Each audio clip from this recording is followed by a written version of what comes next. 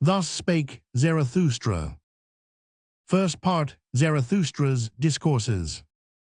Zarathustra's Prologue. When Zarathustra was 30 years old, he left his home and the lake of his home, and went into the mountains.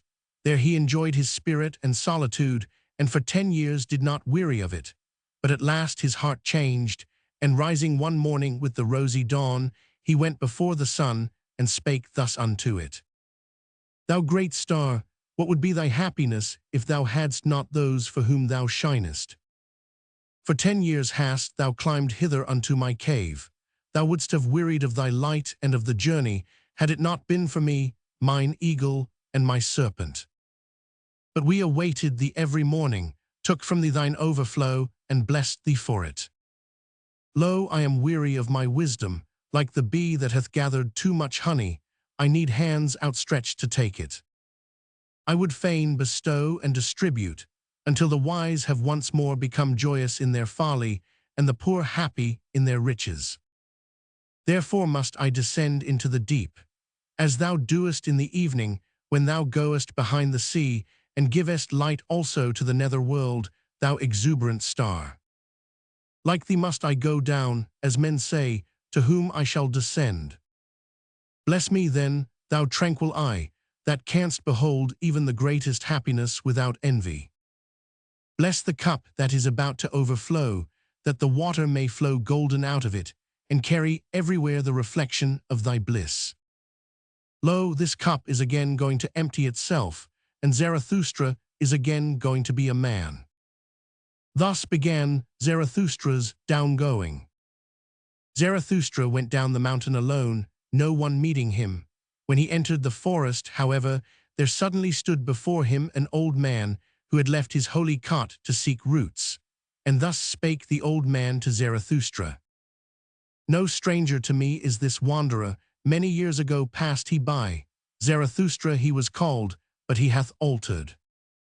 Then thou carriedst thine ashes into the mountains. Wilt thou now carry thy fire into the valleys? Fearest thou not the incendiary's doom? Yea, I recognize Zarathustra, pure is his eye, and no loathing lurketh about his mouth. Goeth he not along like a dancer? Altered is Zarathustra, a child hath Zarathustra become, an awakened one is Zarathustra. What wilt thou do in the land of the sleepers? As in the sea hast thou lived in solitude, and it hath borne thee up. Alas, wilt thou now go ashore? Alas, wilt thou again drag thy body thyself? Zarathustra answered, I love mankind. Why, said the saint, did I go into the forest and the desert? Was it not because I loved men far too well? Now I love God, men I do not love. Man is a thing too imperfect for me. Love to man would be fatal to me. Zarathustra answered, What spake I of love? I am bringing gifts unto men. Give them nothing, said the saint. Take rather part of their load, and carry it along with them. That will be most agreeable unto them, if only it be agreeable unto thee. If, however, thou wilt give unto them, give them no more than an alms, and let them also beg for it. No, replied Zarathustra, I give no alms, I am not poor enough for that. The saint laughed at Zarathustra, and spake thus, Then see to it that they accept thy treasures. They are distrustful of anchorites, and do not believe that we come with gifts. The fall of our footsteps ringeth too hollow through their streets. And just as at night, when they are in bed and hear a man abroad long before sunrise, so they ask themselves concerning us, Where goeth the thief? Go not to men, but stay in the forest. Go rather to the animals. Why not be like me, a bear amongst bears, a bird amongst birds? And what doeth the saint in the forest? Asked Zarathustra. The saint answered, I make hymns and sing them, and in making hymns I laugh and weep and mumble, thus do I praise God. With singing, weeping, laughing, and mumbling do I praise the God who is my God. But what dost thou bring us as a gift? When Zarathustra had heard these words, he bowed to the saint and said, What should I have to give thee? Let me rather hurry hence lest I take aught away from thee. And thus they parted from one another, the old man and Zarathustra, laughing like schoolboys. When Zarathustra was alone, however, he said to his heart, "Could it be possible, this old saint in the forest hath not yet heard of it, that God is dead?" When Zarathustra arrived at the nearest town which adjoineth the forest, he found many people assembled in the marketplace, for it had been announced that a rope dancer would give a performance. And Zarathustra spake thus unto the people: "I teach you the Superman. Man is something that is to be surpassed. What have ye done to surpass man?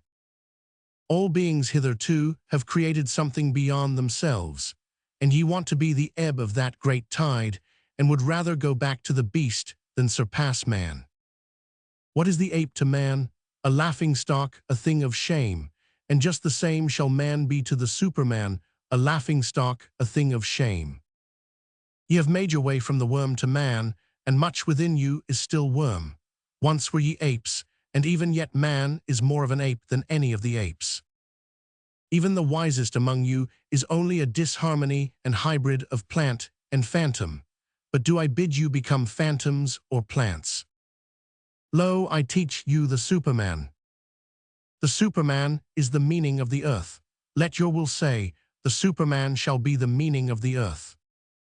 I conjure you, my brethren, remain true to the earth, and believe not those who speak unto you of super-earthly hopes. Poisoners are they, whether they know it or not. Despisers of life are they, decaying ones and poisoned ones themselves, of whom the earth is weary, so away with them. Once blasphemy against God was the greatest blasphemy, but God died, and therewith also those blasphemers. To blaspheme the earth is now the dreadfulest sin, and to rate the heart of the unknowable higher than the meaning of the earth. Once the soul looked contemptuously on the body, and then that contempt was the supreme thing. The soul wished the body meager, ghastly, and famished. Thus it thought to escape from the body and the earth. Oh, that soul was itself meager, ghastly, and famished, and cruelty was the delight of that soul. But ye also, my brethren, tell me, what doth your body say about your soul? Is your soul not poverty and pollution and wretched self-complacency? Verily, a polluted stream is man. One must be a sea to receive a polluted stream without becoming impure. Lo, I teach you the Superman. He is that sea. In him can your great contempt be submerged. What is the greatest thing ye can experience?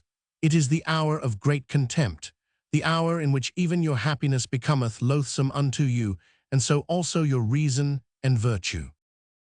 The hour when ye say, what good is my happiness? It is poverty and pollution and wretched self-complacency, but my happiness should justify existence itself. The hour when ye say, what good is my reason? Doth it long for knowledge as the lion for his food? It is poverty and pollution and wretched self-complacency. The hour when ye say, what good is my virtue? As yet it hath not made me passionate. How weary I am of my good and my bad. It is all poverty and pollution and wretched self-complacency. The hour when ye say, what good is my justice? I do not see that I am fervor and fuel. The just, however, are fervor and fuel. The hour when ye say, what good is my pity? Is not pity the cross on which he is nailed who loveth man, but my pity is not a crucifixion. Have ye ever spoken thus? Have ye ever cried thus? Ah, would that I had heard you crying thus. It is not your sin, it is your self-satisfaction that crieth unto heaven. Your very sparingness in sin crieth unto heaven. Where is the lightning to lick you with its tongue? Where is the frenzy with which ye should be inoculated? Lo, I teach you the Superman. He is that lightning, he is that frenzy. When Zarathustra had thus spoken, one of the people called out, we have now heard enough of the rope dancer. It is time now for us to see him. And all the people laughed at Zarathustra, but the rope dancer, who thought the words applied to him, began his performance. Zarathustra, however, looked at the people and wondered. Then he spake thus. Man is a rope stretched between the animal and the Superman, a rope over an abyss. A dangerous crossing, a dangerous wayfaring, a dangerous looking back, a dangerous trembling and halting. What is great in man is that he is a bridge and not a goal. What is lovable in man is that he is an overgoing and a downgoing. I love those that know not how to live except as downgoers, for they are the overgoers. I love the great despisers, because they are the great adorers, and arrows of longing for the other shore. I love those who do not first seek a reason beyond the stars for going down and being sacrifices, but sacrifice themselves to the earth, that the earth of the Superman may hereafter arrive. I love him who liveth in order to know, and seeketh to know in order that the Superman may hereafter live. Thus seeketh he his own downgoing. I love him who laboureth and inventeth, that he may build the house for the Superman, and prepare for him earth, animal, and plant, for thus seeketh he his own downgoing. I love him who loveth his virtue, for virtue is the will to downgoing, and an arrow of longing. I love him who reserveth no share of spirit for himself, but wanteth to be wholly the spirit of his virtue. Thus walketh he as spirit over the bridge. I love him who maketh his virtue his inclination and destiny. Thus, for the sake of his virtue, he is willing to live on or live no more. I love him who desireth not too many virtues.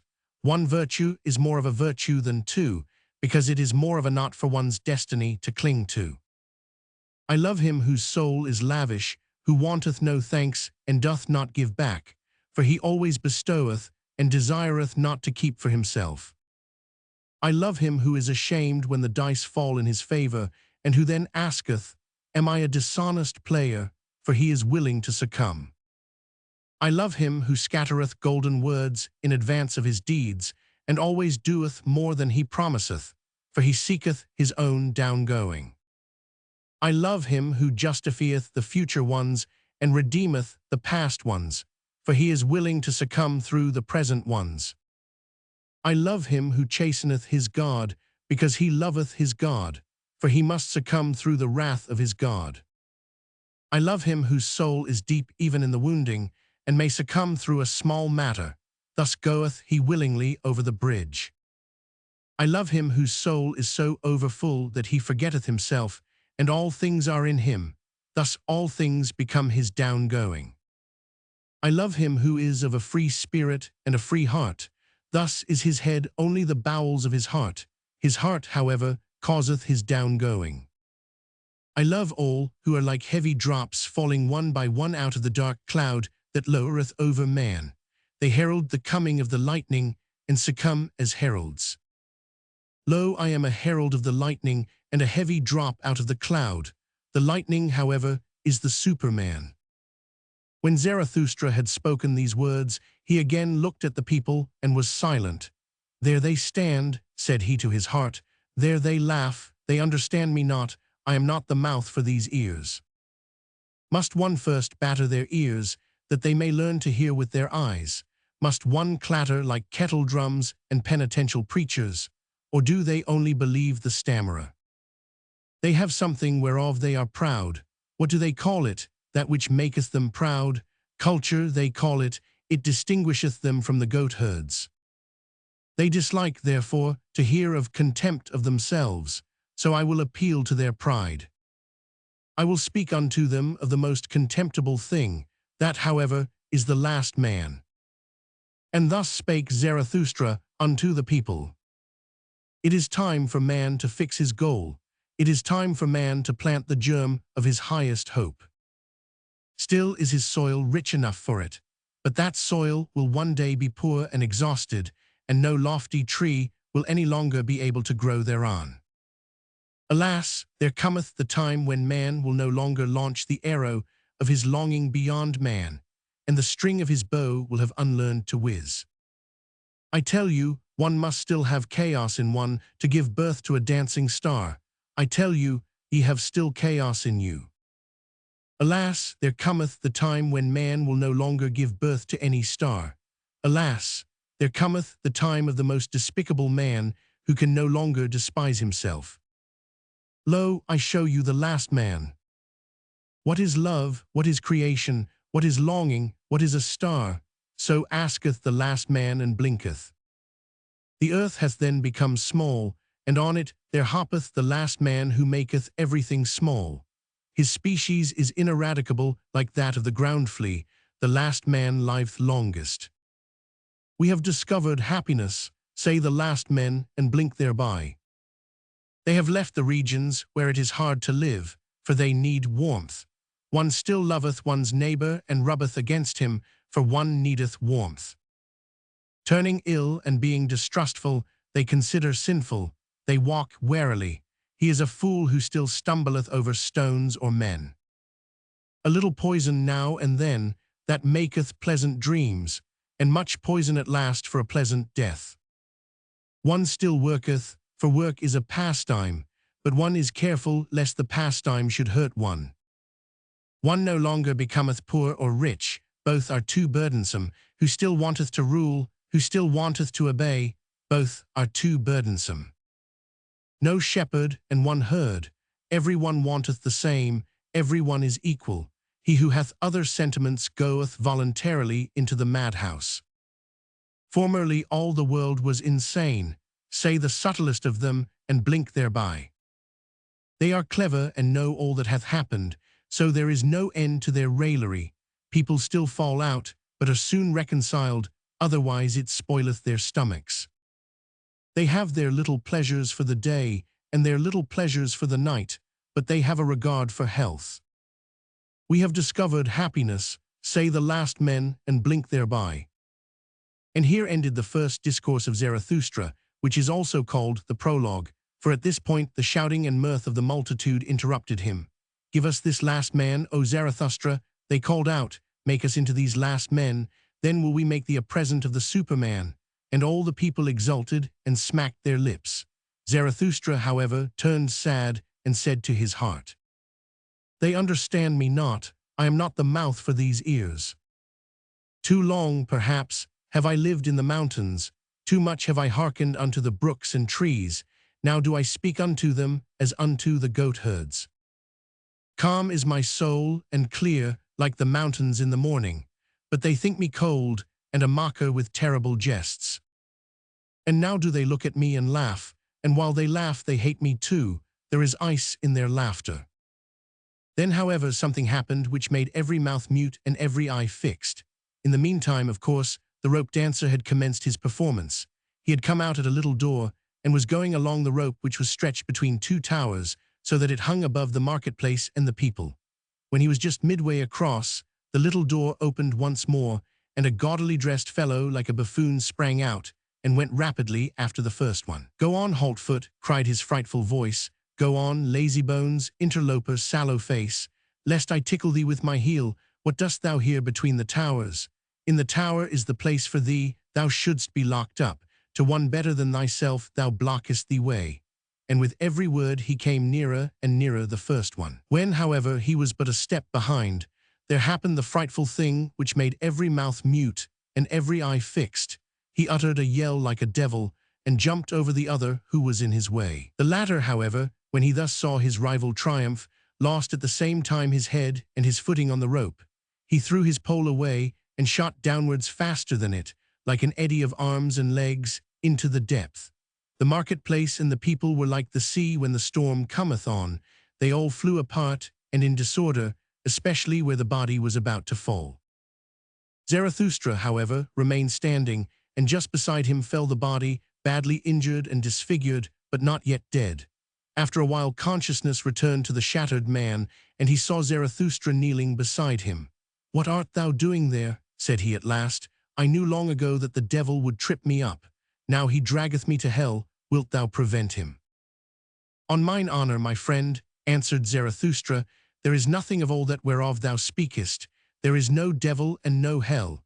Thy soul will be dead even sooner than thy body. Fear, therefore, nothing any more. The man looked up distrustfully. If thou speakest the truth, said he, I lose nothing when I lose my life. I am not much more than an animal which hath been taught to dance by blows and scanty fare. Not at all, said Zarathustra. Thou hast made danger thy calling. Therein there is nothing contemptible. Now thou perishest by thy calling, therefore will I bury thee with mine own hands.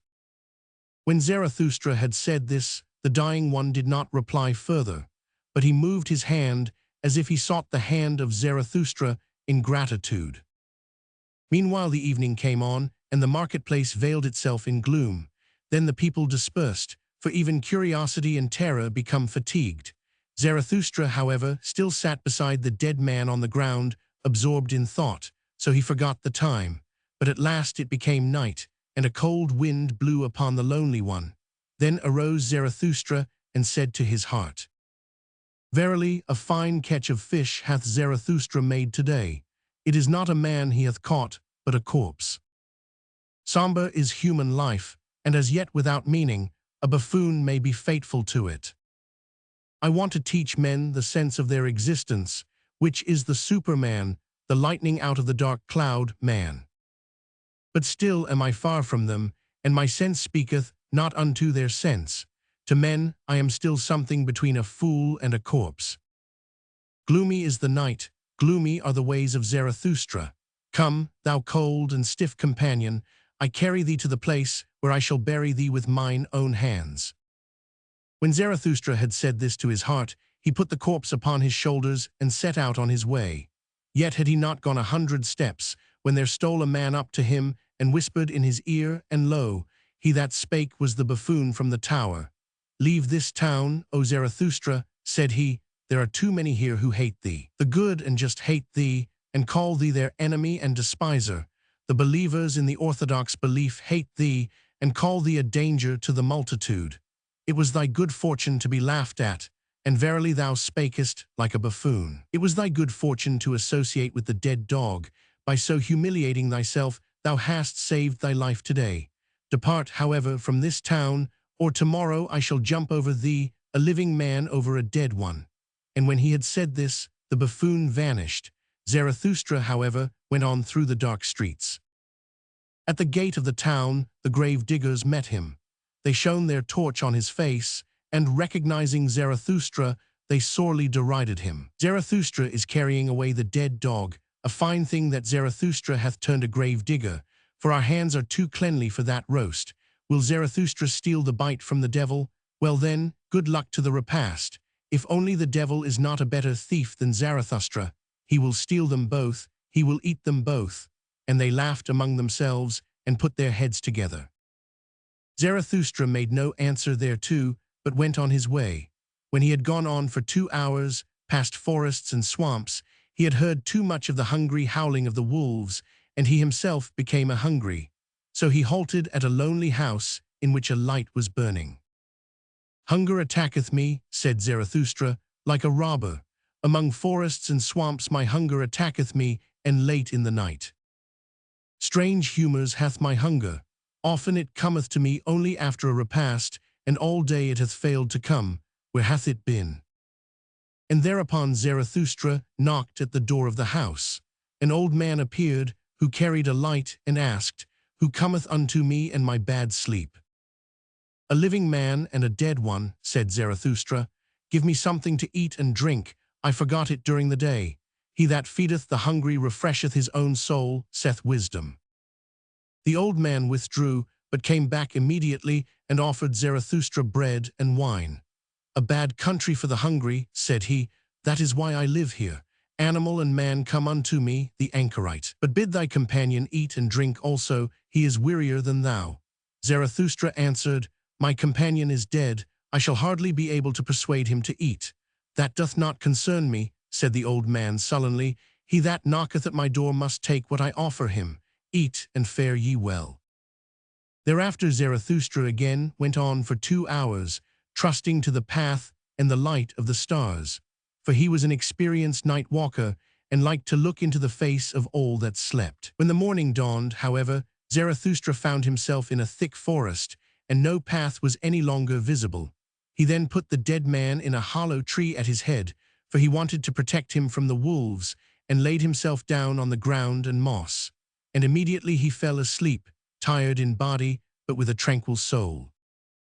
Long slept Zarathustra, and not only the rosy dawn passed over his head, but also the morning. At last, however, his eyes opened, and amazedly he gazed into the forest and the stillness, amazedly he gazed into himself.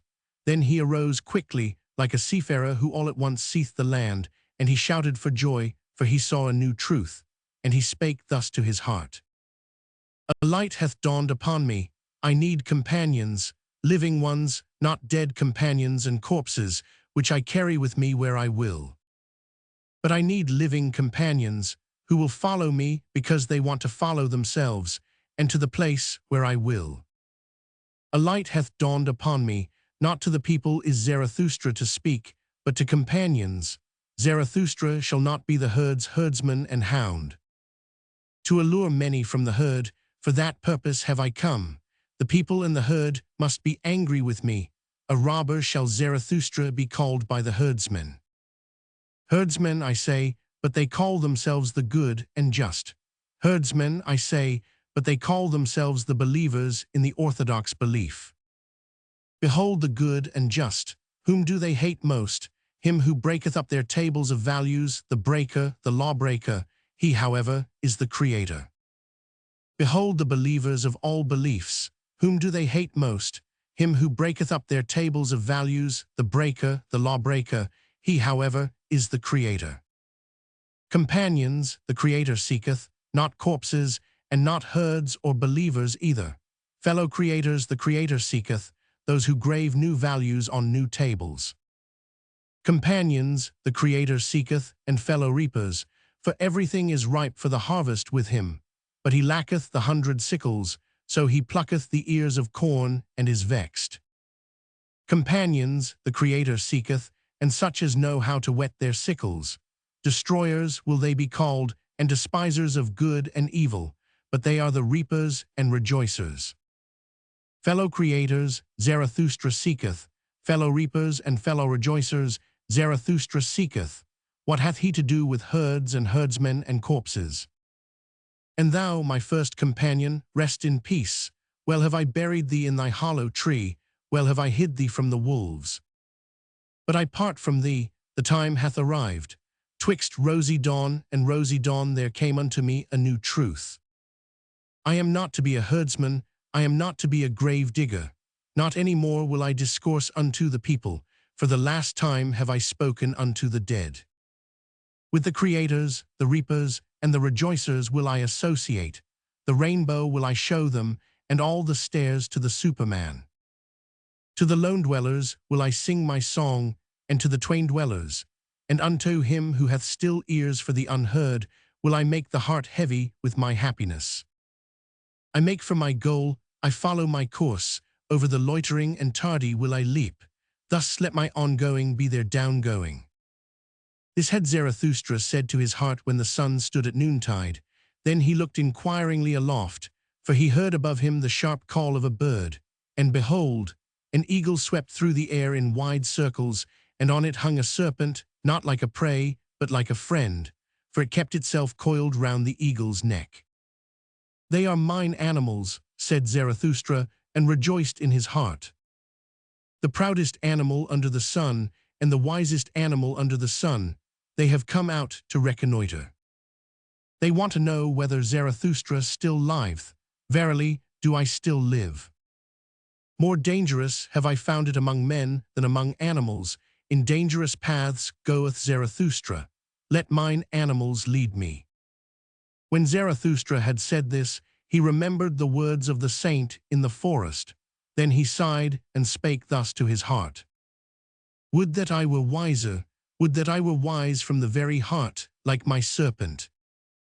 But I am asking the impossible, therefore do I ask my pride to go always with my wisdom. And if my wisdom should some day forsake me, alas, it loveth to fly away, may my pride then fly with my folly. Thus began Zarathustra's downgoing. Zarathustra's discourses. The 3 metamorphoses. 3 metamorphoses of the spirit do I designate to you, how the spirit becometh a camel, the camel a lion, and the lion at last a child. Many heavy things are there for the spirit, the strong load-bearing spirit in which reverence dwelleth, for the heavy and the heaviest longeth its strength. What is heavy, so asketh the load-bearing spirit, then kneeleth it down like the camel, and wanteth to be well laden. What is the heaviest thing, ye heroes? asketh the load-bearing spirit, that I may take it upon me and rejoice in my strength. Is it not this, to humiliate oneself in order to mortify one's pride, to exhibit one's folly in order to mock at one's wisdom? Or is it this, to desert our cause when it celebrateth its triumph, to ascend high mountains to tempt the tempter? Or is it this, to feed on the acorns and grass of knowledge, and for the sake of truth to suffer hunger of soul? Or is it this, to be sick and dismiss comforters, and make friends of the deaf, who never hear thy requests? Or is it this, to go into foul water when it is the water of truth, and not disclaim cold frogs and hot toads? Or is it this, to love those who despise us, and give one's hand to the phantom when it is going to frighten us? All these heaviest things the load-bearing spirit taketh upon itself, and like the camel, which, when laden, hasteneth into the wilderness, so hasteneth the spirit into its wilderness. But in the loneliest wilderness happeneth the second metamorphosis. Here the spirit becometh a lion, freedom will it capture, and lordship in its own wilderness. Its last lord it here seeketh, hostile will it be to him, and to its last god, for victory will it struggle with the great dragon. What is the great dragon which the spirit is no longer inclined to call Lord and God? Thou shalt, is the great dragon called, but the spirit of the lion saith, I will. Thou shalt lieth in its path sparkling with gold, a scale-covered beast, and on every scale glittereth golden, thou shalt.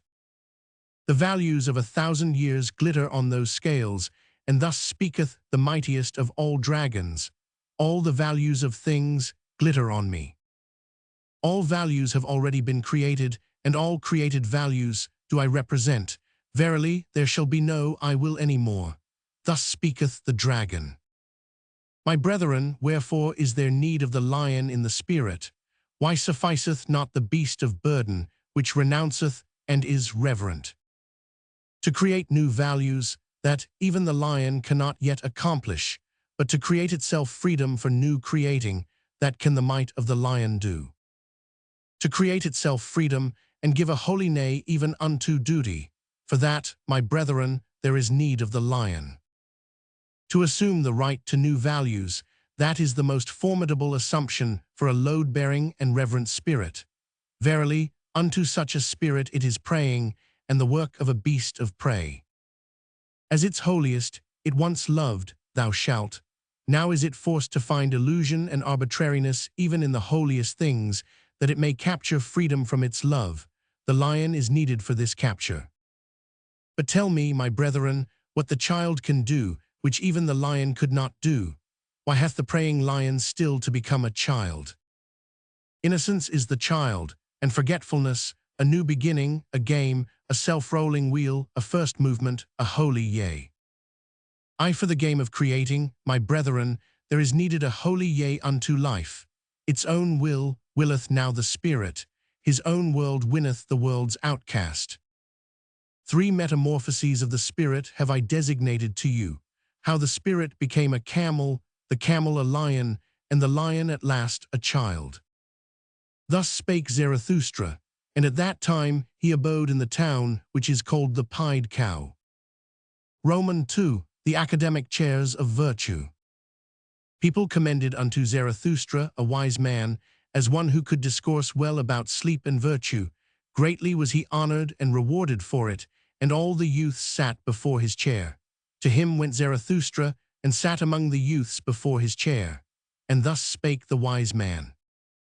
Respect and modesty in presence of sleep, that is the first thing, and to go out of the way of all who sleep badly and keep awake at night. Modest is even the thief in presence of sleep. He always stealeth softly through the night. Immodest, however, is the night watchman. Immodestly he carrieth his horn. No small art is it to sleep. It is necessary for that purpose to keep awake all day. 10 times a day must thou overcome thyself, that causeth wholesome weariness, and is poppy to the soul. 10 times must thou reconcile again with thyself, for overcoming is bitterness, and badly sleep the unreconciled. 10 truths must thou find during the day, otherwise wilt thou seek truth during the night, and thy soul will have been hungry. 10 times must thou laugh during the day, and be cheerful, otherwise thy stomach, the father of affliction, will disturb thee in the night. Few people know it, but one must have all the virtues in order to sleep well. Shall I bear false witness? Shall I commit adultery? Shall I covet my neighbor's maidservant? All that would ill accord with good sleep. And even if one have all the virtues, there is still one thing needful, to send the virtues themselves to sleep at the right time, that they may not quarrel with one another, the good females, and about thee, thou unhappy one.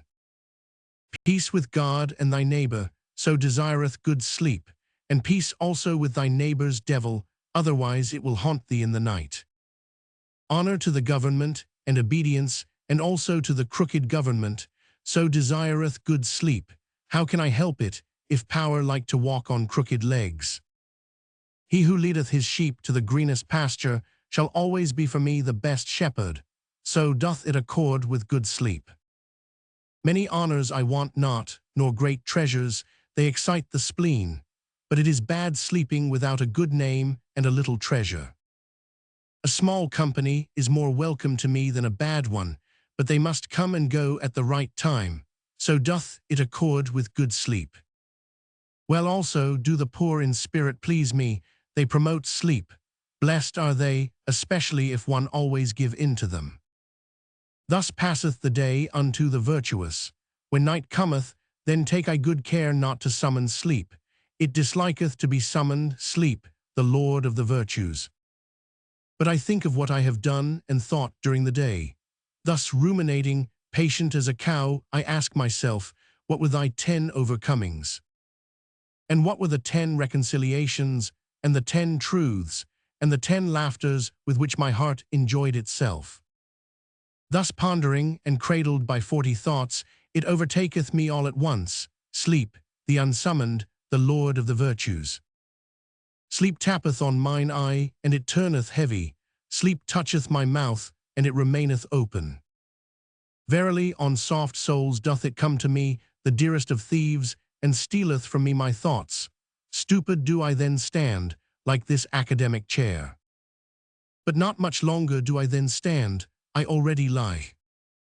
When Zarathustra heard the wise man thus speak, he laughed in his heart, for thereby had a light dawned upon him, and thus spake he to his heart.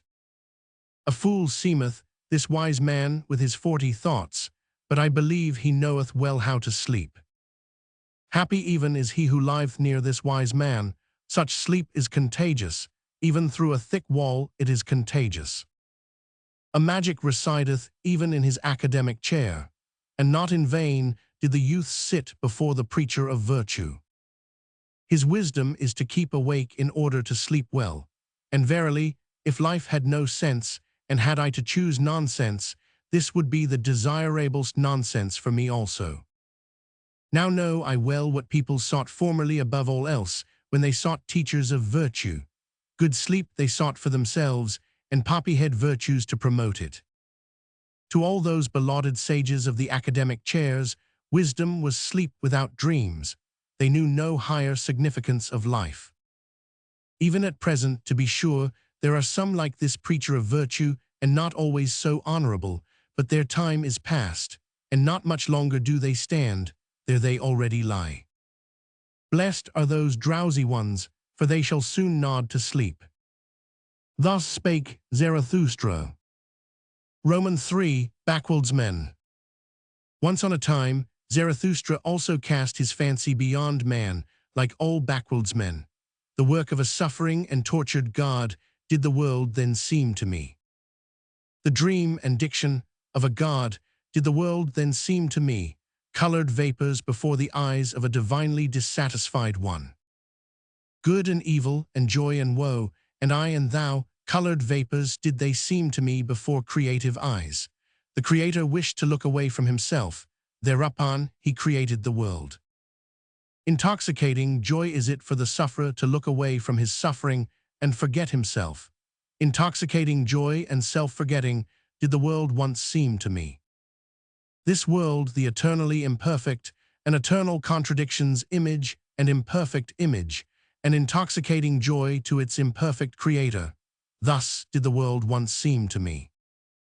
Thus, once on a time, did I also cast my fancy beyond man, like old backwards men. Beyond man, forsooth.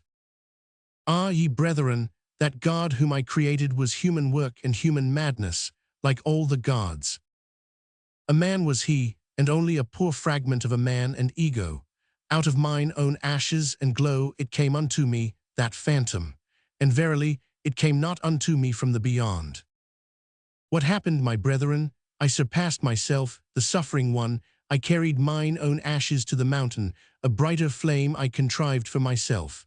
And lo, thereupon the phantom withdrew from me. To me, the convalescent, would it now be suffering and torment to believe in such phantoms? Suffering would it now be to me, and humiliation. Thus speak I to backwards men. Suffering was it, and impotence, that created all backworlds, and the short madness of happiness, which only the greatest sufferer experienceth. Weariness, which seeketh to get to the ultimate with one leap, with a death leap, a poor ignorant weariness, unwilling even to will any longer, that created all gods and backworlds. Believe me, my brethren, it was the body which despaired of the body. It groped with the fingers of the infatuated spirit at the ultimate walls. Believe me, my brethren, it was the body which despaired of the earth. It heard the bowels of existence speaking unto it. And then it sought to get through the ultimate walls with its head, and not with its head only, into the other world. But that other world is well concealed from man, that dehumanized, inhuman world, which is a celestial naught, and the bowels of existence do not speak unto man, except as man. Verily, it is difficult to prove all being, and hard to make it speak. Tell me, ye brethren, is not the strangest of all things best proved? Yea, this ego, with its contradiction and perplexity, speaketh most uprightly of its being, this creating, willing, evaluating ego, which is the measure and value of things. And this most upright existence, the ego, it speaketh of the body, and still employeth the body, even when it museth and raveth and fluttereth with broken wings. Always more uprightly learneth it to speak, the ego, and the more it learneth, the more doth it find titles and honors for the body and the earth.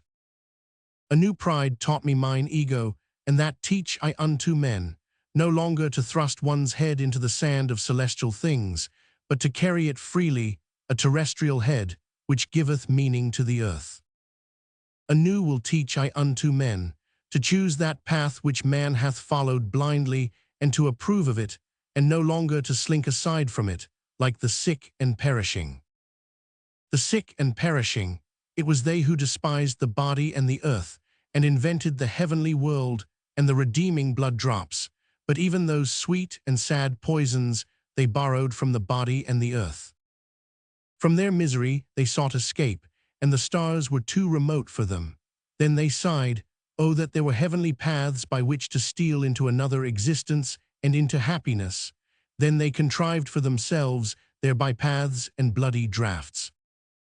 Beyond the sphere of their body and this earth, they now fancied themselves transported, these ungrateful ones. But to what did they owe the convulsion and rapture of their transport? To their body and this earth. Gentle is Zarathustra to the sickly. Verily, he is not indignant at their modes of consolation and ingratitude. May they become convalescents and overcomers, and create higher bodies for themselves. Neither is Zarathustra indignant at a convalescent who looketh tenderly on his delusions, and at midnight stealeth round the grave of his God. But sickness and a sick frame remain even in his tears. Many sickly ones have there always been among those who muse and languish for God.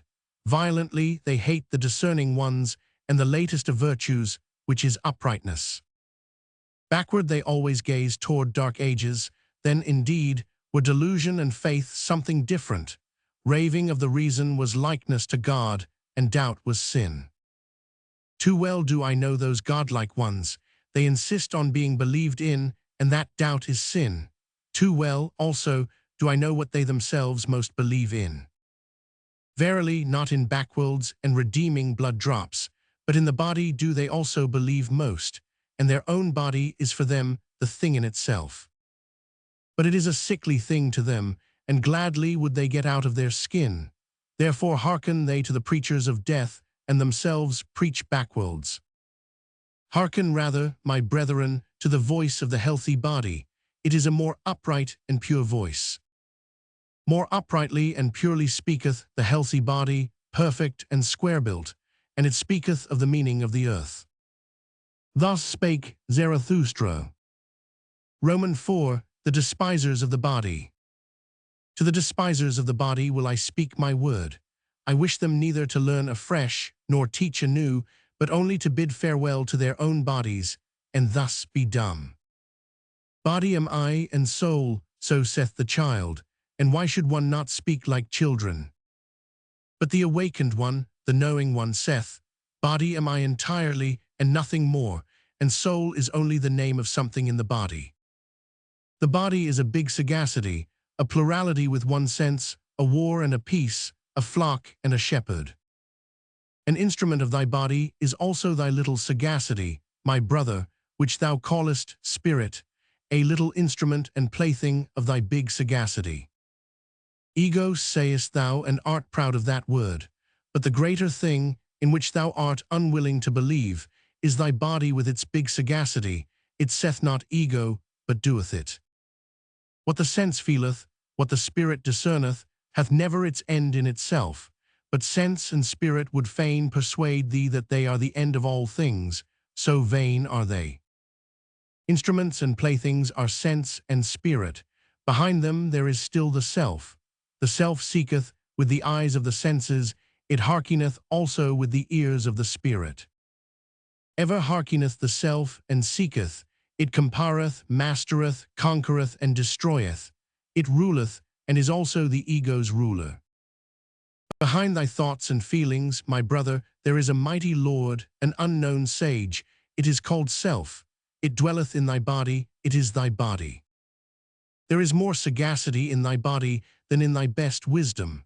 And who then knoweth why thy body requireth just thy best wisdom? Thyself laugheth at thine ego and its proud prancings. What are these prancings and flights of thought unto me? It saith to itself, by way to my purpose, I am the leading string of the ego and the prompter of its notions. The self saith unto the ego, feel pain, and thereupon it suffereth, and thinketh how it may put an end thereto, and for that very purpose it is meant to think. The self saith unto the ego, feel pleasure, thereupon it rejoiceth, and thinketh how it may oft-times rejoice, and for that very purpose it is meant to think. To the despisers of the body will I speak a word. That they despise is caused by their esteem. What is it that created esteeming and despising and worth and will? The creating self created for itself esteeming and despising, it created for itself joy and woe. The creating body created for itself spirit, as a hand to its will. Even in your folly and despising ye each serve yourself, ye despisers of the body. I tell you, your very self wanteth to die, and turneth away from life. No longer can your self do that which it desireth most, create beyond itself. That is what it desireth most, that is all its fervor. But it is now too late to do so. So your self wisheth to succumb, ye despisers of the body. To succumb, so wisheth yourself, and therefore have ye become despisers of the body, for ye can no longer create beyond yourselves. And therefore are ye now angry with life and with the earth, and unconscious envy is in the sidelong look of your contempt. I go not your way, ye despisers of the body, ye are no bridges for me to the Superman. Thus spake Zarathustra. V. Joys and passions. My brother, when thou hast a virtue, and it is thine own virtue, thou hast it in common with no one. To be sure, thou wouldst call it by name and caress it, thou wouldst pull its ears and amuse thyself with it. And lo, then hast thou its name in common with the people, and hast become one of the people and the herd with thy virtue. Better for thee to say, Ineffable is it, and nameless, that which is pain and sweetness to my soul, and also the hunger of my bowels. Let thy virtue be too high for the familiarity of names, and if thou must speak of it, be not ashamed to stammer about it. Thus speak and stammer, that is my good, that do I love, thus doth it please me entirely, thus only do I desire the good. Not as the law of a god do I desire it, not as a human law or a human need do I desire it. It is not to be a guidepost for me to super-earths and paradises.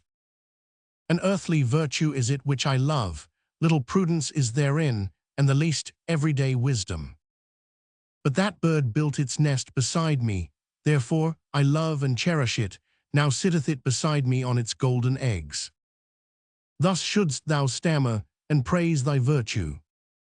Once hadst thou passions, and calledst them evil, but now hast thou only thy virtues, they grew out of thy passions. Thou implantedst thy highest aim into the heart of those passions, then became they thy virtues and joys. And though thou wert of the race of the hot-tempered, or of the voluptuous, or of the fanatical, or the vindictive, all thy passions in the end became virtues, and all thy devils angels. Once hadst thou wild dogs in thy cellar, but they changed at last into birds and charming songstresses. Out of thy poisons brewedst thou balsam for thyself. Thy cow, affliction, milkedst thou, now drinketh thou the sweet milk of her udder. And nothing evil groweth in thee any longer, unless it be the evil that groweth out of the conflict of thy virtues. My brother, if thou be fortunate, then wilt thou have one virtue and no more, thus goest thou easier over the bridge. Illustrious is it to have many virtues, but a hard lot, and many a one hath gone into the wilderness and killed himself, because he was weary of being the battle and battlefield of virtues. My brother, are war and battle evil? Necessary, however, is the evil.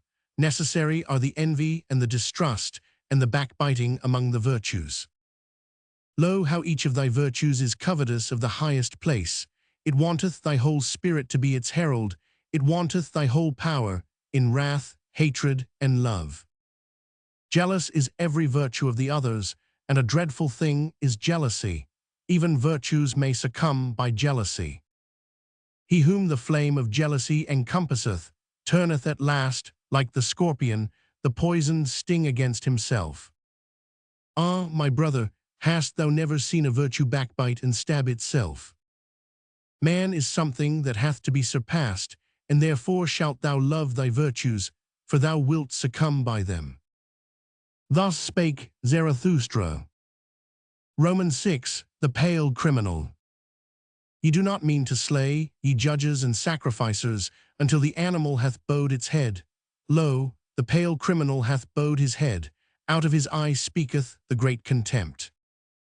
Mine ego is something which is to be surpassed, mine ego is to me the great contempt of man, so speaketh it out of that eye. When he judged himself, that was his supreme moment, let not the exalted one relapse again into his low estate. There is no salvation for him who thus suffereth from himself, unless it be speedy death. Your slaying, ye judges, shall be pity, and not revenge, and in that ye slay, see to it that ye yourselves justify life. It is not enough that ye should reconcile with him whom ye slay. Let your sorrow be love to the Superman, thus will ye justify your own survival. Enemy shall ye say, but not villain. Invalid shall ye say, but not wretch. Fool shall ye say, but not sinner. And thou, red judge, if thou would say audibly all thou hast done in thought, then would every one cry, away with the nastiness and the virulent reptile. But one thing is the thought, another thing is the deed, and another thing is the idea of the deed. The wheel of causality does not roll between them. An idea made this pale man pale. Adequate was he for his deed when he did it, but the idea of it he could not endure when it was done. Evermore did he now see himself as the doer of one deed. Madness, I call this, the exception reversed itself to the rule in him. The streak of chalk bewitcheth the hen, the stroke he struck bewitched his weak reason. Madness after the deed, I call this. Hearken, ye judges, there is another madness besides, and it is before the deed. Ah, ye have not gone deep enough into this soul. Thus speaketh the red judge. Why did this criminal commit murder? He meant to rob. I tell you, however, that his soul wanted blood, not booty. He thirsted for the happiness of the knife. But his weak reason understood not this madness, and it persuaded him. What matter about blood? It said, wishest thou not at least to make booty thereby, or take revenge? And he hearkened unto his weak reason, like lead lay its words upon him. Thereupon he robbed when he murdered. He did not mean to be ashamed of his madness. And now once more lieth the lead of his guilt upon him, and once more is his weak reason so benumbed, so paralyzed, and so dull. Could he only shake his head, then would his burden roll off, but who shaketh that head? What is this man? A mass of diseases that reach out into the world through the spirit. There they want to get their prey. What is this man? A coil of wild serpents that are seldom at peace among themselves, so they go forth apart and seek prey in the world. Look at that poor body, what it suffered and craved. The poor soul interpreted to itself. It interpreted it as murderous desire and eagerness for the happiness of the knife. Him who now turneth sick, the evil overtaketh which is now the evil. He seeketh to cause pain with that which causeth him pain. But there have been other ages, and another evil and good. Once was doubt evil, and the will to self. Then the invalid became a heretic or sorcerer. As heretic or sorcerer he suffered, and sought to cause suffering. But this will not enter your ears. It hurteth your good people, ye tell me. But what doth it matter to me about your good people? Many things in your good people cause me disgust, and verily, not their evil. I would that they had a madness by which they succumbed, like this pale criminal. Verily, I would that their madness were called truth, or fidelity, or justice, but they have their virtue in order to live long, and in wretched self-complacency. I am a railing alongside the torrent. Whoever is able to grasp me may grasp me. Your crutch, however, I am not. Thus spake Zarathustra. Romans 7, reading and writing. Of all that is written, I love only what a person hath written with his blood. Write with blood, and thou wilt find that blood is spirit. It is no easy task to understand unfamiliar blood. I hate the reading idlers. He who knoweth the reader doeth nothing more for the reader. Another century of readers, and spirit itself will stink. Every one being allowed to learn to read, ruineth in the long run not only writing, but also thinking. Once spirit was God, then it became man, and now it even becometh populace. He that writeth in blood and proverbs doth not want to be read, but learnt by heart. In the mountains, the shortest way is from peak to peak, but for that route thou must have long legs. Proverbs should be peaks, and those spoken to should be big and tall. The atmosphere rare and pure, danger near, and the spirit full of a joyful wickedness. Thus are things well matched. I want to have goblins about me, for I am courageous. The courage which scareth away ghosts createth for itself goblins, it wanteth to laugh.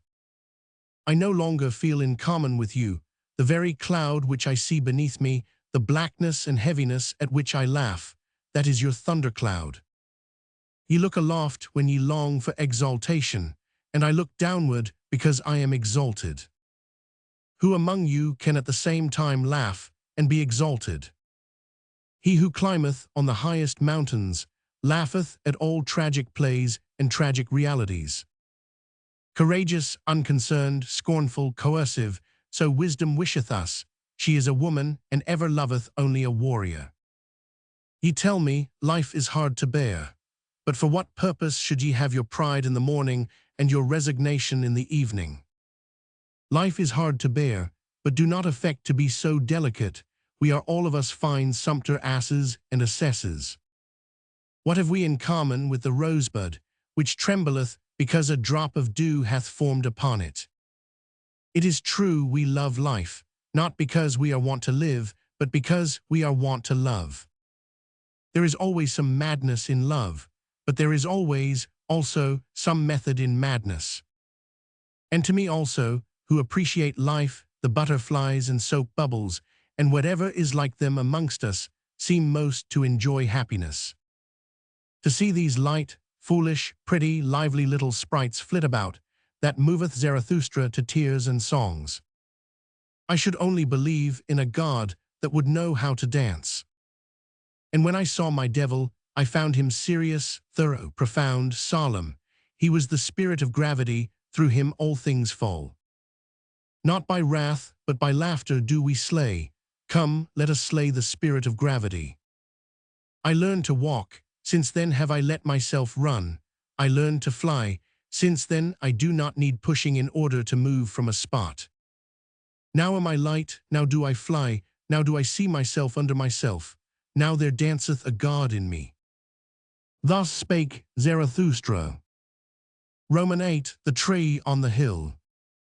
Zarathustra's eye had perceived that a certain youth avoided him, and as he walked alone one evening over the hills surrounding the town called the Pied Cow, behold, there found he the youth sitting leaning against a tree and gazing with wearied look into the valley.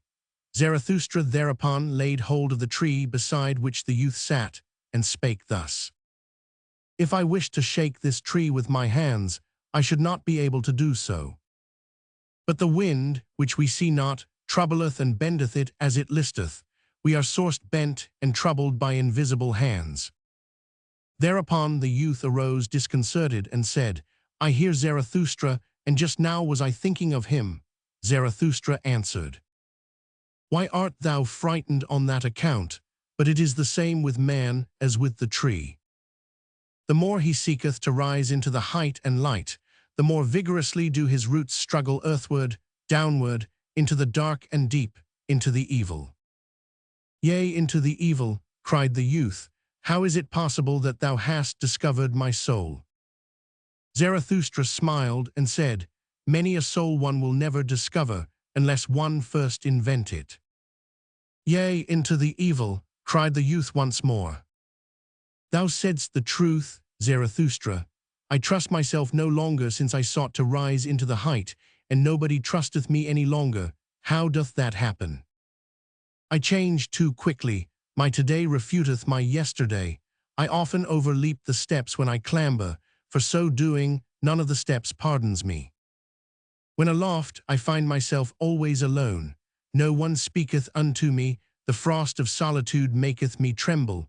What do I seek on the height? My contempt and my longing increase together. The higher I clamber, the more do I despise him who clambereth. What doth he seek on the height? How ashamed I am of my clambering and stumbling, how I mock at my violent panting, how I hate him who flieth, how tired I am on the height. Here the youth was silent, and Zarathustra contemplated the tree beside which they stood, and spake thus.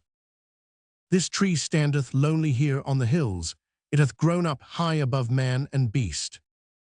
And if it wanted to speak, it would have none who could understand it, so high hath it grown. Now it waiteth and waiteth, for what doth it wait? It dwelleth too close to the seat of the clouds, it waiteth perhaps for the first lightning. When Zarathustra had said this, the youth called out with violent gestures, Yea, Zarathustra, thou speakest the truth. My destruction I longed for when I desired to be on the height, and thou art the lightning for which I waited. Lo, what have I been since thou hast appeared amongst us? It is mine envy of thee that hath destroyed me. Thus spake the youth, and wept bitterly. Zarathustra, however, put his arm about him, and led the youth away with him. And when they had walked a while together, Zarathustra began to speak thus. It rendeth my heart, better than thy words express it, thine eyes tell me all thy danger. As yet thou art not free, thou still seekest freedom. Too unslept hath thy seeking made thee, and too wakeful. On the open height wouldst thou be, for the stars thirsteth thy soul, but thy bad impulses also thirst for freedom. Thy wild dogs want liberty, they bark for joy in their cellar when thy spirit endeavoureth to open all prison doors. Still art thou a prisoner, it seemeth to me, who deviseth liberty for himself. Ah, sharp becometh the soul of such prisoners, but also deceitful and wicked. To purify himself is still necessary for the freedman of the spirit. Much of the prison and the mould still remaineth in him, pure hath his eye still to become. Yea, I know thy danger, but by my love and hope I conjure thee, cast not thy love and hope away. Noble thou feelest thyself still, and noble others also feel thee still, though they bear thee a grudge and cast evil looks. Know this, that to everybody a noble one standeth in the way. Also to the good, a noble one standeth in the way, and even when they call him a good man, they want thereby to put him aside. The new would the noble man create, and a new virtue. The old wanteth the good man, and that the old should be conserved. But it is not the danger of the noble man to turn a good man, but lest he should become a blusterer, a scoffer, or a destroyer. Ah, I have known noble ones who lost their highest hope, and then they disparaged all high hopes. Then lived they shamelessly in temporary pleasures, and beyond the day had hardly an aim. Spirit is also voluptuousness, said they, then broke the wings of their spirit, and now it creepeth about, and defileth where it doth. Once they thought of becoming heroes, but sensualists are they now. A trouble and a terror is the hero to them. But by my love and hope I conjure thee, cast not away the hero in thy soul, maintain holy thy highest hope. Thus spake Zarathustra. Roman 9, the preachers of death. There are preachers of death, and the earth is full of those to whom desistance from life must be preached. Full is the earth of the superfluous, marred is life by the many too many. May they be decoyed out of this life by the life eternal. The yellow ones, so are called the preachers of death, or the black ones, but I will show them unto you in other colors besides. There are the terrible ones who carry about in themselves the beast of prey, and have no choice except lusts or self-laceration, and even their lusts are self-laceration. They have not yet become men, those terrible ones. May they preach desistance from life and pass away themselves. There are the spiritually consumptive ones. Hardly are they born when they begin to die, and long for doctrines of lassitude and renunciation. They would fain be dead, and we should approve of their wish. Let us beware of awakening those dead ones and of damaging those living coffins. They meet an invalid or an old man or a corpse, and immediately they say, life is refuted. But they only are refuted, and their eye, which seeth only one aspect of existence. Shrouded in thick melancholy and eager for the little casualties that bring death, thus do they wait and clench their teeth. Or else they grasp at sweetmeats and market their childishness thereby. They cling to their straw of life and market their still clinging to it. Their wisdom speaketh thus, a fool he who remaineth alive, but so far are we fools, and that is the foolishest thing in life. Life is only suffering, so say others, and lie not. Then see to it that ye cease. See to it that the life ceaseth which is only suffering. And let this be the teaching of your virtue, thou shalt slay thyself, thou shalt steal away from thyself. Lust is sin, so say some who preach death, let us go apart and beget no children. Giving birth is troublesome, say others, why still give birth, one beareth only the unfortunate, and they also are preachers of death. Pity is necessary, so saith a third party, take what I have, take what I am, so much less doth life bind me. Were they consistently pitiful, then would they make their neighbors sick of life. To be wicked, that would be their true goodness. But they want to be rid of life. What care they if they bind others still faster with their chains and gifts? And ye also, to whom life is rough labor and disquiet, are ye not very tired of life? Are ye not very ripe for the sermon of death? All ye to whom rough labor is dear, and the rapid, new, and strange, ye put up with yourselves badly, your diligence is flight, and the will to self-forgetfulness.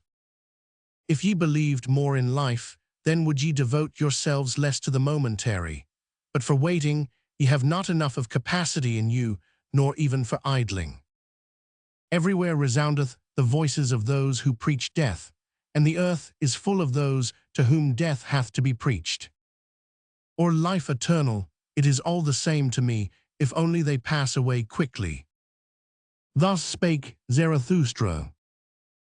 War and warriors. By our best enemies we do not want to be spared, nor by those either whom we love from the very heart. So let me tell you the truth. My brethren in war, I love you from the very heart. I am and was ever your counterpart, and I am also your best enemy, so let me tell you the truth. I know the hatred and envy of your hearts. Ye are not great enough not to know of hatred and envy, then be great enough not to be ashamed of them. And if ye cannot be saints of knowledge, then, I pray you, be at least its warriors. They are the companions and forerunners of such saintship. I see many soldiers, could I but see many warriors. Uniform, one calleth what they wear, may it not be uniform what they therewith hide. Ye shall be those whose eyes ever seek for an enemy for your enemy, and with some of you there is hatred at first sight. Your enemy shall ye seek, your war shall ye wage, and for the sake of your thoughts, and if your thoughts succumb, your uprightness shall still shout triumph thereby. Ye shall love peace as a means to new wars, and the short peace more than the long. You I advise not to work, but to fight. You I advise not to peace, but to victory. Let your work be a fight, let your peace be a victory. One can only be silent and sit peacefully when one hath arrow and bow, otherwise one prateth and quarreleth. Let your peace be a victory. Ye say it is the good cause which halloweth even war. I say unto you, it is the good war which halloweth every cause. War and courage have done more great things than charity. Not your sympathy, but your bravery hath hitherto saved the victims. What is good, ye ask? To be brave is good. Let the little girls say, to be good is what is pretty and at the same time touching. They call you heartless, but your heart is true, and I love the bashfulness of your good will. Ye are ashamed of your flow, and others are ashamed of their ebb. Ye are ugly. Well then, my brethren, take the sublime about you, the mantle of the ugly. And when your soul becometh great, then doth it become haughty, and in your sublimity there is wickedness. I know you. In wickedness the haughty man and the weakling meet, but they misunderstand one another. I know you. Ye shall only have enemies to be hated, but not enemies to be despised. Ye must be proud of your enemies, then the successes of your enemies are also your successes. Resistance, that is the distinction of the slave. Let your distinction be obedience. Let your commanding itself be obeying. To the good warrior soundeth, thou shalt pleasanter than I will. And all that is dear unto you, ye shall first have it commanded unto you. Let your love to life be love to your highest hope, and let your highest hope be the highest thought of life. Your highest thought, however, ye shall have it commanded unto you by me, and it is this: man is something that is to be surpassed. So live your life of obedience and of war. What matter about long life? What warrior wisheth to be spared? I spare you not, I love you from my very heart, my brethren in war. Thus spake Zarathustra. Zai the new idol.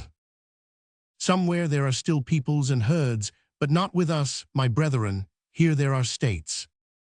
A state, what is that? Well, open now your ears unto me, for now will I say unto you my word concerning the death of peoples. A state is called the coldest of all cold monsters. Coldly lieth it also, and this lie creepeth from its mouth. I, the state, am the people. It is a lie. Creators were they who created peoples, and hung a faith and a love over them. Thus they served life. Destroyers are they who lay snares for many, and call it the state. They hang a sword and 100 cravings over them. Where there is still a people, there the state is not understood, but hated as the evil eye, and as sin against laws and customs. This sign I give unto you: every people speaketh its language of good and evil, this its neighbor understandeth not. Its language hath it devised for itself, in laws and customs. But the state lieth in all languages of good and evil, and whatever it saith it lieth, and whatever it hath stolen. False is everything in it, with stolen teeth it biteth the biting one, false are even its bowels.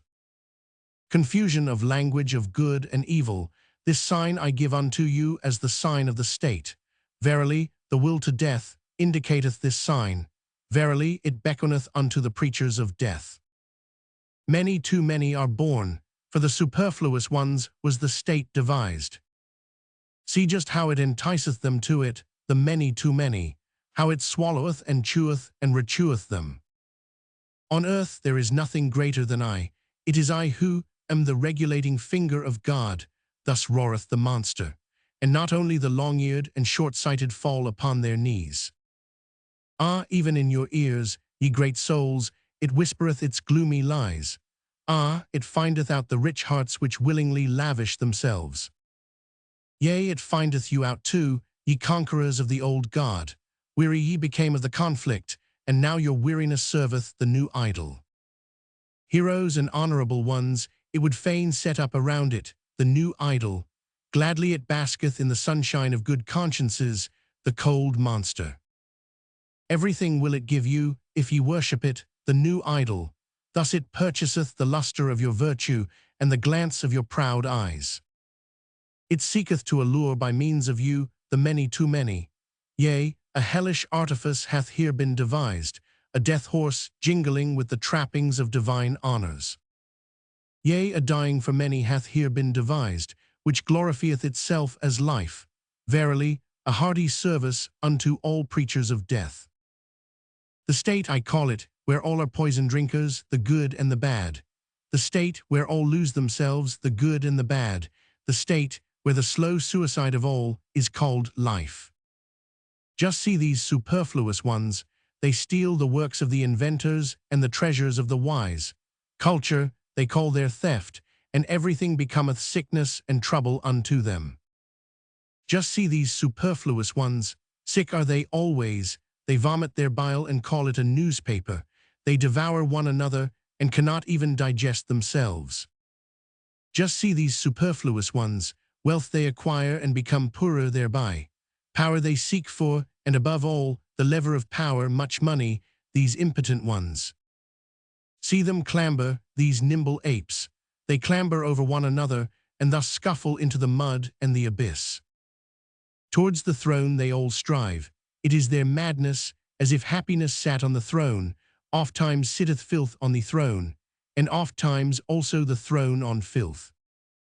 Madmen they all seem to me, and clambering apes, and too eager.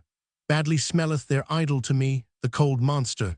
Badly they all smell to me, these idolaters. My brethren, will ye suffocate in the fumes of their maws and appetites? Better break the windows and jump into the open air. Do go out of the way of the bad odor, withdraw from the idolatry of the superfluous. Do go out of the way of the bad odor, withdraw from the steam of these human sacrifices. Open still remaineth the earth for great souls. Empty are still many sites for lone ones and twain ones, around which floateth the odor of tranquil seas. Open still remaineth a free life for great souls. Verily, he who possesseth little is so much the less possessed. Blessed be moderate poverty. There where the state ceaseth, there only commenceth the man who is not superfluous. There commenceth the song of the necessary ones, the single and irreplaceable melody. There where the state ceaseth, pray look thither, my brethren. Do ye not see it, the rainbow and the bridges of the Superman? Thus spake Zarathustra. Roman 12, the flies in the marketplace. Flee, my friend, into thy solitude. I see thee deafened with the noise of the great men, and stung all over with the stings of the little ones. Admirably do forest and rock know how to be silent with thee. Resemble again the tree which thou lovest, the broad-branched one, silently and attentively it o'erhangeth the sea.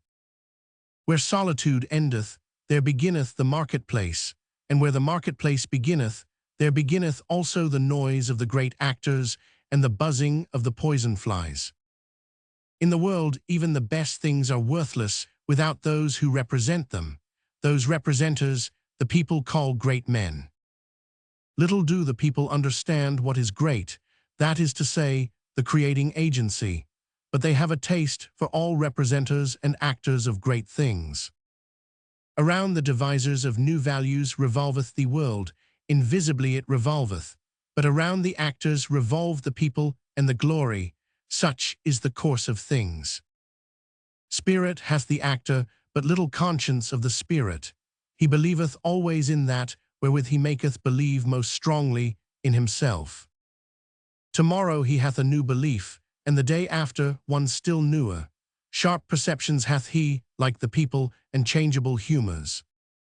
To upset, that meaneth with him to prove, to drive mad, that meaneth with him to convince, and blood is counted by him as the best of all arguments. A truth which only glideth into fine ears, he calleth falsehood and trumpery. Verily, he believeth only in gods that make a great noise in the world. Full of clattering buffoons is the marketplace, and the people glory in their great men. These are for them the masters of the hour. But the hour presseth them, so they press thee, and also from thee they want yea or nay. Alas, thou wouldst set thy chair betwixt for and against. On account of those absolute and impatient ones, be not jealous, thou lover of truth. Never yet did truth cling to the arm of an absolute one. On account of those abrupt ones, return into thy security.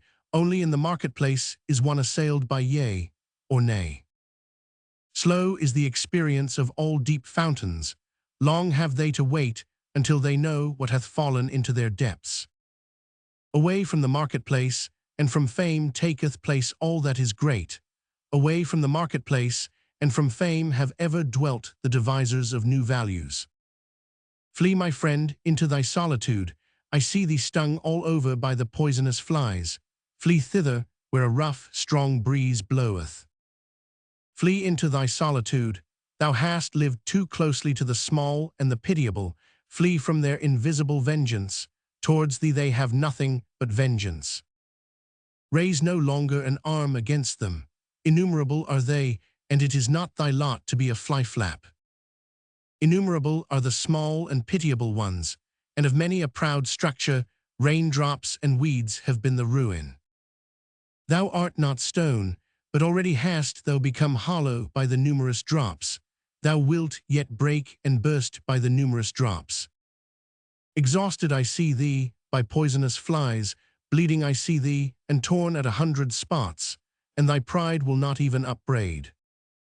Blood they would have from thee in all innocence, blood their bloodless souls crave for, and they sting, therefore, in all innocence. But thou, profound one, thou sufferest too profoundly even from small wounds, and ere thou hadst recovered, the same poison worm crawled over thy hand. Too proud art thou to kill these sweet tooths, but take care lest it be thy fate to suffer all their poisonous injustice. They buzz around thee also with their praise, obtrusiveness is their praise. They want to be close to thy skin and thy blood. They flatter thee as one flattereth a god or devil. They whimper before thee as before a god or devil. What doth it come to? Flatterers are they and whimperers and nothing more.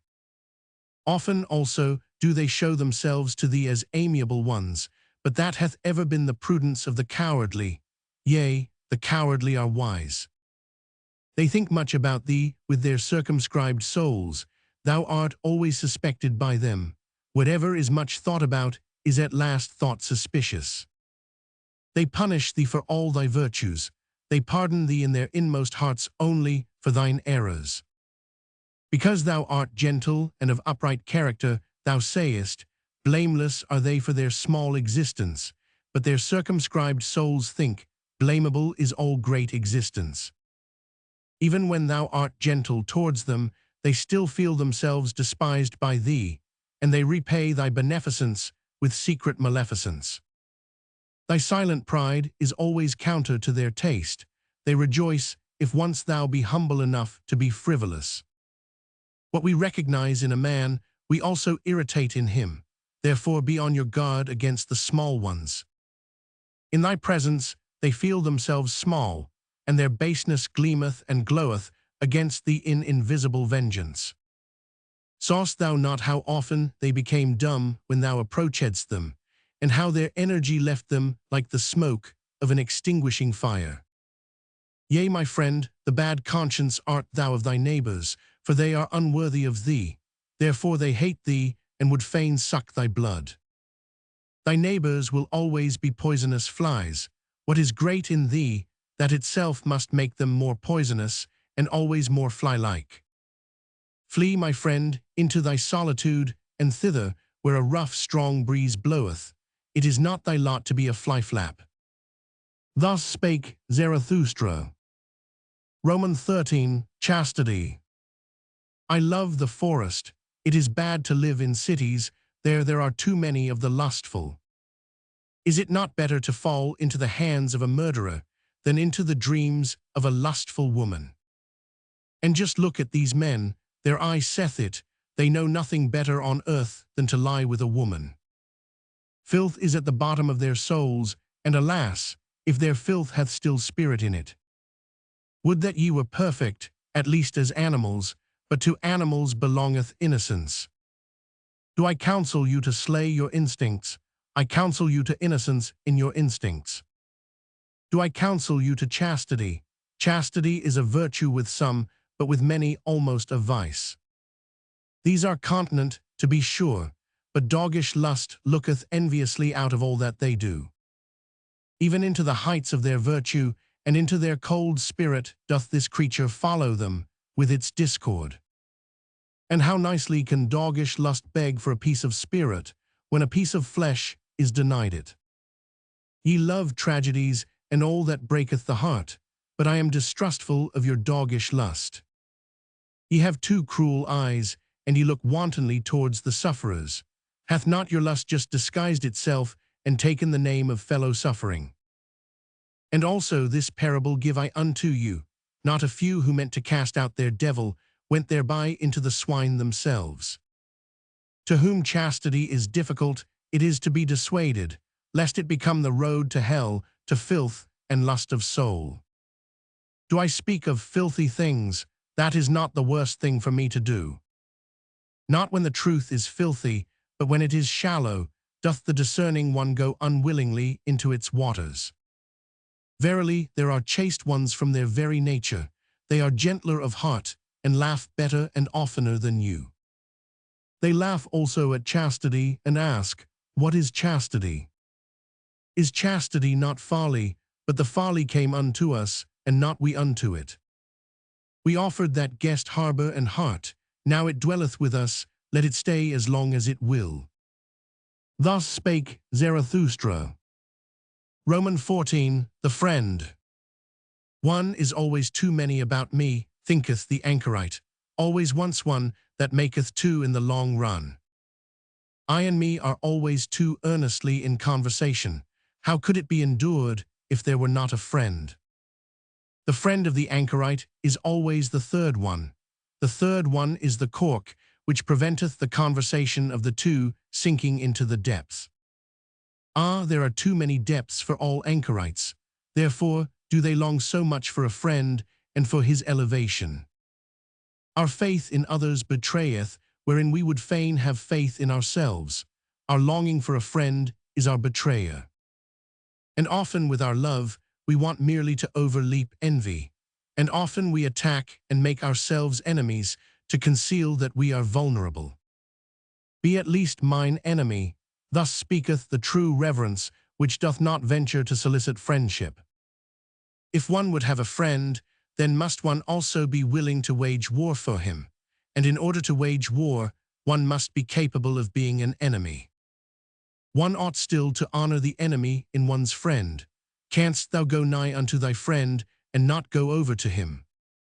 In one's friend, one shall have one's best enemy. Thou shalt be closest unto him with thy heart, when thou withstandest him. Thou wouldst wear no raiment before thy friend.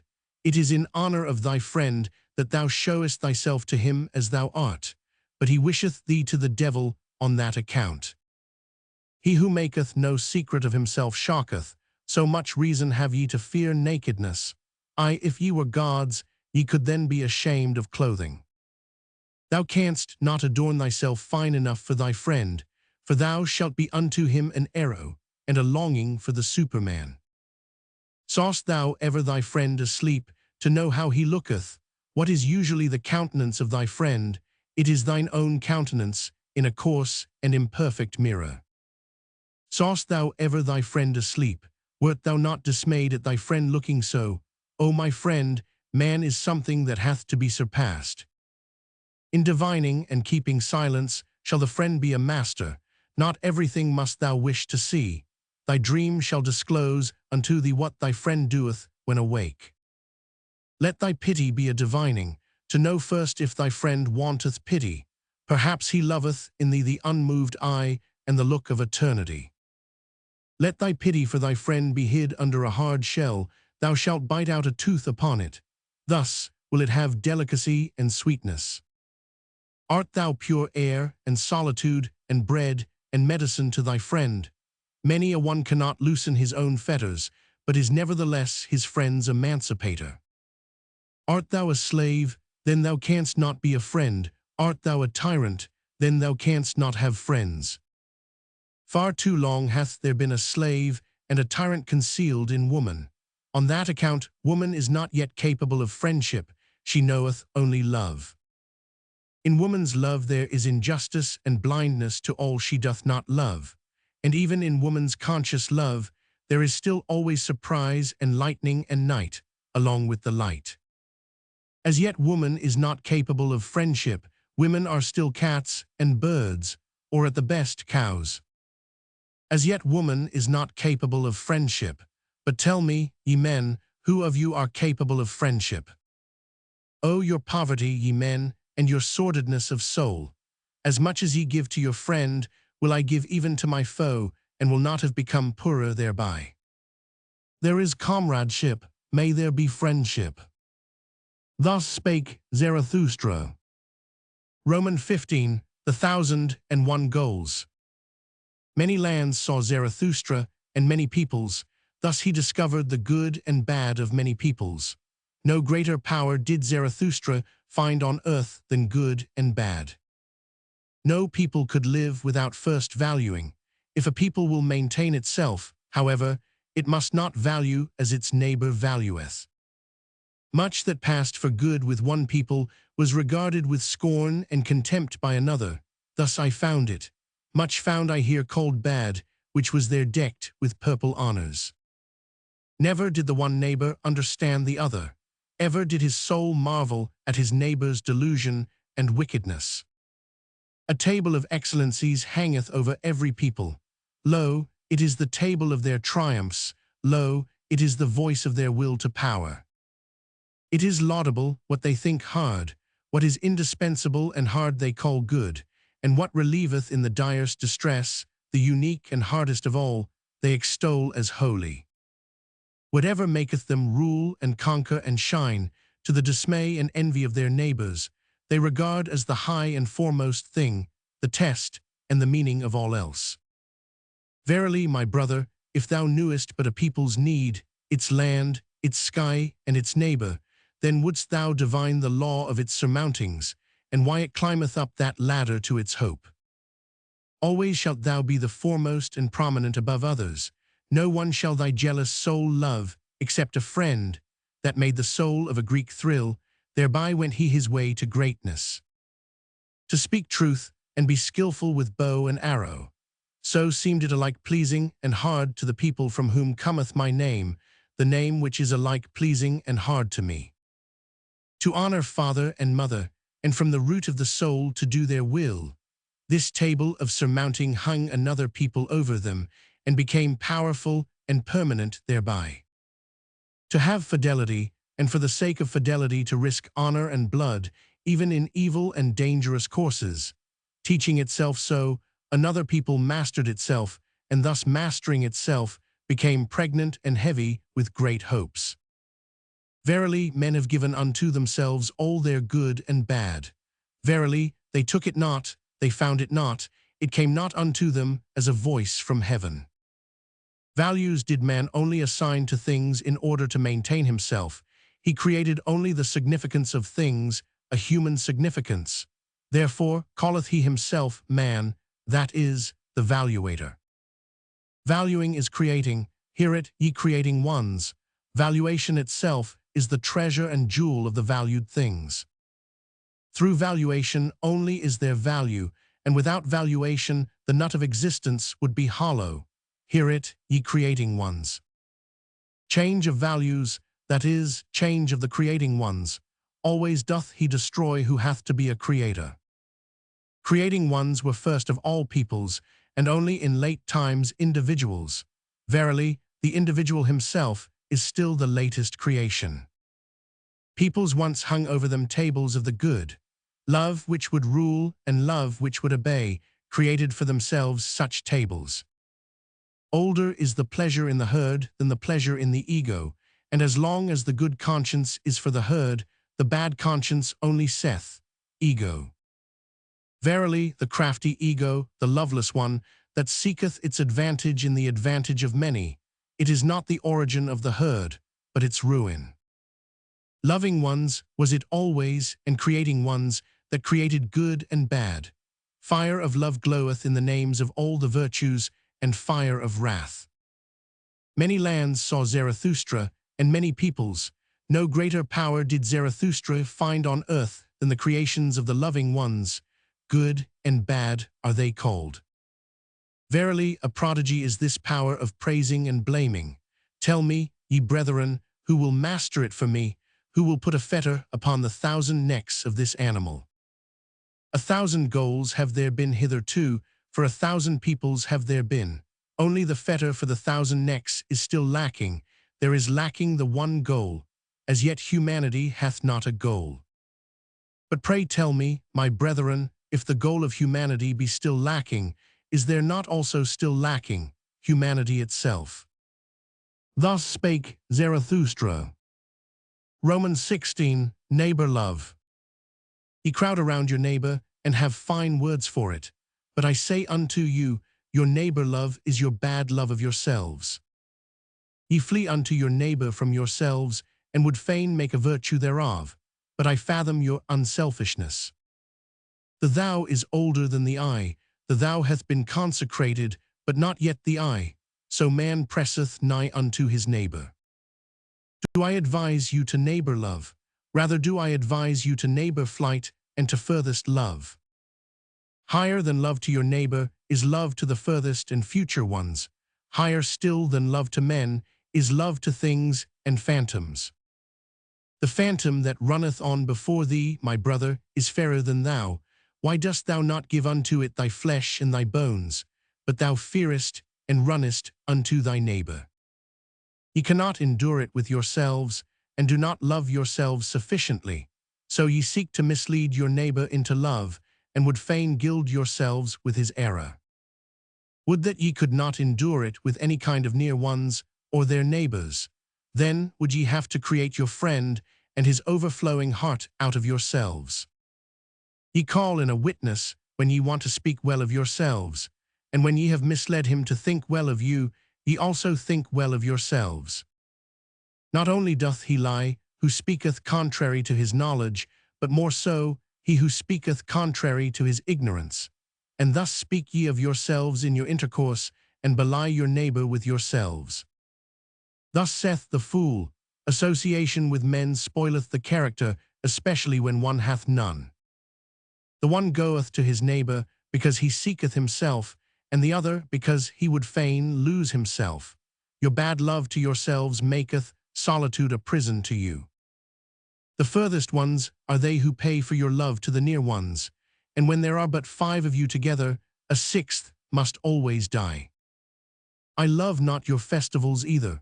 Too many actors found I there, and even the spectators often behaved like actors. Not the neighbor do I teach you, but the friend. Let the friend be the festival of the earth to you, and a foretaste of the Superman. I teach you the friend and his overflowing heart, but one must know how to be a sponge if one would be loved by overflowing hearts. I teach you the friend in whom the world standeth complete. a capsule of the good, the creating friend, who hath always a complete world to bestow. And as the world unrolled itself for him, so rolleth it together again for him in rings, as the growth of good through evil, as the growth of purpose out of chance. Let the future and the furthest be the motive of thy today. In thy friend shalt thou love the Superman as thy motive. My brethren, I advise you not to neighbor love, I advise you to furthest love. Thus spake Zarathustra. Romans 17, the way of the creating one. Wouldst thou go into isolation, my brother? Wouldst thou seek the way unto thyself? Tarry yet a little and hearken unto me. He who seeketh may easily get lost himself. All isolation is wrong, so say the herd, and long didst thou belong to the herd. The voice of the herd will still echo in thee, and when thou sayest, I have no longer a conscience in common with you, then will it be a plaint and a pain. Lo, that pain itself did the same conscience produce, and the last gleam of that conscience still gloweth on thine affliction. But thou wouldst go the way of thine affliction, which is the way unto thyself. Then show me thine authority and thy strength to do so. Art thou a new strength and a new authority, a first motion, a self-rolling wheel, canst thou also compel stars to revolve around thee? Alas, there is so much lusting for loftiness, there are so many convulsions of the ambitions. Show me that thou art not a lusting and ambitious one. Alas, there are so many great thoughts that do nothing more than the bellows, they inflate and make emptier than ever. Free dost thou call thyself, thy ruling thought would I hear of, and not that thou hast escaped from a yoke. Art thou one entitled to escape from a yoke? Many a one hath cast away his final worth, when he hath cast away his servitude. Free from what? What doth that matter to Zarathustra? Clearly, however, shall thine eye show unto me, free for what? Canst thou give unto thyself thy bad and thy good, and set up thy will as a law over thee? Canst thou be judge for thyself, and avenger of thy law? Terrible is aloneness, with the judge and avenger of one's own law. Thus is a star projected into desert space, and into the icy breath of aloneness. Today sufferest thou still from the multitude, thou individual. Today hast thou still thy courage unabated, and thy hopes. But one day will the solitude weary thee, one day will thy pride yield, and thy courage quail. Thou wilt one day cry, I am alone. One day wilt thou see no longer thy loftiness, and see too closely thy lowliness. Thy sublimity itself will frighten thee as a phantom. Thou wilt one day cry, all is false. There are feelings which seek to slay the lonesome one. If they do not succeed, then must they themselves die. But art thou capable of it, to be a murderer? Hast thou ever known, my brother, the word disdain, and the anguish of thy justice in being just to those that disdain thee? Thou forcest many to think differently about thee, that charge they heavily to thine account. Thou camest nigh unto them, and yet wentest past, for that they never forgive thee. Thou goest beyond them, but the higher thou risest, the smaller doth the eye of envy see thee. Most of all, however, is the flying one hated. How could ye be just unto me? Must thou say, I choose your injustice as my allotted portion? Injustice and filth cast they at the lonesome one. But my brother, if thou wouldst be a star, thou must shine for them none the less on that account. And be on thy guard against the good and just. They would fain crucify those who devise their own virtue. They hate the lonesome ones. Be on thy guard also against holy simplicity. All is unholy to it that is not simple. Fain, likewise, would it play with the fire of the faggot and stake. And be on thy guard also against the assaults of thy love. Too readily doth the recluse reach his hand to anyone who meeteth him. To many a one mayest thou not give thy hand, but only thy paw, and I wish thy paw also to have claws.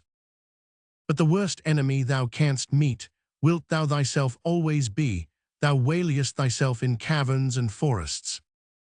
Thou lonesome one, thou goest the way to thyself, and past thyself, and thy 7 devils leadeth thy way.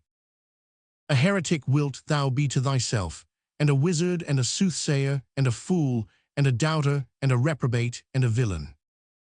Ready must thou be to burn thyself in thine own flame. How couldst thou become new if thou have not first become ashes? Thou lonesome one, thou goest the way of the creating one.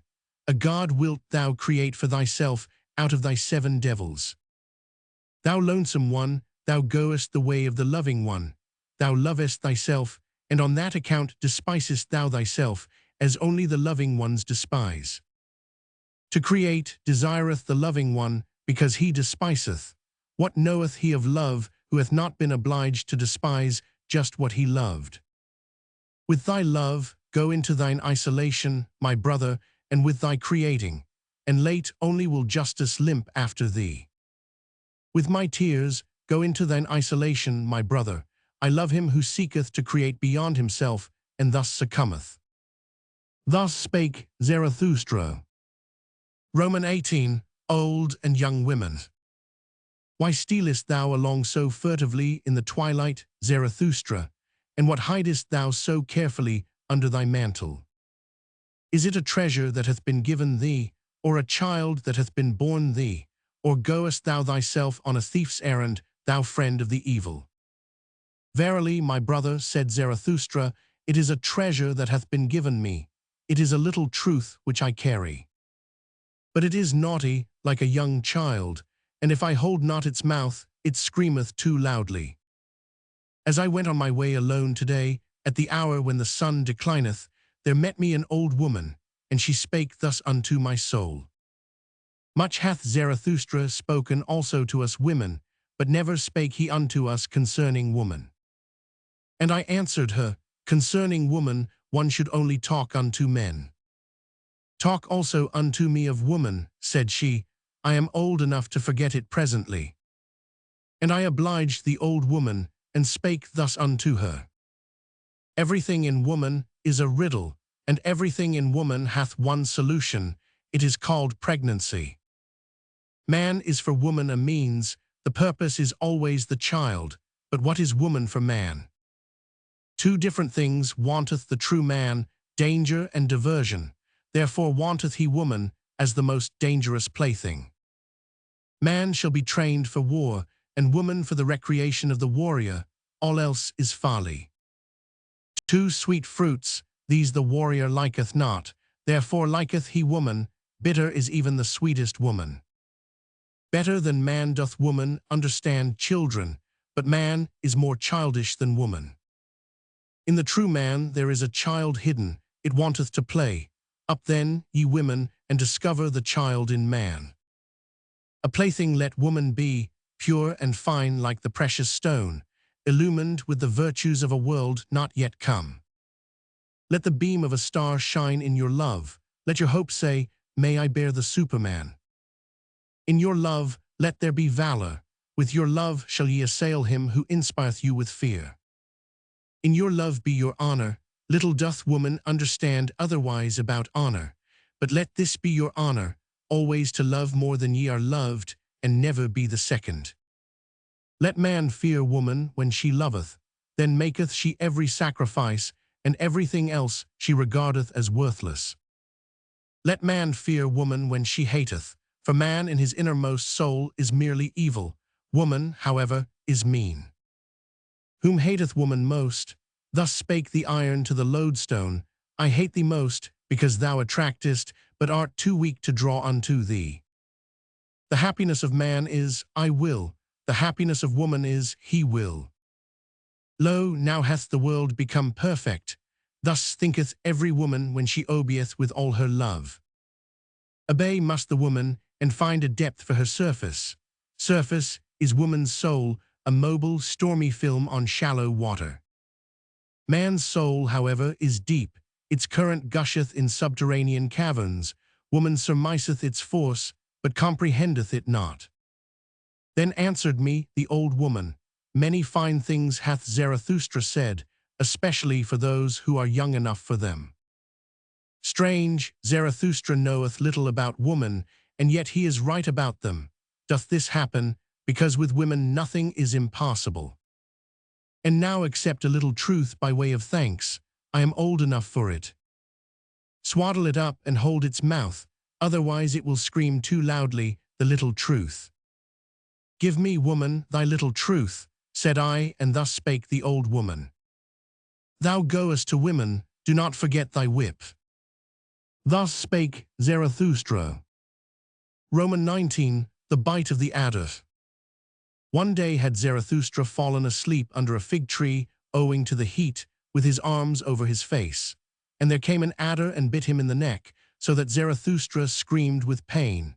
When he had taken his arm from his face, he looked at the serpent, and then did it recognize the eyes of Zarathustra, wriggled awkwardly, and tried to get away. Not at all, said Zarathustra, as yet hast thou not received my thanks.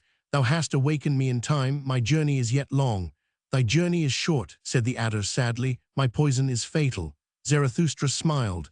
When did ever a dragon die of a serpent's poison? Said he, but take thy poison back, thou art not rich enough to present it to me. Then fell the adder again on his neck and licked his wound.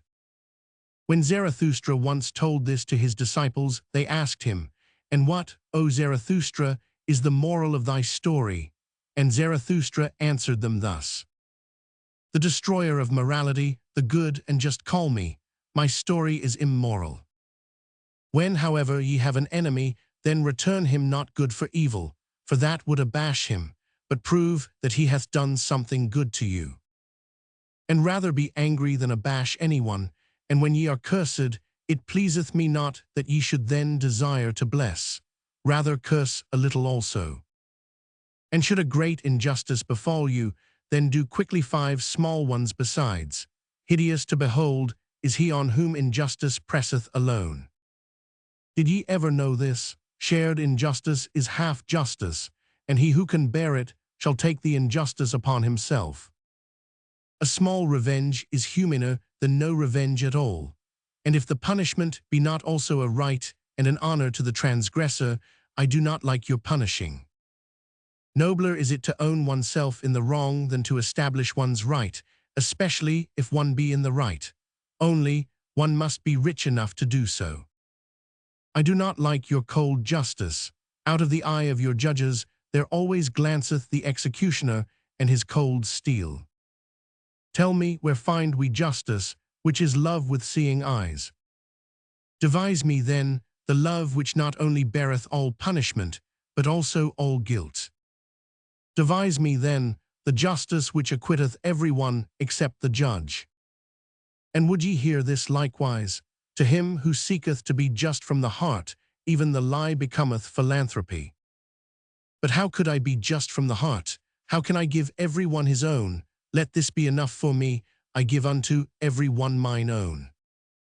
Finally, my brethren, guard against doing wrong to any anchorite. How could an anchorite forget? How could he requite?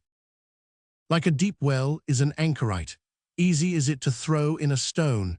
If it should sink to the bottom, however, tell me, who will bring it out again? Guard against injuring the anchorite. If ye have done so, however, well then, kill him also. Thus spake Zarathustra. Roman 20, Child and Marriage. I have a question for thee alone, my brother. Like a sounding lead, cast I this question into thy soul, that I may know its depth.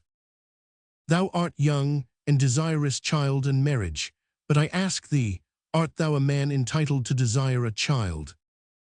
Art thou the victorious one, the self-conqueror, the ruler of thy passions, the master of thy virtues?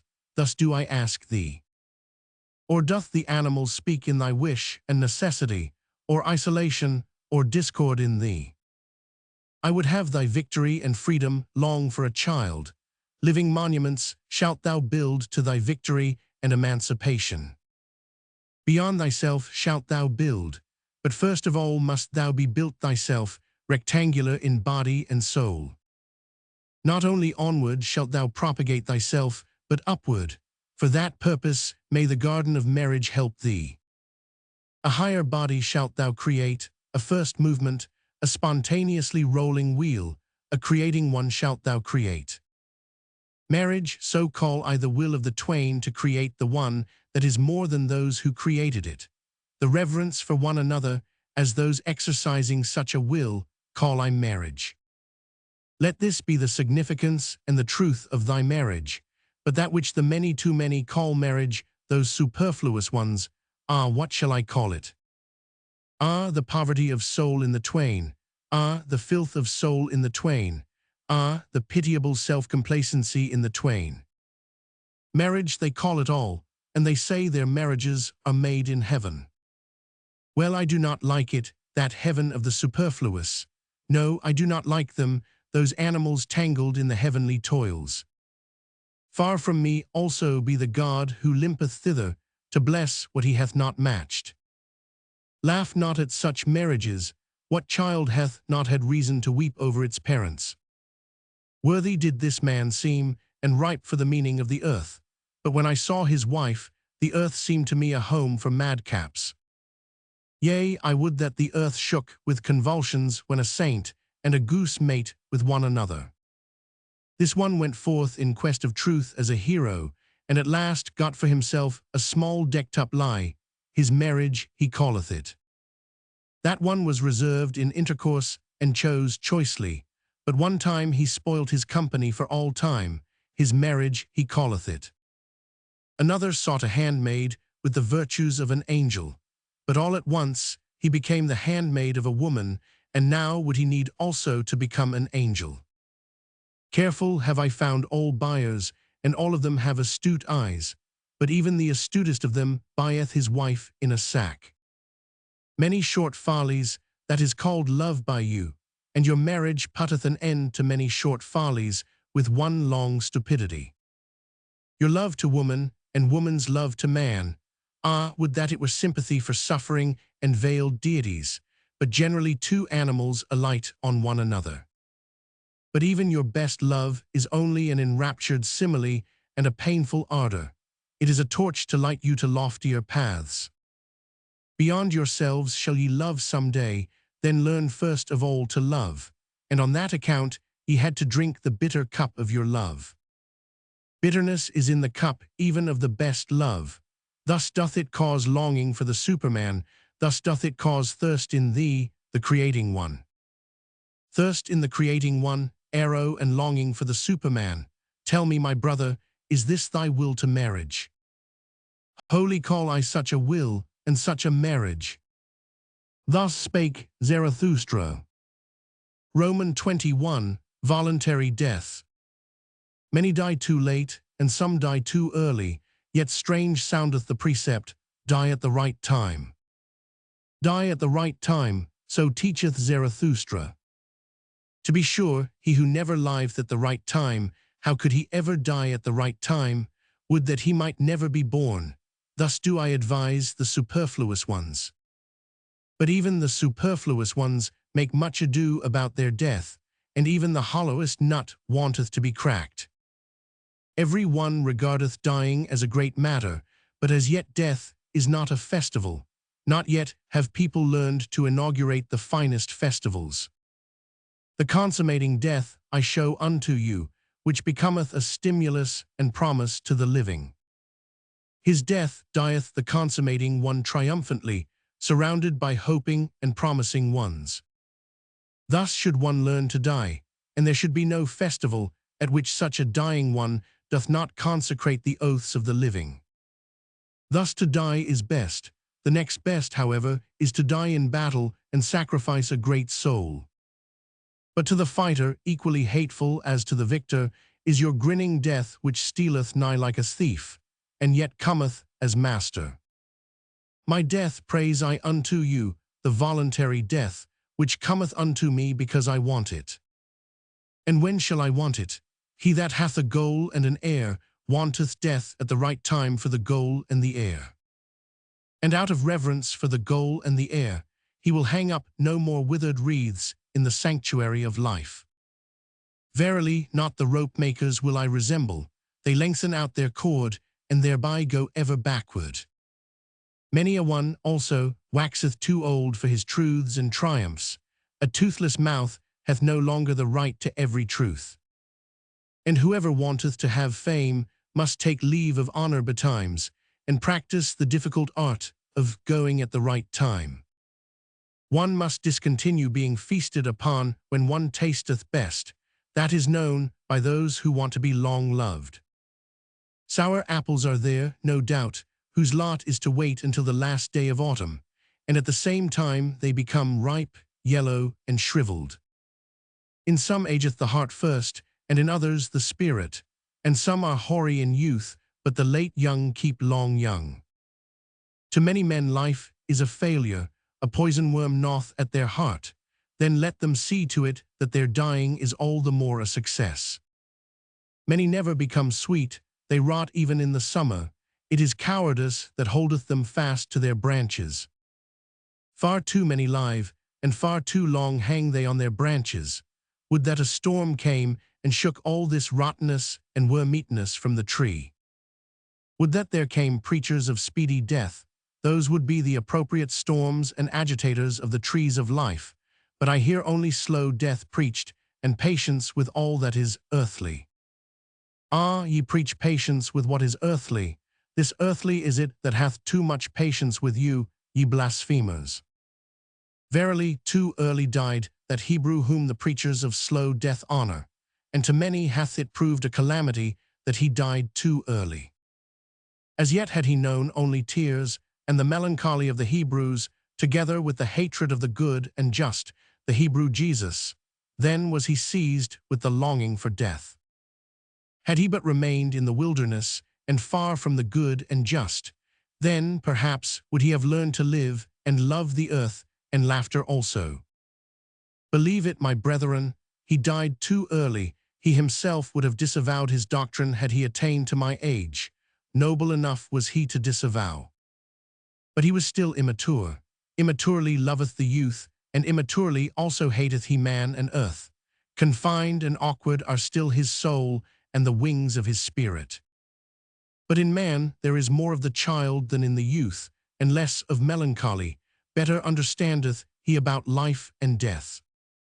Free for death and free in death, a holy naysayer when there is no longer time for yea, thus understandeth he about death and life.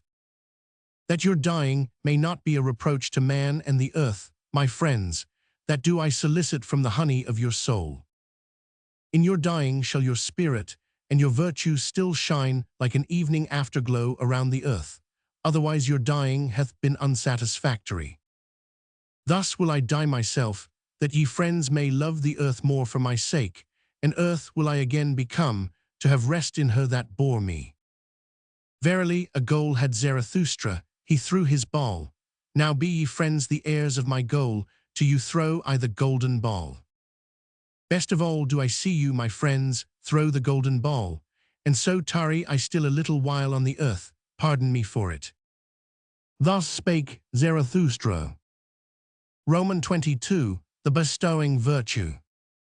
When Zarathustra had taken leave of the town to which his heart was attached, the name of which is the pied cow, there followed him many people who called themselves his disciples and kept him company. Thus came they to a crossroad. Then Zarathustra told them that he now wanted to go alone, for he was fond of going alone. His disciples, however, presented him at his departure with a staff, on the golden handle of which a serpent twined round the sun. Zarathustra rejoiced on account of the staff, and supported himself thereon. Then spake he thus to his disciples. Tell me, pray, how came gold to the highest value? Because it is uncommon, and unprofiting, and beaming, and soft in lustre, it always bestoweth itself. Only as image of the highest virtue came gold to the highest value. Gold-like beameth the glance of the bestower. Gold lustre maketh peace between moon and sun. Uncommon is the highest virtue, and unprofiting, beaming is it, and soft of lustre. A bestowing virtue is the highest virtue.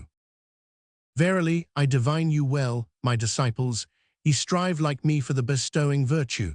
What should ye have in common with cats and wolves? It is your thirst to become sacrifices and gifts yourselves, and therefore have ye the thirst to accumulate all riches in your soul. Insatiably striveth your soul for treasures and jewels, because your virtue is insatiable in desiring to bestow. Ye constrain all things to flow towards you and into you, so that they shall flow back again out of your fountain as the gifts of your love. Verily, an appropriator of all values must such bestowing love become, but healthy and holy call I this selfishness. Another selfishness is there, an all too poor and hungry kind, which would always steal, the selfishness of the sick, the sickly selfishness. With the eye of the thief, it looketh upon all that is lustrous. With the craving of hunger, it measureth him who hath abundance, and ever doth it prowl round the tables of bestowers. Sickness speaketh in such craving and invisible degeneration. Of a sickly body speaketh the larcenous craving of this selfishness. Tell me, my brother, what do we think bad and worst of all? Is it not degeneration? And we always suspect degeneration when the bestowing soul is lacking. Upward goeth our course from genera on to supergenera, but a horror to us is the degenerating sense, which saith, all for myself. Upward soareth our sense, thus is it a simile of our body, a simile of an elevation. Such similes of elevations are the names of the virtues. Thus goeth the body through history, a becomer and fighter, and the spirit, what is it to the body? Its fights and victories herald its companion and echo. Similes are all names of good and evil. They do not speak out, they only hint. A fool who seeketh knowledge from them. Give heed, my brethren, to every hour when your spirit would speak in similes. There is the origin of your virtue. Elevated is then your body and raised up. With its delight enraptureth it the spirit, so that it becometh creator and valuer and lover and everything's benefactor. When your heart overfloweth broad and full like the river, a blessing and a danger to the lowlanders, there is the origin of your virtue. When ye are exalted above praise and blame, and your will would command all things as a loving one's will, there is the origin of your virtue. When ye despise pleasant things and the effeminate couch, and cannot couch far enough from the effeminate, there is the origin of your virtue. When ye are willers of one will, and when that change of every need is needful to you, there is the origin of your virtue. Verily, a new good and evil is it. Verily, a new deep murmuring and the voice of a new fountain. Power is it, this new virtue, a ruling thought is it, and around it a subtle soul, a golden sun with the serpent of knowledge around it. Here paused Zarathustra a while and looked lovingly on his disciples. Then he continued to speak thus, and his voice had changed. Remain true to the earth, my brethren, with the power of your virtue. Let your bestowing love and your knowledge be devoted to be the meaning of the earth. Thus do I pray and conjure you. Let it not fly away from the earthly and beat against eternal walls with its wings. Ah, there hath always been so much flown away virtue.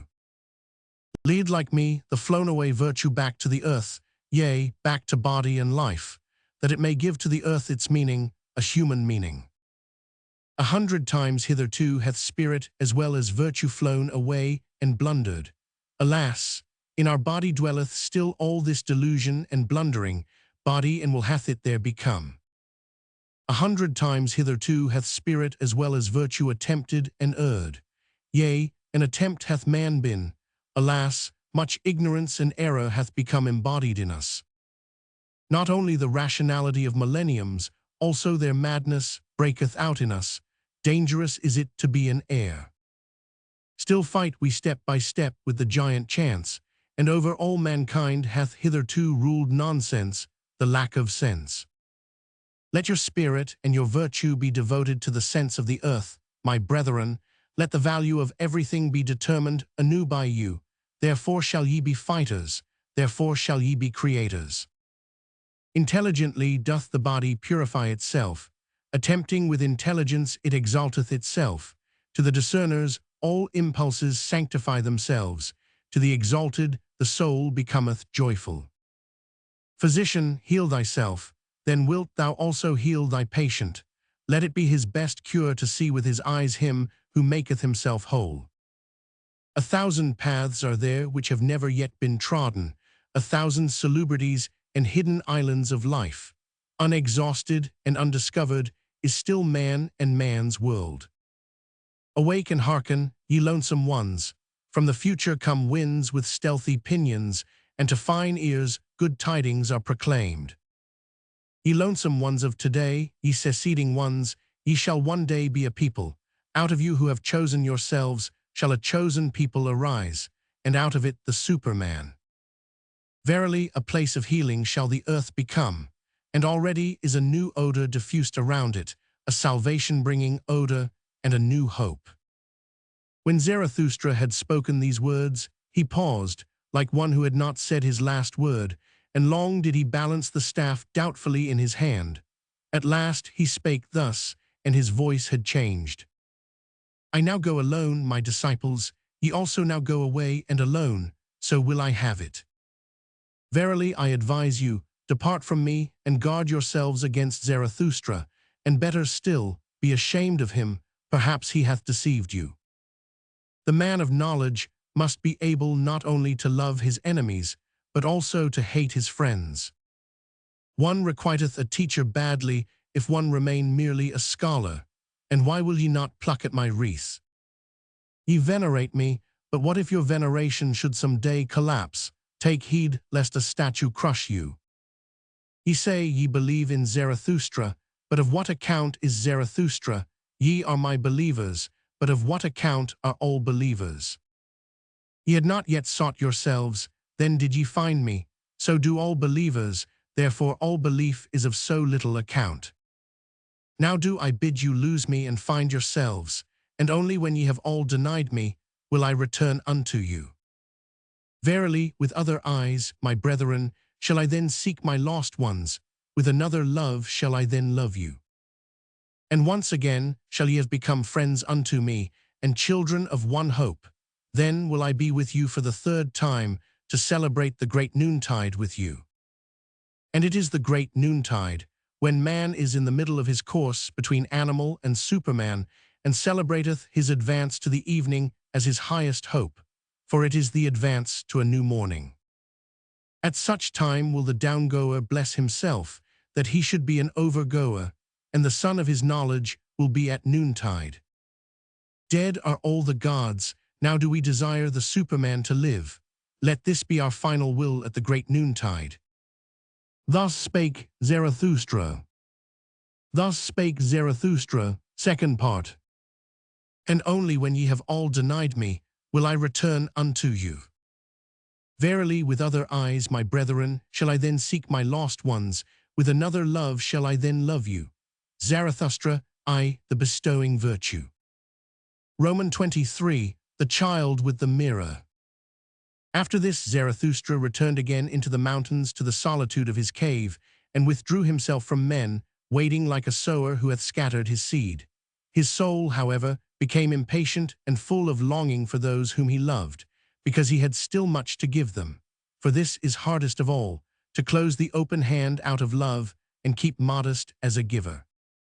Thus passed with the lonesome 1 months and years. His wisdom meanwhile increased, and caused him pain by its abundance. One morning, however, he awoke ere the rosy dawn, and having meditated long on his couch, at last spake thus to his heart. Why did I startle in my dream so that I awoke? Did not a child come to me, carrying a mirror? O Zarathustra, said the child unto me, look at thyself in the mirror. But when I looked into the mirror, I shrieked, and my heart throbbed, for not myself did I see therein, but a devil's grimace and derision. Verily, all too well do I understand the dream's portent and monition. My doctrine is in danger, tares want to be called wheat. Mine enemies have grown powerful, and have disfigured the likeness of my doctrine, so that my dearest ones have to blush for the gifts that I gave them. Lost are my friends, the hour hath come for me to seek my lost ones. With these words Zarathustra started up, not however like a person in anguish seeking relief, but rather like a seer and a singer whom the Spirit inspireth. With amazement did his eagle and serpent gaze upon him, for a coming bliss overspread his countenance like the rosy dawn. What hath happened unto me, mine animals? Said Zarathustra, am I not transformed? Hath not bliss come unto me like a whirlwind? Foolish is my happiness, and foolish things will it speak. It is still too young, so have patience with it. Wounded am I by my happiness, all sufferers shall be physicians unto me. To my friends can I again go down, and also to mine enemies. Zarathustra can again speak and bestow, and show his best love to his loved ones. My impatient love overfloweth in streams, down towards sunrise and sunset. Out of silent mountains and storms of affliction rusheth my soul into the valleys. Too long have I longed and looked into the distance. Too long hath solitude possessed me, thus have I unlearned to keep silence. Utterance have I become altogether, and the brawling of a brook from high rocks, downward into the valleys will I hurl my speech. And let the stream of my love sweep into unfrequented channels. How should a stream not finally find its way to the sea?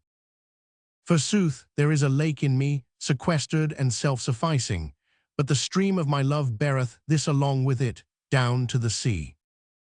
New paths do I tread, a new speech cometh unto me, tired have I become, like all creators of the old tongues. No longer will my spirit walk on worn-out souls. Too slowly runneth all speaking for me, into thy chariot, O storm, do I leap, and even thee will I whip with my spite. Like a cry and an huzzah will I traverse wide seas, till I find the happy isles where my friends sojourn. And mine enemies amongst them, how I now love every one unto whom I may but speak, even mine enemies pertain to my bliss. And when I want to mount my wildest horse, then doth my spear always help me up best. It is my foot's ever-ready servant. The spear which I hurl at mine enemies, how grateful am I to mine enemies that I may at last hurl it. Too great hath been the tension of my cloud, twixt laughters of lightnings will I cast hail showers into the depths. Violently will my breast then heave, violently will it blow its storm over the mountains, thus cometh its assuagement. Verily, like a storm cometh my happiness and my freedom, but mine enemies shall think that the evil one roareth over their heads. Yea, ye also, my friends, will be alarmed by my wild wisdom, and perhaps ye will flee therefrom, along with mine enemies.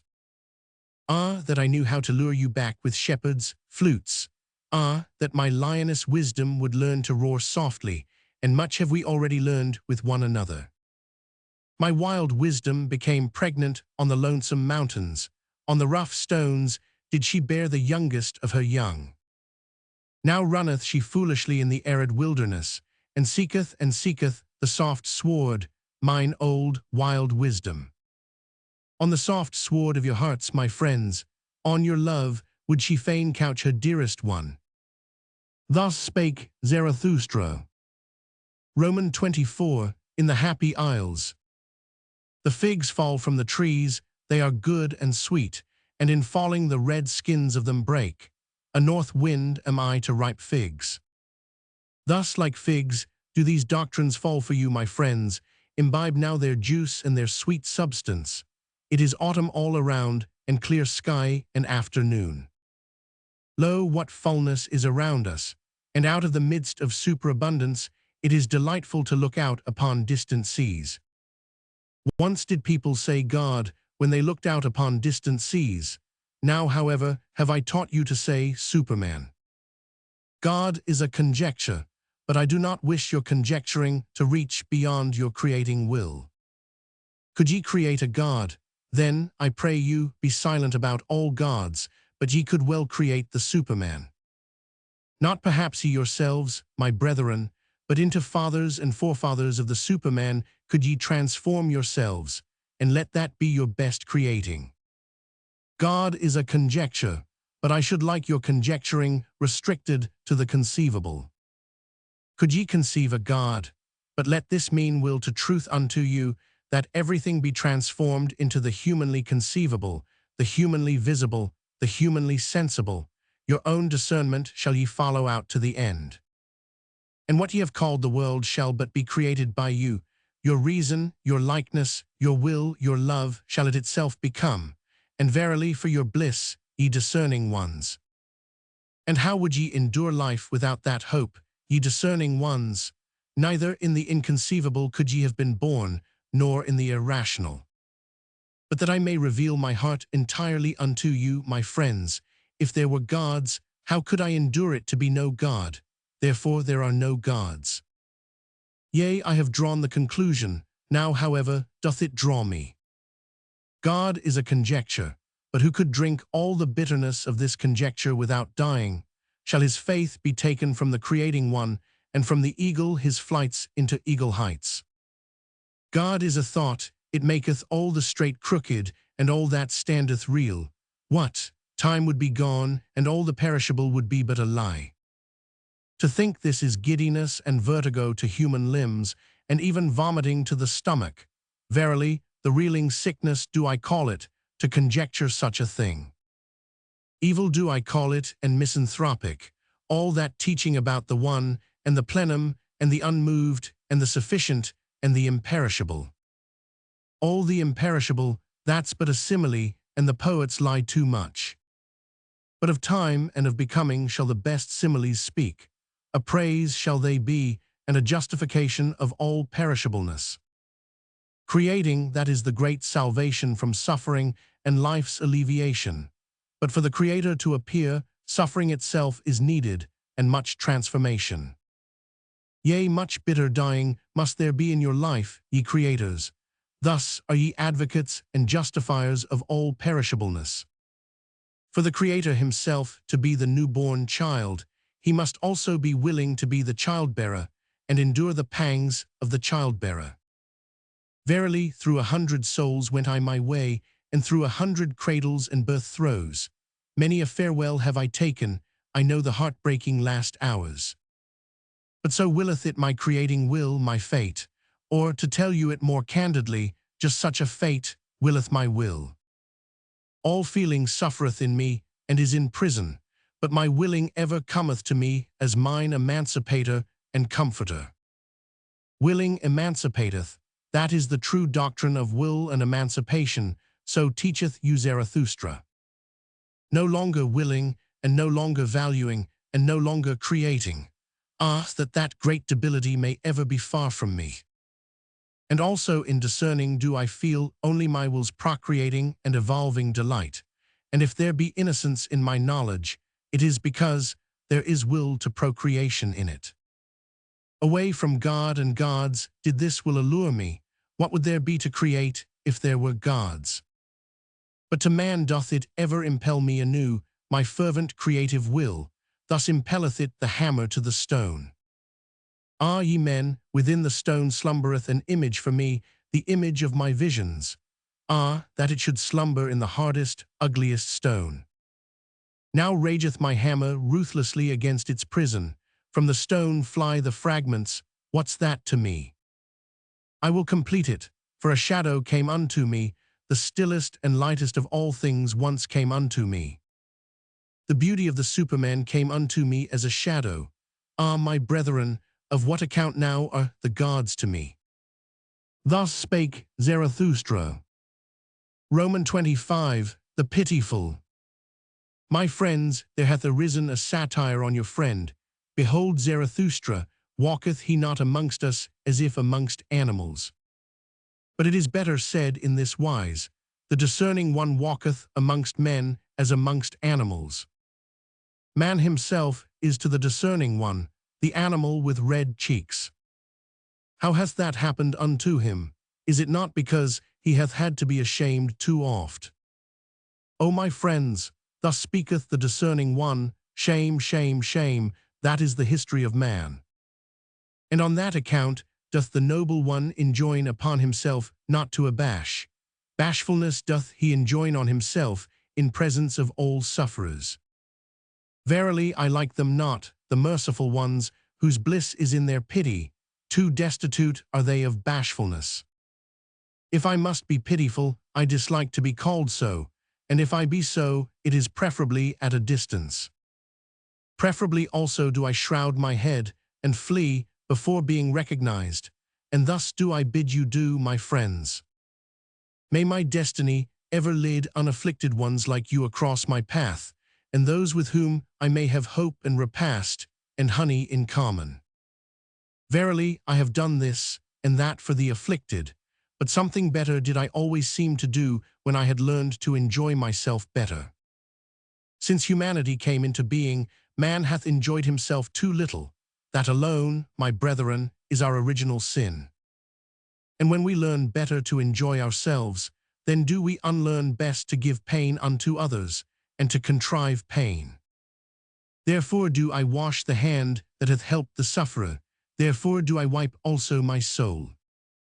For in seeing the sufferer suffering, thereof was I ashamed on account of his shame, and in helping him, sorely did I wound his pride. Great obligations do not make grateful, but revengeful, and when a small kindness is not forgotten, it becometh a gnawing worm. Be shy in accepting, distinguish by accepting, thus do I advise those who have naught to bestow. I, however, am a bestower, willingly do I bestow as friend to friends. Strangers, however, and the poor may pluck for themselves the fruit from my tree, thus doth it cause less shame. Beggars, however, one should entirely do away with.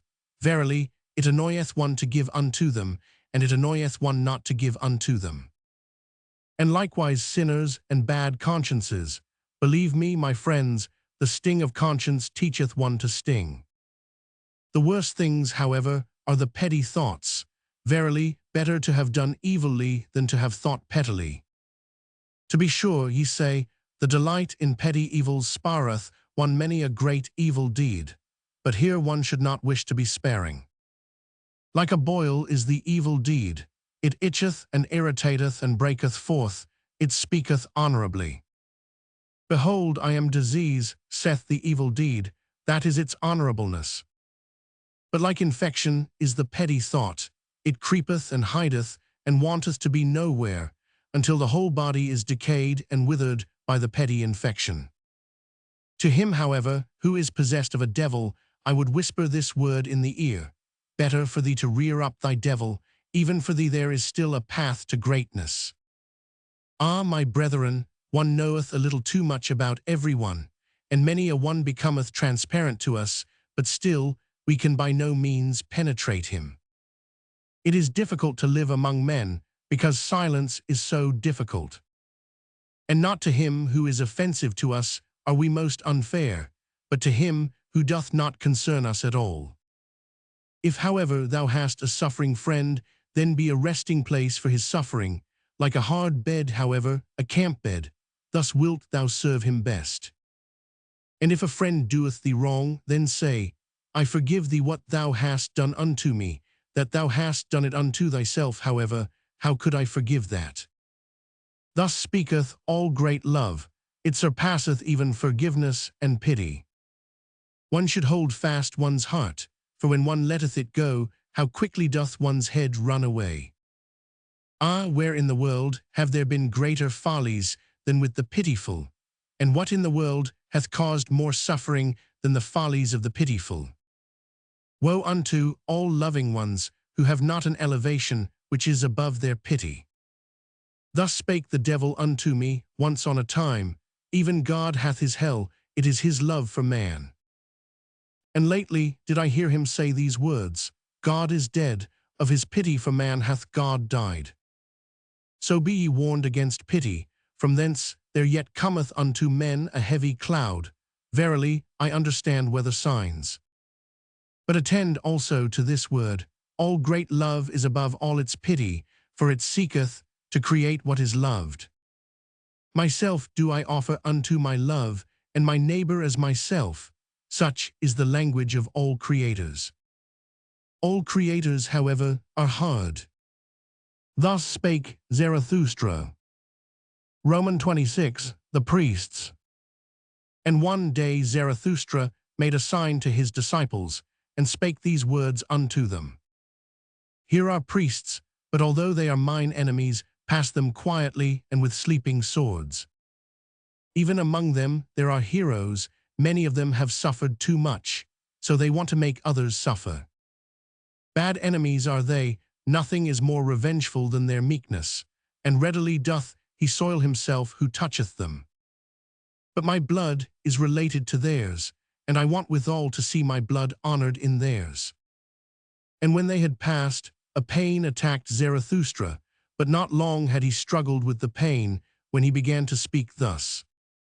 It moveth my heart for those priests, they also go against my taste, but that is the smallest matter unto me, since I am among men. But I suffer and have suffered with them, prisoners are they unto me, and stigmatized ones, he whom they call Savior put them in fetters. In fetters of false values and fatuous words.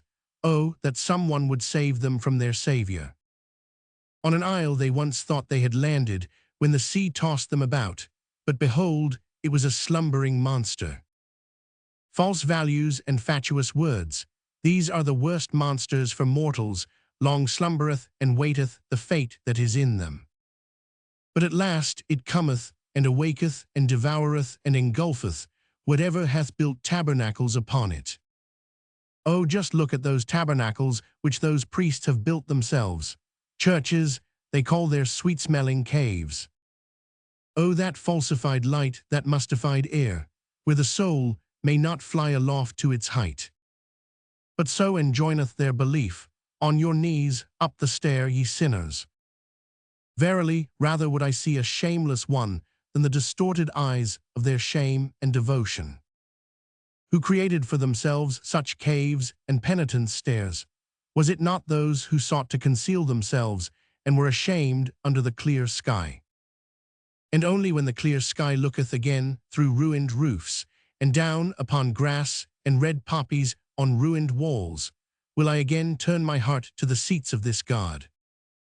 They called God that which opposed and afflicted them, and verily there was much hero spirit in their worship. And they knew not how to love their God otherwise than by nailing men to the cross.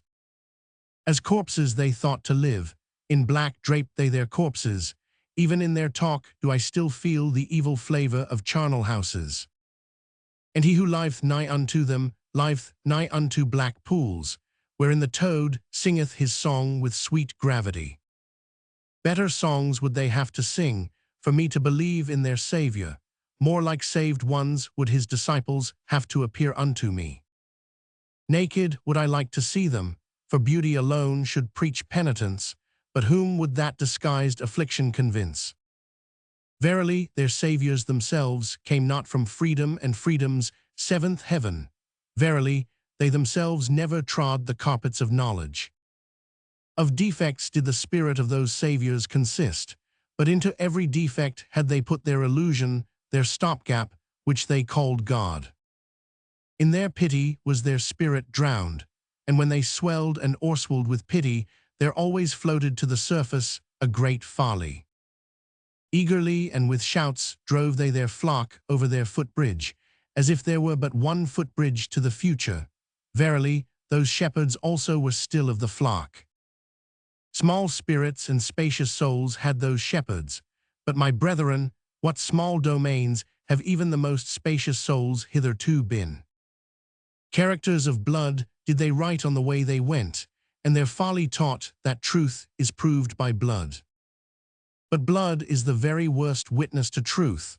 Blood tainteth the purest teaching, and turneth it into delusion and hatred of heart. And when a person goeth through fire for his teaching, what doth that prove? It is more, verily, when out of one's own burning cometh one's own teaching. Sultry heart and cold head, where these meet, there ariseth the blusterer, the Saviour. Greater ones, verily, have there been, and higher-born ones, than those whom the people call Saviours, those rapturous blusterers. And by still greater ones than any of the Saviours must ye be saved, my brethren, if ye would find the way to freedom. Never yet hath there been a superman. Naked have I seen both of them, the greatest man and the smallest man. All too similar are they still to each other. Verily, even the greatest found I all too human.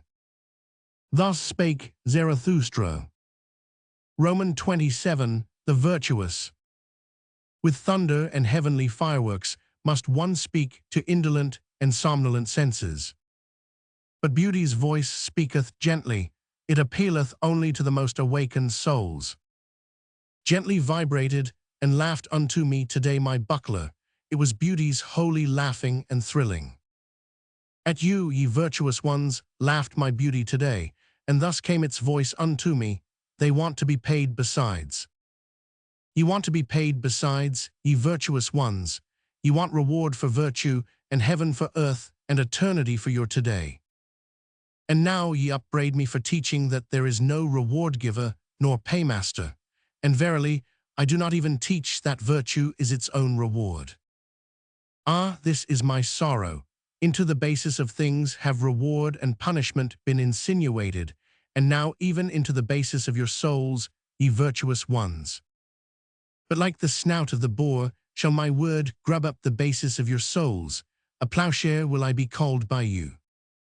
All the secrets of your heart shall be brought to light, and when ye lie in the sun, grubbed up and broken, then will also your falsehood be separated from your truth. For this is your truth, ye are too pure for the filth of the words, vengeance, punishment, recompense, retribution. Ye love your virtue as a mother loveth her child, but when did one hear of a mother wanting to be paid for her love? It is your dearest self, your virtue. The ring's thirst is in you, to reach itself again struggleth every ring and turneth itself. And like the star that goeth out, so is every work of your virtue, ever is its light on its way and travelling, and when will it cease to be on its way? Thus is the light of your virtue still on its way, even when its work is done. Be it forgotten and dead, still its ray of light liveth and travelleth. That your virtue is yourself, and not an outward thing, a skin or a cloak, that is the truth from the basis of your souls, ye virtuous ones. But sure enough there are those to whom virtue meaneth writhing under the lash, and ye have hearkened too much unto their crying. And others are there who call virtue the slothfulness of their vices, and when once their hatred and jealousy relax the limbs, their justice becometh lively and rubbeth its sleepy eyes. And others are there who are drawn downwards, their devils draw them, but the more they sink, the more ardently gloweth their eye and the longing for their God. Ah, their crying also hath reached your ears, ye virtuous ones, what I am not that is God to me and virtue. And others are there who go along heavily and creakingly, like carts taking stones downhill. They talk much of dignity and virtue, their drag they call virtue. And others are there who are like 8-day clocks when wound up, they tick, and want people to call ticking virtue. Verily, in those have I mine amusement. Wherever I find such clocks, I shall wind them up with my mockery, and they shall even whir thereby. And others are proud of their modicum of righteousness, and for the sake of it do violence to all things, so that the world is drowned in their unrighteousness. Ah, how ineptly cometh the word virtue out of their mouth, and when they say, I am just, it always soundeth like, I am just revenged. With their virtues, they want to scratch out the eyes of their enemies, and they elevate themselves only that they may lower others. And again, there are those who sit in their swamp and speak thus from among the bulrushes, virtue, that is to sit quietly in the swamp. We bite no one, and go out of the way of him who would bite, and in all matters we have the opinion that is given us. And again, there are those who love attitudes, and think that virtue is a sort of attitude. Their knees continually adore, and their hands are eulogies of virtue, but their heart knoweth not thereof. And again, there are those who regard it as virtue to say, virtue is necessary, but after all they believe only that policemen are necessary.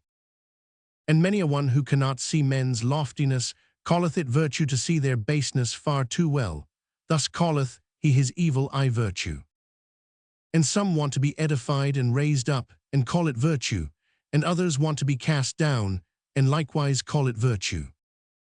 And thus do almost all think that they participate in virtue, and at least every one claimeth to be an authority on good and evil. But Zarathustra came not to say unto all those liars and fools, what do ye know of virtue? What could ye know of virtue?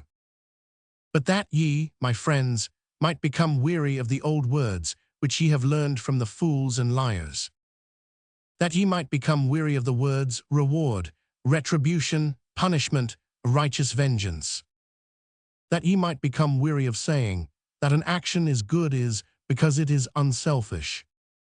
Ah, my friends, that your very self be in your action as the mother is in the child, let that be your formula of virtue. Verily, I have taken from you 100 formulae and your virtue's favorite playthings, and now ye upbraid me as children upbraid. They played by the sea, then came there a wave and swept their playthings into the deep, and now do they cry. But the same wave shall bring them new playthings, and spread before them new speckled shells. Thus will they be comforted, and like them shall ye also, my friends, have your comforting and new speckled shells. Thus spake Zarathustra. Roman 28, the rabble. Life is a well of delight, but where the rabble also drink, there all fountains are poisoned. To everything cleanly am I well disposed, but I hate to see the grinning mouths and the thirst of the unclean. They cast their eye down into the fountain, and now glanceth up to me their odious smile out of the fountain. The holy water have they poisoned with their lustfulness, and when they called their filthy dreams delight, then poisoned they also the words. Indignant becometh the flame when they put their damp hearts to the fire. The spirit itself bubbleth and smoketh when the rabble approach the fire. Mawkish and over-mellow becometh the fruit in their hands, unsteady and withered at the top doth their look make the fruit tree. And many a one who hath turned away from life hath only turned away from the rabble. He hated to share with them fountain, flame, and fruit.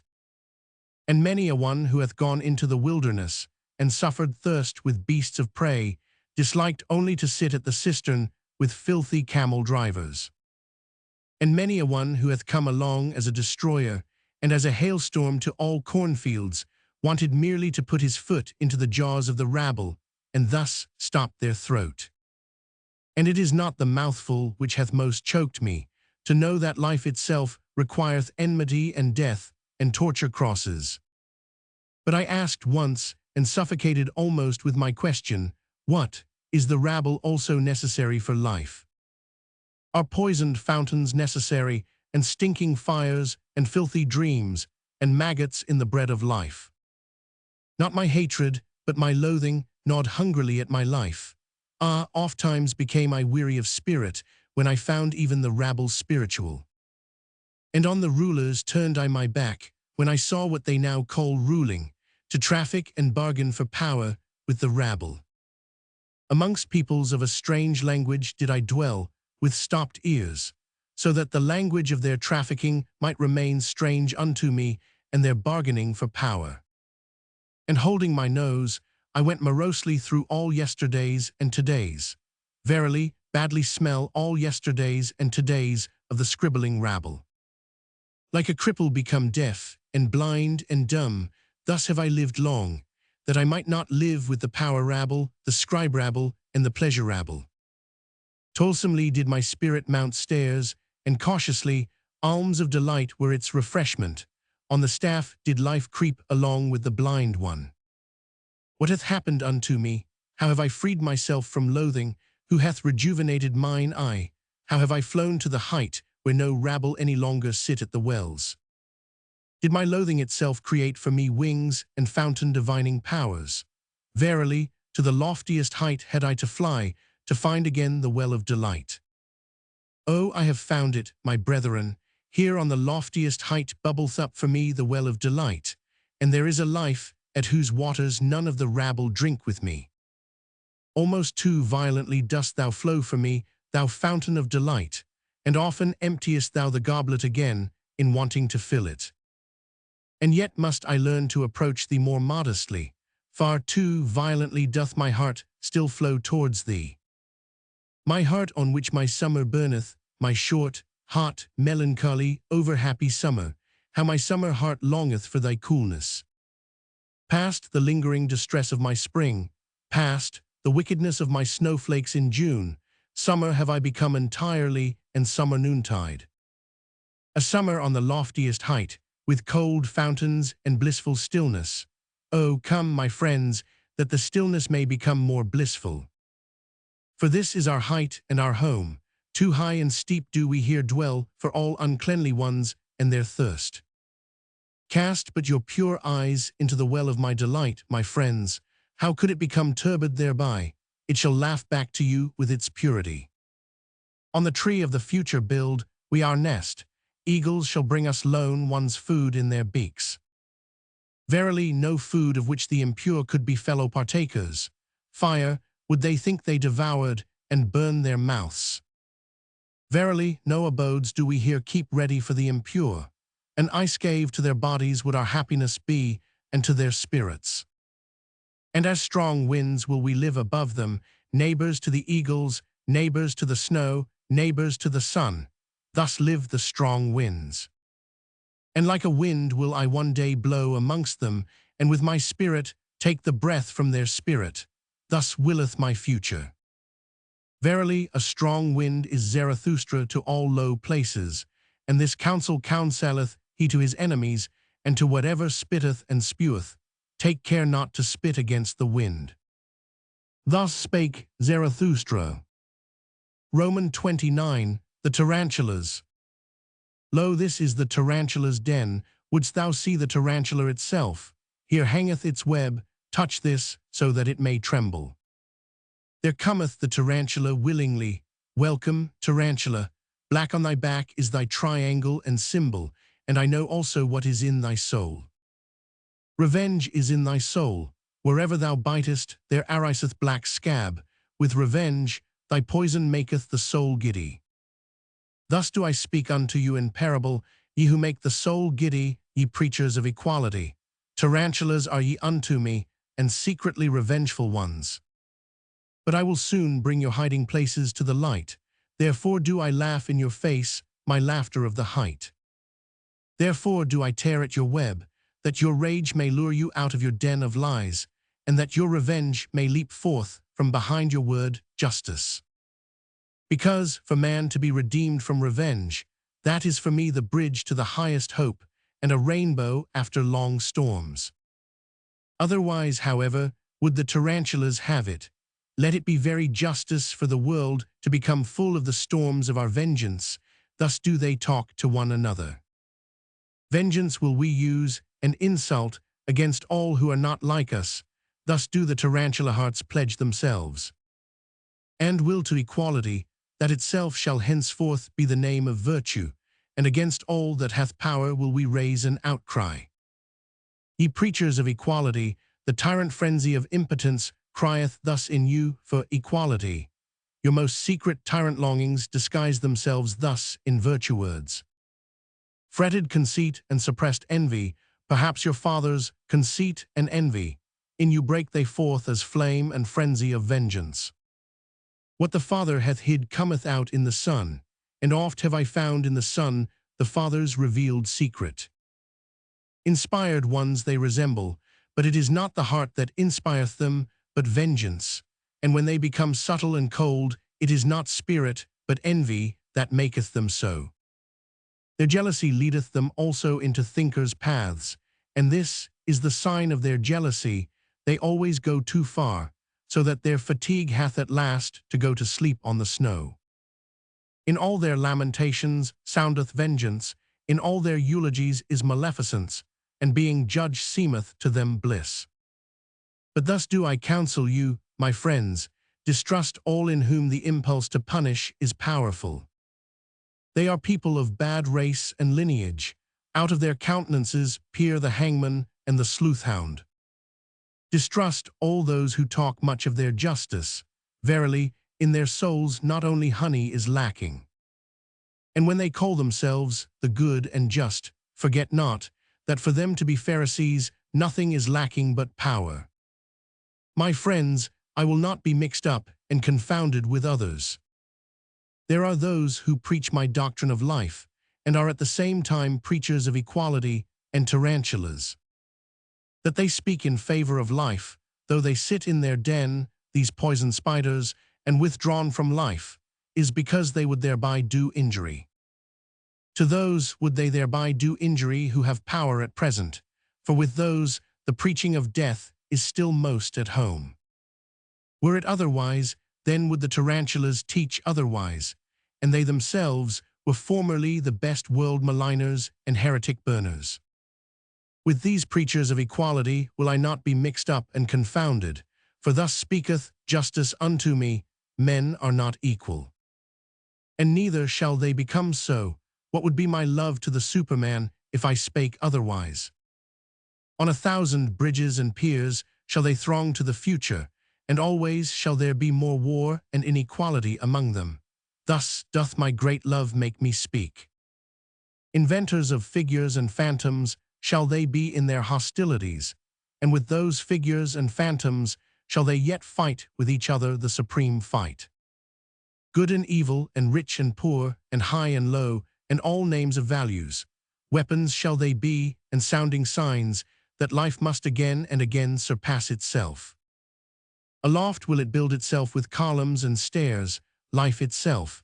Into remote distances would it gaze, and out towards blissful beauties, therefore doth it require elevation.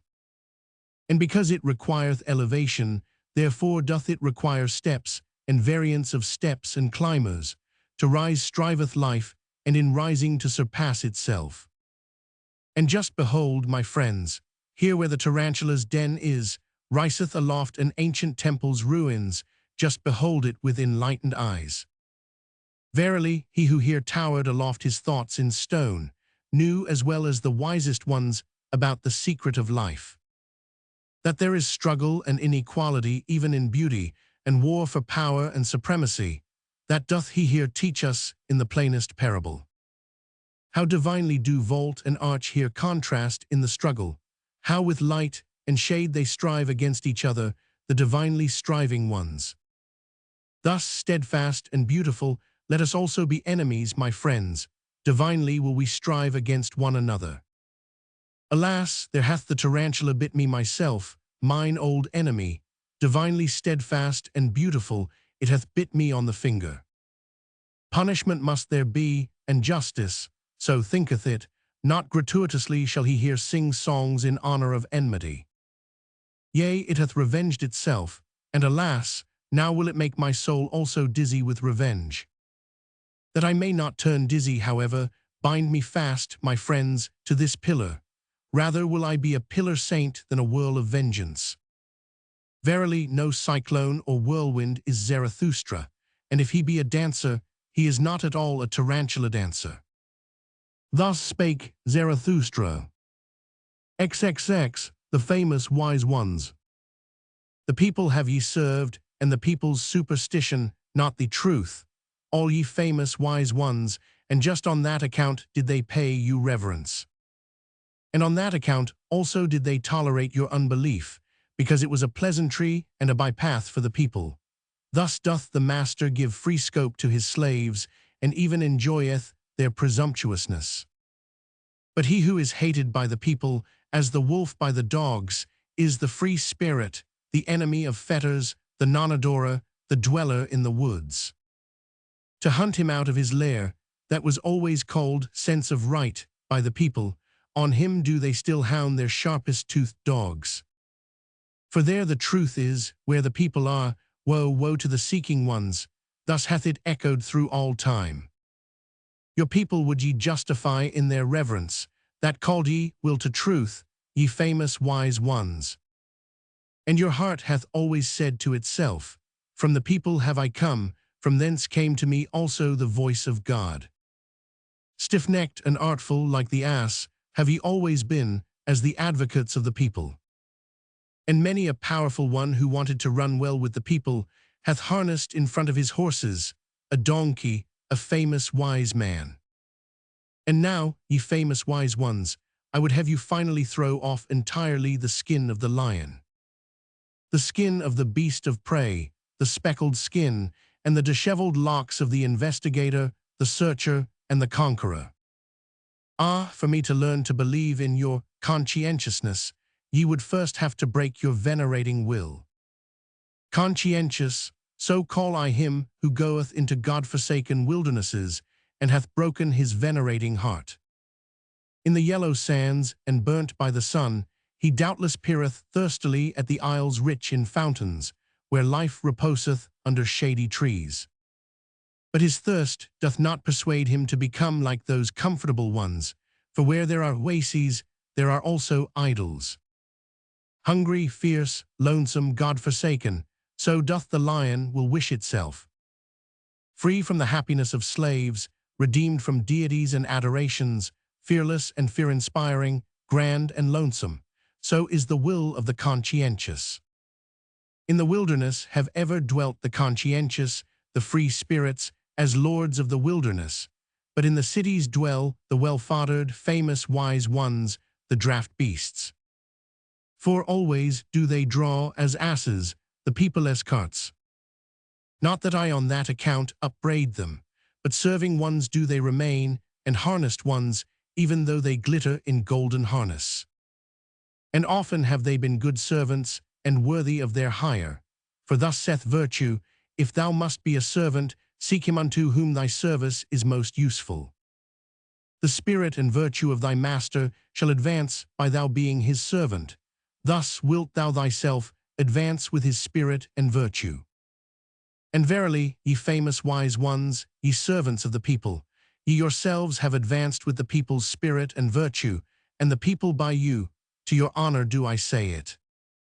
But the people ye remain for me, even with your virtues, the people with purblind eyes, the people who know not what spirit is.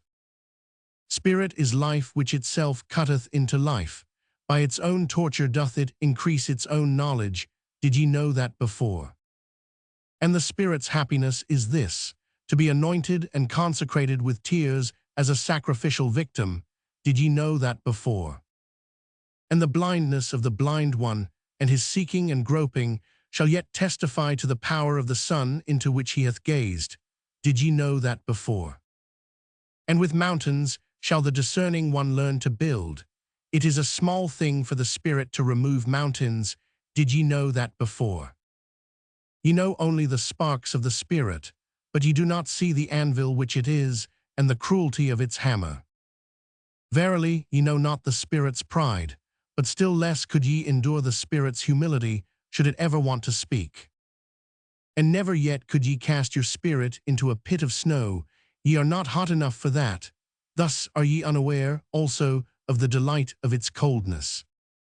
In all respects, however, ye make too familiar with the Spirit, and out of wisdom have ye often made an almshouse and a hospital for bad poets. Ye are not eagles, thus have ye never experienced the happiness of the alarm of the Spirit, and he who is not a bird should not camp above abysses. Ye seem to me lukewarm ones, but coldly floweth all deep knowledge. Ice-cold are the innermost wells of the Spirit, a refreshment to hot hands and handlers. Respectable do ye there stand, and stiff, and with straight backs, ye famous wise ones. No strong wind or will impelleth you. Have ye ne'er seen a sail crossing the sea, rounded and inflated, and trembling with the violence of the wind? Like the sail trembling with the violence of the Spirit, doth my wisdom cross the sea, my wild wisdom. But ye servants of the people, ye famous wise ones, how could ye go with me? Thus spake Zarathustra. Roman 31, the Night Song. 'Tis night, now do all gushing fountains speak louder, and my soul also is a gushing fountain. 'Tis night, now only do all songs of the loving ones awake, and my soul also is the song of a loving one. Something unappeased, unappeasable is within me, it longeth to find expression. A craving for love is within me, which speaketh itself the language of love. Light am I, ah, that I were night, but it is my lonesomeness to be begirt with light. Ah, that I were dark and nightly, how would I suck at the breasts of light? And you yourselves would I bless, ye twinkling starlets and glowworms aloft, and would rejoice in the gifts of your light. But I live in mine own light, I drink again into myself the flames that break forth from me. I know not the happiness of the receiver, and oft have I dreamt that stealing must be more blessed than receiving. It is my poverty that my hand never ceaseth bestowing. It is mine envy that I see waiting eyes and the brightened nights of longing. Oh, the misery of all bestowers! Oh, the darkening of my sun! Oh, the craving to crave! Oh, the violent hunger in satiety! They take from me, but do I yet touch their soul? There is a gap twixt giving and receiving, and the smallest gap hath finally to be bridged over. A hunger ariseth out of my beauty. I should like to injure those I illumine. I should like to rob those I have gifted. Thus do I hunger for wickedness. Withdrawing my hand when another hand already stretcheth out to it, hesitating like the cascade, which hesitateth even in its leap. Thus do I hunger for wickedness. Such revenge doth mine abundance think of, such mischief welleth out of my lonesomeness. My happiness in bestowing died in bestowing. My virtue became weary of itself by its abundance. He who ever bestoweth is in danger of losing his shame. To him who ever dispenseth, the hand and heart become callous by very dispensing. Mine eye no longer overfloweth for the shame of suppliants. My hand hath become too hard for the trembling of filled hands. Whence have gone the tears of mine eye and the down of my heart? Oh, the lonesomeness of all bestowers! Oh, the silence of all shining ones! Many suns circle in desert space. To all that is dark do they speak with their light, but to me they are silent. Oh, this is the hostility of light to the shining one. Unpityingly doth it pursue its course. Unfair to the shining one in its innermost heart, cold to the suns, thus travelleth every sun. Like a storm do the suns pursue their courses, that is their travelling. Their inexorable will do they follow, that is their coldness. O ye only is it, ye dark, nightly ones, that extract warmth from the shining ones. O ye only drink milk and refreshment from the light's udders. Ah, there is ice around me, my hand burneth with the iciness. Ah, there is thirst in me, it panteth after your thirst. 'Tis night, alas, that I have to be light, and thirst for the nightly, and lonesomeness. 'Tis night, now doth my longing break forth in me as a fountain, for speech do I long. 'Tis night, now do all gushing fountains speak louder, and my soul also is a gushing fountain. 'Tis night, now do all songs of loving ones awake, and my soul also is the song of a loving one. Thus sang Zarathustra. Roman 32, the dance song. One evening went Zarathustra and his disciples through the forest, and when he sought for a well, lo, he lighted upon a green meadow peacefully surrounded with trees and bushes where maidens were dancing together. As soon as the maidens recognized Zarathustra, they ceased dancing. Zarathustra, however, approached them with friendly mien and spake these words. Cease not your dancing, ye lovely maidens. No game spoiler hath come to you with evil eye, no enemy of maidens.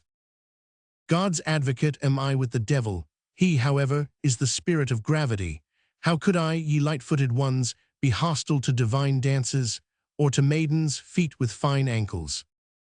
To be sure, I am a forest, and a night of dark trees, but he who is not afraid of my darkness will find banks full of roses under my cypresses. And even the little god may he find, who is dearest to maidens, beside the well lieth he quietly with closed eyes. Verily, in broad daylight did he fall asleep, the sluggard, had he perhaps chased butterflies too much. Upbraid me not, ye beautiful dancers, when I chasten the little god somewhat. He will cry, certainly, and weep, but he is laughable even when weeping. And with tears in his eyes shall he ask you for a dance, and I myself will sing a song to his dance.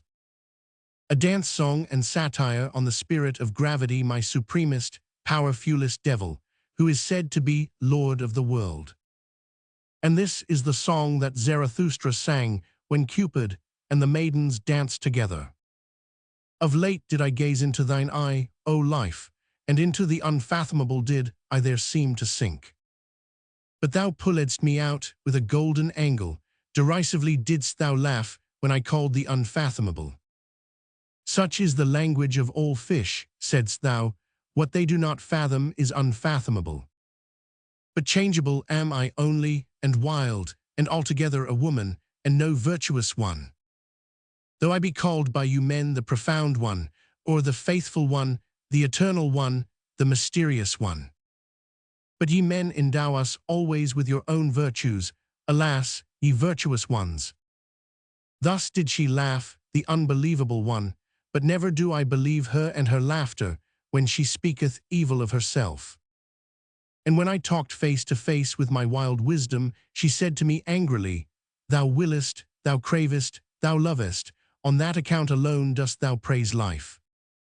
Then had I almost answered indignantly, and told the truth to the angry one, and one cannot answer more indignantly than when one telleth the truth to one's wisdom. For thus do things stand with us three. In my heart do I love only life, and verily, most when I hate her. But that I am fond of wisdom, and often too fond, is because she remindeth me very strongly of life. She hath her eye, her laugh, and even her golden angle-rod. Am I responsible for it that both are so alike? And when once life asked me, Who is she then, this wisdom? Then said I eagerly, Ah, yes, wisdom. One thirsteth for her, and is not satisfied. One looketh through veils, one graspeth through nets. Is she beautiful? What do I know? But the oldest carps are still lured by her. Changeable is she, and wayward. Often have I seen her bite her lip, and pass the comb against the grain of her hair. Perhaps she is wicked and false, and altogether a woman, but when she speaketh ill of herself, just then doth she seduce most. When I had said this unto life, then laughed she maliciously, and shut her eyes. Of whom dost thou speak? Said she, perhaps of me. And if thou wert right, is it proper to say that in such wise to my face? But now, pray, speak also of thy wisdom.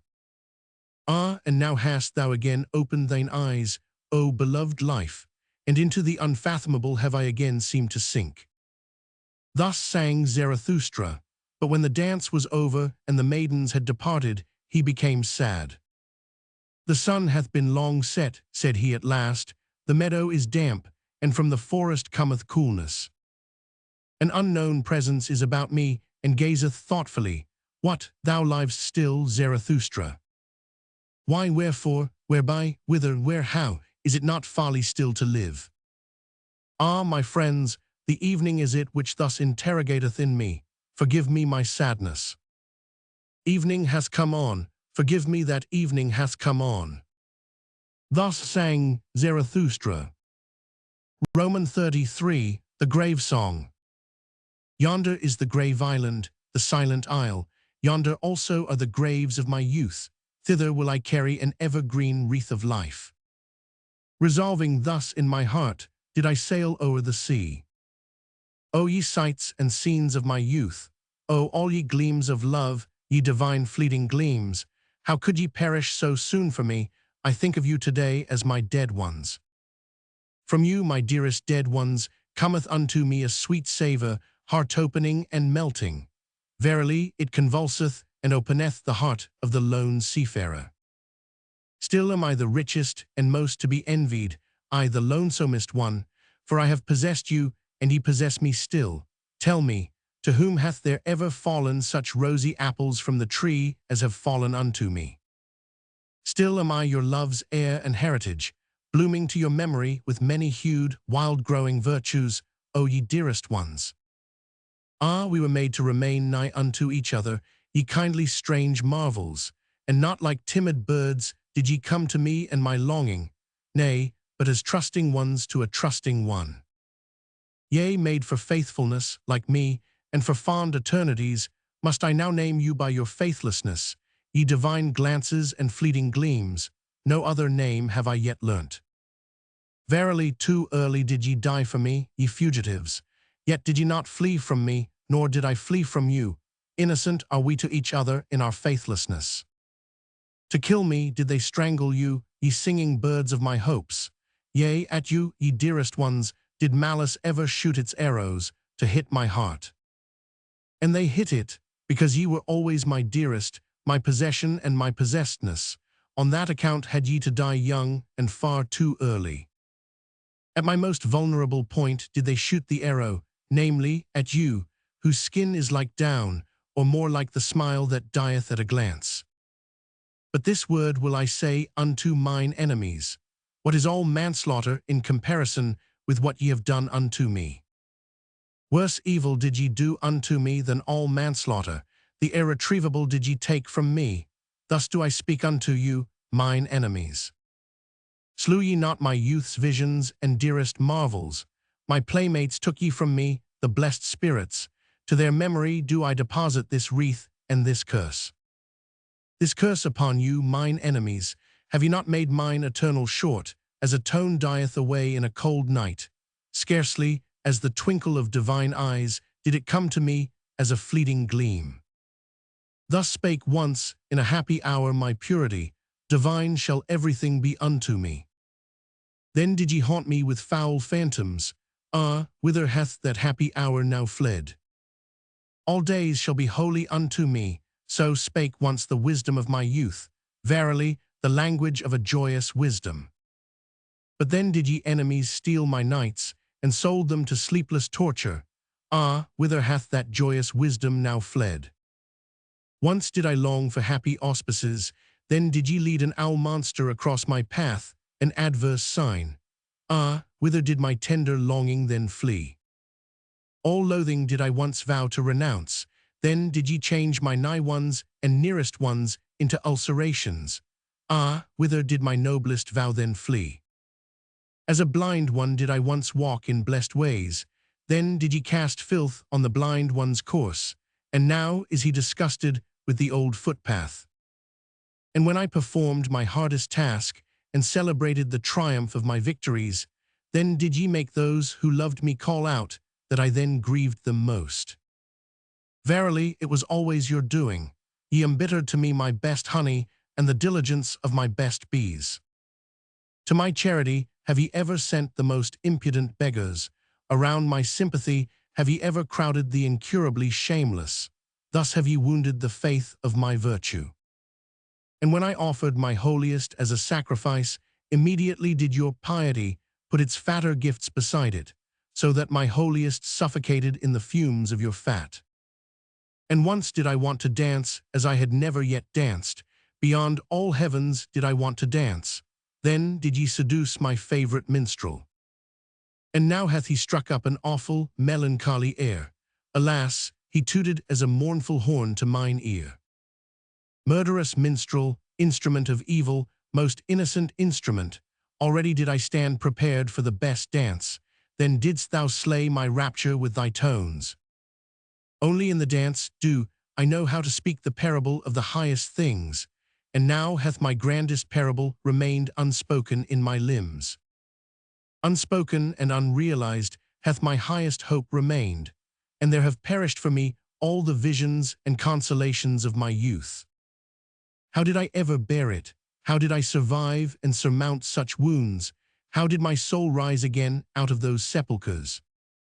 Yea, something invulnerable, unburyable is with me, something that would rend rocks asunder. It is called my will. Silently doth it proceed, and unchanged throughout the years. Its course will it go upon my feet, mine old will. Heart of heart is its nature and invulnerable. Invulnerable am I only in my heel. Ever livest thou there, and art like thyself, thou most patient one. Ever hast thou burst all shackles of the tomb. In thee still liveth also the unrealizedness of my youth, and as life and youth sittest thou here hopeful on the yellow ruins of graves. Yea, thou art still for me the demolisher of all graves. Hail to thee, my will, and only where there are graves are there resurrections. Thus sang Zarathustra. Roman 34, self-surpassing. Will to truth, do ye call it, ye wisest ones, that which impelleth you and maketh you ardent. Will for the thinkableness of all being, thus do I call your will. All being would ye makes thinkable, for ye doubt with good reason whether it be already thinkable. But it shall accommodate and bend itself to you, so willeth your will. smooth shall it become and subject to the spirit as its mirror and reflection. That is your entire will, ye wisest ones, as a will to power, and even when ye speak of good and evil and of estimates of value. Ye would still create a world before which ye can bow the knee, such is your ultimate hope and ecstasy. The ignorant, to be sure, the people, they are like a river on which a boat floateth along, and in the boat sit the estimates of value, solemn and disguised. Your will and your valuations have ye put on the river of becoming. It betrayeth unto me an old will to power, what is believed by the people as good and evil. It was ye, ye wisest ones, who put such guests in this boat, and gave them pomp and proud names, ye and your ruling will. Onward the river now carrieth your boat, it must carry it, a small matter if the rough wave foameth and angrily resisteth its keel. It is not the river that is your danger and the end of your good and evil, ye wisest ones, but that will itself, the will to power, the unexhausted, procreating life, will. But that ye may understand my gospel of good and evil, for that purpose will I tell you my gospel of life, and of the nature of all living things. The living thing did I follow, I walked in the broadest and narrowest paths to learn its nature. With 100-faced mirror did I catch its glance when its mouth was shut, so that its eye might speak unto me, and its eyes spake unto me. But wherever I found living things, there heard I also the language of obedience.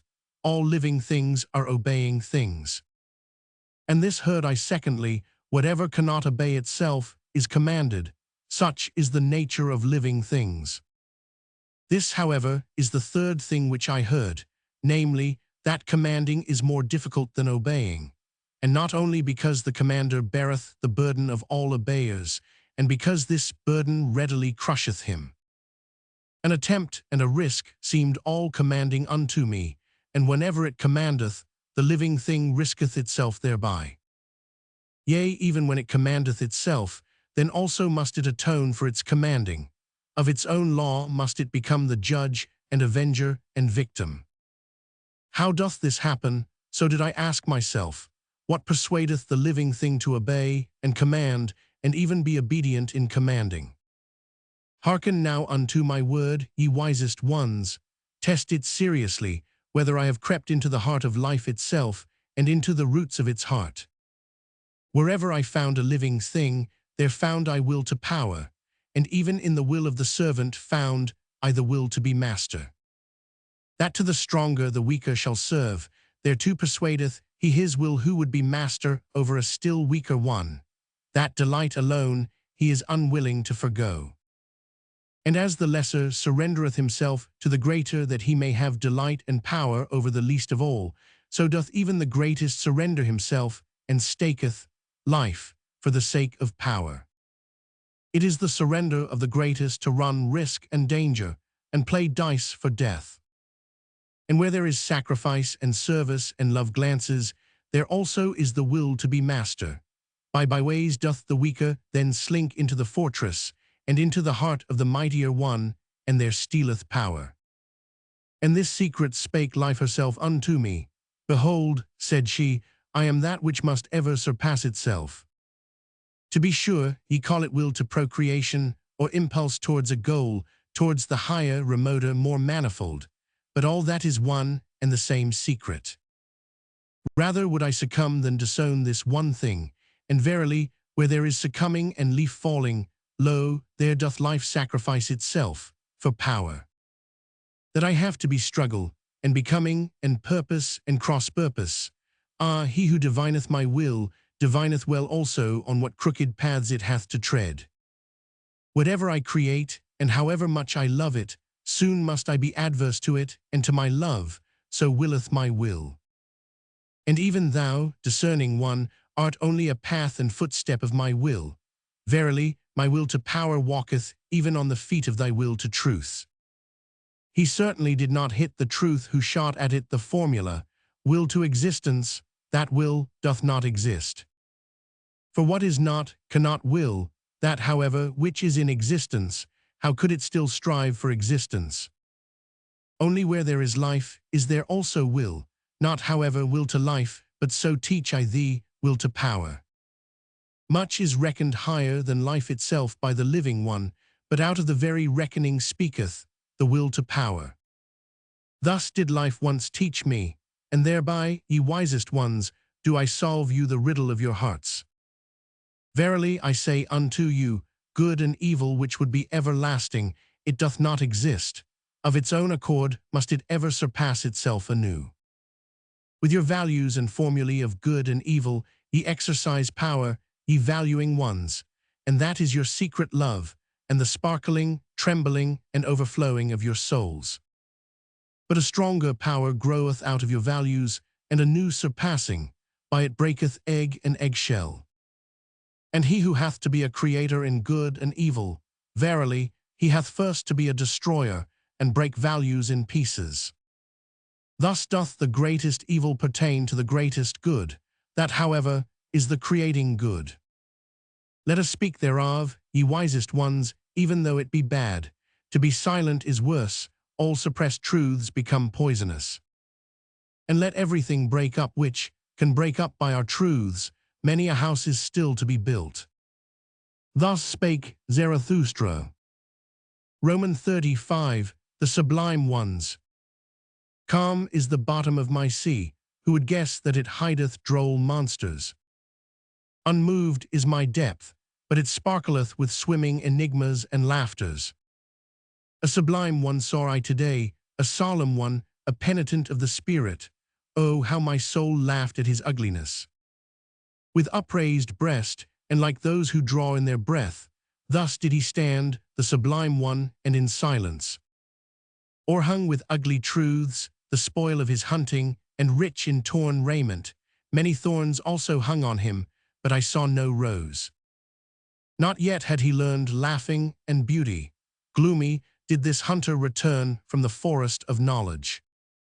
From the fight with wild beasts returned he home, but even yet a wild beast gazeth out of his seriousness, an unconquered wild beast. As a tiger doth he ever stand, on the point of springing, but I do not like those strained souls. Ungracious is my taste towards all those self-engrossed ones. And ye tell me, friends, that there is to be no dispute about taste and tasting, but all life is a dispute about taste and tasting. Taste, that is weight at the same time, and scales and weigher, and alas for every living thing that would live without dispute about weight and scales and weigher. Should he become weary of his sublimeness, this sublime one, then only will his beauty begin, and then only will I taste him and find him savory. And only when he turneth away from himself will he o'erleap his own shadow, and verily, into his sun. Far too long did he sit in the shade. The cheeks of the penitent of the spirit became pale. He almost starved on his expectations. Contempt is still in his eye, and loathing hideth in his mouth. To be sure, he now resteth, but he hath not yet taken rest in the sunshine. As the ox ought he to do, and his happiness should smell of the earth, and not of contempt for the earth. As a white ox would I like to see him, which, snorting and lowing, walketh before the plowshare, and his lowing should also laud all that is earthly. Dark is still his countenance, the shadow of his hand danceth upon it, o'ershadowed is still the sense of his eye. His deed itself is still the shadow upon him, his doing obscureth the doer, not yet hath he overcome his deed. To be sure, I love in him the shoulders of the ox, but now do I want to see also the eye of the angel. Also his hero will hath he still to unlearn, an exalted one shall he be, and not only a sublime one, the aether itself should raise him, the will-less one. He hath subdued monsters, he hath solved enigmas, but he should also redeem his monsters and enigmas, into heavenly children should he transform them. As yet hath his knowledge not learned to smile, and to be without jealousy, as yet hath his gushing passion not become calm in beauty. Verily, not in satiety shall his longing cease and disappear, but in beauty. Gracefulness belongeth to the munificence of the magnanimous. His arm across his head, Thus should the hero repose, thus should he also surmount his repose. But precisely to the hero is beauty the hardest thing of all. Unattainable is beauty by all ardent wills. A little more, a little less, precisely this is much here, it is the most here. To stand with relaxed muscles and with unharnessed will, that is the hardest for all of you, ye sublime ones. When power becometh gracious and descendeth into the visible, I call such condescension beauty. And from no one do I want beauty so much as from thee, thou powerful one. Let thy goodness be thy last self-conquest. All evil do I accredit to thee, therefore do I desire of thee the good. Verily, I have often laughed at the weaklings, who think themselves good because they have crippled paws. The virtue of the pillar shalt thou strive after, more beautiful doth it ever become, and more graceful, but internally harder and more sustaining, the higher it riseth. Yea, thou sublime one day shalt thou also be beautiful, and hold up the mirror to thine own beauty. Then will thy soul thrill with divine desires, and there will be adoration even in thy vanity. For this is the secret of the soul. When the hero hath abandoned it, then only approacheth it in dreams, the superhero. Thus spake Zarathustra. Roman 36, the land of culture. Too far did I fly into the future, a horror seized upon me. And when I looked around me, lo, their time was my sole contemporary. Then did I fly backwards, homewards, and always faster. Thus did I come unto you, ye present-day men, and into the land of culture. For the first time brought I an eye to see you, and good desire. Verily, with longing in my heart did I come. But how did it turn out with me? Although so alarmed, I had yet to laugh. Never did mine eye see anything so motley colored. I laughed and laughed, while my foot still trembled and my heart as well. Here, forsooth, is the home of all the paint pots, said I. With 50 patches painted on faces and limbs, so sat ye there to mine astonishment, ye present-day men. And with 50 mirrors around you, which flattered your play of colors, and repeated it. Verily ye could wear no better masks, ye present-day men, than your own faces, who could recognize you. Written all over with the characters of the past, and these characters also penciled over with new characters. Thus have ye concealed yourselves well from all decipherers. And though one be a trier of the reins, who still believeth that ye have reins, out of colors ye seem to be baked, and out of glued scraps. All times and peoples gaze divers-colored out of your veils, all customs and beliefs speak divers-colored out of your gestures. He who would strip you of veils and wrappers, and paints and gestures, would just have enough left to scare the crows. Verily, I myself am the scared crow that once saw you naked and without paint, and I flew away when the skeleton ogled at me. Rather would I be a day laborer in the nether world, and among the shades of the bygone. Fatter and fuller than ye are forsooth the nether worldlings. This, yea this, is bitterness to my bowels, that I can neither endure you naked nor clothed, ye present-day men. All that is unhomelike in the future, and whatever maketh strayed birds shiver, is verily more homelike and familiar than your reality. For thus speak ye, real are we wholly, and without faith and superstition, thus do ye plume yourselves, alas, even without plumes. Indeed, how would ye be able to believe, ye divers-colored ones, ye who are pictures of all that hath ever been believed? Perambulating refutations are ye of belief itself, and a dislocation of all thought. Untrustworthy ones, thus do I call you, ye real ones. All periods prate against one another in your spirits, and the dreams and pratings of all periods were even realer than your awakeness. Unfruitful are ye, therefore do ye lack belief, but he who had to create had always his presaging dreams and astral premonitions, and believed in believing. Half-open doors are ye, at which grave diggers wait, and this is your reality, everything deserveth to perish. Alas, how ye stand there before me, ye unfruitful ones, how lean your ribs, and many of you surely have had knowledge thereof. Many a one hath said, there hath surely a God filched something from me secretly whilst I slept, verily, enough to make a girl for himself therefrom. Amazing is the poverty of my ribs, thus hath spoken many a present-day man. Yea, ye are laughable unto me, ye present-day men, and especially when ye marvel at yourselves. And woe unto me, if I could not laugh at your marveling, and had to swallow all that is repugnant in your platters. As it is, however, I will make lighter of you, since I have to carry what is heavy, and what matter if beetles and maybugs also alight on my load? Verily, it shall not on that account become heavier to me, and not from you, ye present-day men, shall my great weariness arise. Ah, whither shall I now ascend with my longing? From all mountains do I look out for fatherlands and motherlands. But a home have I found nowhere, unsettled am I in all cities, and decamping at all gates. Alien to me, and a mockery, are the present-day men, to whom of late my heart impelled me, and exiled am I from fatherlands and motherlands.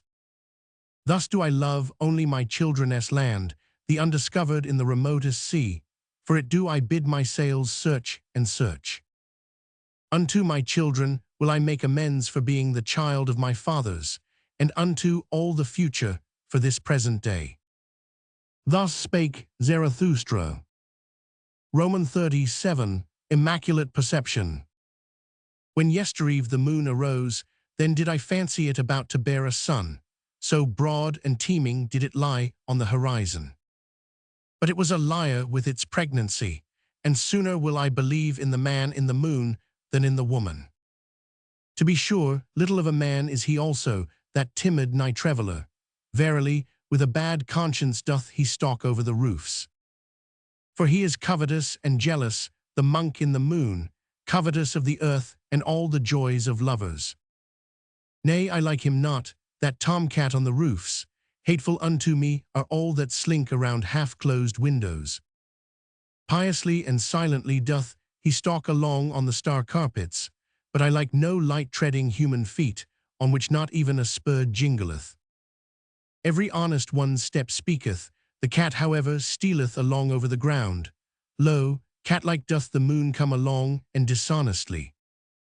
This parable speak I unto you sentimental dissemblers, unto you, the pure discerners. You do I call covetous ones. Also ye love the earth, and the earthly, I have divined you well. But shame is in your love, and a bad conscience, ye are like the moon. To despise the earthly hath your spirit been persuaded, but not your bowels. These, however, are the strongest in you. And now is your spirit ashamed to be at the service of your bowels, and goeth by ways and lying ways to escape its own shame. That would be the highest thing for me, so saith your lying spirit unto itself, to gaze upon life without desire, and not like the dog with hanging out tongue. To be happy in gazing, with dead will, free from the grip and greed of selfishness, cold and ashy gray all over, but with intoxicated moon eyes. That would be the dearest thing to me. Thus doth the seduced one seduce himself, to love the earth as the moon loveth it, and with the eye only to feel its beauty. And this do I call immaculate perception of all things, to want nothing else from them, but to be allowed to lie before them as a mirror with 100 facets. O ye sentimental dissemblers, ye covetous ones, ye lack innocence in your desire, and now do ye defame desiring on that account. Verily, not as creators, as procreators, or as jubilators do ye love the earth. Where is innocence, where there is will to procreation, and he who seeketh to create beyond himself hath for me the purest will. Where is beauty, where I must will with my whole will, where I will love and perish, that an image may not remain merely an image. Loving and perishing, these have rhymed from eternity. Will to love, that is to be ready also for death.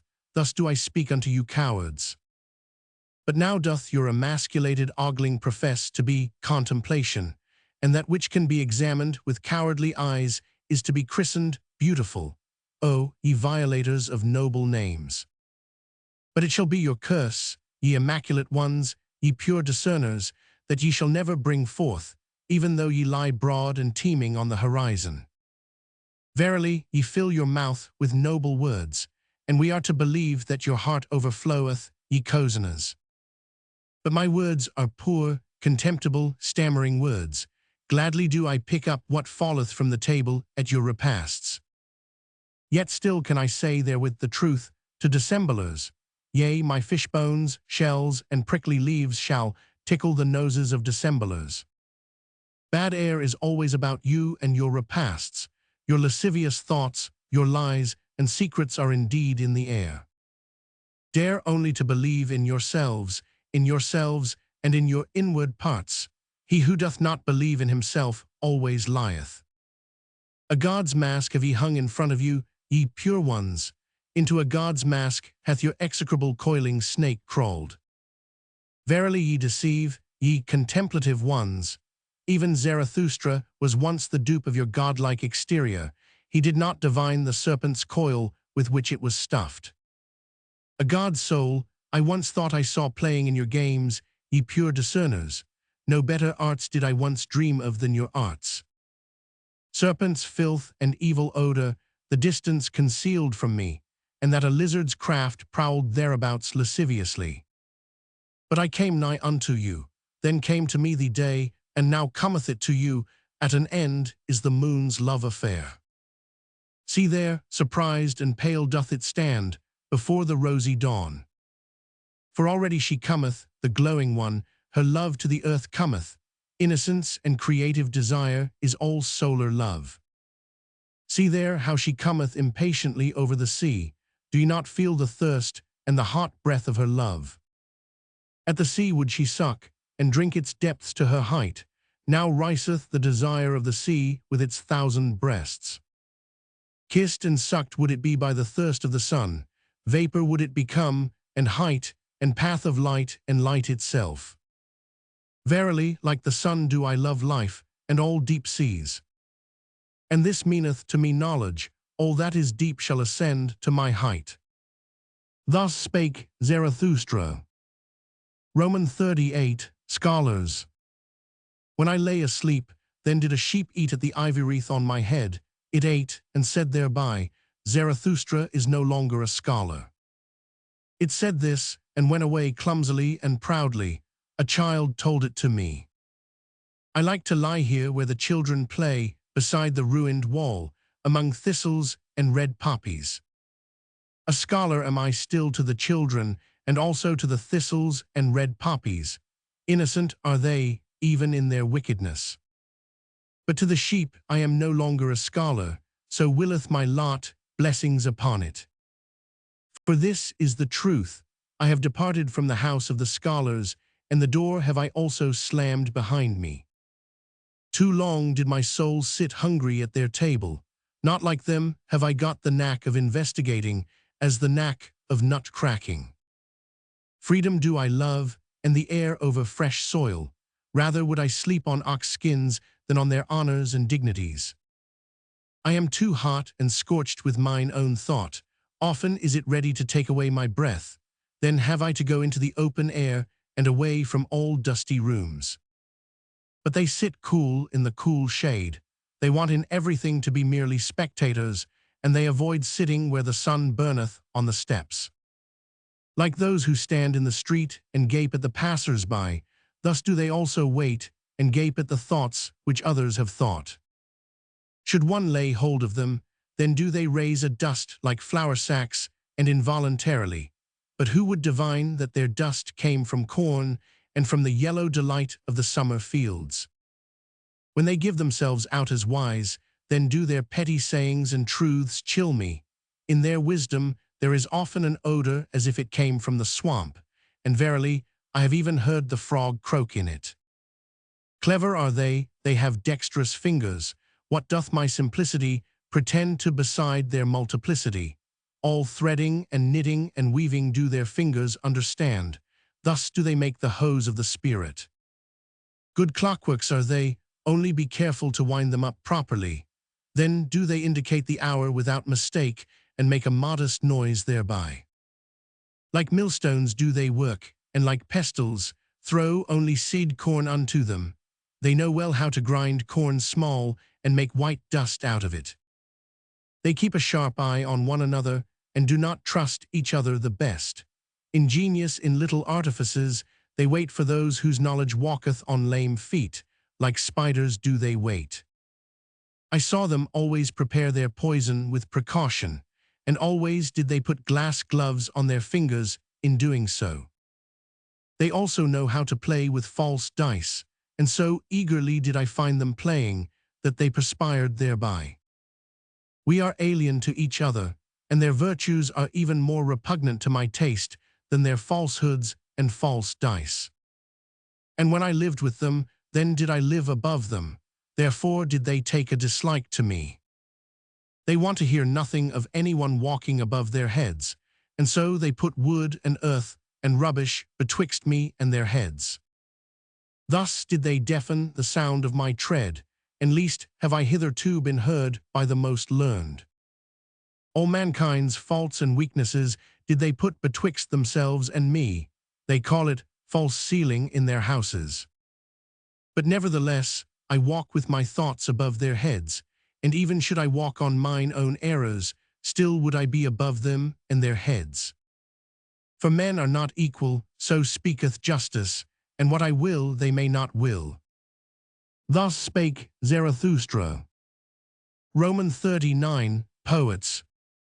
Since I have known the body better, said Zarathustra to one of his disciples, the spirit hath only been to me symbolically spirit, and all the imperishable, that is also but a simile. So have I heard thee say once before, answered the disciple, and then thou addedst, but the poets lie too much. Why didst thou say that the poets lie too much? Why, said Zarathustra, thou askest why, I do not belong to those who may be asked after their why. Is my experience but of yesterday? It is long ago that I experienced the reasons for mine opinions. Should I not have to be a cask of memory if I also wanted to have my reasons with me? It is already too much for me even to retain mine opinions, and many a bird flieth away. And sometimes, also, do I find a fugitive creature in my dovecote, which is alien to me, and trembleth when I lay my hand upon it. But what did Zarathustra once say unto thee, that the poets lie too much? But Zarathustra also is a poet. Believest thou that he there spake the truth? Why dost thou believe it? The disciple answered, I believe in Zarathustra, but Zarathustra shook his head and smiled. Belief doth not sanctify me, said he, least of all the belief in myself. But granting that someone did say in all seriousness that the poets lie too much, he was right, we do lie too much. We also know too little and are bad learners, so we are obliged to lie. And which of us poets hath not adulterated his wine? Many a poisonous hotchpotch hath evolved in our cellars, many an indescribable thing hath there been done. And because we know little, therefore are we pleased from the heart with the poor in spirit, especially when they are young women.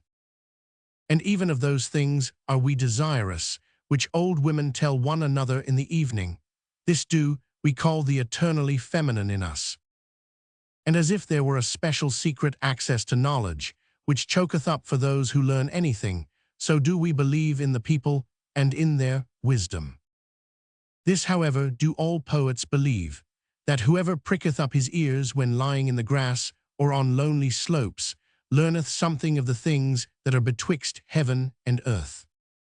And if there come unto them tender emotions, then do the poets always think that nature herself is in love with them, and that she stealeth to their ear to whisper secrets into it, and amorous flatteries. Of this do they plume and pride themselves before all mortals. Ah, there are so many things betwixt heaven and earth, of which only the poets have dreamed. And especially above the heavens, for all gods are poet symbolizations, poet sophistications.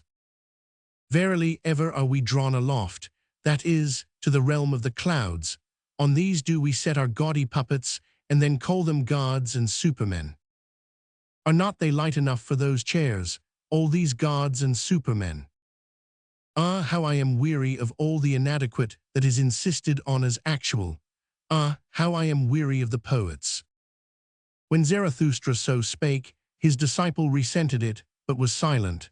And Zarathustra also was silent, and his eye directed itself inwardly as if it gazed into the far distance. At last he sighed and drew breath.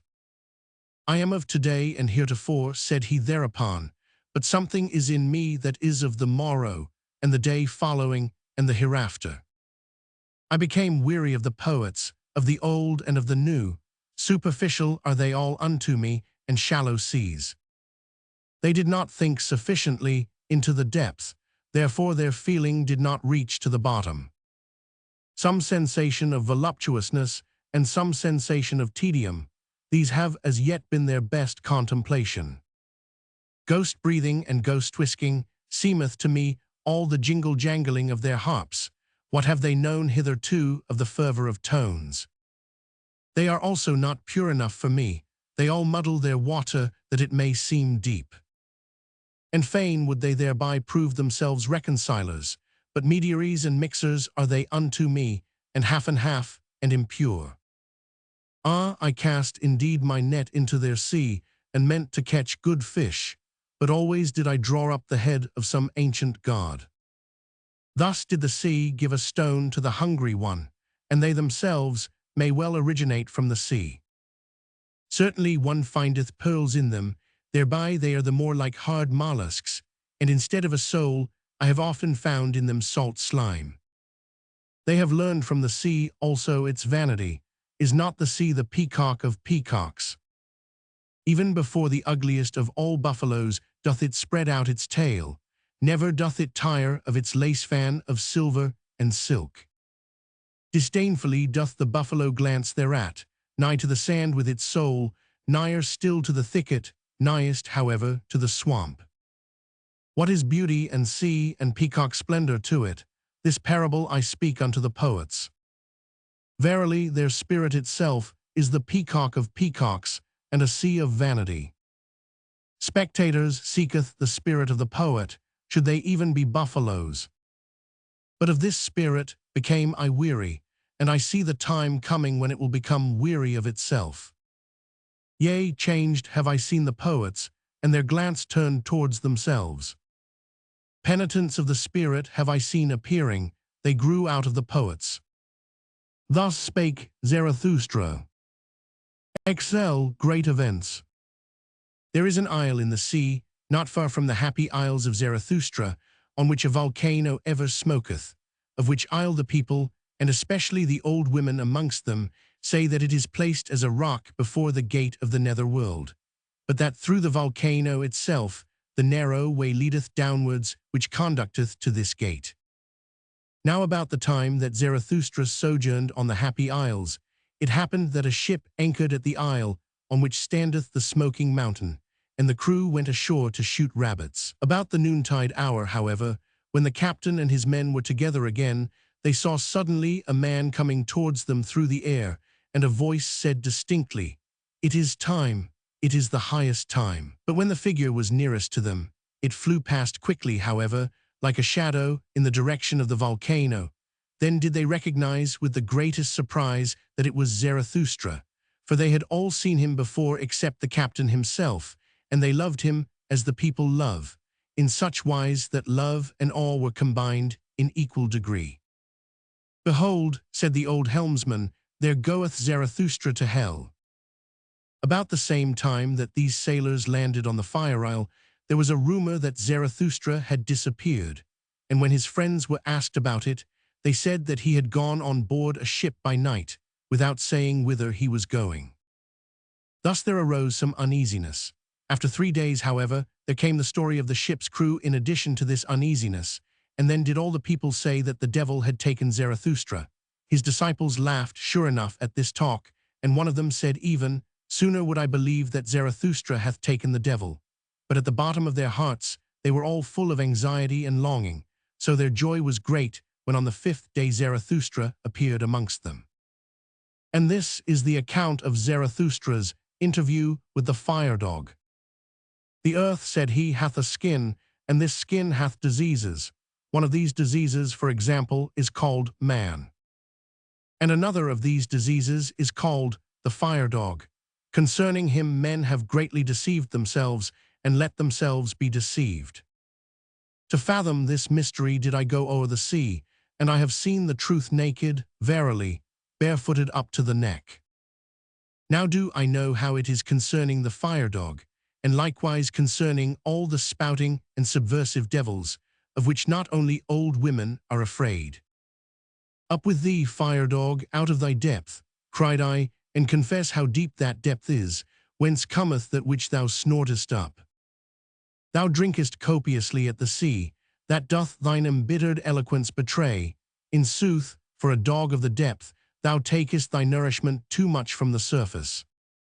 At the most, I regard thee as the ventriloquist of the earth, and ever, when I have heard subversive and spouting devils speak, I have found them like thee, embittered, mendacious, and shallow.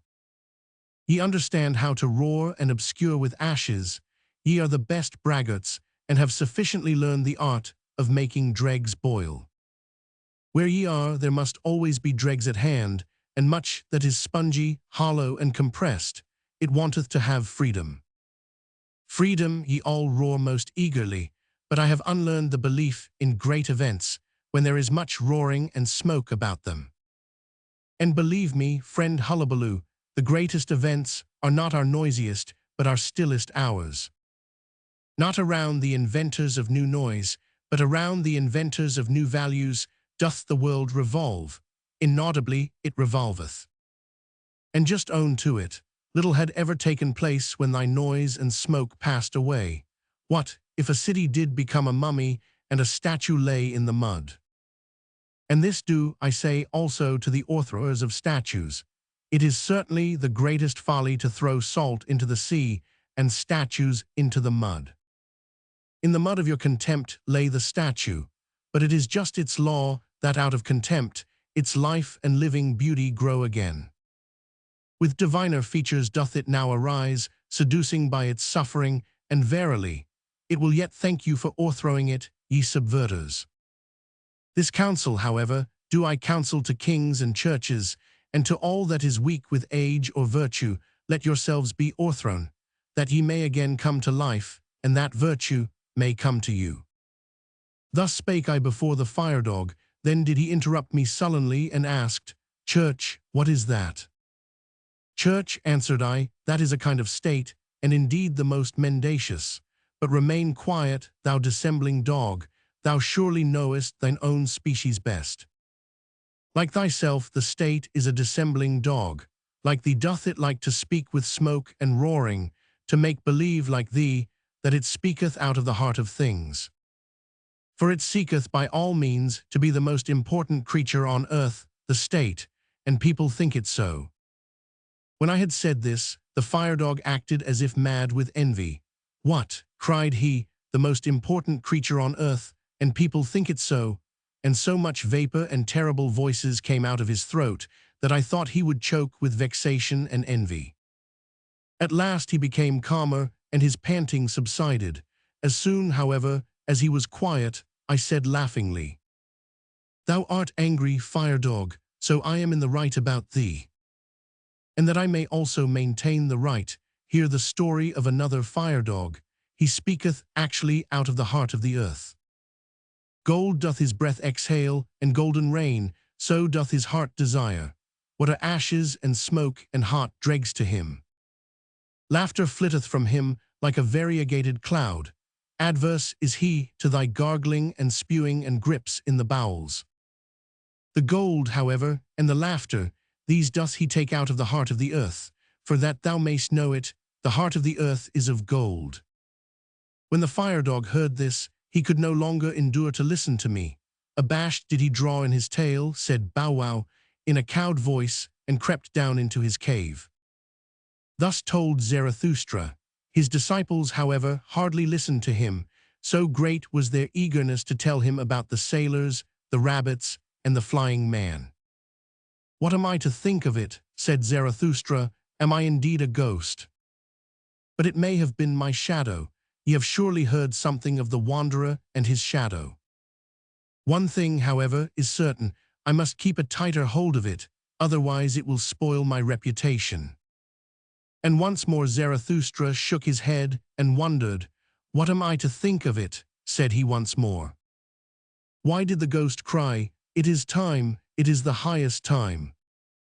For what is it then, the highest time? Thus spake Zarathustra.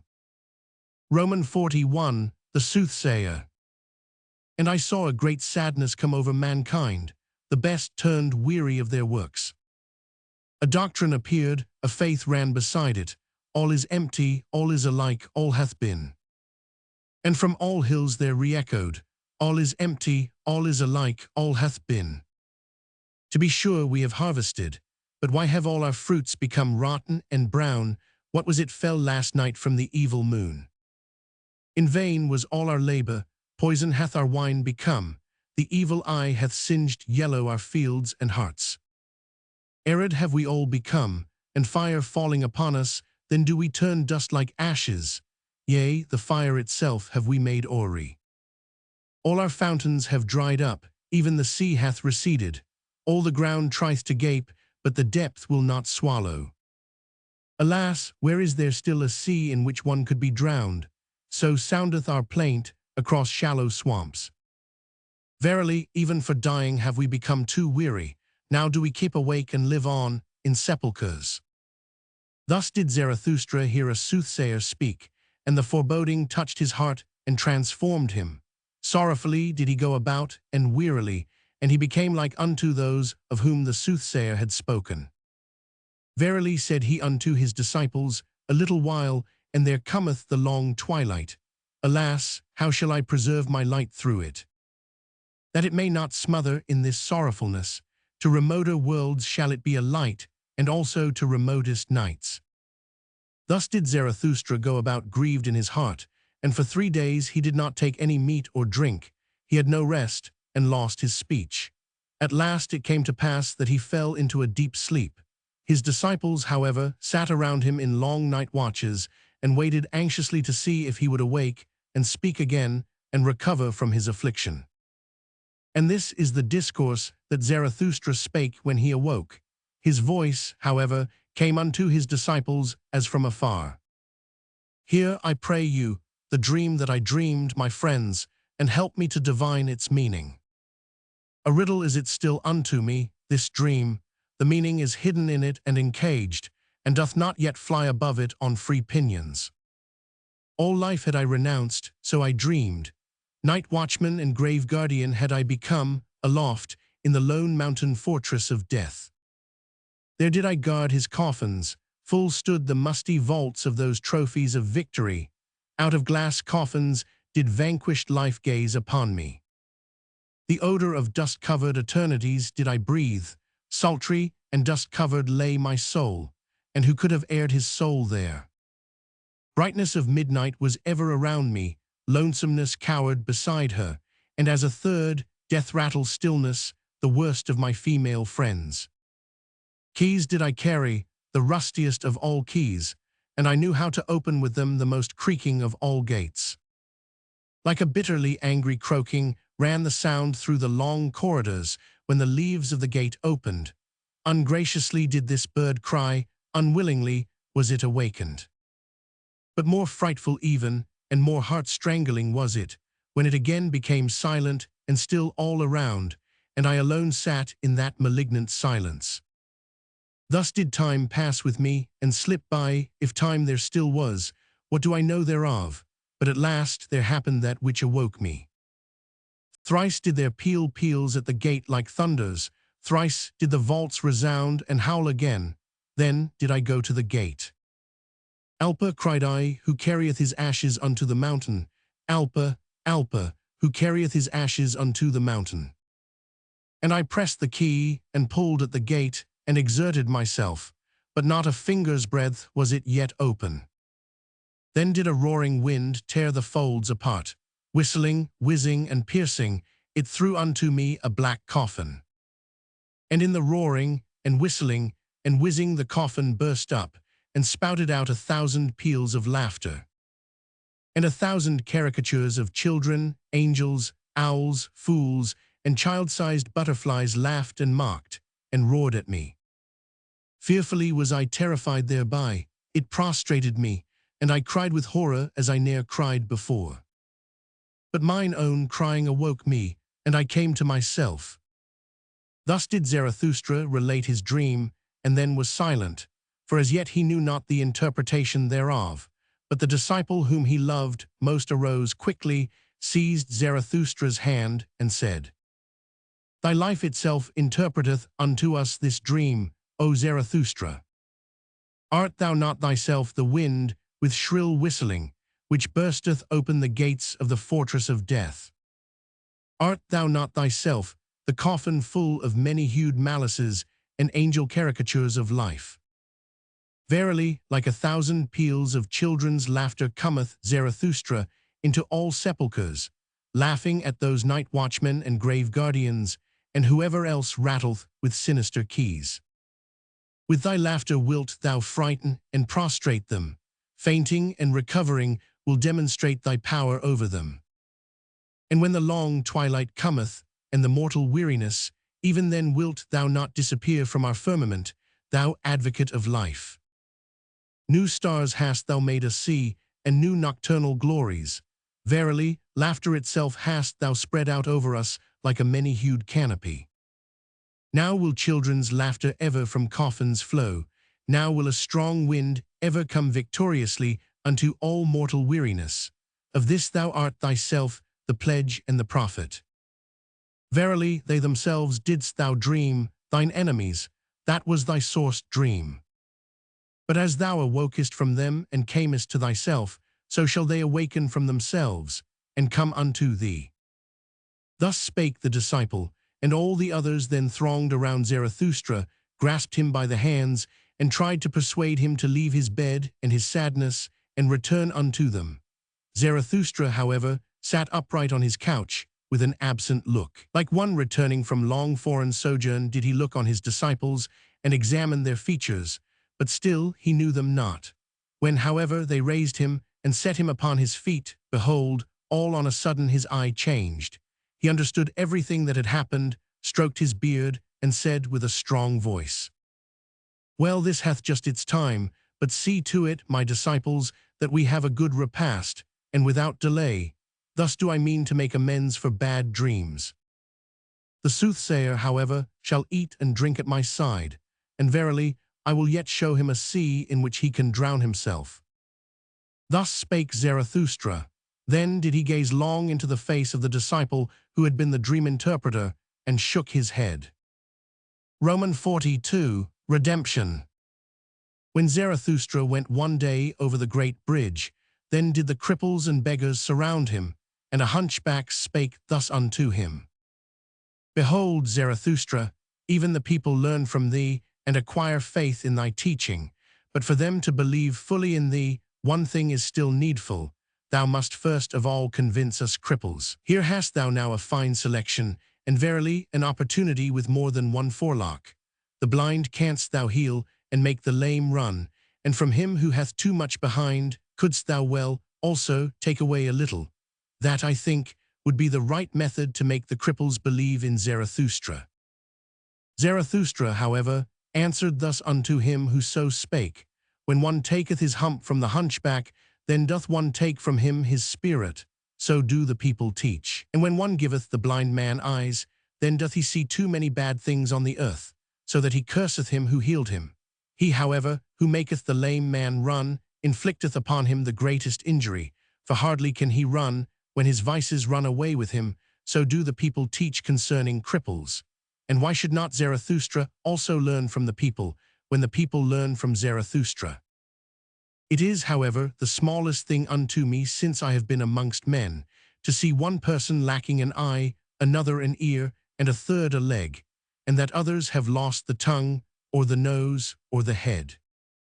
I see and have seen worse things, and divers things so hideous, that I should neither like to speak of all matters, nor even keep silent about some of them. Namely, men who lack everything, except that they have too much of one thing, men who are nothing more than a big eye, or a big mouth, or a big belly, or something else big, reversed cripples, I call such men. And when I came out of my solitude, and for the first time passed over this bridge, then I could not trust mine eyes, but looked again and again, and said at last, "That is an ear as big as a man." I looked still more attentively, and actually there did move under the ear something that was pitiably small and poor and slim. And in truth, this immense ear was perched on a small thin stalk. The stalk, however, was a man. A person putting a glass to his eyes could even recognize further a small envious countenance, and also that a bloated solet dangled at the stalk. The people told me, however, that the big ear was not only a man, but a great man, a genius. But I never believed in the people when they spake of great men, and I hold to my belief that it was a reversed cripple who had too little of everything and too much of one thing. When Zarathustra had spoken thus unto the hunchback, and unto those of whom the hunchback was the mouthpiece and advocate, then did he turn to his disciples in profound dejection, and said, "Verily, my friends, I walk amongst men, as amongst the fragments and limbs of human beings. This is the terrible thing to mine eye, that I find man broken up, and scattered about, as on a battle and butcher ground. And when mine eye fleeth from the present to the bygone, it findeth ever the same, fragments and limbs and fearful chances, but no men.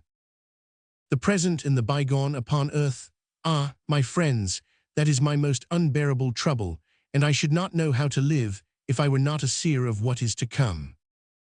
A seer, a purposer, a creator, a future itself, and a bridge to the future, and alas, also as it were a cripple on this bridge, all that is Zarathustra. And ye also asked yourselves often, who is Zarathustra to us, what shall he be called by us? And like me, did ye give yourselves questions for answers? Is he a promiser, or a fulfiller, a conqueror, or an inheritor, a harvest, or a plowshare, a physician, or a healed one? Is he a poet, or a genuine one, an emancipator, or a subjugator, a good one, or an evil one? I walk amongst men as the fragments of the future, that future which I contemplate. And it is all my poetization and aspiration to compose and collect into unity what is fragment and riddle and fearful chance. And how could I endure to be a man, if man were not also the composer and riddle reader and redeemer of chance? To redeem what is past, and to transform every it was into, thus would I have it, that only do I call redemption. Will so is the emancipator and joy-bringer called, thus have I taught you, my friends, but now learn this likewise, the will itself is still a prisoner. Willing emancipateth, but what is that called which still putteth the emancipator in chains? It was, thus, is the will's teeth-gnashing and lonesomest tribulation called, impotent towards what hath been done, it is a malicious spectator of all that is past. Not backward can the will, that it cannot break time and time's desire, that is the will's lonesomest tribulation. Willing emancipateth, what doth willing itself devise in order to get free from its tribulation and mock at its prison? A fool becometh every prisoner, foolishly delivereth itself also the imprisoned will. That time doth not run backward, that is its animosity, that which was, so is the stone which it cannot roll cold. And thus doth it roll stones out of animosity and ill humor, and taketh revenge on whatever doth not, like it, feel rage and ill humor. Thus did the will, the emancipator, become a torturer, and on all that is capable of suffering it taketh revenge, because it cannot go backward. This, yea, this alone is revenge itself, the will's antipathy to time, and its it was. Verily, a great folly dwelleth in our will, and it became a curse unto all humanity that this folly acquired spirit. The spirit of revenge, my friends, that hath hitherto been man's best contemplation, and where there was suffering, it was claimed there was always penalty. Penalty, so calleth itself revenge, with a lying word it feigneth a good conscience. And because in the willer himself there is suffering, because he cannot will backwards, thus was willing itself, and all life claimed to be penalty. And then did cloud after cloud roll over the spirit, until at last madness preached, everything perisheth, therefore everything deserveth to perish. And this itself is justice, the law of time, that he must devour his children, thus did madness preach. Morally are things ordered according to justice and penalty. Oh, where is there deliverance from the flux of things and from the existence of penalty? Thus did madness preach. Can there be deliverance when there is eternal justice? Alas, unrollable is the stone, it was, eternal must also be all penalties. Thus did madness preach. No deed can be annihilated. How could it be undone by the penalty? This is what is eternal in the existence of penalty. That existence also must be eternally recurring deed and guilt. Unless the will should at last deliver itself, and willing become non-willing. But ye know, my brethren, this fabulous song of madness. Away from those fabulous songs did I lead you when I taught you, the will is a creator. All it was is a fragment, a riddle, a fearful chance, until the creating will saith thereto, but thus would I have it. Until the creating will saith thereto, but thus do I will it, thus shall I will it. But did it ever speak thus, and when doth this take place, hath the will been unharnessed from its own folly? Hath the will become its own deliverer and joy-bringer? Hath it unlearned the spirit of revenge and all teeth-gnashing? And who hath taught it reconciliation with time, and something higher than all reconciliation? Something higher than all reconciliation must the will which is the will to power. But how doth that take place? Who hath taught it also to will backwards? But at this point in his discourse, it chanced that Zarathustra suddenly paused, and looked like a person in the greatest alarm. With terror in his eyes did he gaze on his disciples, his glances pierced, as with arrows, their thoughts and arrear thoughts. But after a brief space, he again laughed, and said soothedly, "It is difficult to live amongst men, because silence is so difficult, especially for a babbler." Thus spake Zarathustra. The hunchback, however, had listened to the conversation and had covered his face during the time, but when he heard Zarathustra laugh, he looked up with curiosity and said slowly, "But why doth Zarathustra speak otherwise unto us than unto his disciples?" Zarathustra answered, "What is there to be wondered at? With hunchbacks one may well speak in a hunchbacked way." "Very good," said the hunchback, "and with pupils one may well tell tales out of school. But why doth Zarathustra speak otherwise unto his pupils than unto himself?" Roman 43, manly prudence. Not the height, it is the declivity that is terrible. The declivity, where the gaze shooteth downwards, and the hand graspeth upwards, there doth the heart become giddy through its double will. Ah, friends, do ye divine also my heart's double will? This is my declivity and my danger, that my gaze shooteth towards the summit, and my hand would fain clutch and lain on the depth. To man clingeth my will, with chains do I bind myself to man, because I am pulled upwards to the Superman, for thither doth mine other will tend. And therefore do I live blindly among men, as if I knew them not, that my hand may not entirely lose belief in firmness. I know not you men, this gloom and consolation is often spread around me. I sit at the gateway for every rogue, and ask, who wisheth to deceive me?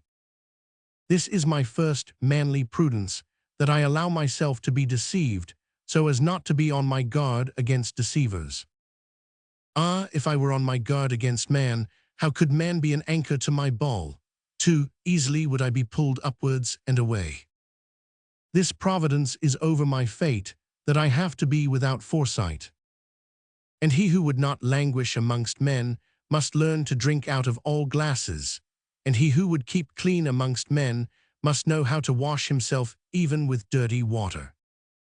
And thus spake I often to myself for consolation, "Courage, cheer up, old heart, and unhappiness hath failed to befall thee, enjoy that as thy happiness. This, however, is mine other manly prudence. I am more forbearing to the vain than to the proud. Is not wounded vanity the mother of all tragedies? Where, however, pride is wounded, there groweth up something better than pride. That life may be fair to behold, its game must be well played. For that purpose, however, it needeth good actors. Good actors have I found all the vain ones. They play, and wish people to be fond of beholding them. All their spirit is in this wish. They represent themselves, they invent themselves. In their neighborhood I like to look upon life, it cureth of melancholy. Therefore am I forbearing to the vain, because they are the physicians of my melancholy, and keep me attached to man as to a drama. And further, who conceiveth the full depth of the modesty of the vain man? I am favorable to him, and sympathetic on account of his modesty. From you would he learn his belief in himself. He feedeth upon your glances, he eateth praise out of your hands. Your lies doth he even believe when you lie favorably about him, for in its depths sigheth his heart, what am I? And if that be the true virtue which is unconscious of itself, well, the vain man is unconscious of his modesty. This is, however, my third manly prudence. I am not put out of conceit with the wicked by your timorousness. I am happy to see the marvels the warm sun hatcheth, tigers and palms and rattlesnakes. Also amongst men there is a beautiful brood of the warm sun, and much that is marvelous in the wicked. In truth, as your wisest did not seem to me so very wise, so found I also human wickedness below the fame of it. And oft did I ask with a shake of the head, why still rattle, ye rattlesnakes? Verily, there is still a future even for evil, and the warmest south is still undiscovered by man. How many things are now called the worst wickedness, which are only 12 feet broad and 3 months long? Some day, however, will greater dragons come into the world. For that the Superman may not lack his dragon, the super-dragon that is worthy of him, there must still much warm sun glow on moist virgin forests. Out of your wild cats must tigers have evolved, and out of your poison toads, crocodiles, for the good hunter shall have a good hunt. And verily, ye good and just, in you there is much to be laughed at, and especially your fear of what hath hitherto been called the devil. So alien are ye in your souls to what is great, that to you the Superman would be frightful in his goodness. And ye wise and knowing ones, ye would flee from the solar glow of the wisdom in which the Superman joyfully batheth his nakedness. Ye highest men who have come within my ken, this is my doubt of you and my secret laughter. I suspect ye would call my Superman a devil. Ah, I became tired of those highest and best ones.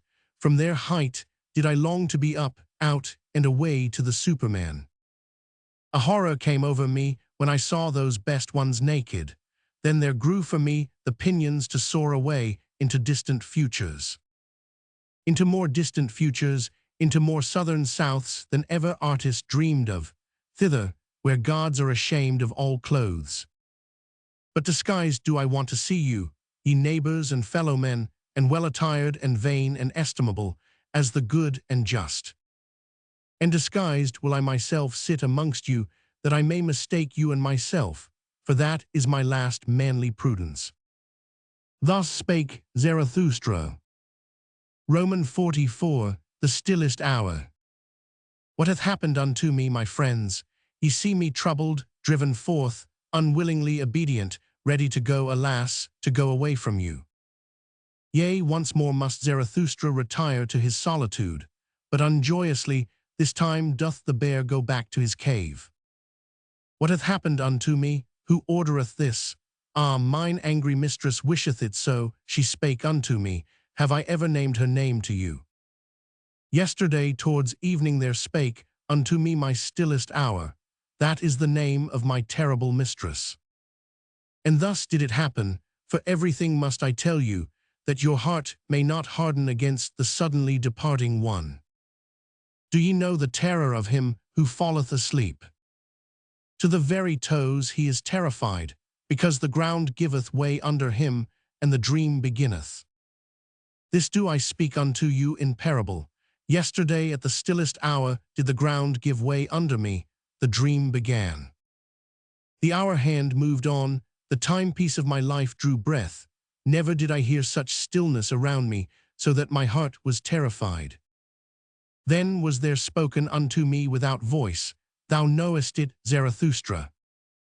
And I cried in terror at this whispering, and the blood left my face, but I was silent. Then was there once more spoken unto me without voice, Thou knowest it, Zarathustra, but thou dost not speak it. And at last I answered, like one defiant, Yea, I know it, but I will not speak it. Then was there again spoken unto me without voice, Thou wilt not, Zarathustra, is this true? Conceal thyself not behind thy defiance. And I wept and trembled like a child and said, Ah, I would indeed, but how can I do it? Exempt me only from this, it is beyond my power. Then was there again spoken unto me without voice, What matter about thyself, Zarathustra? Speak thy word and succumb.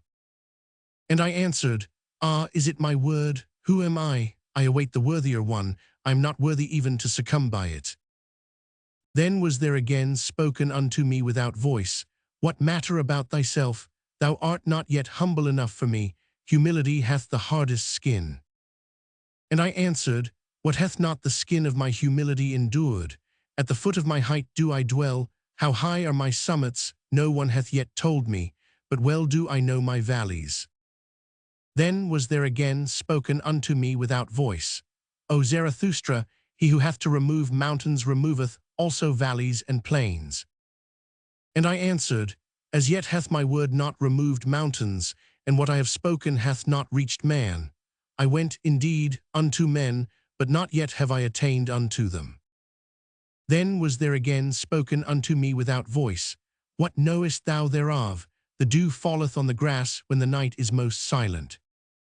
And I answered, They mocked me when I found and walked in mine own path, and certainly did my feet then tremble. And thus did they speak unto me, Thou forgottest the path before, now dost thou also forget how to walk. Then was there again spoken unto me without voice, What matter about their mockery? Thou art one who hast unlearned to obey, now shalt thou command. Knowest thou not who is most needed by all? He who commandeth great things. To execute great things is difficult, but the more difficult task is to command great things. This is thy most unpardonable obstinacy. Thou hast the power, and thou wilt not rule. And I answered, I lack the lion's voice for all commanding. Then was there again spoken unto me as a whispering, It is the stillest words which bring the storm, thoughts that come with doves, footsteps guide the world. O Zarathustra, thou shalt go as a shadow of that which is to come, thus wilt thou command, and in commanding go foremost. And I answered, I am ashamed.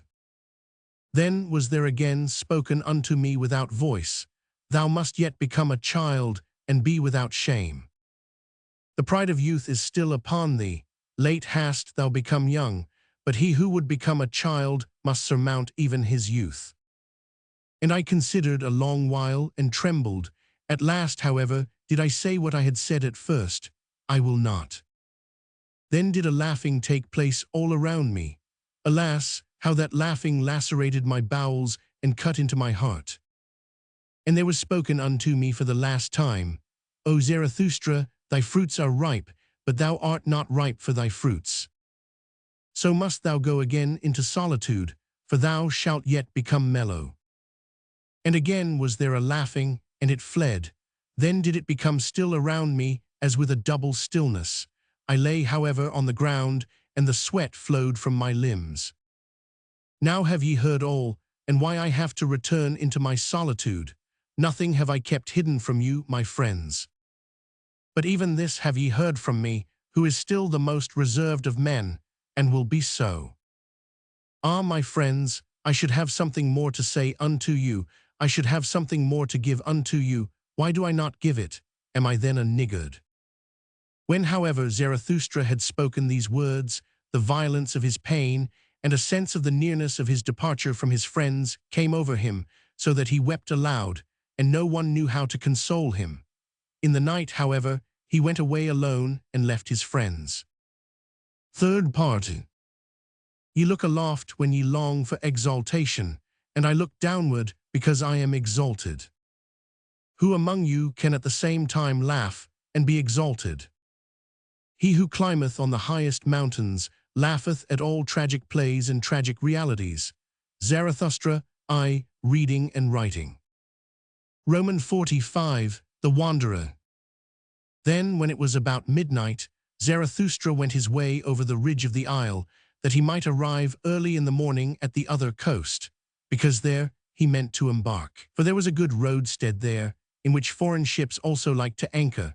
Those ships took many people with them, who wished to cross over from the Happy Isles. So when Zarathustra thus ascended the mountain, he thought on the way of his many solitary wanderings from youth onwards, and how many mountains and ridges and summits he had already climbed. I am a wanderer and mountain climber, said he to his heart. I love not the plains, and it seemeth I cannot long sit still. And whatever may still overtake me as fate and experience, a wandering will be therein, and a mountain climbing. In the end, one experienceth only oneself. The time is now past when accidents could befall me, and what could now fall to my lot, which would not already be mine own? It returneth only, it cometh home to me at last, mine own self, and such of it as hath been long abroad, and scattered among things and accidents. And one thing more do I know, I stand now before my last summit, and before that which hath been longest reserved for me. Ah, my hardest path must I ascend. Ah, I have begun my lonesomest wandering. He, however, who is of my nature doth not avoid such an hour, the hour that saith unto him, now only dost thou go the way to thy greatness. Summit and abyss, these are now comprised together. Thou goest the way to thy greatness, now hath it become thy last refuge, what was hitherto thy last danger. Thou goest the way to thy greatness, it must now be thy best courage, that there is no longer any path behind thee. Thou goest the way to thy greatness, here shall no one steal after thee, thy foot itself hath effaced the path behind thee, and over it standeth written, impossibility. And if all ladders henceforth fail thee, then must thou learn to mount upon thine own head. How couldst thou mount upward otherwise? Upon thine own head, and beyond thine own heart, now must the gentlest in thee become the hardest. He who hath always much indulged himself, sickeneth at last by his much indulgence. Praises on what maketh hardy, I do not praise the land where butter and honey flow. To learn to look away from oneself is necessary in order to see many things. This hardiness is needed by every mountain climber. He, however, who is obtrusive with his eyes as a discerner, how can he ever see more of anything than its foreground? But thou, O Zarathustra, wouldst view the ground of everything and its background. Thus must thou mount even above thyself, upwards, until thou hast even thy stars under thee. Yea, to look down upon myself, and even upon my stars, that only would I call my summit, that hath remained for me as my last summit. Thus spake Zarathustra to himself while ascending, comforting his heart with harsh maxims, for he was sore at heart as he had never been before. And when he had reached the top of the mountain ridge, behold, there lay the other sea spread out before him, and he stood still and was long silent. The night, however, was cold at this height, and clear and starry. I recognize my destiny, said he at last sadly. Well, I am ready, now hath my last lonesomeness begun. Ah, this somber, sad sea below me, ah, this somber nocturnal vexation, ah, fate and sea, to you must I now go down. Before my highest mountain do I stand, and before my longest wandering, therefore must I first go deeper down than I ever ascended. Deeper down into pain than I ever ascended, even into its darkest flood, so willeth my fate. Well, I am ready. Whence come the highest mountains? So did I once ask, then did I learn that they come out of the sea. That testimony is inscribed on their stones and on the walls of their summits. Out of the deepest must the highest come to its height. Thus spake Zarathustra on the ridge of the mountain where it was cold. When, however, he came into the vicinity of the sea, and at last stood alone amongst the cliffs, then had he become weary on his way, and eagerer than ever before. Everything as yet sleepeth, said he, even the sea sleepeth. Drowsily and strangely doth its eye gaze upon me. But it breatheth warmly, I feel it, and I feel also that it dreameth. It tosseth about dreamily on hard pillows. Hark, hark, how it groaneth with evil recollections, or evil expectations. Ah, I am sad along with thee, thou dusky monster, and angry with myself even for thy sake. Ah, that my hand hath not strength enough. Gladly, indeed, would I free thee from evil dreams.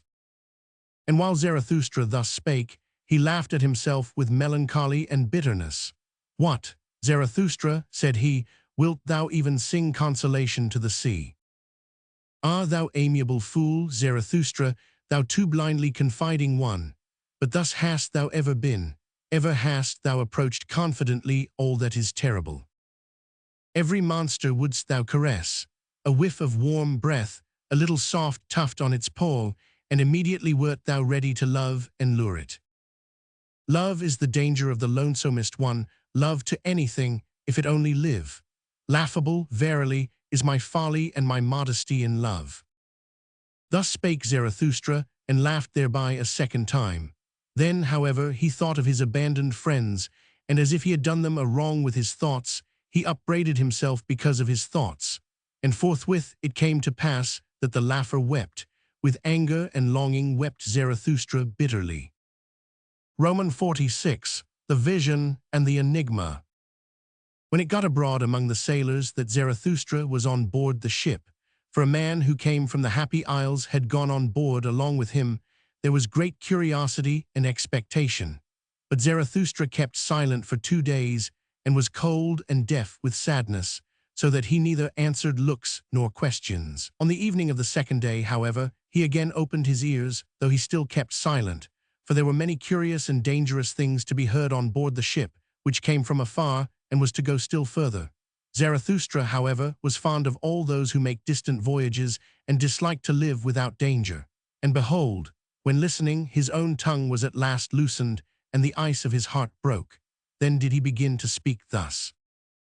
To you, the daring venturers and adventurers, and whoever hath embarked with cunning sails upon frightful seas. To you, the enigma intoxicated, the twilight enjoyers, whose souls are allured by flutes to every treacherous gulf. For ye dislike to grope at a thread with cowardly hand, and where ye can divine, there do ye hate to calculate. To you only do I tell the enigma that I saw, the vision of the lonesomest one. Gloomily walked I lately in corpse-colored twilight, gloomily and sternly, with compressed lips. Not only one sun had set for me. A path which ascended daringly among boulders, an evil, lonesome path, which neither herb nor shrub any longer cheered, a mountain path crunched under the daring of my foot. Mutely marching over the scornful clinking of pebbles, trampling the stone that let it slip. Thus did my foot force its way upwards. Upwards, in spite of the spirit that drew it downwards, towards the abyss, the spirit of gravity, my devil and archenemy. Upwards, although it sat upon me, half-dwarf, half-mole, paralyzed, paralyzing, dripping lead in mine ear, and thoughts like drops of lead into my brain. O Zarathustra, it whispered scornfully, syllable by syllable, thou stone of wisdom, thou threwest thyself high, but every thrown stone must fall. O Zarathustra, thou stone of wisdom, thou sling-stone, thou star-destroyer, thyself threwest thou so high, but every thrown stone must fall. Condemned of thyself, and to thine own stoning, O Zarathustra, far indeed threwest thou thy stone, but upon thyself will it recoil. Then was the dwarf silent, and it lasted long. The silence, however, oppressed me, and to be thus in pairs, one is verily lonesomer than when alone. I ascended, I dreamt, I thought, but everything oppressed me. A sick one did I resemble, whom bad torture wearieth, and a worse dream rewakeneth out of his first sleep. But there is something in me which I call courage. It hath hitherto slain for me every dejection. This courage at last bade me stand still and say, Dwarf, thou or I. For courage is the best slayer, courage which attacketh, for in every attack there is sound of triumph. Man, however, is the most courageous animal, thereby hath he overcome every animal. With sound of triumph hath he overcome every pain. Human pain, however, is the sorest pain. Courage slayeth also giddiness at abysses, and where doth man not stand at abysses, is not seeing itself, seeing abysses. Courage is the best slayer, courage slayeth also fellow-suffering. Fellow-suffering, however, is the deepest abyss. As deeply as man looketh into life, so deeply also doth he look into suffering. Courage, however, is the best slayer, courage which attacketh, it slayeth even death itself, for it saith, was that life? Well, once more. In such speech, however, there is much sound of triumph. He who hath ears to hear, let him hear. Halt, dwarf, said I, either I or thou. I, however, am the stronger of the two. Thou knowest not mine abysmal thought, it couldst thou not endure. Then happened that which made me lighter, for the dwarf sprang from my shoulder, the prying sprite, and it squatted on a stone in front of me. There was, however, a gateway just where we halted. Look at this gateway, dwarf, I continued. It hath two faces. Two roads come together here. These hath no one yet gone to the end of. This long lane backwards, it continueth for an eternity, and that long lane forward, that is another eternity. They are antithetical to one another, these roads, they directly abut on one another, and it is here, at this gateway, that they come together. The name of the gateway is inscribed above, this moment.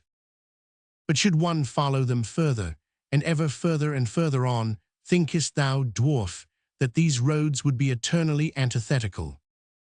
Everything straight lieth, murmured the dwarf contemptuously. All truth is crooked, time itself is a circle. Thou spirit of gravity, said I wrathfully, do not take it too lightly, or I shall let thee squat where thou squattest, halt foot, and I carried thee high. Observe, continued I, this moment, from the gateway, this moment, there runneth a long eternal lane backwards, behind us lieth an eternity. Must not whatever can run its course of all things have already run along that lane? Must not whatever can happen of all things have already happened, resulted, and gone by? And if everything have already existed, what thinkest thou, dwarf, of this moment? Must not this gateway also have already existed?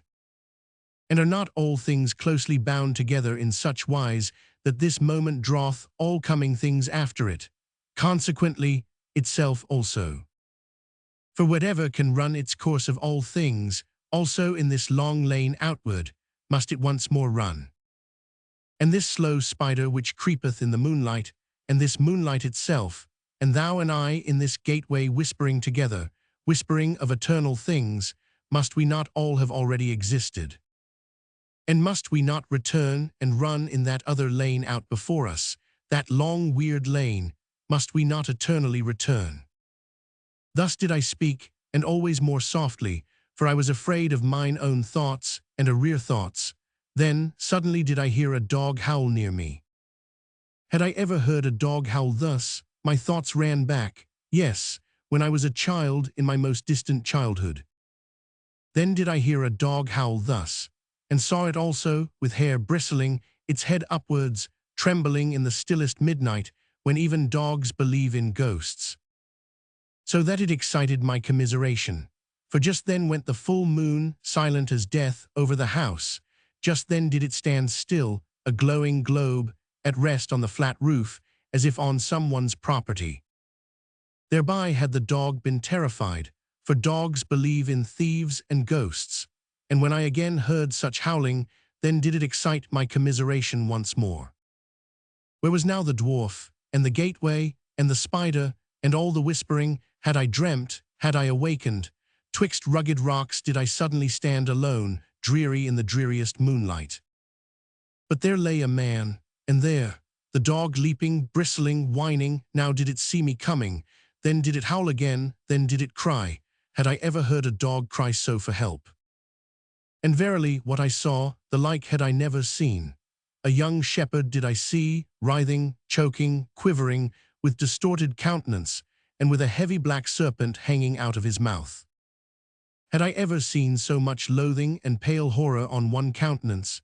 He had perhaps gone to sleep, then had the serpent crawled into his throat, there had it bitten itself fast. My hand pulled at the serpent and pulled.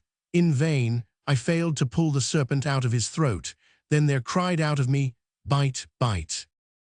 Its head off, bite." So cried it out of me. My horror, my hatred, my loathing, my pity, all my good and my bad cried with one voice out of me. Ye daring ones around me, ye venturers and adventurers, and whoever of you have embarked with cunning sails on unexplored seas, ye enigma enjoyers. Solve unto me the enigma that I then beheld, interpret unto me the vision of the lonesomest one. For it was a vision and a foresight. What did I then behold in parable, and who is it that must come some day? Who is the shepherd into whose throat the serpent thus crawled? Who is the man into whose throat all the heaviest and blackest will thus crawl? The shepherd, however, bit as my cry had admonished him. He bit with a strong bite. Far away did he spit the head of the serpent, and sprang up. No longer shepherd, no longer man, a transfigured being, a light-surrounded being that laughed. Never on earth laughed a man as he laughed.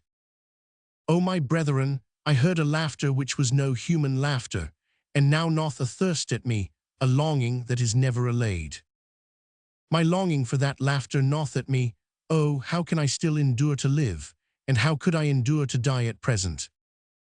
Thus spake Zarathustra. Roman 47, Involuntary Bliss. With such enigmas and bitterness in his heart did Zarathustra sail o'er the sea. When, however, he was 4-day journeys from the Happy Isles and from his friends, then had he surmounted all his pain. Triumphantly and with firm foot did he again accept his fate. And then talked Zarathustra in this wise to his exulting conscience. Alone am I again, and like to be so, alone with the pure heaven and the open sea, and again is the afternoon around me. On an afternoon did I find my friends for the first time. On an afternoon also did I find them a second time, at the hour when all light becometh stiller. For whatever happiness is still on its way twixt heaven and earth, now seeketh for lodging a luminous soul. With happiness hath all light now become stiller. O afternoon of my life, once did my happiness also descend to the valley that it might seek a lodging, then did it find those open, hospitable souls. O afternoon of my life, what did I not surrender that I might have one thing, this living plantation of my thoughts and this dawn of my highest hope? Companions did the creating one once seek, and children of his hope, and lo, it turned out that he could not find them, except he himself should first create them. Thus am I in the midst of my work, to my children going, and from them returning. For the sake of his children must Zarathustra perfect himself. For in one's heart one loveth only one's child and one's work, and where there is great love to oneself, then is it the sign of pregnancy, so have I found it. Still are my children verdant in their first spring, standing nigh one another, and shaken in common by the winds, the trees of my garden and of my best soil. And verily, where such trees stand beside one another, there are happy isles. But one day will I take them up, and put each by itself alone, that it may learn lonesomeness and defiance and prudence. Gnarled and crooked, and with flexible hardness, shall it then stand by the sea, a living lighthouse of unconquerable life. Yonder where the storms rush down into the sea, and the snout of the mountain drinketh water, shall each on a time have his day and night watches, for his testing and recognition.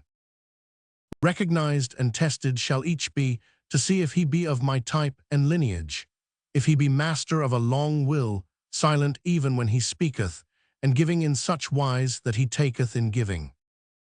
So that he may one day become my companion, a fellow creator and fellow enjoyer with Zarathustra, such a one as writeth my will on my tables, for the fuller perfection of all things.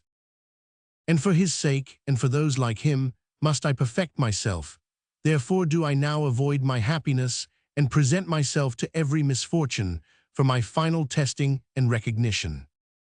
And verily, it were time that I went away, and the wanderer's shadow, and the longest tedium, and the stillest hour, have all said unto me, it is the highest time.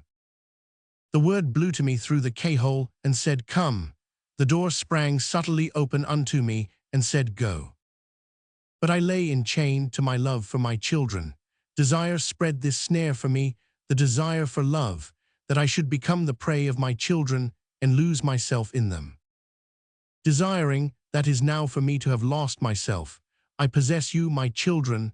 In this possessing shall everything be assurance, and nothing desire.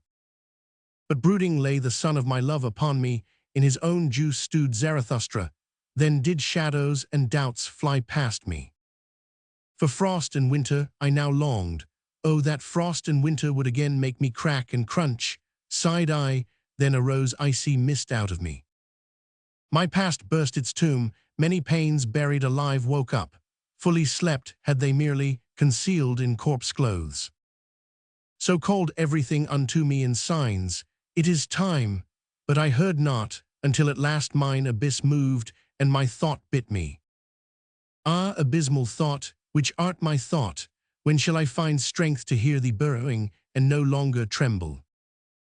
To my very throat throbbeth my heart when I hear thee burrowing. Thy muteness even is like to strangle me, thou abysmal mute one. As yet have I never ventured to call thee up. It hath been enough that I have carried thee about with me. As yet have I not been strong enough for my final lion wantonness and playfulness. Sufficiently formidable unto me hath thy weight ever been, but one day shall I yet find the strength and the lion's voice which will call thee up. When I shall have surmounted myself therein, then will I surmount myself also in that which is greater, and a victory shall be the seal of my perfection. Meanwhile do I sail along on uncertain seas. Chance flattereth me, smooth-tongued chance, forward and backward do I gaze, still see I no end. As yet hath the hour of my final struggle not come to me, or doth it come to me perhaps just now? Verily, with insidious beauty do sea and life gaze upon me round about. O afternoon of my life, O happiness before eventide, O haven upon high seas, O peace in uncertainty, how I distrust all of you. Verily, distrustful am I of your insidious beauty, like the lover am I, who distrusteth too sleek smiling. As he pusheth the best beloved before him, tender even in severity, the jealous one, so do I push this blissful hour before me. Away with thee, thou blissful hour, with thee hath there come to me an involuntary bliss. Ready for my severest pain do I here stand, at the wrong time hast thou come. Away with thee, thou blissful hour, rather harbor there with my children, hasten, and bless them before eventide with my happiness. There already approacheth eventide, the sun sinketh, away my happiness. Thus spake Zarathustra, and he waited for his misfortune the whole night, but he waited in vain. The night remained clear and calm, and happiness itself came nigher and nigher unto him. Towards morning, however, Zarathustra laughed to his heart, and said mockingly, happiness runneth after me, that is because I do not run after women. Happiness, however, is a woman. Roman 48, before sunrise. O heaven above me, thou pure, thou deep heaven, thou abyss of light, gazing on thee, I tremble with divine desires. Up to thy height to toss myself, that is my depth, in thy purity to hide myself, that is mine innocence. The God veileth his beauty, thus hidest thou thy stars. Thou speakest not, thus proclaimest thou thy wisdom unto me. Mute o'er the raging sea hast thou risen for me today. Thy love and thy modesty make a revelation unto my raging soul.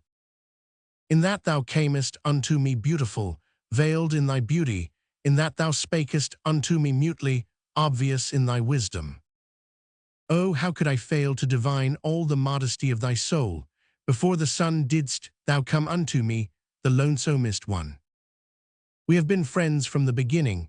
To us are grief, gruesomeness, and ground common. Even the sun is common to us. We do not speak to each other because we know too much. We keep silent to each other. We smile our knowledge to each other. Art thou not the light of my fire? Hast thou not the sister soul of mine insight? Together did we learn everything. Together did we learn to ascend beyond ourselves to ourselves, and to smile uncloudedly. Uncloudedly to smile down out of luminous eyes and out of miles of distance, when under us constraint and purpose and guilt steam like rain. And wandered I alone, for what did my soul hunger by night and in labyrinthine paths? And climbed I mountains, whom did I ever seek, if not thee, upon mountains? And all my wandering and mountain climbing, a necessity was it merely, and a makeshift of the unhandy one. To fly only wanteth mine entire will, to fly into thee. And what have I hated more than passing clouds, and whatever tainteth thee? And mine own hatred have I even hated, because it tainted thee. The passing clouds I detest, those stealthy cats of prey. They take from thee and me what is common to us, the vast unbounded yea and amen saying. These mediators and mixers we detest, the passing clouds, those half and half ones that have neither learned to bless nor to curse from the heart. Rather will I sit in a tub under a closed heaven, rather will I sit in the abyss without heaven, than see thee, thou luminous heaven, tainted with passing clouds. And oft have I longed to pin them fast with the jagged gold wires of lightning, that I might, like the thunder, beat the drum upon their kettle bellies. An angry drummer, because they rob me of thy yea and amen. Thou heaven above me, thou pure, thou luminous heaven, thou abyss of light, because they rob thee of my yea and amen. For rather will I have noise and thunders and tempest blasts than this discreet, doubting catropose, and also amongst men do I hate most of all the soft treaders and half ones, and the doubting, hesitating, passing clouds. And he who cannot bless shall learn to curse. This clear teaching dropped unto me from the clear heaven, this star standeth in my heaven even in dark nights. I, however, am a blesser and a yea-sayer, if thou be but around me, thou pure, thou luminous heaven, thou abyss of light. Into all abysses do I then carry my beneficent yea-saying. A blesser have I become and a yea-sayer, and therefore strove I long and was a striver, that I might one day get my hands free for blessing. This, however, is my blessing, to stand above everything as its own heaven, its round roof, its azure bell and eternal security, and blessed is he who thus blesseth. For all things are baptized at the font of eternity, and beyond good and evil. Good and evil themselves, however, are but fugitive shadows and damp afflictions and passing clouds. Verily, it is a blessing and not a blasphemy when I teach that, above all things there standeth the heaven of chance, the heaven of innocence, the heaven of hazard, the heaven of wantonness. Of hazard, that is the oldest nobility in the world, that gave I back to all things, I emancipated them from bondage under purpose. This freedom and celestial serenity did I put like an azure bell above all things, when I taught that over them and through them, no eternal will willeth. This wantonness and folly did I put in place of that will, when I taught that, in everything there is one thing impossible, rationality. A little reason, to be sure, a germ of wisdom scattered from star to star. This leaven is mixed in all things. For the sake of folly, wisdom is mixed in all things. A little wisdom is indeed possible, but this blessed security have I found in all things, that they prefer to dance on the feet of chance.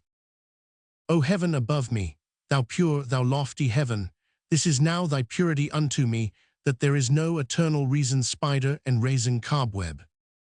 That thou art to me a dancing floor for divine chances, that thou art to me a table of the gods for divine dice and dice players. But thou blushest, have I spoken unspeakable things, have I abused when I meant to bless thee? Or is it the shame of being two of us that maketh thee blush? Dost thou bid me go and be silent, because now day cometh? The world is deep, and deeper than ere the day could read. Not everything may be uttered in presence of day, but day cometh, so let us part. O heaven above me, thou modest one, thou glowing one, O thou my happiness before sunrise, the day cometh, so let us part. Thus spake Zarathustra.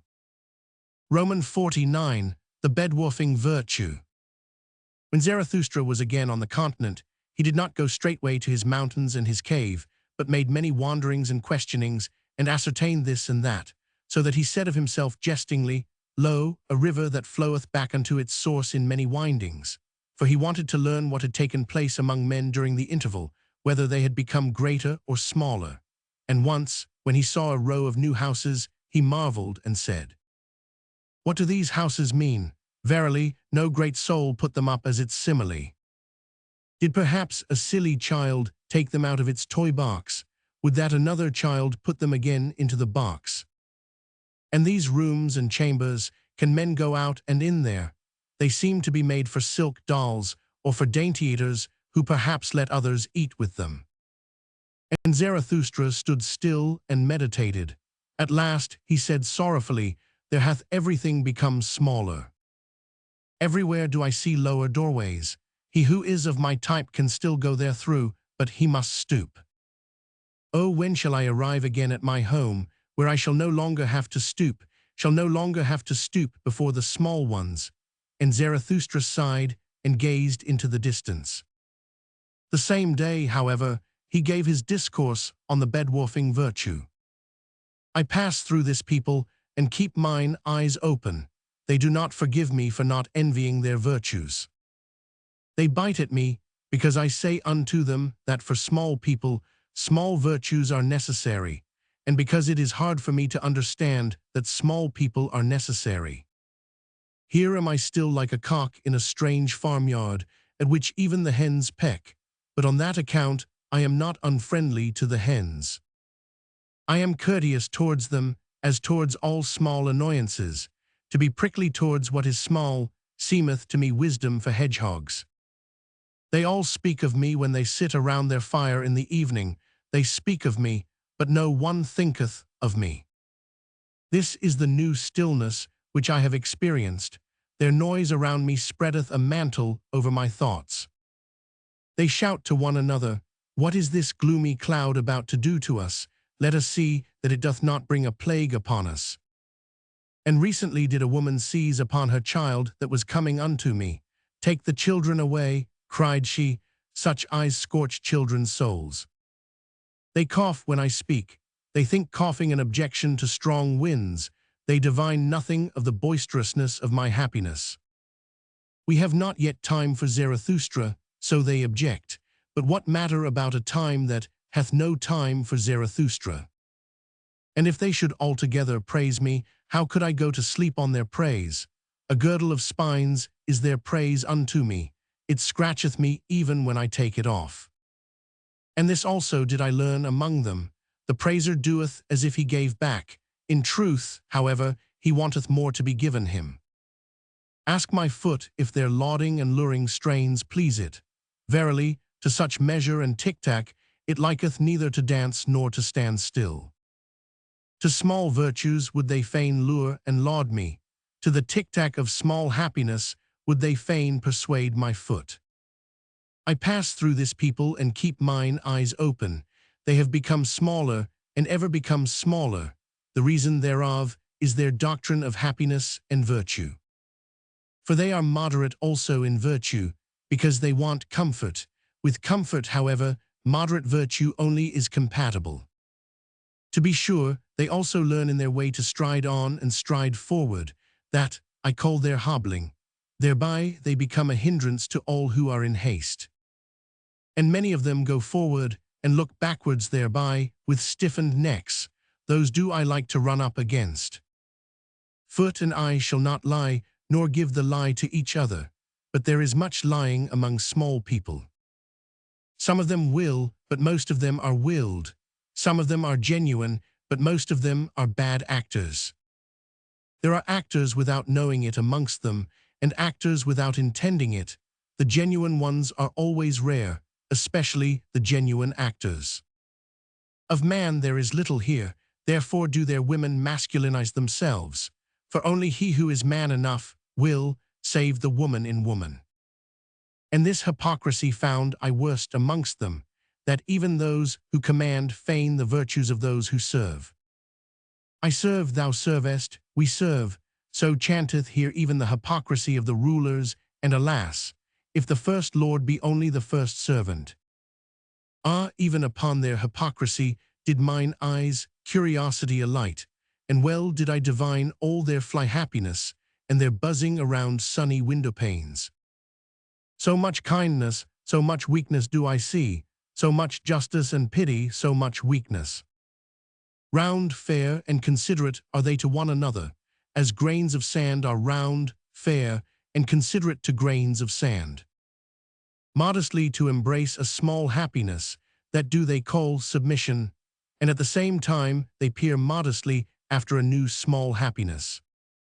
In their hearts they want simply one thing most of all, that no one hurt them. Thus do they anticipate everyone's wishes and do well unto everyone. That, however, is cowardice, though it be called virtue. And when they chance to speak harshly, those small people, then do I hear therein only their hoarseness, every draught of air maketh them hoarse. Shrewd indeed are they, their virtues have shrewd fingers, but they lack fists, their fingers do not know how to creep behind fists. Virtue for them is what maketh modest and tame, therewith have they made the wolf a dog, and man himself man's best domestic animal. We set our chair in the midst, so saith their smirking unto me, and as far from dying gladiators as from satisfied swine. That, however, is mediocrity, though it be called moderation. I pass through this people and let fall many words, but they know neither how to take nor how to retain them. They wonder why I came not to revile venery and vice, and verily, I came not to warn against pickpockets either. They wonder why I am not ready to abet and whet their wisdom, as if they had not yet enough of wiseacres, whose voices grate on mine ear like slate pencils. And when I call out, curse all the cowardly devils in you that would fain whimper and fold the hands and adore, then do they shout, Zarathustra is godless. And especially do their teachers of submission shout this, but precisely in their ears do I love to cry, yea, I am Zarathustra, the godless. Those teachers of submission, wherever there is aught puny, or sickly, or scabby, there do they creep like lice, and only my disgust preventeth me from cracking them. Well, this is my sermon for their ears. I am Zarathustra the godless, who saith, who is more godless than I, that I may enjoy his teaching. I am Zarathustra the godless, where do I find mine equal? And all those are mine equals who give unto themselves their will, and divest themselves of all submission. I am Zarathustra the godless, I cook every chance in my pot, and only when it hath been quite cooked do I welcome it as my food. And verily, many a chance came imperiously unto me, but still more imperiously did my will speak unto it, then did it lie imploringly upon its knees. Imploring that it might find home and heart with me, and saying flatteringly, see, O Zarathustra, how friend only cometh unto friend. But why talk I, when no one hath mine ears, and so will I shout it out unto all the winds.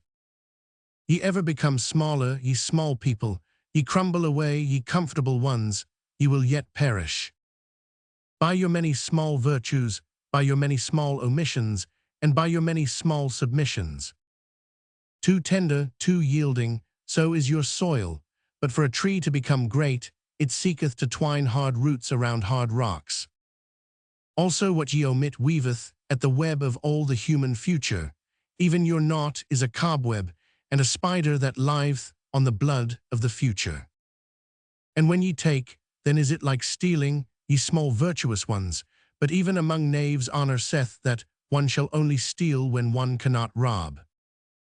It giveth itself, that is also a doctrine of submission, but I say unto you, ye comfortable ones, that it taketh to itself, and will ever take more and more from you. Ah, that ye would renounce all half-willing, and would decide for idleness as ye decide for action. Ah, that ye understood my word, do ever what ye will, but first be such as can will.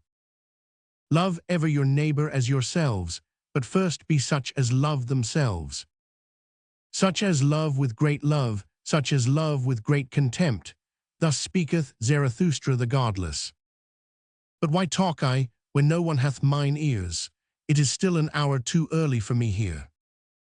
Mine own forerunner am I among this people, mine own cock-crow in dark lanes.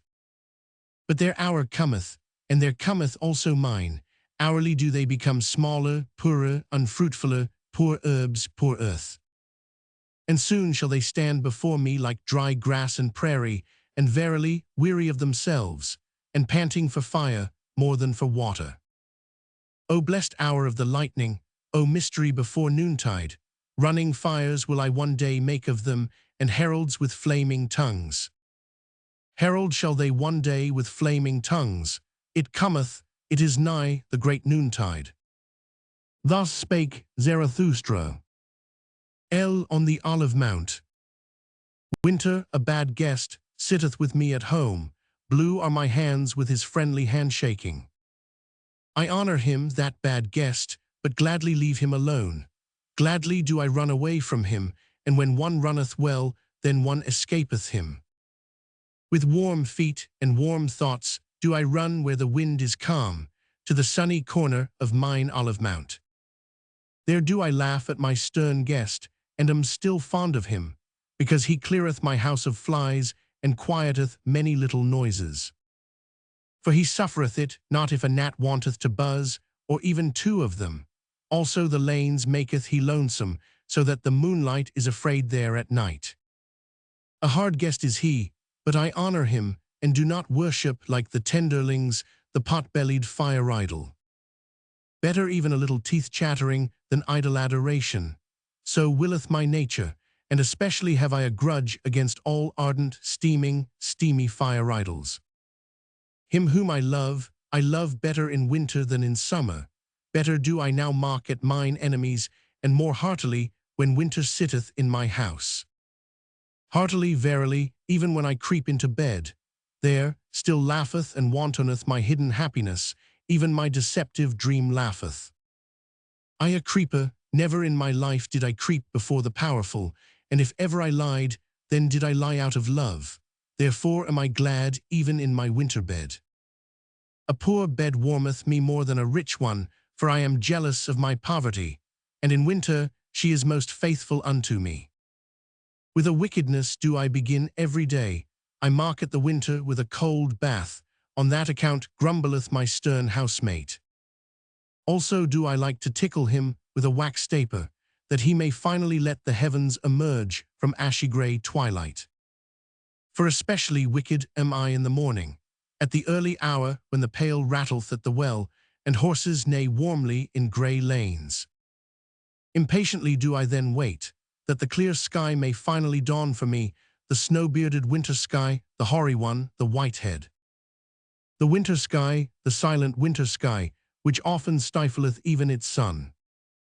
Did I perhaps learn from it the long clear silence, or did it learn it from me, or hath each of us devised it himself? Of all good things the origin is 1,000-fold. All good roguish things spring into existence for joy. How could they always do so, for once only? A good roguish thing is also the long silence, and to look, like the winter sky, out of a clear, round-eyed countenance. Like it to stifle one's sun, and one's inflexible solar will. Verily, this art and this winter roguishness have I learnt well. My best-loved wickedness and art is it, that my silence hath learned not to betray itself by silence. Clattering with diction and dice, I outwit the solemn assistants. All those stern watchers shall my will and purpose elude.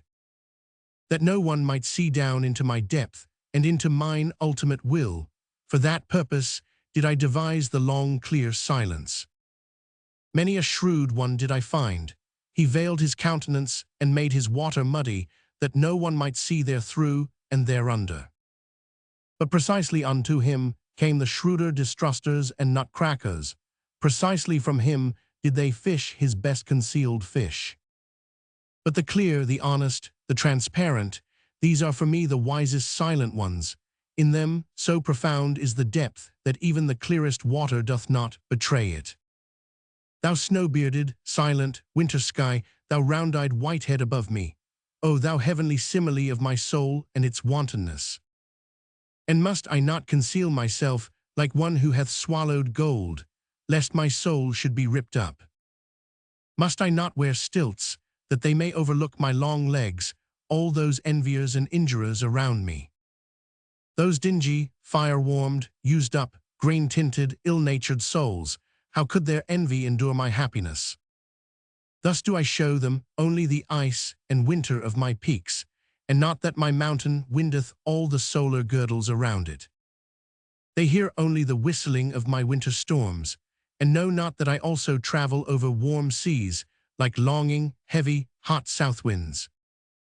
They commiserate also my accidents and chances, but my word saith, suffer the chance to come unto me, innocent is it as a little child. How could they endure my happiness if I did not put around it accidents, and winter privations, and bearskin caps, and enmantling snowflakes? If I did not myself commiserate their pity, the pity of those enviers and injurers? If I did not myself sigh before them, and chatter with cold, and patiently let myself be swathed in their pity? This is the wise waggishwill and goodwill of my soul, that it concealeth not its winters and glacial storms, it concealeth not its chilblains either. To one man, lonesomeness is the flight of the sick one, to another, it is the flight from the sick ones. Let them hear me chattering and sighing with winter cold, all those poor squinting knaves around me. With such sighing and chattering do I flee from their heated rooms. Let them sympathize with me and sigh with me on account of my chilblains. At the ice of knowledge will he yet freeze to death, so they mourn. Meanwhile do I run with warm feet hither and thither on mine olive mount. In the sunny corner of mine olive mount do I sing and mock at all pity. Thus sang Zarathustra. On passing by. Thus slowly wandering through many peoples and divers cities, did Zarathustra return by roundabout roads to his mountains and his cave.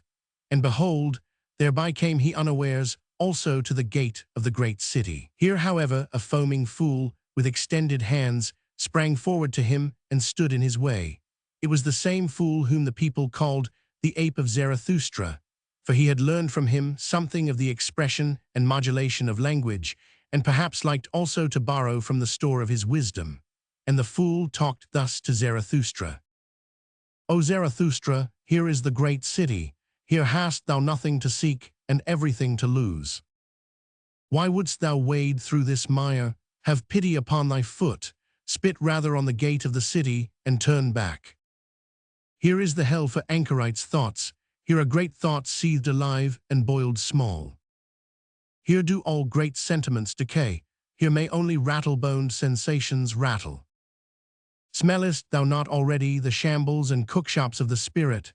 Steameth not this city with the fumes of slaughtered spirit? Seest thou not the souls hanging like limp, dirty rags? And they make newspapers also out of these rags. Hearest thou not how spirit hath here become a verbal game? Loathsome verbal swill doth it vomit forth, and they make newspapers also out of this verbal swill. They hound one another and know not whither. They inflame one another and know not why. They tinkle with their pinchbeck, they jingle with their gold. They are cold and seek warmth from distilled waters. They are inflamed and seek coolness from frozen spirits. They are all sick and sore through public opinion. All lusts and vices are here at home, but here there are also the virtuous. There is much appointed virtue. Much appointable virtue with scribe fingers, and hardy sitting flesh and waiting flesh, blessed with small breast stars and padded, haunchless daughters. There is here also much piety, and much faithful spittle-licking and spittle-backing before the God of hosts. From on high drippeth the star and the gracious spittle, for the high longeth every starless bosom. The moon hath its court, and the court hath its moon calves. Unto all, however, that cometh from the court do the mendicant people pray, and all appointable mendicant virtues. I serve, thou servest, we serve, so prayeth all appointable virtue to the prince, that the merited star may at last stick on the slender breast. But the moon still revolveth around all that is earthly, so revolveth also the prince around what is earthliest of all. That, however, is the gold of the shopman. The god of the hosts of war is not the god of the golden bar. The prince proposeth, but the shopman disposeth. By all that is luminous and strong and good in thee, O Zarathustra, spit on this city of shopmen and return back. Here floweth all blood putridly and tepidly and frothily through all veins. Spit on the great city, which is the great slum where all the scum frotheth together. Spit on the city of compressed souls and slender breasts, of pointed eyes and sticky fingers. On the city of the obtrusive, the brazen-faced, the pen-demagogues and tongue-demagogues, the overheated ambitious. Where everything maimed, ill-famed, lustful, untrustful, over-mellow, sickly yellow and seditious, festereth pernicious. Spit on the great city and turn back. Here, however, did Zarathustra interrupt the foaming fool and shut his mouth. Stop this at once, called out Zarathustra, long have thy speech and thy species disgusted me. Why didst thou live so long by the swamp, that thou thyself hadst to become a frog and a toad? Floweth there not a tainted, frothy swamp blood in thine own veins, when thou hast thus learned to croak and revile? Why wentest thou not into the forest, or why didst thou not till the ground? Is the sea not full of green islands? I despise thy contempt, and when thou warnedst me, why didst thou not warn thyself? Out of love alone shall my contempt and my warning bird take wing, but not out of the swamp. They call thee mine ape, thou foaming fool, but I call thee my grunting pig. By thy grunting thou spoilest even my praise of folly. What was it that first made thee grunt? Because no one sufficiently flattered thee, therefore didst thou seat thyself beside this filth, that thou mightest have cause for much grunting. That thou mightest have cause for much vengeance. For vengeance, thou vain fool, is all thy foaming, I have divined thee well. But thy fool's word injureth me, even when thou art right, and even if Zarathustra's word were 100 times justified, thou wouldst ever do wrong with my word. Thus spake Zarathustra, then did he look on the great city and sighed, and was long silent. At last he spake thus. I loathe also this great city, and not only this fool. Here and there is nothing to better, nothing to worsen. Woe to this great city, and I would that I already saw the pillar of fire in which it will be consumed. For such pillars of fire must precede the great noontide, but this hath its time and its own fate. This precept, however, give I unto thee in parting, thou fool, where one can no longer love, there should one pass by. Thus spake Zarathustra, and passed by the fool and the great city. Lie the apostates. Lieth everything already withered and grey which but lately stood green and many-hued on this meadow, and how much honey of hope did I carry hence into my beehives. Those young hearts have already all become old, and not old even, only weary, ordinary, comfortable, they declare it, we have again become pious. Of late did I see them run forth at early morn with valorous steps, but the feet of their knowledge became weary, and now do they malign even their morning valor. Verily, many of them once lifted their legs like the dancer, to them winked the laughter of my wisdom, then did they bethink themselves. Just now have I seen them bent down to creep to the cross. Around light and liberty did they once flutter like gnats and young poets. A little older, a little colder, and already are they mystifiers and mumblers and mollycoddles. Did perhaps their hearts despond, because lonesomeness had swallowed me like a whale? Did their ear perhaps hearken yearningly long for me in vain, and for my trumpet notes and herald calls. Ah, ever are there but few of those whose hearts have persistent courage and exuberance, and in such remaineth also the spirit patient. The rest, however, are cowardly. The rest, these are always the great majority, the commonplace, the superfluous, the far too many, those all are cowardly. Him who is of my type will also the experiences of my type meet on the way, so that his first companions must be corpses and buffoons. His second companions, however, they will call themselves his believers, will be a living host, with much love, much folly, much unbearded veneration. To those believers shall he who is of my type among men not bind his heart.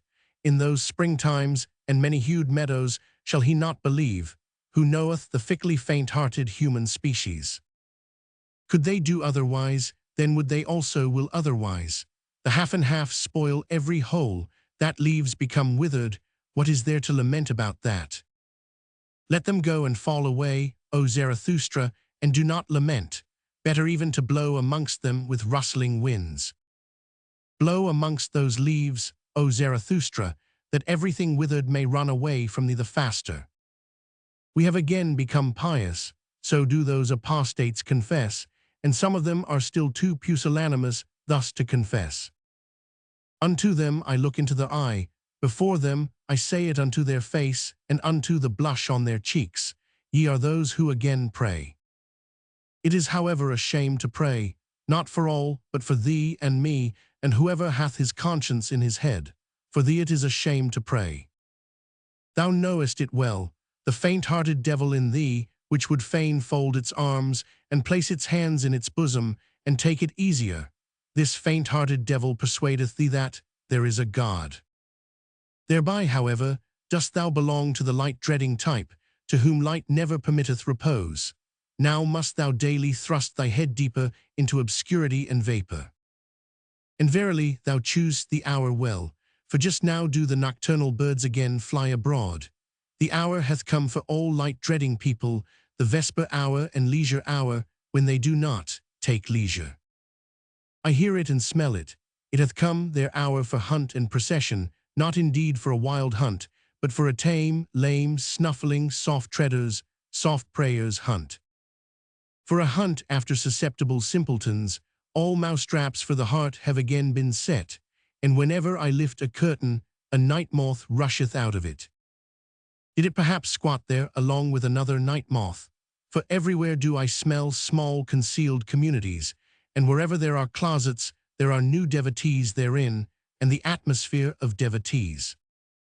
They sit for long evenings beside one another and say, let us again become like little children and say, good God, ruined in mouths and stomachs by the pious confectioners. Or they look for long evenings at a crafty, lurking cross spider that preacheth prudence to the spiders themselves, and teacheth that under crosses it is good for cobweb spinning. Or they sit all day at swamps with angle rods, and on that account think themselves profound, but whoever fisheth where there are no fish, I do not even call him superficial. Or they learn in godly gay style to play the harp with a hymn poet, who would fain harp himself into the heart of young girls, for he hath tired of old girls and their praises. Or they learn to shudder with a learned semi-madcap, who waiteth in darkened rooms for spirits to come to him, and the spirit runneth away entirely.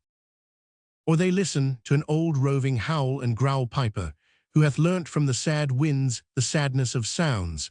Now pipeth he as the wind, and preacheth sadness in sad strains. And some of them have even become night watchmen.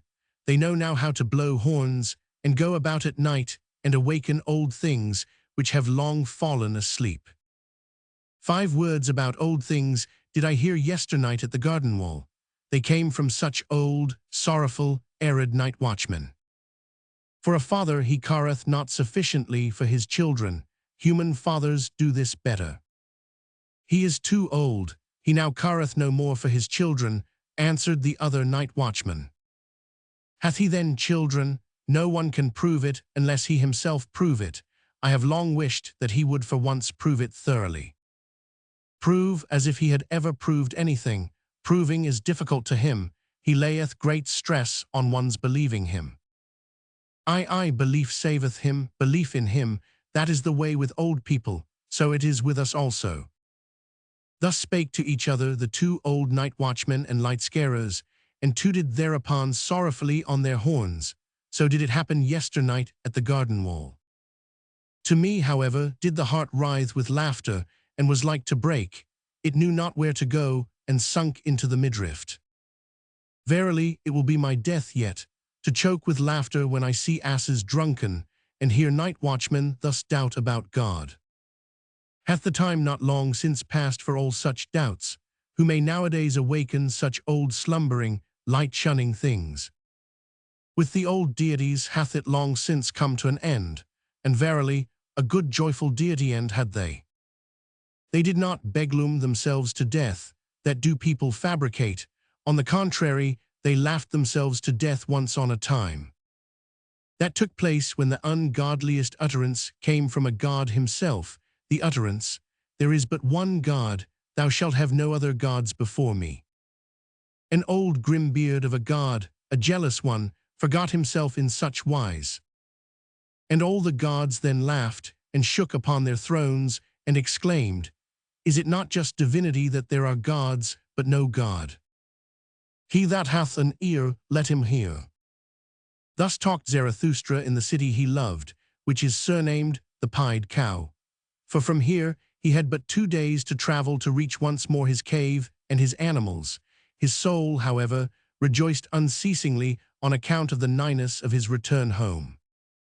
The return home.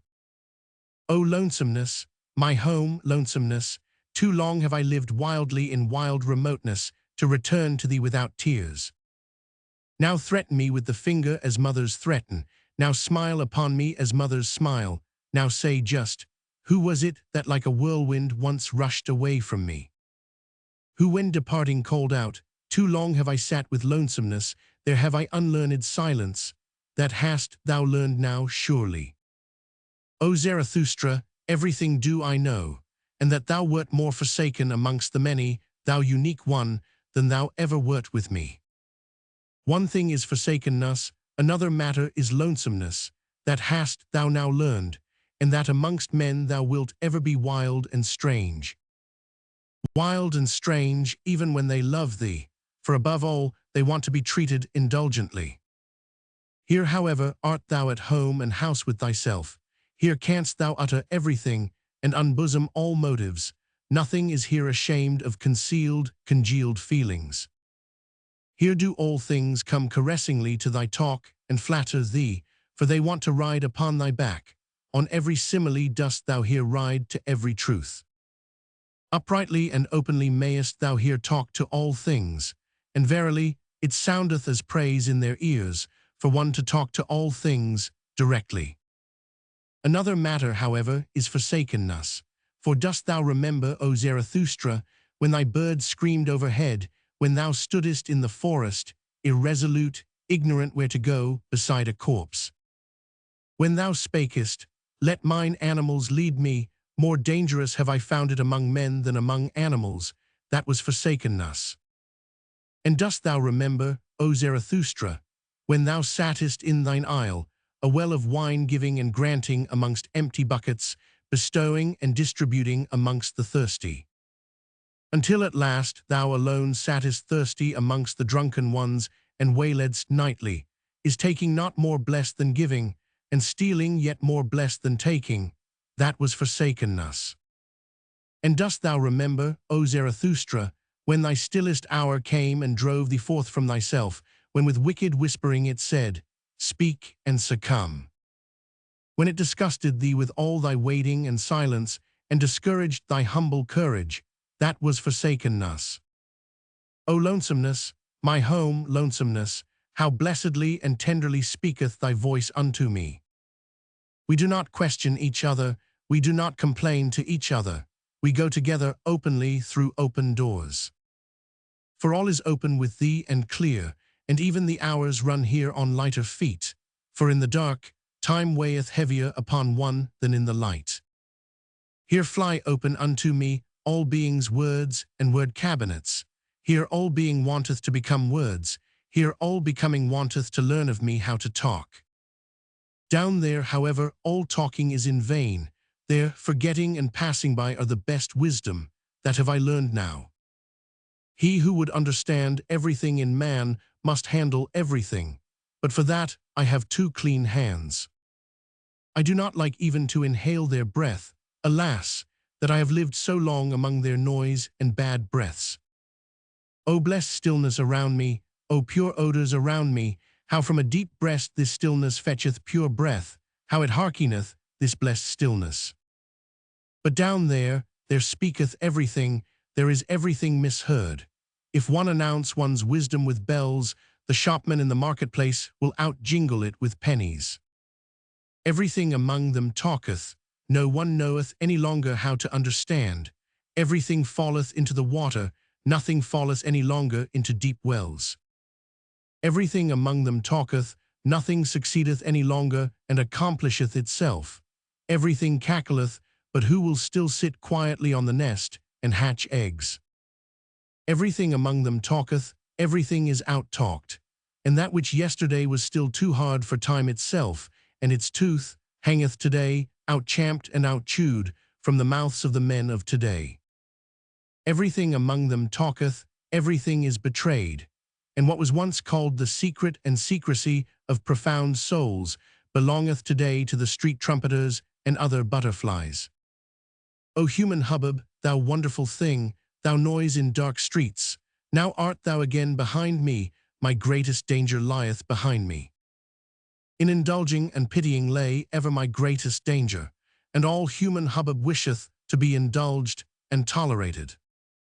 With suppressed truths, with fool's hand and befooled heart, and rich in petty lies of pity, thus have I ever lived among men.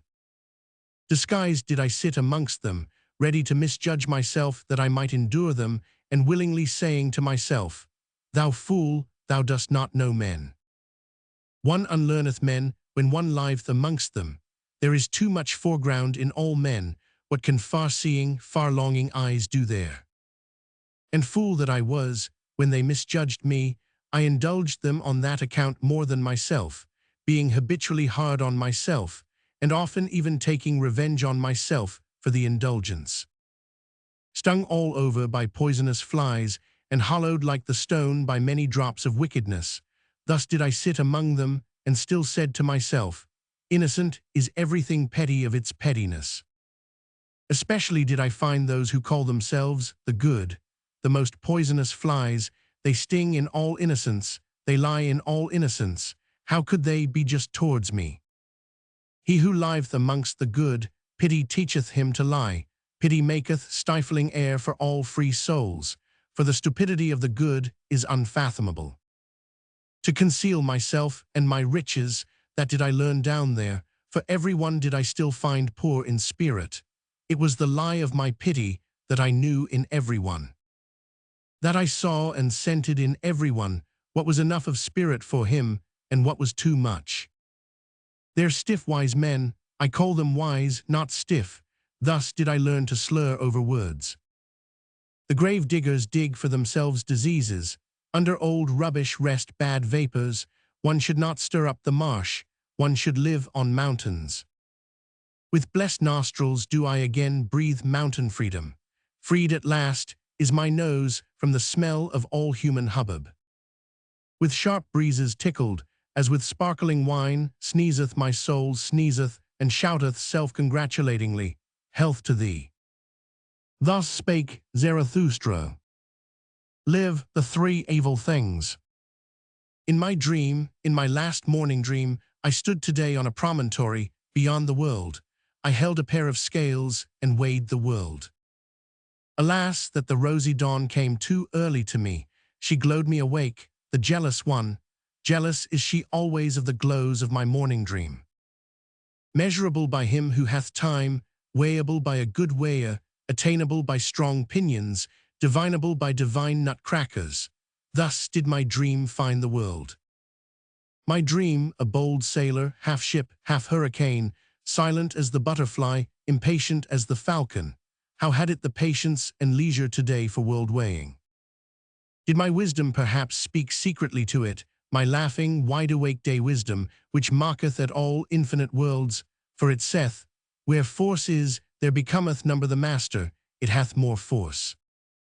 How confidently did my dream contemplate this finite world, not newfangledly, not old-fangledly, not timidly, not entreatingly.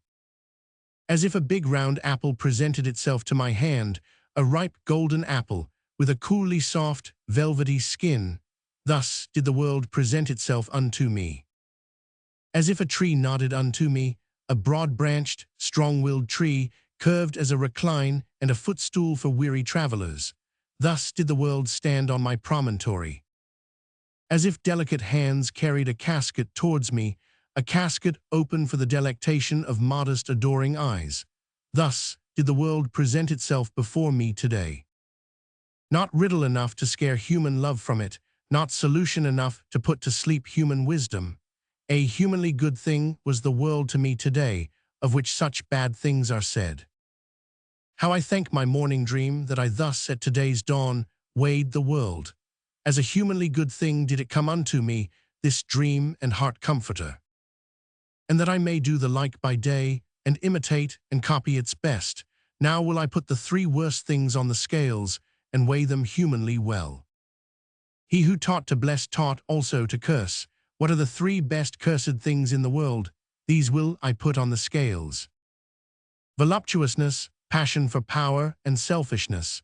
These three things have hitherto been best cursed, and have been in worst and falsest repute. These three things will I weigh humanly well. Well, here is my promontory, and there is the sea. It rolleth hither unto me, shaggily and fawningly, the old, faithful, hundred-headed dog monster that I love. Well, here will I hold the scales over the weltering sea, and also a witness do I choose to look on, thee, the anchorite tree, thee, the strong-odored, broad-arched tree that I love. On what bridge goeth the now to the hereafter? By what constraint doth the high stoop to the low? And what enjoineth even the highest still to grow upwards? Now stand the scales poised and at rest. Three heavy questions have I thrown in, three heavy answers carrieth the other scale. Voluptuousness, unto all hair-shirted despisers of the body, a sting and stake, and cursed as the world, by all backwards men, for it mocketh and befooleth all erring, misinferring teachers. Voluptuousness, to the rabble, the slow fire at which it is burnt, to all wormy wood, to all stinking rags, the prepared heat and stew furnace. Voluptuousness, to free hearts, a thing innocent and free, the garden happiness of the earth, all the future's thanks overflow to the present. Voluptuousness, only to the withered a sweet poison, to the lion-willed, however, the great cordial and the reverently saved wine of wines. Voluptuousness, the great symbolic happiness of a higher happiness and highest hope, for to many is marriage promised, and more than marriage. To many that are more unknown to each other than man and woman, and who hath fully understood how unknown to each other are man and woman. Voluptuousness, but I will have hedges around my thoughts, and even around my words, lest swine and libertine should break into my gardens. Passion for power, the glowing scourge of the hardest of the heart-hard, the cruel torture reserved for the cruelest themselves, the gloomy flame of living pyres. Passion for power, the wicked gadfly which is mounted on the vainest peoples, the scorner of all uncertain virtue, which rideth on every horse and on every pride. Passion for power, the earthquake which breaketh and upbreaketh all that is rotten and hollow, the rolling, rumbling, punitive demolisher of whited sepulchres, the flashing interrogative sign beside premature answers. Passion for power, before whose glance man creepeth and croucheth and drudgeth, and becometh lower than the serpent and the swine, until at last great contempt crieth out of him. Passion for power, the terrible teacher of great contempt, which preacheth to their face to cities and empires, away with thee, until a voice crieth out of themselves, away with me. Passion for power, which, however, mounteth alluringly even to the pure and lonesome, and up to self-satisfied elevations, glowing like a love that painteth purple felicities alluringly on earthly heavens. Passion for power, but who would call it passion, when the height longeth to stoop for power? Verily, nothing sick or diseased is there in such longing and descending. That the lonesome height may not forever remain lonesome and self-sufficing, that the mountains may come to the valleys and the winds of the heights to the plains. Oh, who could find the right pronomen and honoring name for such longing, bestowing virtue? Thus did Zarathustra once name the unnameable. And then it happened also, and verily it happened for the first time, that his word blessed selfishness, the wholesome, healthy selfishness that springeth from the powerful soul. From the powerful soul, to which the high body appertaineth, the handsome, triumphing, refreshing body, around which everything becometh a mirror. The pliant, persuasive body, the dancer, whose symbol and epitome is the self-enjoying soul. Of such bodies and souls, the self-enjoyment calleth itself virtue. With its words of good and bad doth such self-enjoyment shelter itself, as with sacred groves. With the names of its happiness doth it banish from itself everything contemptible. Away from itself doth it banish everything cowardly. It saith, bad, that is cowardly. Contemptible seem to it the ever-solicitous, the sighing, the complaining, and whoever pick up the most trifling advantage. It despiseth also all bitter-sweet wisdom, for verily there is also wisdom that bloometh in the dark, a nightshade wisdom which ever sigheth, all is vain. Shy distrust is regarded by it as base, and every one who wanteth oaths instead of looks and hands, also all over-distrustful wisdom, for such is the mode of cowardly souls. Baser still it regardeth the obsequious, doggish one, who immediately lieth on his back, the submissive one, and there is also wisdom that is submissive, and doggish, and pious, and obsequious. Hateful to it altogether, and a loathing, is he who will never defend himself, he who swalloweth down poisonous spittle and bad looks, the all-too-patient one, the all-endurer, the all-satisfied one, for that is the mode of slaves. Whether they be servile before gods and divine spurnings, or before men and stupid human opinions, at all kinds of slaves doth it spit, this blessed selfishness. Bad thus doth it call all that is spirit-broken and sordidly servile, constrained, blinking eyes, depressed hearts, and the false submissive style, which kisseth with broad cowardly lips. And spurious wisdom, so doth it call all the wit that slaves, and hoary-headed and weary ones affect, and especially all the cunning, spurious-witted, curious-witted foolishness of priests.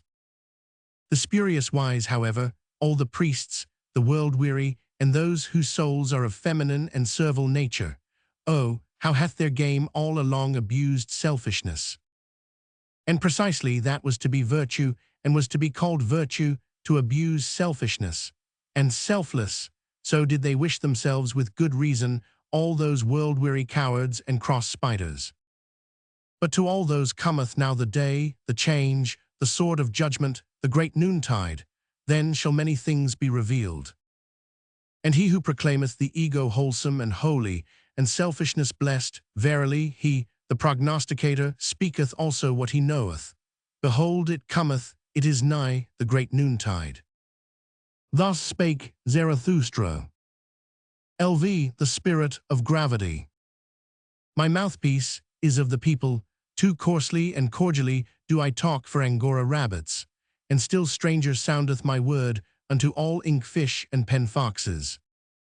My hand is a fool's hand, woe unto all tables and walls, and whatever hath room for fools sketching, fools scrawling. My foot is a horse-foot, therewith do I trample and trot over stick and stone, in the fields up and down, and am bedevilled with delight in all fast racing. My stomach is surely an eagle's stomach, for it preferreth lamb's flesh, certainly it is a bird's stomach. Nourished with innocent things, and with few, ready and impatient to fly away, that is now my nature. Why should there not be something of bird nature therein? And especially that I am hostile to the spirit of gravity, that is bird nature, verily, deadly hostile, supremely hostile, originally hostile. Oh, whither hath my hostility not flown and misflown? Thereof could I sing a song, and will sing it, though I be alone in an empty house, and must sing it to mine own ears. Other singers are there, to be sure, to whom only the full house maketh the voice soft, the hand eloquent, the eye expressive, the heart wakeful. Those do I not resemble. He who one day teacheth men to fly will have shifted all landmarks. To him will all landmarks themselves fly into the air. The earth will he christen anew as the light body. The ostrich runneth faster than the fastest horse, but it also thrusteth its head heavily into the heavy earth. Thus is it with the man who cannot yet fly. Heavy unto him are earth and life, and so willeth the spirit of gravity. But he who would become light and be a bird must love himself. Thus do I teach. Not, to be sure, with the love of the sick and infected, for with them stinketh even self-love. One must learn to love oneself. Thus do I teach, with a wholesome and healthy love, that one may endure to be with oneself and not go roving about. Such roving about christeneth itself brotherly love. With these words hath there hitherto been the best lying and dissembling, and especially by those who have been burdensome to every one. And verily, it is no commandment for today and tomorrow to learn to love oneself. Rather is it of all arts the finest, subtlest, last, and patientest. For to its possessor is all possession well concealed, and of all treasure pits one's own is last excavated. So causeth the spirit of gravity. Almost in the cradle are we apportioned with heavy words and worths, good and evil, so calleth itself this dowry. For the sake of it we are forgiven for living. And therefore suffereth one little children to come unto one, to forbid them betimes to love themselves, so causeth the spirit of gravity. And we bear loyally what is apportioned unto us, on hard shoulders, over rugged mountains, and when we sweat, then do people say to us, Yea, life is hard to bear. But man himself only is hard to bear. The reason thereof is that he carrieth too many extraneous things on his shoulders. Like the camel kneeleth he down, and letteth himself be well laden. Especially the strong load-bearing man, in whom reverence resideth. Too many extraneous heavy words and worths loadeth he upon himself, then seemeth life to him a desert. And verily, many a thing also that is our own is hard to bear, and many internal things in man are like the oyster, repulsive and slippery and hard to grasp. So that an elegant shell, with elegant adornment, must plead for them. But this art also must one learn, to have a shell and a fine appearance and sagacious blindness. Again, it deceiveth about many things in man, that many a shell is poor and pitiable, and too much of a shell. Much concealed goodness and power is never dreamt of.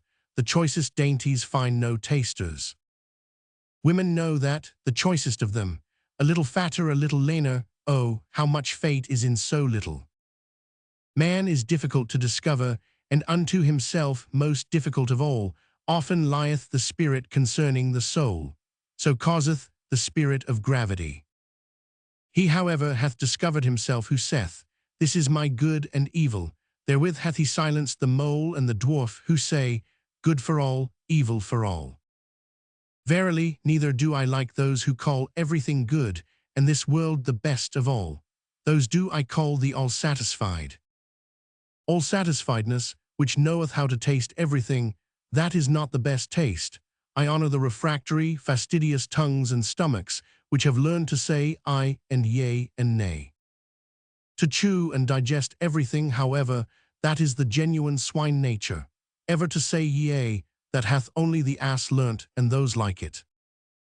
Deep yellow and hot red, so wanteth my taste, it mixeth blood with all colours. He, however, who whitewasheth his house, betrayeth unto me a whitewashed soul. With mummies some fall in love, others with phantoms, both alike hostile to all flesh and blood. Oh, how repugnant are both to my taste, for I love blood. And there will I not reside, and abide where every one spitteth and speweth. That is now my taste. Rather would I live amongst thieves and perjurers. nobody carrieth gold in his mouth. Still more repugnant unto me, however, are all lickspittles, and the most repugnant animal of man that I found did I christen parasite. It would not love, and would yet live by love. Unhappy do I call all those who have only one choice, either to become evil beasts or evil beast tamers. Amongst such would I not build my tabernacle. Unhappy do I also call those who have ever to wait. They are repugnant to my taste, all the toll-gatherers and traders and kings and other landkeepers and shopkeepers. Verily, I learned waiting also, and thoroughly so, but only waiting for myself. And above all did I learn standing and walking and running and leaping and climbing and dancing. This, however, is my teaching. He who wisheth one day to fly must first learn standing and walking and running and climbing and dancing. One doth not fly into flying. With rope ladders learned I to reach many a window. With nimble legs did I climb high masts. To sit on high masts of perception seemed to me no small bliss. To flicker like small flames on high masts, a small light, certainly, but a great comfort to castaway sailors and shipwrecked ones. By divers ways and wendings did I arrive at my truth. Not by one ladder did I mount to the height where mine eye roveth into my remoteness. And unwillingly only did I ask my way, that was always counter to my taste. Rather did I question and test the ways themselves. A testing and a questioning hath been all my travelling, and verily one must also learn to answer such questioning. That, however, is my taste. Neither a good nor a bad taste, but my taste, of which I have no longer either shame or secrecy. This is now my way, where is yours? Thus did I answer those who asked me the way, for the way it doth not exist. Thus spake Zarathustra. LVI, Old and New Tables. Here do I sit and wait, old broken tables around me, and also new half-written tables, when cometh mine hour. The hour of my descent, of my down-going, for once more will I go unto men. For that hour do I now wait, for first must the signs come unto me that it is mine hour, namely, the laughing lion with the flock of doves. Meanwhile do I talk to myself as one who hath time. No one telleth me anything new, so I tell myself mine own story. When I came unto men, then found I them resting on an old infatuation. All of them thought they had long known what was good and bad for men. An old wearisome business seemed to them all discourse about virtue, and he who wished to sleep well spake of good and bad ere retiring to rest. This somnolence did I disturb when I taught that no one yet knoweth what is good and bad, unless it be the creating one. It is he, however, who createth man's goal, and giveth to the earth its meaning and its future. He only effecteth it that aught is good or bad. And I bade them upset their old academic chairs, and wherever that old infatuation had sat, I bade them laugh at their great moralists, their saints, their poets, and their saviors. At their gloomy sages did I bid them laugh, and whoever had sat admonishing as a black scarecrow on the tree of life. On their great grave highway did I seat myself, and even beside the carrion and vultures, and I laughed at all their bygone and its mellow, decaying glory. Verily, like penitential preachers and fools, did I cry wrath and shame on all their greatness and smallness. Oh, that their best is so very small. Oh, that their worst is so very small. Thus did I laugh. Thus did my wise longing, born in the mountains, cry and laugh in me, a wild wisdom verily, my great pinion-rustling longing. And oft did it carry me off and up and away, and in the midst of laughter, then flew I quivering like an arrow with sun-intoxicated rapture. Out into distant futures, which no dream hath yet seen, into warmer souths than ever sculptor conceived, where gods in their dancing are ashamed of all clothes. That I may speak in parables and halt and stammer like the poets, and verily I am ashamed that I have still to be a poet. Where all becoming seemed to me dancing of gods and wantoning of gods, and the world unloosed and unbridled, and fleeing back to itself. As an eternal self-fleeing and reseeking of one another of many gods, as the blessed, self-contradicting, recommuning, and refraternizing with one another of many gods. Where all time seemed to me a blessed mockery of moments, where necessity was freedom itself, which played happily with the goad of freedom.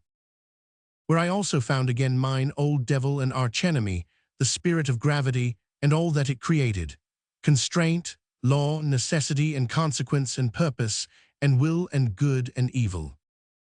For must there not be that which is danced over, danced beyond?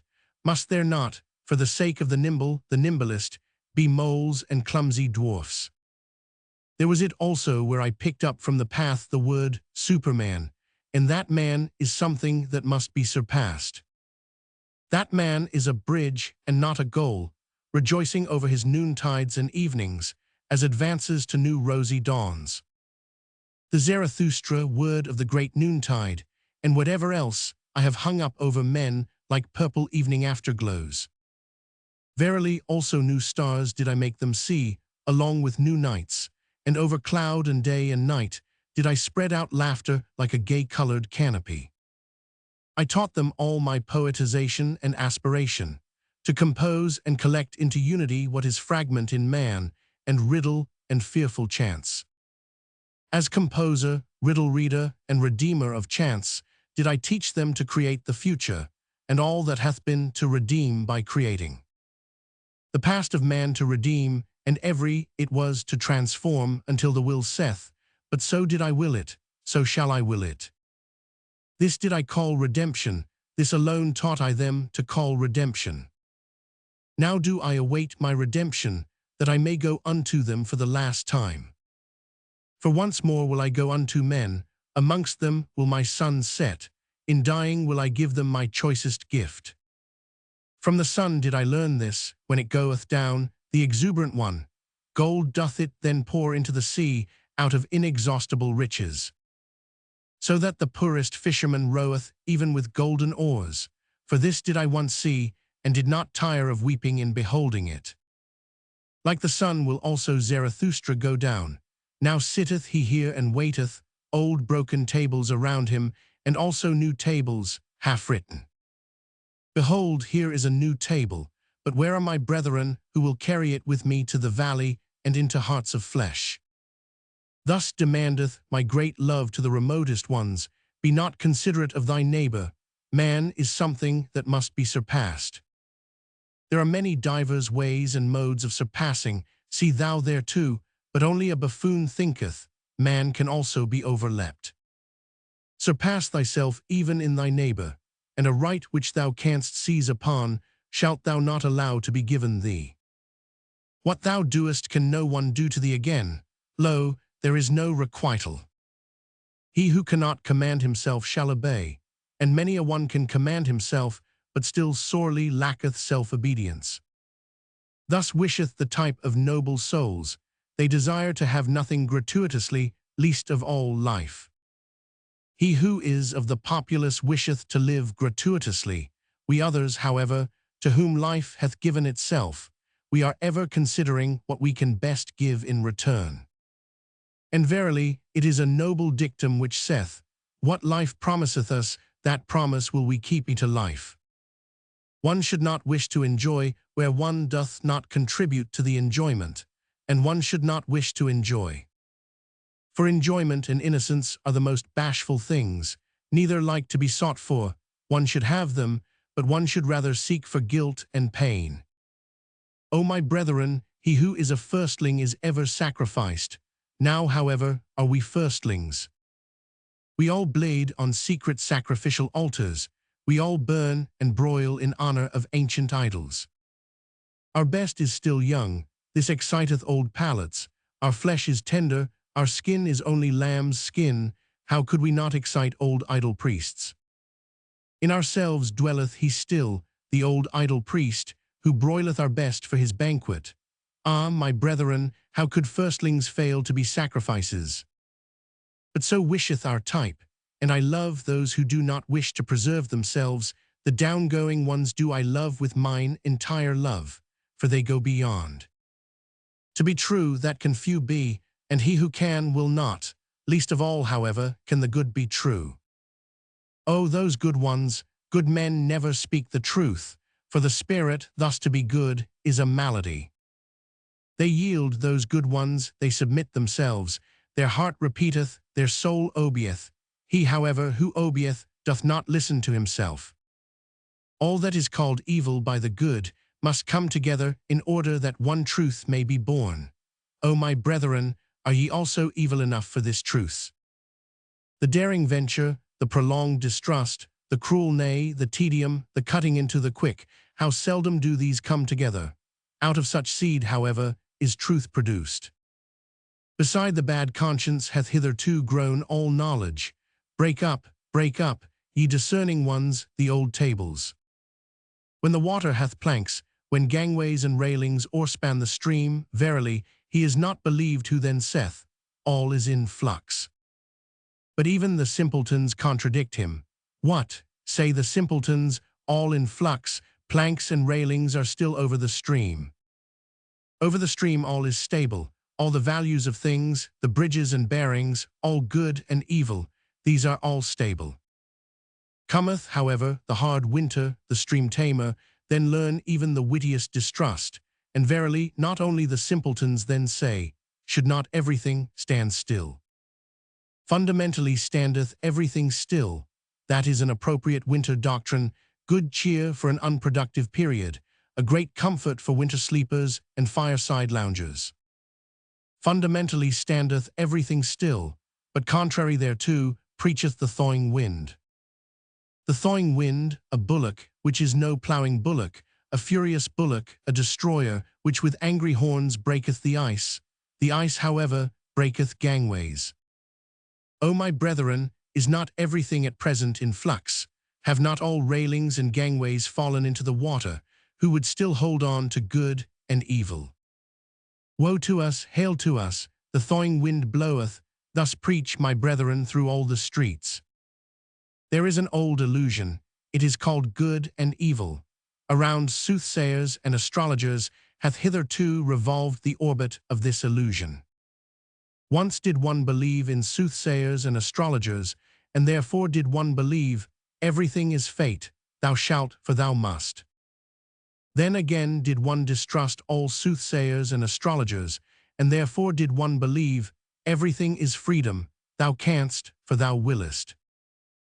O my brethren, concerning the stars and the future there hath hitherto been only illusion, and not knowledge, and therefore concerning good and evil there hath hitherto been only illusion, and not knowledge. Thou shalt not rob, thou shalt not slay.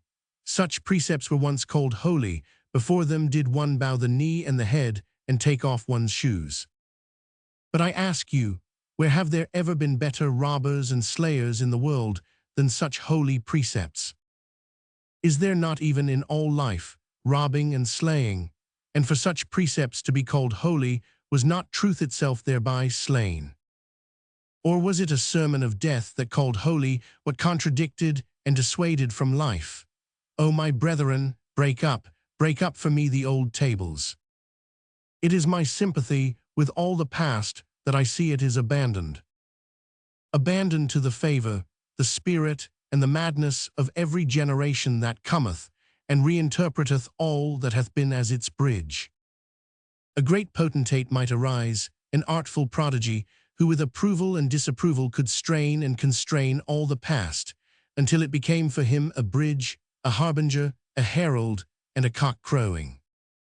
This, however, is the other danger, and mine other sympathy. He who is of the populace, his thoughts go back to his grandfather. With his grandfather, however, doth time cease. Thus is all the past abandoned, for it might some day happen for the populace to become master and drown all time in shallow waters. Therefore, O my brethren, a new nobility is needed, which shall be the adversary of all populace and potentate rule, and shall inscribe anew the word noble on new tables. For many noble ones are needed, and many kinds of noble ones for a new nobility, or, as I once said in parable, that is just divinity, that there are gods, but no God. O my brethren, I consecrate you and point you to a new nobility. Ye shall become procreators and cultivators and sowers of the future. Verily, not to a nobility which ye could purchase like traders with traders' gold, for little worth is all that hath its price. Let it not be your honor henceforth whence ye come, but whither ye go. Your will and your feet which seek to surpass you, let these be your new honor. Verily, not that ye have served a prince, of what account are princes now, nor that ye have become a bulwark to that which standeth, that it may stand more firmly. Not that your family have become courtly at courts, and that ye have learned, gay-colored, like the flamingo, to stand long hours in shallow pools. For ability to stand is a merit in courtiers, and all courtiers believe that unto blessedness after death pertaineth permission to sit.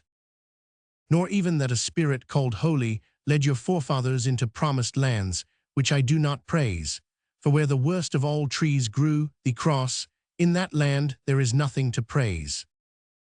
And verily, wherever this Holy Spirit led its knights, always in such campaigns did goats and geese, and ryeheads and guyheads run foremost.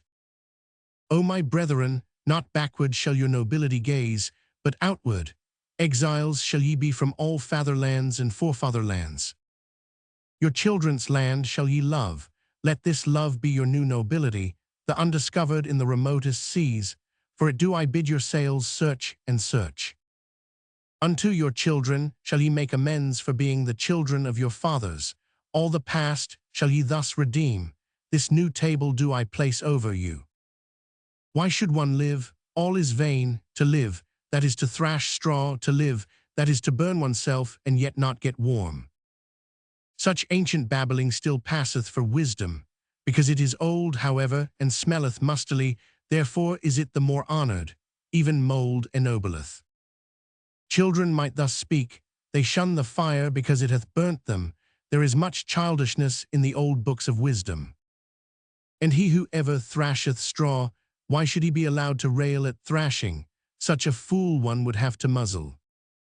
Such persons sit down to the table and bring nothing with them, not even good hunger, and then do they rail, all is vain.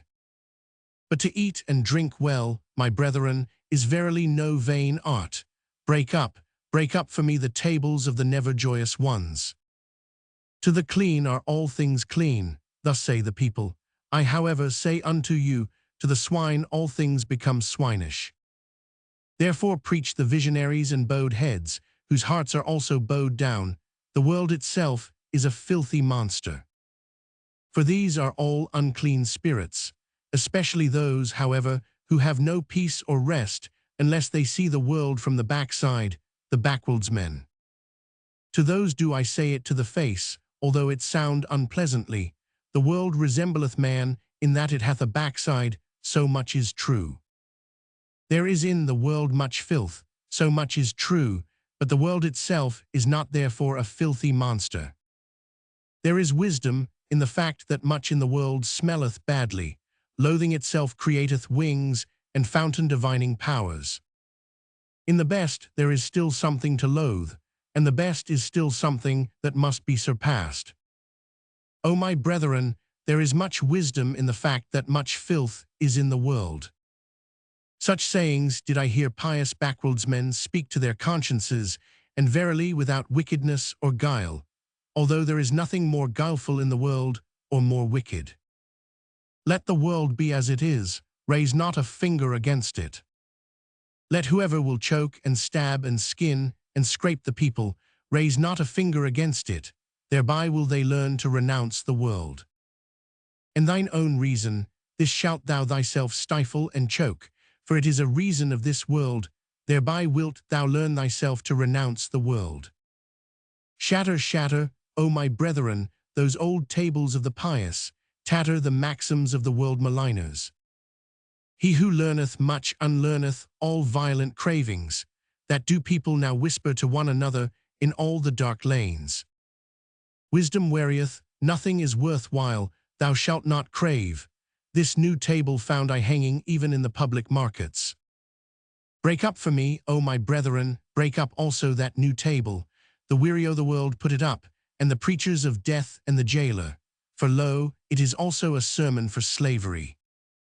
Because they learned badly and not the best, and everything too early and everything too fast, because they ate badly, from thence hath resulted their ruined stomach.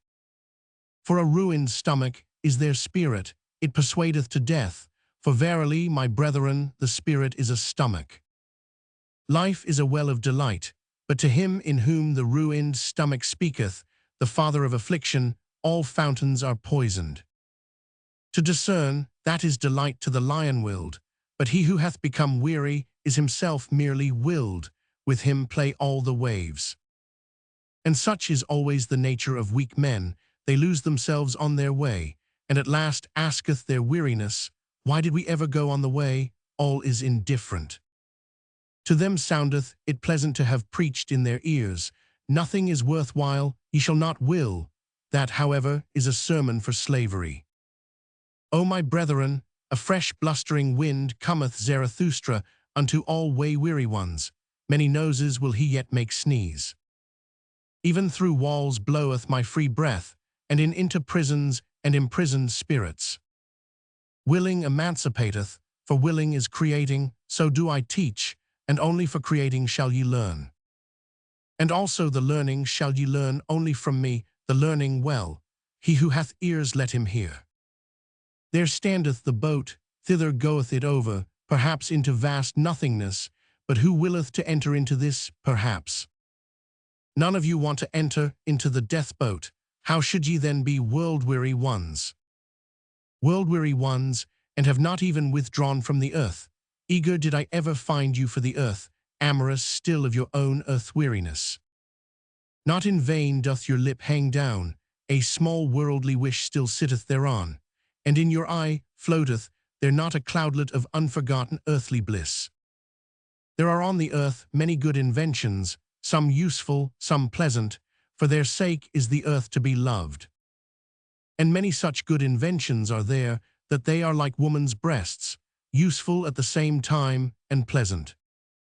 Ye world-weary ones, however, ye earth-idlers, you shall one beat with stripes shall one again make you sprightly limbs. For if ye be not invalids, or decrepit creatures, of whom the earth is weary, then are ye sly sloths, or dainty, sneaking pleasure cats. And if ye will not again run gaily, then shall ye pass away. To the incurable shall one not seek to be a physician, thus teacheth Zarathustra, so shall ye pass away. But more courage is needed to make an end than to make a new verse, that do all physicians and poets know well.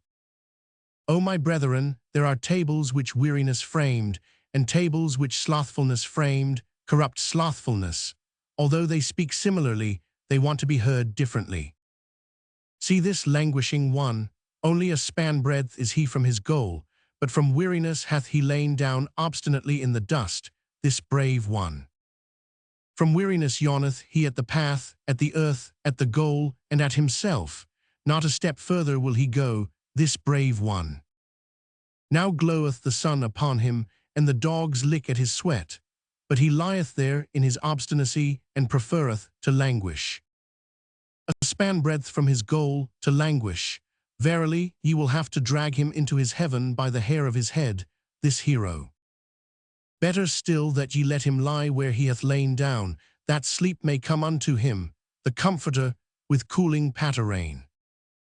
Let him lie, until of his own accord he awakeneth, until of his own accord he repudiateth all weariness, and what weariness hath taught through him.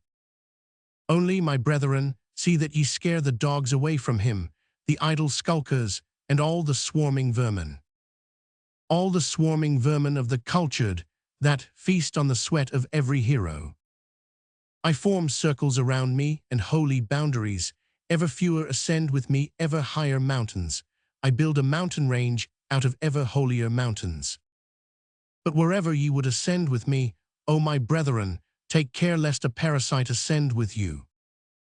A parasite, that is a reptile, a creeping, cringing reptile, that trieth to fatten on your infirm and sore places. And this is its art, It divineth where ascending souls are weary. In your trouble and dejection, in your sensitive modesty, doth it build its loathsome nest.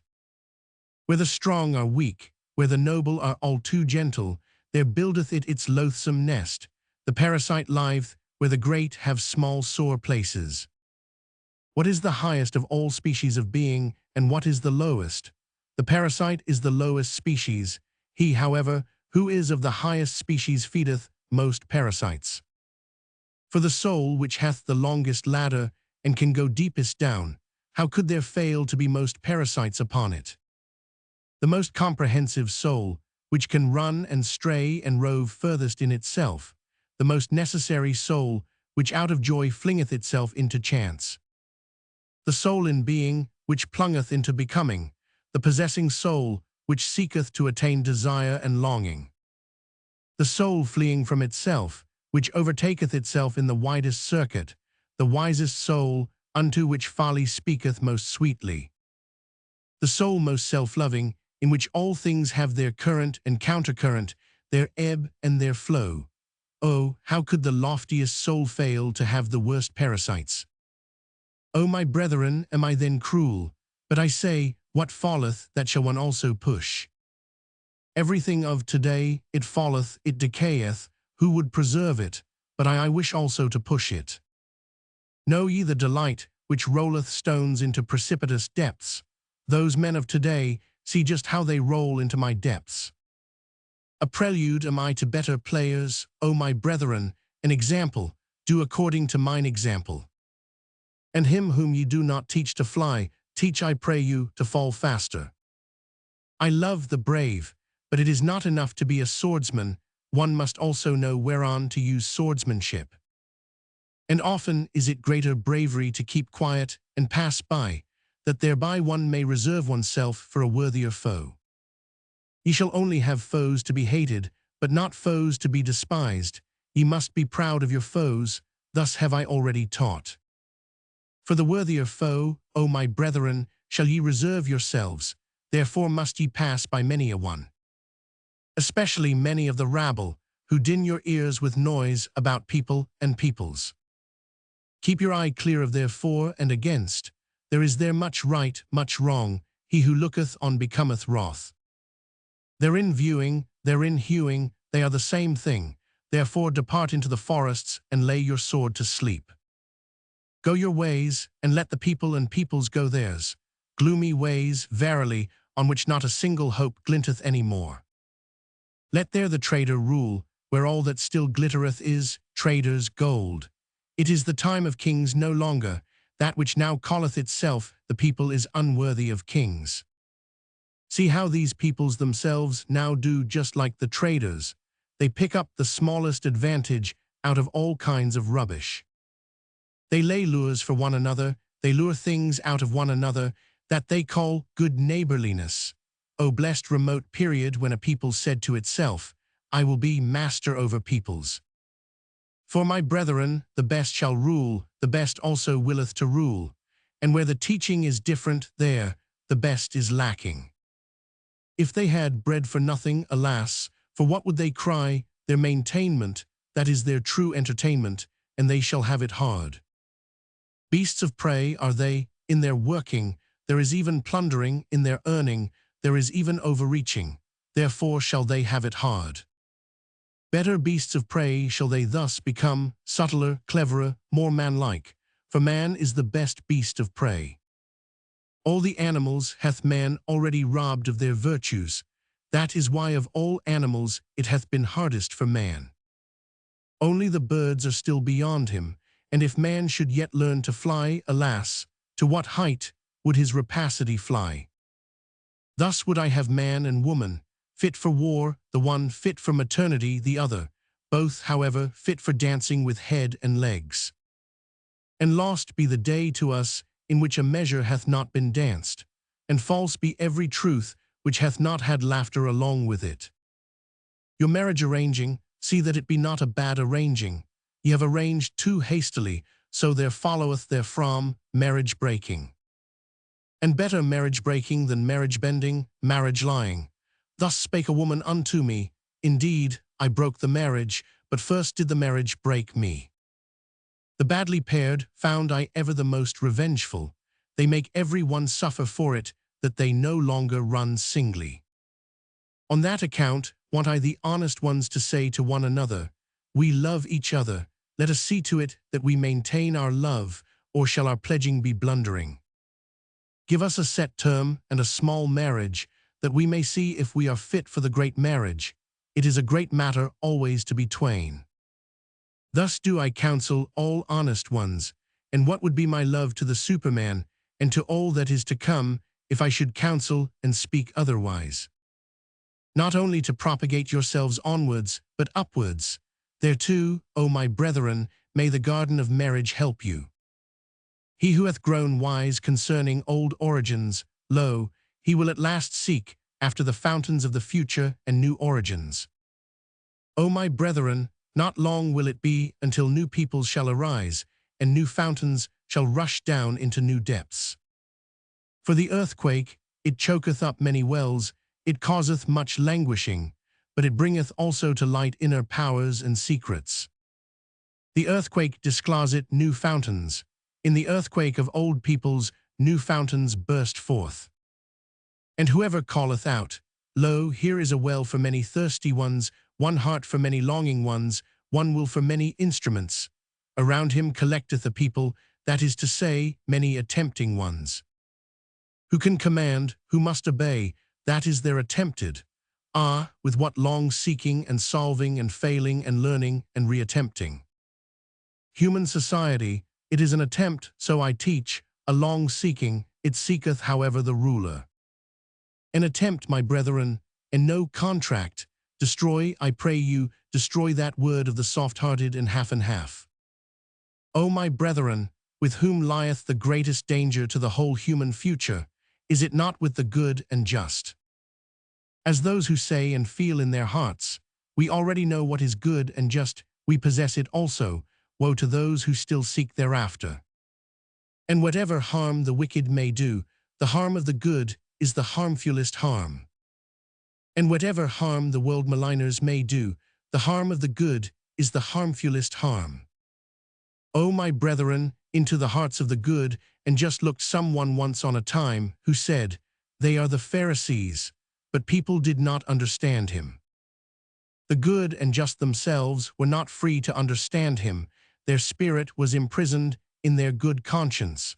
The stupidity of the good is unfathomably wise. It is the truth, however, that the good must be Pharisees, they have no choice. The good must crucify him who deviseth his own virtue, that is the truth. The second one, however, who discovered their country, the country, heart and soil of the good and just, it was he who asked, whom do they hate most? The Creator hate they most, him who breaketh the tables and old values, the breaker, him they call the lawbreaker. For the good they cannot create, they are always the beginning of the end. They crucify him who writeth new values on new tables, they sacrifice unto themselves the future, they crucify the whole human future. The good, they have always been the beginning of the end. O my brethren, have ye also understood this word, and what I once said of the last man? With whom lieth the greatest danger to the whole human future, is it not with the good and just? Break up, I pray you, the good and just. O my brethren, have ye understood also this word? Ye flee from me, ye are frightened, ye tremble at this word. O my brethren, when I enjoined you to break up the good, and the tables of the good, then only did I embark man on his high seas. And now only cometh unto him the great terror, the great outlook, the great sickness, the great nausea, the great seasickness. False shores and false securities did the good teach you, in the lies of the good were ye born and bred. Everything hath been radically contorted and distorted by the good. But he who discovered the country of man, discovered also the country of man's future. Now shall ye be sailors for me, brave, patient. Keep yourselves up betimes, my brethren, learn to keep yourselves up. The sea stormeth, many seek to raise themselves again by you. The sea stormeth, all is in the sea. Well, cheer up, ye old seaman hearts. What a fatherland! Thither striveth our helm where our children's land is. Thitherwards, stormier than the sea, stormeth our great longing. Why so hard? Said to the diamond one day the charcoal, are we then not near relatives? Why so soft, O my brethren, thus do I ask you, are ye then not my brethren? Why so soft, so submissive and yielding? Why is there so much negation and abnegation in your hearts? Why is there so little fate in your looks? And if ye will not be fates and inexorable ones, how can ye one day conquer with me? And if your hardness will not glance and cut and chip to pieces, how can ye one day create with me? For the creators are hard, and blessedness must it seem to you to press your hand upon millenniums as upon wax. Blessedness to write upon the will of millenniums as upon brass, harder than brass, nobler than brass. Entirely hard is only the noblest. This new table, O my brethren, put I up over you, become hard. O thou, my will, thou change of every need, my needfulness, preserve me from all small victories. Thou fatedness of my soul, which I call fate, thou in me, over me, preserve and spare me for one great fate. And thy last greatness, my will, spare it for thy last, that thou mayest be inexorable in thy victory. Ah, who hath not succumbed to his victory? Ah, whose eye hath not bedimmed in this intoxicated twilight? Ah, whose foot hath not faltered and forgotten in victory how to stand? That I may one day be ready and ripe in the great noontide, ready and ripe like the glowing ore, the lightning-bearing cloud, and the swelling mill-cutter. Ready for myself and for my most hidden will, a bow eager for its arrow, an arrow eager for its star. A star ready and ripe in its noontide, glowing, pierced, blessed by annihilating sun arrows. A sun itself, and an inexorable sun will, ready for annihilation in victory. O will, thou change of every need, my needfulness, spare me for one great victory. Thus spake Zarathustra. Evoke, the convalescent. One morning, not long after his return to his cave, Zarathustra sprang up from his couch like a madman, crying with a frightful voice, and acting as if someone still lay on the couch who did not wish to rise. Zarathustra's voice also resounded in such a manner that his animals came to him frightened, and out of all the neighboring caves and lurking places all the creatures slipped away, flying, fluttering, creeping, or leaping, according to their variety of foot or wing. Zarathustra, however, spake these words. Up, abysmal thought out of my depth, I am thy cock and morning dawn, thou overslept reptile, up, up, my voice shall soon crow thee awake. Unbind the fetters of thine ears, listen, for I wish to hear thee, up, up, there is thunder enough to make the very graves listen. And rub the sleep, and all the dimness and blindness out of thine eyes. Hear me also with thine eyes, my voice is a medicine even for those born blind. And once thou art awake, then shalt thou ever remain awake. It is not my custom to awake great-grandmothers out of their sleep, that I may bid them sleep on. Thou stirrest, stretchest thyself, wheezest, up, up, not wheeze shalt thou, but speak unto me. Zarathustra calleth thee, Zarathustra the godless. I, Zarathustra, the advocate of living, the advocate of suffering, the advocate of the circuit, thee do I call, my most abysmal thought. Joy to me thou comest, I hear thee, mine abyss speaketh, my lowest depth have I turned over into the light. Joy to me, come hither, give me thy hand, ha, let be, aha, disgust, disgust, disgust, alas to me. Hardly, however, had Zarathustra spoken these words, when he fell down as one dead, and remained long as one dead.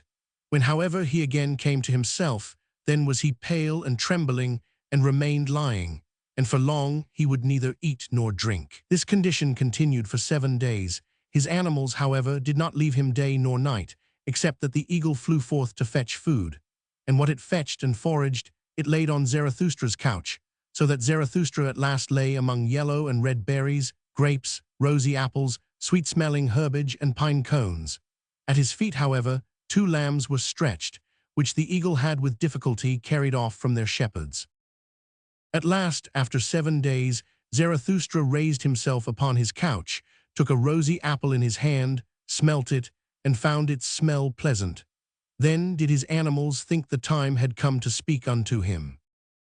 O Zarathustra, said they, now hast thou lain thus for 7 days with heavy eyes. Wilt thou not set thyself again upon thy feet? Step out of thy cave. The world waiteth for thee as a garden. The wind playeth with heavy fragrance which seeketh for thee, and all brooks would like to run after thee. All things long for thee, since thou hast remained alone for 7 days. Step forth out of thy cave. All things want to be thy physicians.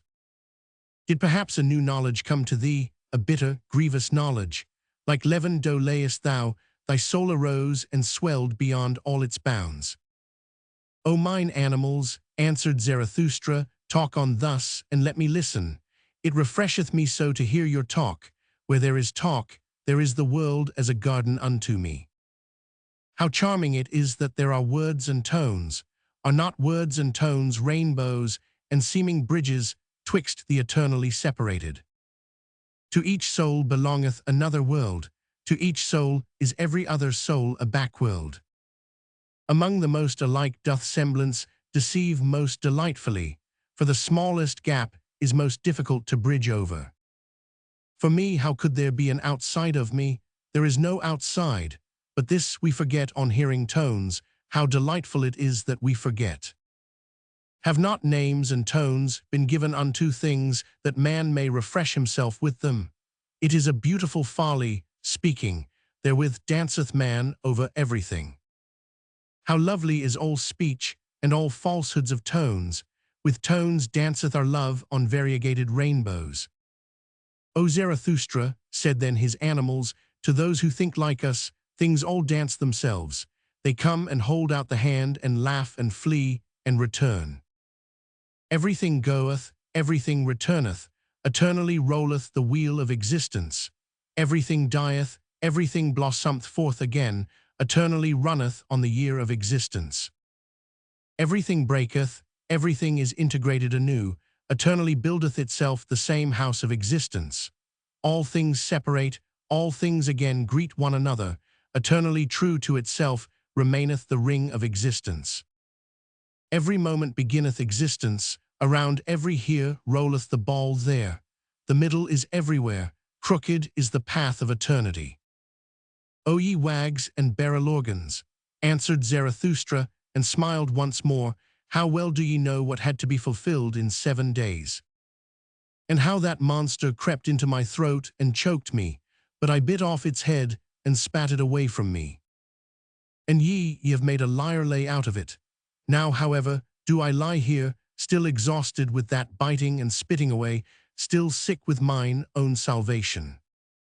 And ye looked on at it all. O mine animals, are ye also cruel? Did ye like to look at my great pain as men do? For man is the cruelest animal. At tragedies, bullfights, and crucifixions hath he hitherto been happiest on earth. And when he invented his hell, behold, that was his heaven on earth. When the great man crieth, immediately runneth the little man thither, and his tongue hangeth out of his mouth for very lusting. He, however, calleth it his pity. The little man, especially the poet, how passionately doth he accuse life in words. Hearken to him, but do not fail to hear the delight which is in all accusation. Such accusers of life, them life overcometh with a glance of the eye. Thou lovest me, saith the insolent one, wait a little, as yet have I no time for thee. Towards himself man is the cruelest animal, and in all who call themselves sinners and bearers of the cross and penitents, do not overlook the voluptuousness in their plaints and accusations. And I myself, do I thereby want to be man's accuser? Ah, mine animals, this only have I learned hitherto, that for man his baddest is necessary for his best. That all that is baddest is the best power, and the hardest stone for the highest creator, and that man must become better and badder. Not to this torture stake was I tied, that I know man is bad, but I cried, as no one hath yet cried. Ah, that his baddest is so very small, ah, that his best is so very small. The great disgust at man it strangled me and had crept into my throat, and what the soothsayer had presaged, all is alike, nothing is worthwhile, knowledge strangleth. A long twilight limped on before me, a fatally weary, fatally intoxicated sadness, which spake with yawning mouth. Eternally he returneth, the man of whom thou art weary, the small man, so yawned my sadness, and dragged its foot, and could not go to sleep. A cavern became the human earth to me, its breast caved in, everything living became to me human dust, and bones, and mouldering past. My sighing sat on all human graves, and could no longer arise. My sighing and questioning croaked and choked, and gnawed and nagged day and night. Ah, man returneth eternally, the small man returneth eternally. Naked had I once seen both of them, the greatest man and the smallest man, all too like one another, all too human, even the greatest man. All too small, even the greatest man. That was my disgust at man, and the eternal return also of the smallest man. That was my disgust at all existence. Ah, disgust, disgust, disgust. Thus spake Zarathustra, and sighed and shuddered, for he remembered his sickness. Then did his animals prevent him from speaking further. Do not speak further, thou convalescent. So answered his animals, but go out where the world waiteth for thee like a garden. Go out unto the roses, the bees, and the flocks of doves, especially, however, unto the singing birds, to learn singing from them. For singing is for the convalescent, the sound ones may talk, and when the sound also wants songs, then want they other songs than the convalescent. O ye wags and barrel organs, do be silent, answered Zarathustra, and smiled at his animals. How well ye know what consolation I devised for myself in 7 days. That I have to sing once more, that consolation did I devise for myself, and this convalescence, would ye also make another lyre lay thereof? Do not talk further, answered his animals once more. Rather, thou convalescent, prepare for thyself first a lyre, a new lyre. For behold, O Zarathustra, for thy new lays there are needed new lyres. Sing and bubble over, O Zarathustra, heal thy soul with new lays, that thou mayest bear thy great fate, which hath not yet been anyone's fate. For thine animals know it well, O Zarathustra, who thou art and must become. Behold, thou art the teacher of the eternal return, that is now thy fate. That thou must be the first to teach this teaching, how could this great fate not be thy greatest danger and infirmity? Behold, we know what thou teachest, that all things eternally return, and ourselves with them, and that we have already existed times without number, and all things with us.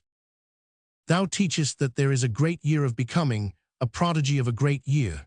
It must, like a sand glass, ever turn up anew, that it may anew run down and run out. So that all those years are like one another in the greatest, and also in the smallest, so that we ourselves, in every great year, are like ourselves in the greatest, and also in the smallest. And if thou wouldst now die, O Zarathustra, behold, we know also how thou wouldst then speak to thyself, but thine animals beseech thee not to die yet. Thou wouldst speak, and without trembling, buoyant rather with bliss, for a great weight and worry would be taken from thee, thou patientest one. Now do I die and disappear, wouldst thou say, and in a moment I am nothing. Souls are as mortal as bodies. But the plexus of causes returneth, in which I am intertwined. It will again create me.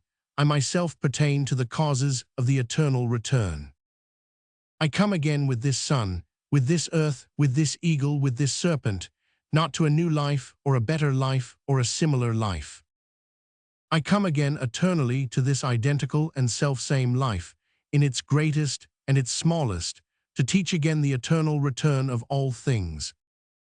To speak again the word of the great noontide of earth and man, to announce again to man the Superman.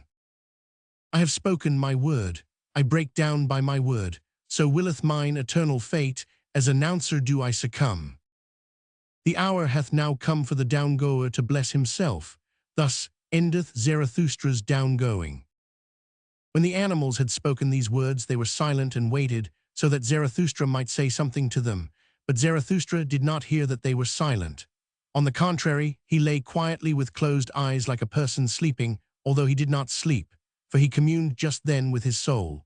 The serpent, however, and the eagle, when they found him silent in such wise, respected the great stillness around him, and prudently retired. LVI, the great longing. O my soul, I have taught thee to say today, as once on a time, and formerly, and to dance thy measure over every here and there and yonder. O my soul, I delivered thee from all by places, I brushed down from thee dust, and spiders, and twilight.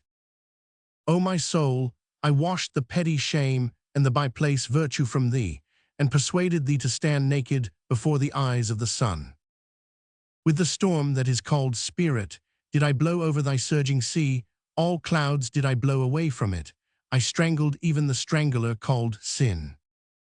O my soul, I gave thee the right to say nay like the storm, and to say yea as the open heaven saith yea. Calm as the light remainest thou, and now walkest through denying storms.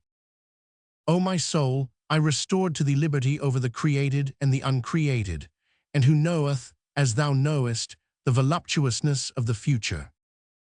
O my soul, I taught thee the contempt which doth not come like worm-eating, the great, the loving contempt, which loveth most where it contemneth most. O my soul, I taught thee so to persuade that thou persuadest even the grounds themselves to thee, like the sun, which persuadeth even the sea to its height. O my soul, I have taken from thee all obeying and knee-bending and homage-paying. I have myself given thee the names, change of need and fate. O my soul, I have given thee new names and gay-colored playthings. I have called thee fate, and the circuit of circuits, and the navel string of time, and the azure bell. O my soul, to thy domain gave I all wisdom to drink, all new wines, and also all immemorially old strong wines of wisdom. O my soul, every sun shed I upon thee, and every night, and every silence, and every longing.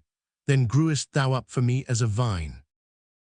O my soul, exuberant and heavy dost thou now stand forth, a vine with swelling udders and full clusters of brown golden grapes. Filled and weighted by thy happiness, waiting from superabundance, and yet ashamed of thy waiting. O my soul, there is nowhere a soul which could be more loving and more comprehensive and more extensive, where could future and past be closer together than with thee. O my soul, I have given thee everything, and all my hands have become empty by thee, and now sayest thou to me, smiling and full of melancholy, which of us oweth thanks? Doth the giver not owe thanks because the receiver received? Is bestowing not a necessity? Is receiving not pitying? O my soul, I understand the smiling of thy melancholy. Thine overabundance itself now stretcheth out longing hands. Thy fullness looketh forth over raging seas, and seeketh and waiteth. The longing of overfullness looketh forth from the smiling heaven of thine eyes. And verily, O my soul, who could see thy smiling and not melt into tears? The angels themselves melt into tears through the overgraciousness of thy smiling. Thy graciousness and overgraciousness is it which will not complain and weep. And yet, O my soul, longeth thy smiling for tears, and thy trembling mouth for sobs. Is not all weeping complaining, and all complaining accusing? Thus speakest thou to thyself, and therefore, O my soul, wilt thou rather smile than pour forth thy grief? Then in gushing tears pour forth all thy grief concerning thy fullness, and concerning the craving of the vine for the vintager and vintage knife. But wilt thou not weep? Wilt thou not weep forth thy purple melancholy? Then wilt thou have to sing, O my soul, behold, I smile myself, who foretell thee this. Thou wilt have to sing with passionate song, until all seas turn calm to hearken unto thy longing. Until over calm longing seas the bark glideth, the golden marvel, around the gold of which all good, bad, and marvelous things frisk. Also many large and small animals, and everything that hath light marvelous feet, so that it can run on violet blue paths. towards the golden marvel, the spontaneous bark, and its master. He, however, is the vintager who waiteth with the diamond vintage knife. Thy great deliverer, O my soul, the nameless one, for whom future songs only will find names. And verily, already hath thy breath the fragrance of future songs. Already glowest thou and dreamest, already drinkest thou thirstily at all deep echoing wells of consolation, already reposeth thy melancholy in the bliss of future songs. O my soul, now have I given thee all, and even my last possession, and all my hands have become empty by thee. That I bade thee sing, behold, that was my last thing to give. That I bade thee sing, say now, say, which of us now oweth thanks? Better still, however, sing unto me, sing, O my soul, and let me thank thee. Thus spake Zarathustra. Lyx, the second dance song. Into thine eyes gazed I lately, O life. Gold saw I gleam in thy night eyes. My heart stood still with delight. A golden bark saw I gleam on darkened waters, a sinking, drinking, reblinking, golden swing bark. At my dance frantic foot dost thou cast a glance, a laughing, questioning, melting, thrown glance. Twice only movedst thou thy rattle with thy little hands, then did my feet swing with dance fury. My heels reared aloft, my toes they hearkened, thee they would know, hath not the dancer his ear in his toe? Unto thee did I spring, then fledst thou back from my bound, and towards me waved thy fleeing, flying tresses round. Away from thee did I spring, and from thy snaky tresses, then stoodst thou there half-turned, and in thine eye caresses. With crooked glances dost thou teach me crooked courses, on crooked courses learn my feet crafty fancies. I fear thee near, I love thee far, thy flight allureth me, thy seeking secureth me. I suffer, but for thee, what would I not gladly bear? For thee, whose coldness inflameth, whose hatred misleadeth, whose flight enchaineth, whose mockery pleadeth. Who would not hate thee, thou great bindress, in windress, temptress, secress, findress? Who would not love thee, thou innocent, impatient, wind-swift, child-eyed sinner? Whither pullest thou me now, thou paragon and tomboy, and now foolest thou me fleeing, thou sweet romp dost annoy? I dance after thee, I follow even faint traces lonely. Where art thou? Give me thy hand, or thy finger only. Here are caves and thickets, we shall go astray. Halt, stand still, seest thou not owls and bats in fluttering fray? Thou bat, thou owl, thou wouldst play me foul, where are we? From the dog's hast thou learned thus to bark and howl. Thou gnashest on me sweetly with little white teeth, thine evil eyes shoot out upon me, thy curly little mane from underneath. This is a dance over stock and stone, I am the hunter, wilt thou be my hound, or my chamois anon? Now beside me, and quickly, wickedly springing, now up, and over, alas, I have fallen myself over swinging. O see me lying, thou arrogant one, and imploring grace, gladly would I walk with thee in some lovelier place.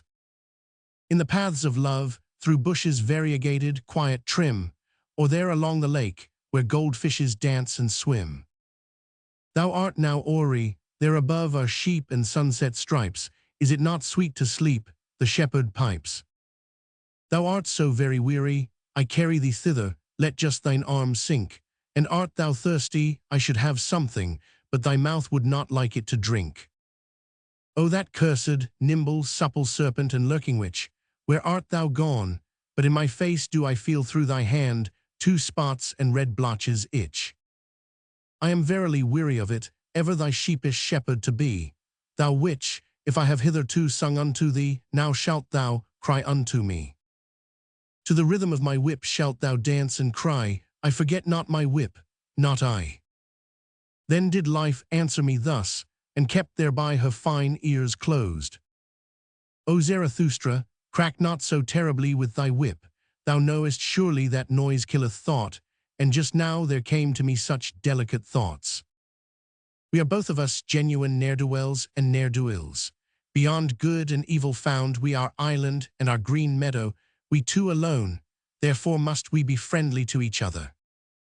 And even should we not love each other from the bottom of our hearts, must we then have a grudge against each other if we do not love each other perfectly? And that I am friendly to thee, and often too friendly, that knowest thou, and the reason is that I am envious of thy wisdom. Ah, this mad old fool, wisdom! If thy wisdom should one day run away from thee, then would also my love run away from thee quickly. Thereupon did life look thoughtfully behind and around, and said softly, O Zarathustra, thou art not faithful enough to me. Thou lovest me not nearly so much as thou sayest. I know thou thinkest of soon leaving me. There is an old heavy, booming clock. It boometh by night up to thy cave. When thou hearest this clock strike the hours at midnight, then thinkest thou between 1 and 12 thereon. Thou thinkest thereon, O Zarathustra, I know it, of soon leaving me. Yea, answered I hesitatingly, but thou knowest it also. And I said something into her ear, in amongst her confused, yellow, foolish tresses. Thou knowest that, O Zarathustra, that knoweth no one. And we gazed at each other, and looked at the green meadow o'er which the cool evening was just passing, and we wept together. Then, however, was life dearer unto me than all my wisdom had ever been. Thus spake Zarathustra. 1. O man, take heed. 2. What saith deep midnight's voice indeed? 3. I slept my sleep. 4. From deepest dream I've woke and played. 5. The world is deep. 6. And deeper than the day could read. 7. Deep is its woe. 8. Joy deeper still than grief can be. 9. Woe saith hence go. 10. But joys all want eternity. 11. Want deep, profound eternity. 12. Elects the 7 seals. Or the year and amen late. If I be a diviner, and full of the divining spirit, which wandereth on high mountain ridges, twixt 2 seas. Wandereth twixt the past and the future as a heavy cloud, hostile to sultry plains, and to all that is weary, and can neither die nor live. Ready for lightning in its dark bosom, and for the redeeming flash of light, charged with lightnings which say yea, which laugh yea, ready for divining flashes of lightning. Blessed, however, is he who is thus charged, and verily, long must he hang like a heavy tempest on the mountain, who shall one day kindle the light of the future. Oh, how could I not be ardent for eternity, and for the marriage ring of rings, the ring of the return? Never yet have I found the woman by whom I should like to have children, unless it be this woman whom I love. For I love thee, O eternity. For I love thee, O eternity, too. If ever my wrath hath burst graves, shifted landmarks, or rolled old shattered tables into precipitous depths. If ever my scorn hath scattered mouldered words to the winds, and if I have come like a besom to cross spiders, and as a cleansing wind to old charnel houses. If ever I have sat rejoicing where old gods lie buried, world-blessing, world-loving, beside the monuments of old-world maligners. For even churches and God's graves do I love, if only heaven looketh through their ruined roofs with pure eyes. Gladly do I sit like grass and red poppies on ruined churches. Oh, how could I not be ardent for eternity, and for the marriage ring of rings, the ring of the return? Never yet have I found the woman by whom I should like to have children, unless it be this woman whom I love. For I love thee, O eternity. For I love thee, O eternity. 3. If ever a breath hath come to me of the creative breath, and of the heavenly necessity which compelleth even chances to dance star dances. If ever I have laughed with the laughter of the creative lightning, to which the long thunder of the deed followeth, grumblingly but obediently. If ever I have played dice with the gods at the divine table of the earth, so that the earth quaked and ruptured and snorted forth fire streams. For a divine table is the earth, and trembling with new creative dictums and dice casts of the gods. Oh, how could I not be ardent for eternity, and for the marriage ring of rings, the ring of the return? Never yet have I found the woman by whom I should like to have children, unless it be this woman whom I love. For I love thee, O eternity. For I love thee, O eternity, for if ever I have drunk a full draught of the foaming spice and confection bowl, in which all things are well mixed, if ever my hand hath mingled the furthest with the nearest, fire with spirit, joy with sorrow, and the harshest with the kindest, if I myself am a grain of the saving salt, which maketh everything in the confection bowl mix well. For there is a salt which uniteth good with evil, and even the everlist is worthy, as spicing and as final overfoaming.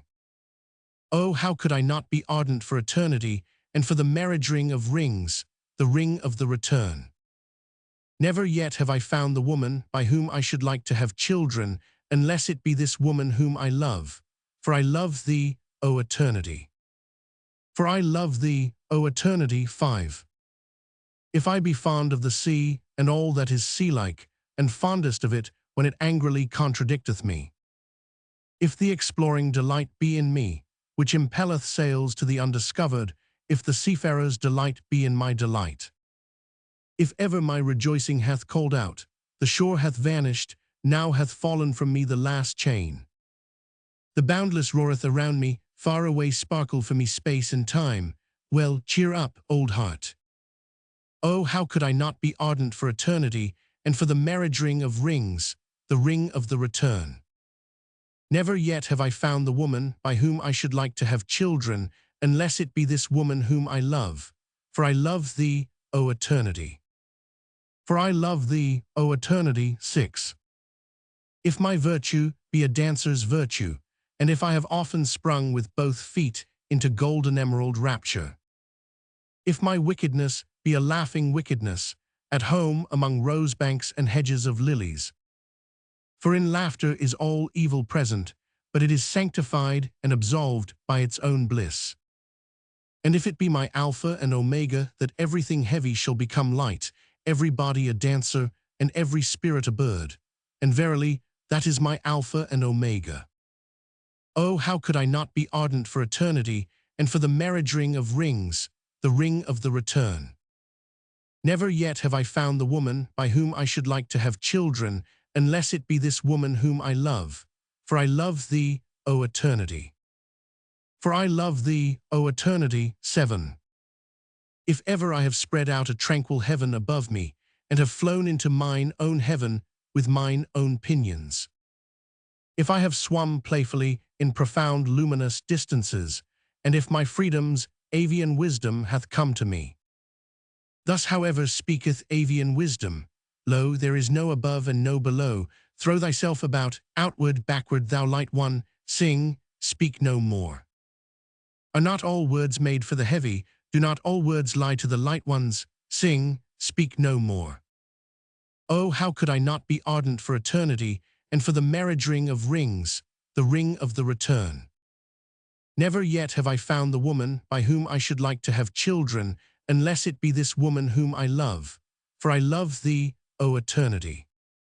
For I love thee, O eternity. 4th and last part. Ah, where in the world have there been greater follies than with the pitiful? And what in the world hath caused more suffering than the follies of the pitiful? Woe unto all loving ones who have not an elevation which is above their pity. Thus spake the devil unto me, once on a time, even God hath his hell, it is his love for man. And lately did I hear him say these words, God is dead, of his pity for man hath God died. Zarathustra, Roman 2, the pitiful. Alexei, the honey sacrifice. And again passed moons and years over Zarathustra's soul, and he heeded it not. His hair, however, became white. One day when he sat on a stone in front of his cave, and gazed calmly into the distance, one there gazeth out on the sea, and away beyond sinuous abysses, Then went his animals thoughtfully round about him, and at last set themselves in front of him. O Zarathustra, said they, gazest thou out perhaps for thy happiness? Of what account is my happiness? Answered he, I have long ceased to strive any more for happiness, I strive for my work. O Zarathustra, said the animals once more, that sayest thou as one who hath overmuch of good things, least thou not in a sky-blue lake of happiness? Ye wags, answered Zarathustra and smiled, how well did ye choose the simile? But ye know also that my happiness is heavy, and not like a fluid wave of water. It presseth me and will not leave me, and is like molten pitch. Then went his animals again thoughtfully around him, and placed themselves once more in front of him. O Zarathustra, said they, it is consequently for that reason that thou thyself always becometh yellower and darker, although thy hair looketh white and flaxen.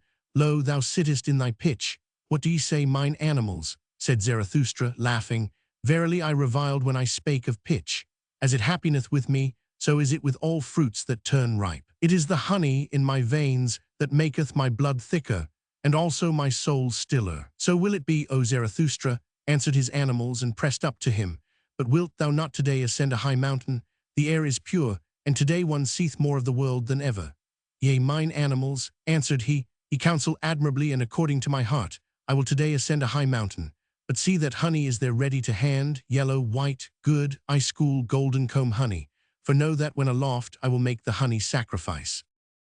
When Zarathustra, however, was aloft on the summit, he sent his animals home that had accompanied him, and found that he was now alone.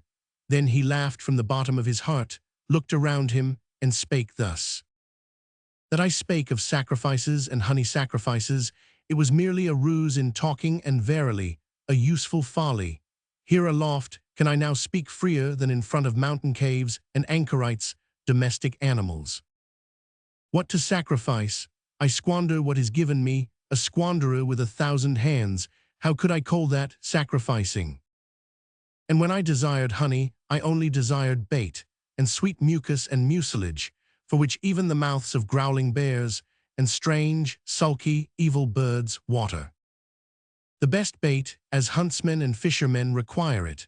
For if the world be as a gloomy forest of animals, and a pleasure ground for all wild huntsmen, it seemeth to me rather, and preferably, a fathomless, rich sea. A sea full of many-hued fishes and crabs, for which even the gods might long, and might be tempted to become fishers in it, and casters of nets. So rich is the world in wonderful things, great and small. Especially the human world, the human sea. Towards it do I now throw out my golden angle-rod, and say, Open up, thou human abyss.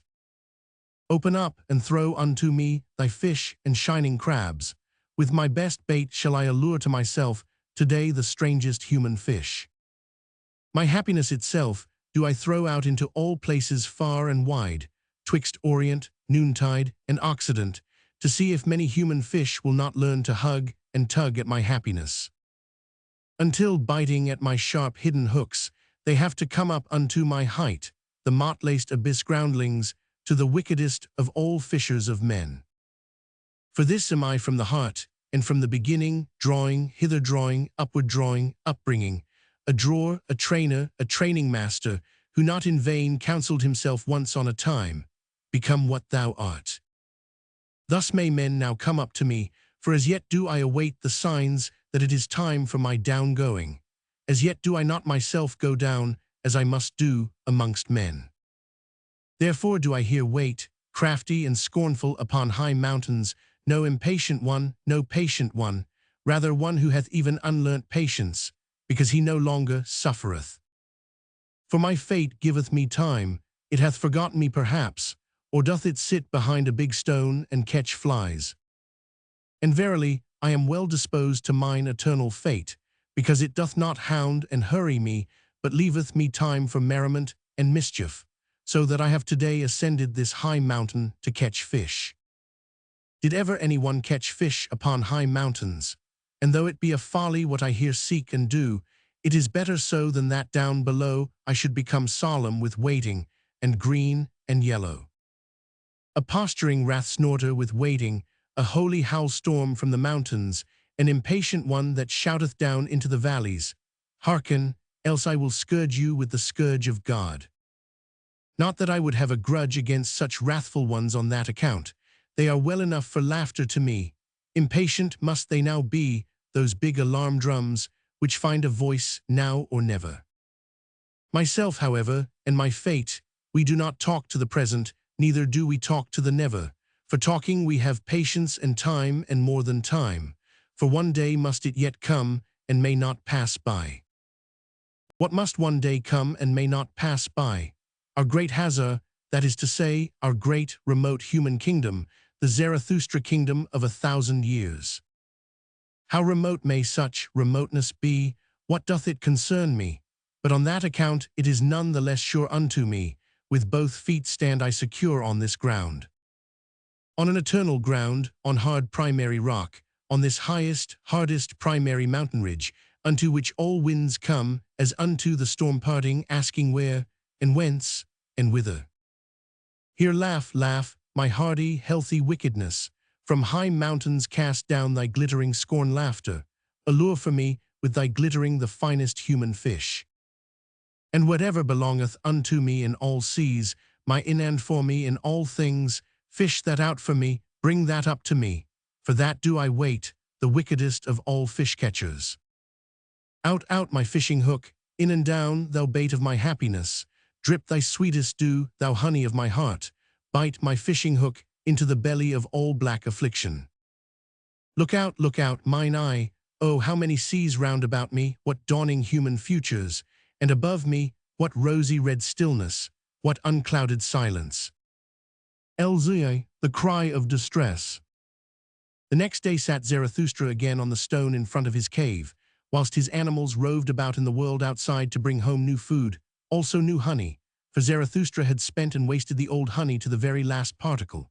When he thus sat, however, with a stick in his hand, tracing the shadow of his figure on the earth, and reflecting, verily, not upon himself and his shadow, all at once he startled and shrank back, for he saw another shadow beside his own. And when he hastily looked around and stood up, behold, there stood the soothsayer beside him, the same whom he had once given to eat and drink at his table, the proclaimer of the great weariness, who taught, all is alike, nothing is worthwhile, the world is without meaning, knowledge strangleth. But his face had changed since then, and when Zarathustra looked into his eyes, his heart was startled once more. So much evil announcement and ashy-grey lightnings passed over that countenance. The soothsayer, who had perceived what went on in Zarathustra's soul, wiped his face with his hand, as if he would wipe out the impression. The same did also Zarathustra. And when both of them had thus silently composed and strengthened themselves, they gave each other the hand, as a token that they wanted once more to recognize each other. "Welcome hither," said Zarathustra, "thou soothsayer of the great weariness. Not in vain shalt thou once have been my messmate and guest. Eat and drink also with me today, and forgive it that a cheerful old man sitteth with thee at table." "A cheerful old man," answered the soothsayer, shaking his head, "but whoever thou art, or wouldst be, O Zarathustra, thou hast been here aloft the longest time. In a little while thy bark shall no longer rest on dry land." "Do I then rest on dry land?" asked Zarathustra, laughing. "The waves around thy mountain," answered the soothsayer, "rise and rise, the waves of great distress and affliction. They will soon raise thy bark also and carry thee away." Thereupon was Zarathustra silent and wondered. "Dost thou still hear nothing?" continued the soothsayer. "Doth it not rush and roar out of the depth?" Zarathustra was silent once more and listened. Then heard he a long, long cry, which the abysses threw to one another and passed on. For none of them wished to retain it, so evil did it sound. "Thou ill announcer," said Zarathustra at last, "that is a cry of distress, and the cry of a man. It may come perhaps out of a black sea. But what doth human distress matter to me? My last sin which hath been reserved for me, knowest thou what it is called?" "Pity," answered the soothsayer from an overflowing heart, and raised both his hands aloft. "O Zarathustra, I have come that I may seduce thee to thy last sin." And hardly had those words been uttered when there sounded the cry once more, and longer and more alarming than before, also much nearer. Hearest thou, O Zarathustra?" called out the soothsayer. "The cry concerneth thee, it calleth thee. Come, come, come, it is time, it is the highest time." Zarathustra was silent thereupon, confused and staggered. At last he asked, like one who hesitateth in himself. And who is it that there calleth me? But thou knowest it certainly, answered the soothsayer warmly. Why dost thou conceal thyself? It is the higher man that crieth for thee. The higher man, cried Zarathustra, horror-stricken. What wanteth he? What wanteth he? The higher man, what wanteth he here? And his skin covered with perspiration. The soothsayer, however, did not heed Zarathustra's alarm, but listened and listened in the downward direction. When, however, it had been still there for a long while, he looked behind and saw Zarathustra standing trembling. O Zarathustra, he began with sorrowful voice, thou dost not stand there like one whose happiness maketh him giddy. Thou wilt have to dance lest thou tumble down. But although thou shouldst dance before me, and leap all thy side leaps, no one may say unto me, Behold, here danceth the last joyous man. In vain would anyone come to this height who sought him here. Caves would he find, indeed, and back caves, hiding places for hidden ones, but not lucky mines, nor treasure chambers, nor new gold veins of happiness. Happiness, how indeed could one find happiness among such buried alive and solitary ones? Must I yet seek the last happiness on the happy isles, and far away among forgotten seas? But all is alike, nothing is worthwhile, no seeking is of service, there are no longer any happy isles. Thus sighed the soothsayer. With his last sigh, however, Zarathustra again became serene and assured, like one who hath come out of a deep chasm into the light. Nay, nay, 3 times nay, exclaimed he with a strong voice, and stroked his beard, that do I know better, there are still happy isles. Silence thereon, thou sighing sorrow-sack. Cease to splash thereon, thou rain-cloud of the forenoon. Do I not already stand here wet with thy misery, and drenched like a dog? Now do I shake myself and run away from thee, that I may again become dry. Thereat mayest thou not wonder. Do I seem to thee discourteous? Here, however, is my court. But as regards the higher man, well, I shall seek him at once in those forests. From thence came his cry. Perhaps he is there hard beset by an evil beast. He is in my domain, therein shall he receive no scath, and verily there are many evil beasts about me. With those words Zarathustra turned around to depart. Then said the soothsayer, O Zarathustra, thou art a rogue. I know it well, thou wouldst fain be rid of me. Rather wouldst thou run into the forest and lay snares for evil beasts. But what good will it do thee? In the evening wilt thou have me again. In thine own cave will I sit, patient and heavy like a block, and wait for thee.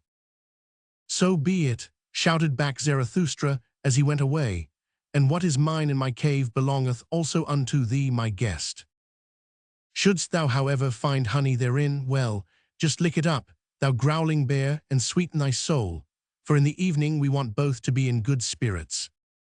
In good spirits and joyful, because this day hath come to an end, and thou thyself shalt dance to my lays as my dancing bear.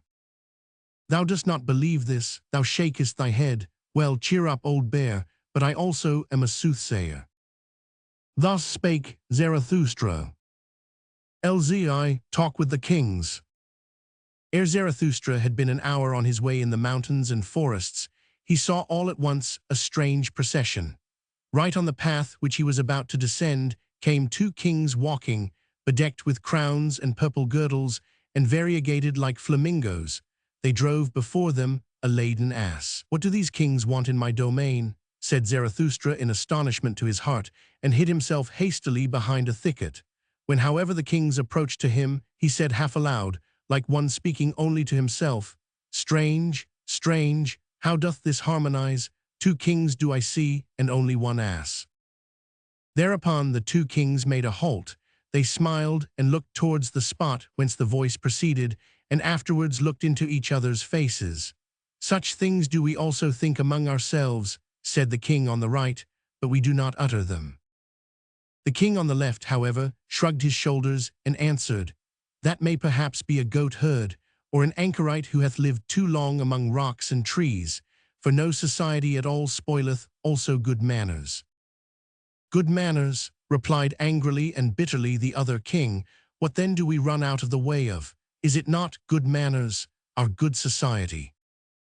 Better verily to live among anchorites and goat-herds than with our gilded, false, over-rouged populace, though it call itself good society. Though it call itself nobility, but there all is false and foul, above all the blood, thanks to old evil diseases and worse cures. The best and dearest to me at present is still a sound peasant, coarse, artful, obstinate, and enduring. That is at present the noblest type. The peasant is at present the best, and the peasant type should be master, but it is the kingdom of the populace. I no longer allow anything to be imposed upon me. The populace, however, that meaneth hodgepodge. Populace hodgepodge.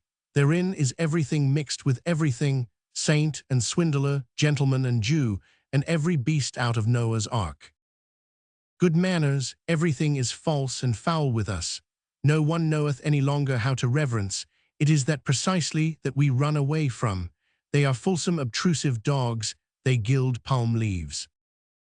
This loathing choketh me, that we kings ourselves have become false, draped and disguised with the old faded pomp of our ancestors, show-pieces for the stupidest, the craftiest, and whosoever at present trafficketh for power.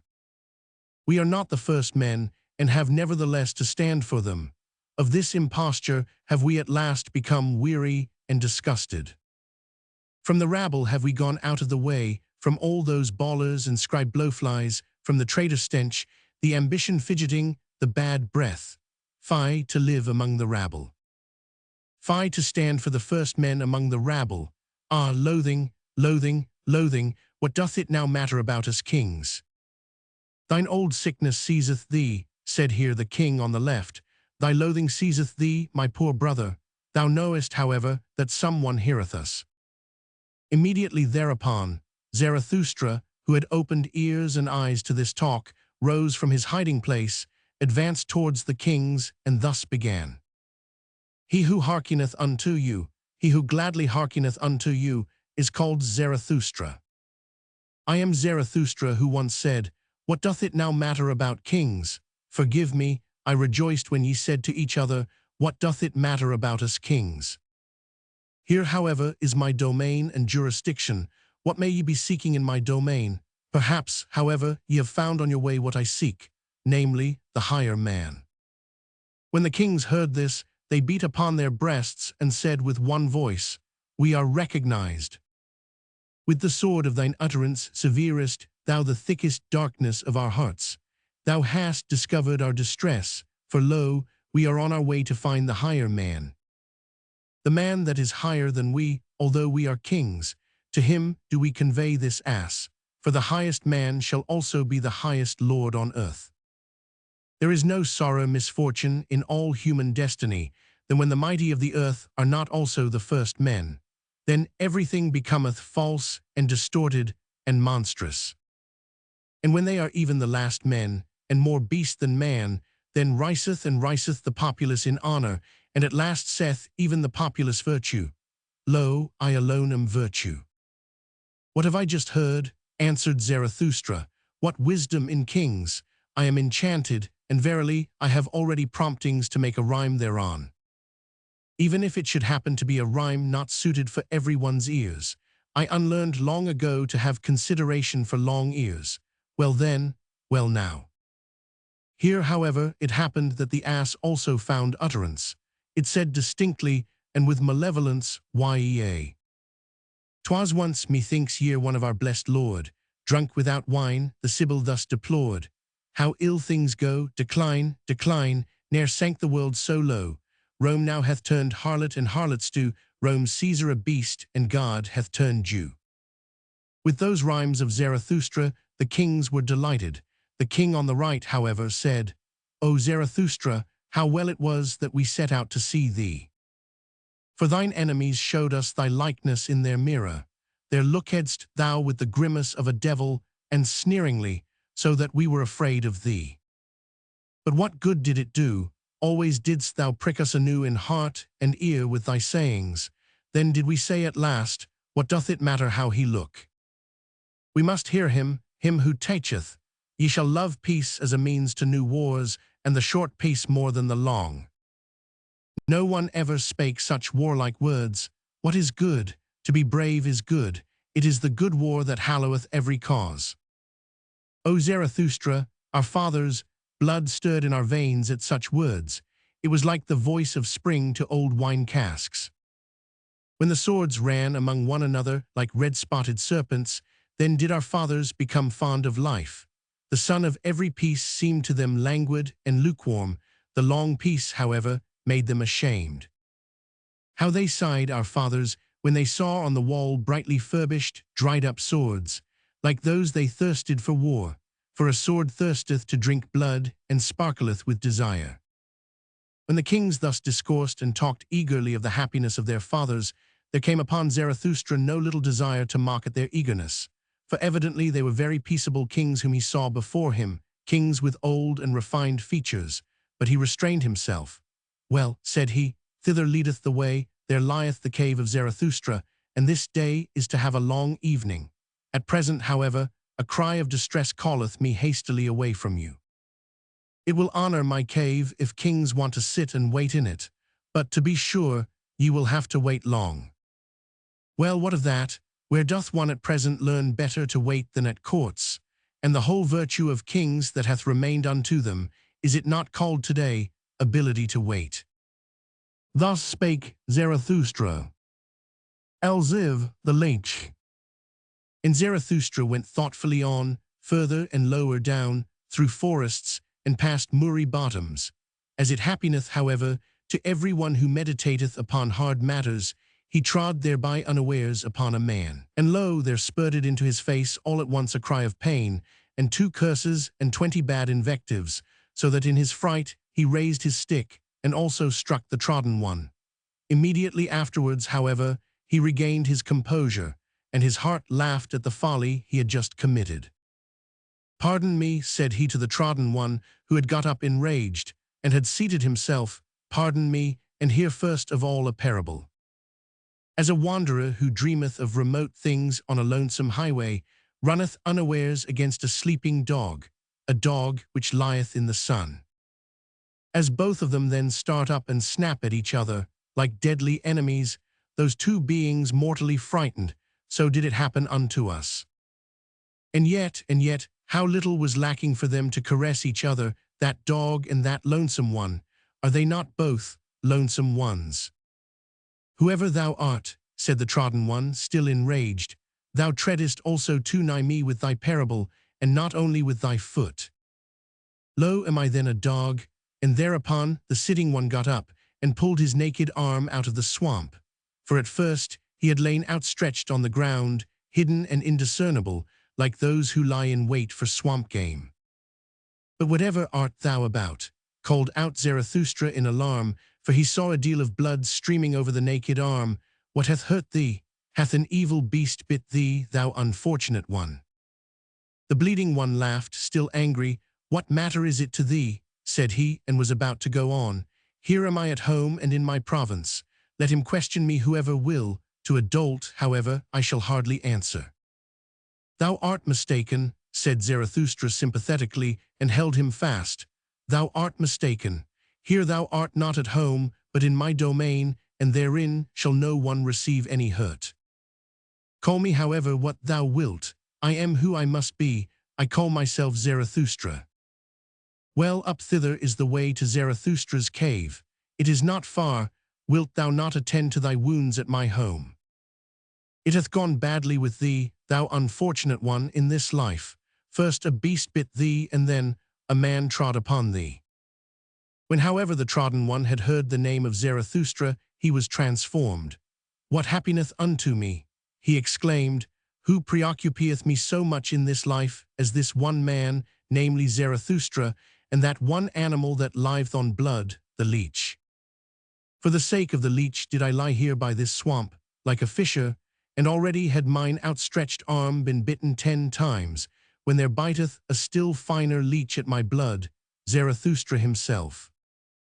O happiness, O miracle, praised be this day which enticed me into the swamp, praised be the best, the livest cupping glass that at present liveth, praised be the great conscience leech Zarathustra. Thus spake the trodden one, and Zarathustra rejoiced at his words and their refined reverential style. "Who art thou?" asked he, and gave him his hand. "There is much to clear up and elucidate between us, but already methinketh pure clear day is dawning."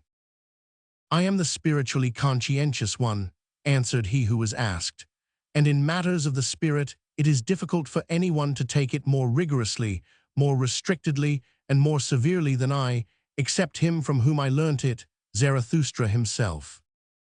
Better know nothing than half know many things, better be a fool on one's own account than a sage on other people's approbation. I go to the basis. What matter if it be great or small, if it be called swamp or sky? A handbreadth of basis is enough for me if it be actually basis and ground. A handbreadth of basis, thereon can one stand. In the true knowing knowledge there is nothing great and nothing small." "Then thou art perhaps an expert on the leech," asked Zarathustra, "and thou investigatest the leech to its ultimate basis, thou conscientious one." "O Zarathustra," answered the trodden one, "that would be something immense. How could I presume to do so? That, however, of which I am master and knower, is the brain of the leech. That is my world. And it is also a world. Forgive it, however, that my pride here findeth expression, for here I have not mine equal. Therefore said I, here am I at home. How long have I investigated this one thing, the brain of the leech, so that here the slippery truth might no longer slip from me. Here is my domain. For the sake of this did I cast everything else aside. For the sake of this did everything else become indifferent to me, and close beside my knowledge lieth my black ignorance. My spiritual conscience requireth from me that it should be so, that I should know one thing and not know all else. They are a loathing unto me, all the semi-spiritual, all the hazy, hovering, and visionary. Where mine honesty ceaseth, there am I blind, and want also to be blind. Where I want to know, however, there want I also to be honest, namely, severe, rigorous, restricted, cruel, and inexorable. Because thou once saidest, O Zarathustra, spirit is life which itself cutteth into life, that led and allured me to thy doctrine, and verily, with mine own blood have I increased mine own knowledge. As the evidence indicateth, broke in Zarathustra, for still was the blood flowing down on the naked arm of the conscientious one, for there had 10 leeches bitten into it. O thou strange fellow, how much doth this very evidence teach me, namely thou thyself, and not all, perhaps, might I pour into thy rigorous ear. Well then, we part here, but I would fain find thee again. Up thither is the way to my cave. Tonight shalt thou there be my welcome guest. Fain would I also make amends to thy body for Zarathustra treading upon thee with his feet. I think about that. Just now, however, a cry of distress calleth me hastily away from thee. Thus spake Zarathustra. LXV, the magician. When, however, Zarathustra had gone round a rock, then saw he on the same path, not far below him, a man who threw his limbs about like a maniac, and at last tumbled to the ground on his belly. Halt, said then Zarathustra to his heart, he there must surely be the higher man, from him came that dreadful cry of distress.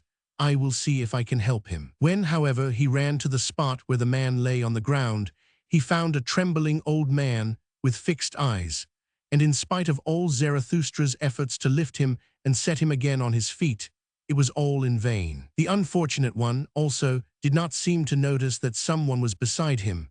On the contrary, he continually looked around with moving gestures, like one forsaken and isolated from all the world. At last, however, after much trembling and convulsion and curling himself up, he began to lament thus. Who warmth me, who loveth me still? Give ardent fingers. Give heartening charcoal warmers. Prone, outstretched, trembling.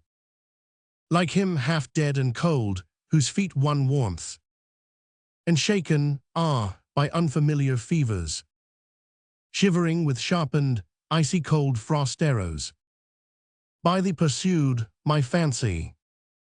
Ineffable, recondite, sore frightening. Thou huntsman, hind the cloud banks. now lightning struck by thee. Thou mocking eye that me in darkness watcheth. Thus do I lie, bend myself, twist myself, convulsed, with all eternal torture, and smitten by thee, cruelest huntsman, thou unfamiliar God. Smite deeper, smite yet once more, pierce through and rend my heart. What meant this torture? With dull, indented arrows. Why look'st thou hither? Of human pain not weary, with mischief-loving, godly flash glances. Not murder wilt thou, but torture, torture. For why me torture? Thou mischief-loving, unfamiliar God. Ho, ho. Thou stealest nigh, in midnight's gloomy hour. What wilt thou? Spake. Thou crowdst me, pressest. Ha, now far too closely. Thou hearst me breathing. Thou o'erhearst my heart. Thou ever jealous one. Of what, pray, ever jealous? Of. For why the ladder? Wouldst thou get in?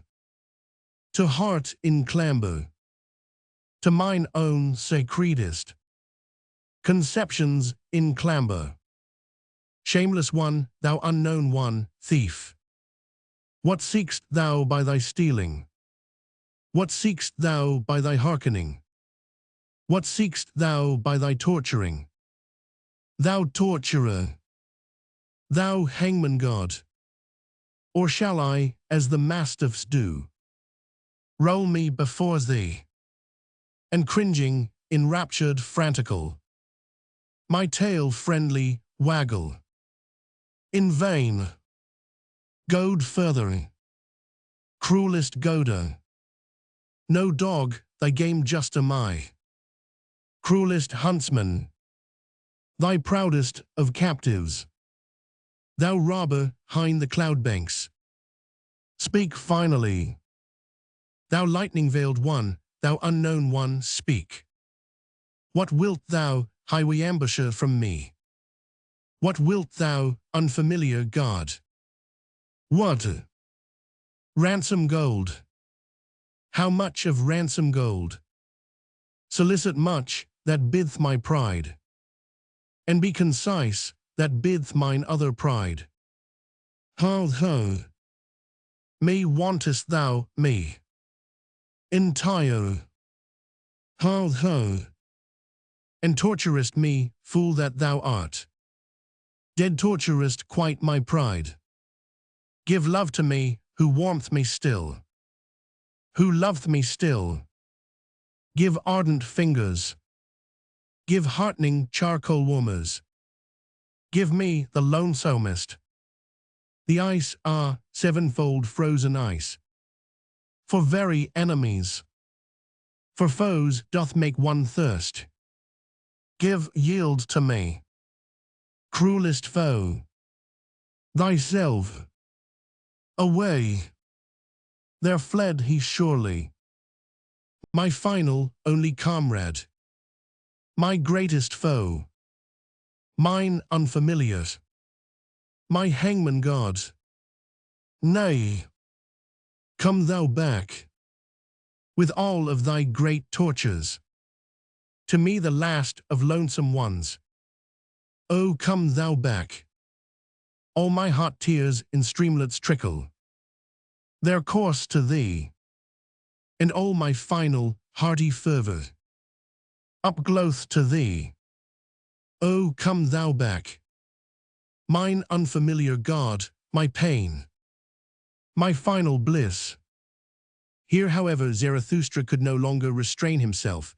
He took his staff and struck the wailer with all his might.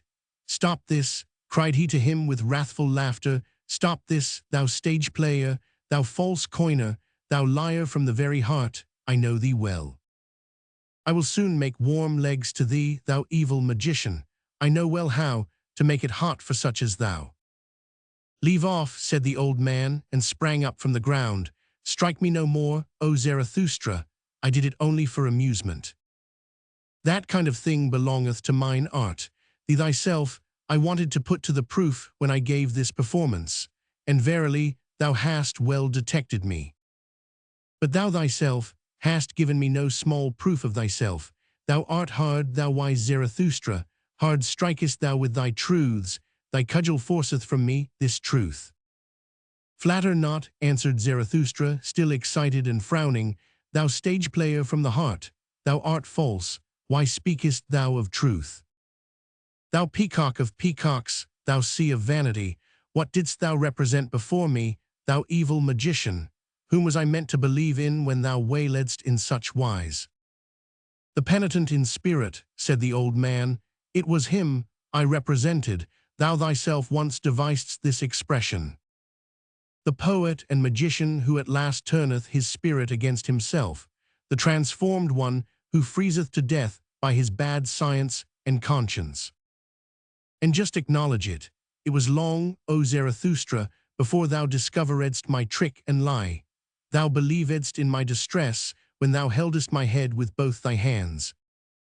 I heard thee lament, we have loved him too little, because I so far deceived thee, my wickedness rejoiced in me." "Thou mayest have deceived subtler ones than I," said Zarathustra sternly. "I am not on my guard against deceivers. I have to be without precaution, so willeth my lot. Thou, however, must deceive, so far do I know thee. Thou must ever be equivocal, trivocal, quadrivocal, and quinquivocal. Even what thou hast now confessed is not nearly true enough nor false enough for me. Thou bad false coiner, how couldst thou do otherwise? Thy very malady wouldst thou whitewash if thou showed thyself naked to thy physician. Thus didst thou whitewash thy lie before me when thou saidst, I did so only for amusement. There was also seriousness therein. Thou art something of a penitent in spirit. I divine thee well. Thou hast become the enchanter of all the world, but for thyself thou hast no lie or artifice left. Thou art disenchanted to thyself. Thou hast reaped disgust as thy one truth. No word in thee is any longer genuine, but thy mouth is so, that is to say, the disgust that cleaveth unto thy mouth. Who art thou at all? Cried here the old magician with defiant voice, who dareth to speak thus unto me, the greatest man now living? And a green flash shot from his eye at Zarathustra, but immediately after he changed, and said sadly, O Zarathustra, I am weary of it, I am disgusted with mine arts, I am not great, why do I dissemble? But thou knowest it well, I sought for greatness. A great man I wanted to appear, and persuaded many, but the lie hath been beyond my power, on it do I collapse. O Zarathustra, everything is a lie in me, but that I collapse, this my collapsing is genuine. It honoureth thee, said Zarathustra gloomily, looking down with sidelong glance, it honoureth thee that thou soughtest for greatness, but it betrayeth thee also. Thou art not great. Thou bad old magician, that is the best and the honestest thing I honour in thee, that thou hast become weary of thyself, and hast expressed it. I am not great. Therein do I honour thee as a penitent in spirit, and although only for the twinkling of an eye, in that one moment wast thou genuine. But tell me, what seekest thou here in my forests and rocks? And if thou hast put thyself in my way, what proof of me wouldst thou have? Wherein didst thou put me to the test? Thus spake Zarathustra, and his eyes sparkled. But the old magician kept silence for a while, then said he, Did I put thee to the test? I seek only. O Zarathustra, I seek a genuine one, a right one, a simple one, an unequivocal one, a man of perfect honesty, a vessel of wisdom, a saint of knowledge, a great man. Knowest thou it not, O Zarathustra? I seek Zarathustra. And here there arose a long silence between them. Zarathustra, however, became profoundly absorbed in thought, so that he shut his eyes. But afterwards, coming back to the situation, he grasped the hand of the magician and said, full of politeness and policy, Well, up thither leadeth the way, there is the cave of Zarathustra. In it mayest thou seek him whom thou wouldst fain find. And ask counsel of mine animals, mine eagle and my serpent, they shall help thee to seek. My cave, however, is large. I myself, to be sure, I have as yet seen no great man. That which is great, the acutest eye is at present insensible to it. It is the kingdom of the populace. Many a one have I found who stretched and inflated himself, and the people cried, Behold, a great man, but what good do all bellows do? The wind cometh out at last. At last bursteth the frog which hath inflated itself too long, then cometh out the wind. To prick a swollen one in the belly, I call good pastime. Hear that, ye boys. Our today is of the populace, who still knoweth what is great and what is small, who could there seek successfully for greatness. A fool only, it succeedeth with fools. Thou seekest for great men, thou strange fool, who taught that to thee? Is today the time for it? O thou bad seeker, why dost thou tempt me? Thus spake Zarathustra, comforted in his heart, and went laughing on his way. LXVI, out of service. Not long, however, after Zarathustra had freed himself from the magician, he again saw a person sitting beside the path which he followed, namely a tall black man with a haggard, pale countenance. This man grieved him exceedingly. Alas, said he to his heart, there sitteth disguised affliction. Methinketh he is of the type of the priests. What do they want in my domain?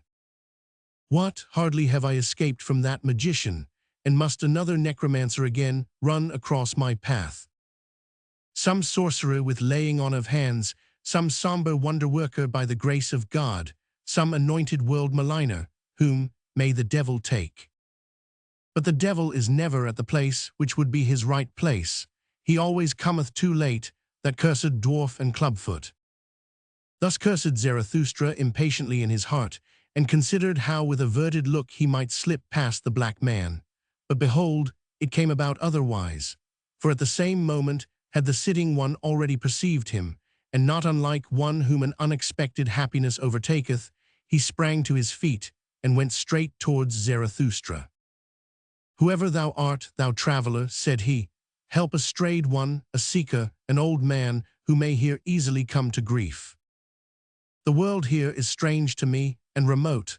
Wild beasts also did I hear howling, and he who could have given me protection, he is himself no more. I was seeking the pious man, a saint and an anchorite, who, alone in his forest, had not yet heard of what all the world knoweth at present. What doth all the world know at present? Asked Zarathustra. Perhaps that the old God no longer liveth, in whom all the world once believed. Thou sayest it, answered the old man sorrowfully, and I served that old God until his last hour. Now, however, am I out of service, without master, and yet not free. Likewise am I no longer merry even for an hour, except it be in recollections. Therefore did I ascend into these mountains, that I might finally have a festival for myself once more, as becometh an old pope and churchfather. For know it, that I am the last pope, a festival of pious recollections and divine services. Now, however, is he himself dead, the most pious of men, the saint in the forest, who praised his God constantly with singing and mumbling. He himself found I no longer when I found his cot, but 2 wolves found I therein, which howled on account of his death, for all animals loved him. Then did I haste away. Had I thus come in vain into these forests and mountains? Then did my heart determine that I should seek another, the most pious of all those who believe not in God. My heart determined that I should seek Zarathustra. Thus spake the hoary man, and gazed with keen eyes at him who stood before him. Zarathustra, however, seized the hand of the old pope, and regarded it a long while with admiration. Lo, thou venerable one, said he then, what a fine and long hand! That is the hand of one who hath ever dispensed blessings. Now, however, doth it hold fast him whom thou seekest, me, Zarathustra. It is I, the ungodly Zarathustra, who saith, who is ungodlier than I, that I may enjoy his teaching. Thus spake Zarathustra, and penetrated with his glances the thoughts and arrear thoughts of the old pope. At last, the latter began. He who most loved and possessed him hath now also lost him most. Lo, I myself am surely the most godless of us at present, but who could rejoice at that? Thou servedst him to the last, asked Zarathustra thoughtfully, after a deep silence. Thou knowest how he died. Is it true what they say, that sympathy choked him? That he saw how man hung on the cross, and could not endure it, that his love to man became his hell, and at last his death. The old Pope, however, did not answer, but looked aside timidly, with a painful and gloomy expression. Let him go, said Zarathustra, after prolonged meditation, still looking the old man straight in the eye. Let him go, he is gone, and though it honoureth thee that thou speakest only in praise of this dead one, yet thou knowest as well as I who he was, and that he went curious ways. To speak before 3 eyes, said the old Pope cheerfully, he was blind of 1 eye. In divine matters I am more enlightened than Zarathustra himself, and may well be so. My love served him long years, my will followed all his will. A good servant, however, knoweth everything, and many a thing even which a master hideth from himself. He was a hidden God, full of secrecy. Verily, he did not come by his Son otherwise than by secret ways. At the door of his faith standeth adultery. Whoever extolleth him as a God of love doth not think highly enough of love itself. Did not that God want also to be judge? But the loving one loveth irrespective of reward and requital. When he was young, that God out of the Orient, then was he harsh and revengeful, and built himself a hell for the delight of his favourites. At last, however, he became old and soft and mellow and pitiful, more like a grandfather than a father, but most like a tottering old grandmother. There did he sit shrivelled in his chimney corner, fretting on account of his weak legs, world-weary, will-weary, and one day he suffocated of his all-too-great pity. Thou old Pope, said here Zarathustra interposing, hast thou seen that with thine eyes? It could well have happened in that way, and also otherwise. When gods die, they always die many kinds of death. Well, at all events, one way or other, he is gone. He was counter to the taste of mine ears and eyes. Worse than that I should not like to say against him. I love everything that looketh bright and speaketh honestly. But he, thou knowest it, forsooth, thou old priest, there was something of thy type in him, the priest type. He was equivocal. He was also indistinct. How he raged at us, this wrath-snorter, because we understood him badly, but why did he not speak more clearly? And if the fault lay in our ears, why did he give us ears that heard him badly? If there was dirt in our ears, well, who put it in them? Too much miscarried with him, this potter who had not learned thoroughly, that he took revenge on his parts and creations, however, because they turned out badly. That was a sin against good taste. There is also good taste in piety, this at last said. Away with such a God. Better to have no God, better to set up destiny on one's own account, better to be a fool, better to be God oneself. What do I hear? Said then the old Pope, with intent ears. O Zarathustra, thou art more pious than thou believest, with such an unbelief. Some God in thee hath converted thee to thine ungodliness. Is it not thy piety itself, which no longer letteth thee believe in a God? And thine over-great honesty will yet lead thee even beyond good and evil. Behold what hath been reserved for thee. Thou hast eyes and hands and mouth, which have been predestined for blessing from eternity. One doth not bless with the hand alone. Nigh unto thee, though thou professest to be the ungodliest one, I feel a hale and holy odour of long benedictions. I feel glad and grieved thereby. Let me be thy guest, O Zarathustra, for a single night. Nowhere on earth shall I now feel better than with thee. Amen, so shall it be, said Zarathustra with great astonishment. Up thither leadeth the way, there lieth the cave of Zarathustra. Gladly, forsooth, would I conduct thee thither myself, thou venerable one, for I love all pious men. But now a cry of distress calleth me hastily away from thee. In my domain shall no one come to grief. My cave is a good haven, and best of all would I like to put every sorrowful one again on firm land and firm legs. Who, however, could take thy melancholy off thy shoulders? For that I am too weak. Long, verily, should we have to wait until someone reawoke thy God for thee. For that old God liveth no more, he is indeed dead. Thus spake Zarathustra. Evoke, the ugliest man.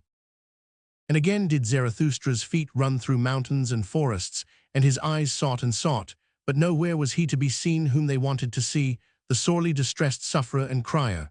On the whole way, however, he rejoiced in his heart and was full of gratitude. What good things, said he, hath this day given me, as amends for its bad beginning? What strange interlocutors have I found? At their words will I now chew a long while as at good corn. Small shall my teeth grind and crush them, until they flow like milk into my soul. When, however, the path again curved round a rock, all at once the landscape changed, and Zarathustra entered into a realm of death. Here bristled aloft black and red cliffs, without any grass, tree, or bird's voice, for it was a valley which all animals avoided, even the beasts of prey, except that a species of ugly, thick, green serpent came here to die when they became old. Therefore the shepherds called this valley Serpent Death. Zarathustra, however, became absorbed in dark recollections, for it seemed to him as if he had once before stood in this valley, and much heaviness settled on his mind, so that he walked slowly and always more slowly, and at last stood still. Then, however, when he opened his eyes, he saw something sitting by the wayside shaped like a man, and hardly like a man, something nondescript. And all at once there came over Zarathustra a great shame, because he had gazed on such a thing. Blushing up to the very roots of his white hair, he turned aside his glance, and raised his foot that he might leave this ill-starred place. Then, however, became the dead wilderness vocal, for from the ground a noise welled up, gurgling and rattling, as water gurgleth and rattleth at night through stopped-up water-pipes, and at last it turned into human voice and human speech. It sounded thus. Zarathustra, Zarathustra, read my riddle, say, what is the revenge on the witness? I entice thee back, here is smooth ice. See to it, that thy pride doth not here break its legs. Thou thinkest thyself wise, thou proud Zarathustra. Read then the riddle, thou hard nut-cracker, the riddle that I am. Say then, who am I? When, however, Zarathustra had heard these words, what think ye then took place in his soul? Pity overcame him, and he sank down all at once, like an oak that hath long withstood many fellers, heavily, suddenly, to the terror even of those who meant to fell it. But immediately he got up again from the ground, and his countenance became stern. I know thee well, said he, with a brazen voice. Thou art the murderer of God, let me go. Thou couldst not endure him who beheld thee, who ever beheld thee through and through, thou ugliest man. Thou tookest revenge on this witness. Thus spake Zarathustra, and was about to go, but the nondescript grasped at a corner of his garment, and began anew to gurgle and seek for words. Stay, said he at last. Stay, do not pass by. I have divined what axe it was that struck thee to the ground. Hail to thee, O Zarathustra, that thou art again upon thy feet. Thou hast divined, I know it well, how the man feeleth who killed him, the murderer of God. Stay, sit down here beside me, it is not to no purpose. To whom would I go but unto thee? Stay, sit down, do not however look at me, honor thus mine ugliness. They persecute me, now art thou my last refuge, not with their hatred, not with their bailiffs. Oh, such persecution would I mock at, and be proud and cheerful. Hath not all success hitherto been with the well-persecuted ones? And he who persecuteth well learneth readily to be obsequient, when once he is put behind, but it is their pity. Their pity is it from which I flee away and flee to thee. O Zarathustra, protect me, thou my last refuge, thou sole one who divinest me. Thou hast divined how the man feeleth who killed him. Stay, and if thou wilt go, thou impatient one, go not the way that I came, that way is bad. Art thou angry with me, because I have already racked language too long, because I have already counseled thee? But know that it is I, the ugliest man, who have also the largest, heaviest feet. Where I have gone, the way is bad. I tread all paths to death and destruction. But that thou passedst me by in silence, that thou blushedst, I saw it well, thereby did I know thee as Zarathustra. Everyone else would have thrown to me his alms, his pity in look and speech, but for that I am not beggar enough, that didst thou divine.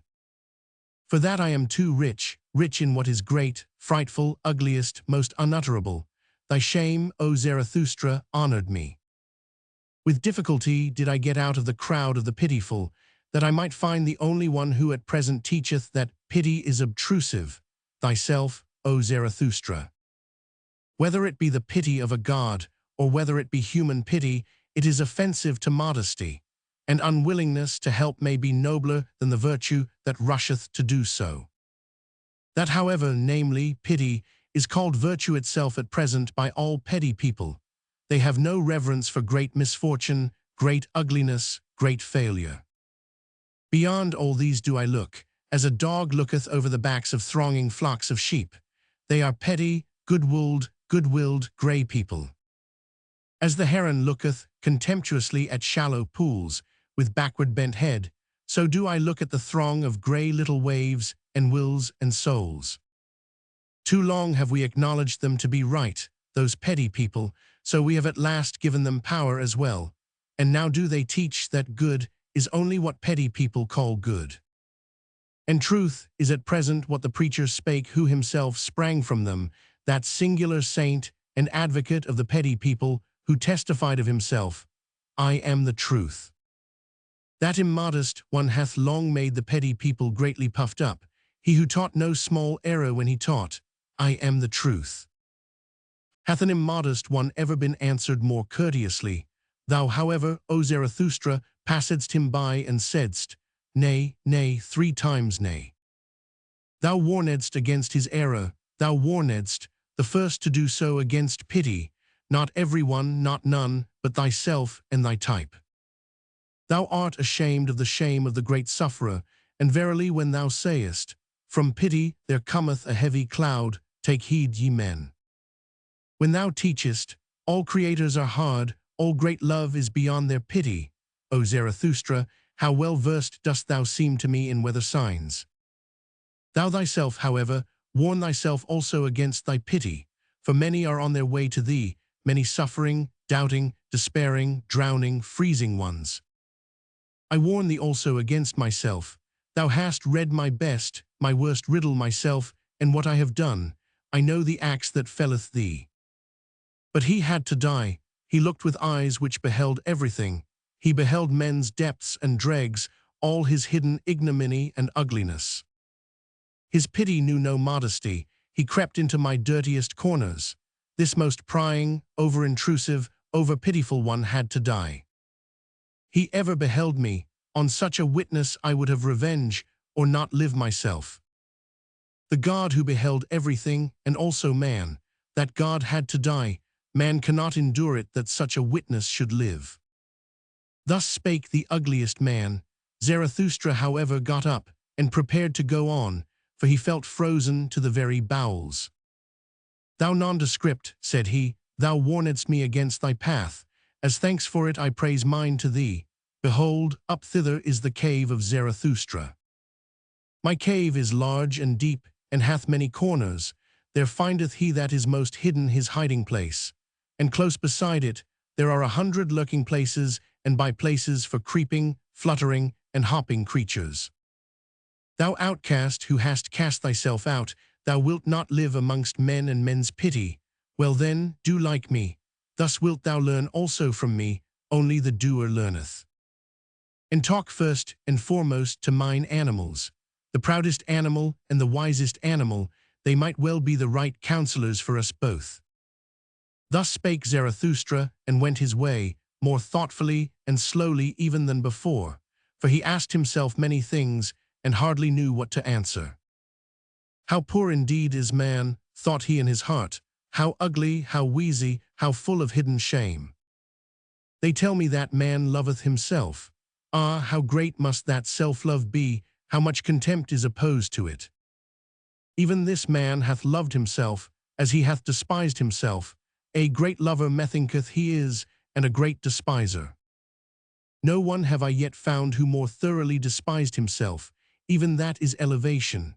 Alas, was this perhaps the higher man whose cry I heard? I love the great despisers, man is something that hath to be surpassed. LXVI, the voluntary beggar.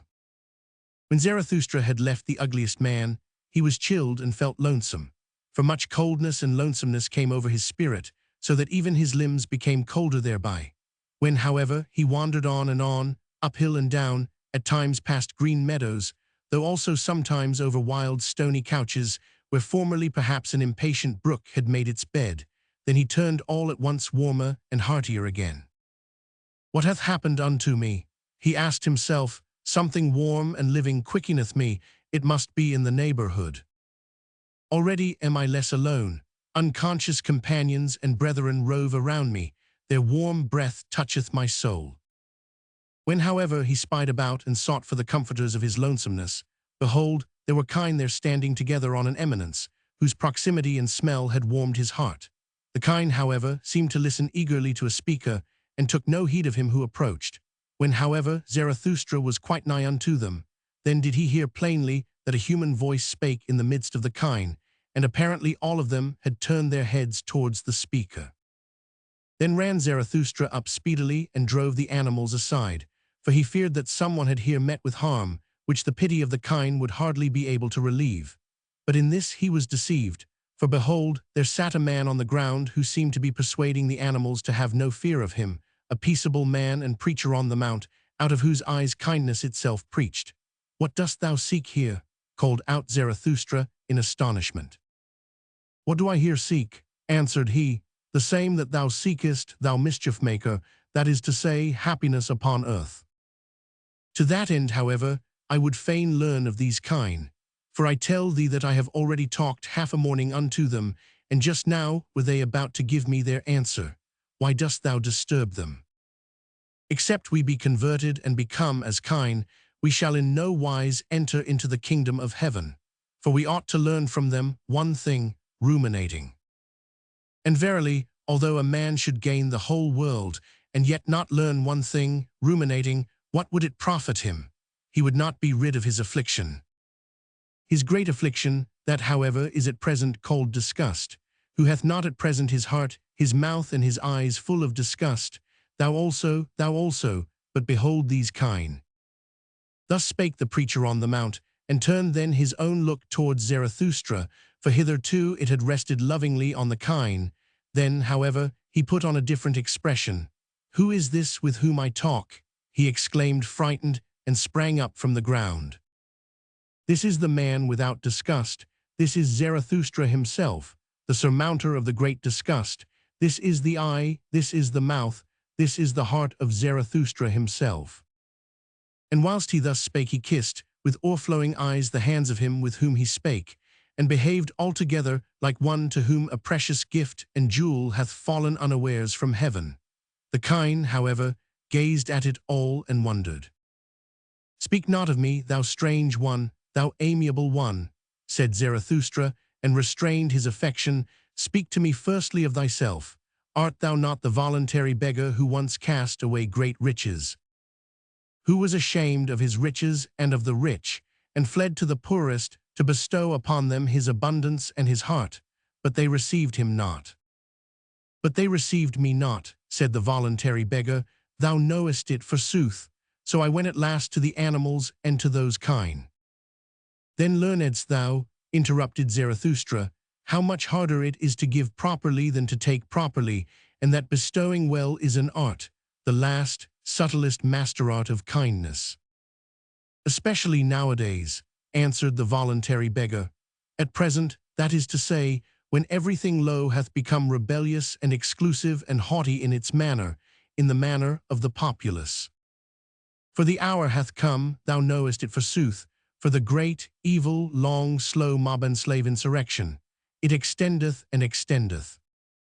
Now doth it provoke the lower classes, all benevolence and petty giving, and the overrich may be on their guard. Whoever at present drip, like bulgy bottles, out of all too small necks, of such bottles at present one willingly breaketh the necks. Wanton avidity, bilious envy, careworn revenge, populous pride, all these struck mine eye. It is no longer true that the poor are blessed. The kingdom of heaven, however, is with the kine. And why is it not with the rich? Asked Zarathustra temptingly, while he kept back the kine which sniffed familiarly at the peaceful one. Why dost thou tempt me? Answered the other. Thou knowest it thyself better even than I. What was it drove me to the poorest, O Zarathustra? Was it not my disgust at the richest? At the culprits of riches, with cold eyes and rank thoughts, who pick up profit out of all kinds of rubbish, at this rabble that stinketh to heaven. At this gilded, falsified populace, whose fathers were pickpockets, or carrion crows, or rag-pickers, with wives compliant, lewd, and forgetful, for they are all of them not far different from harlots. Populace above, populace below, what are poor and rich at present?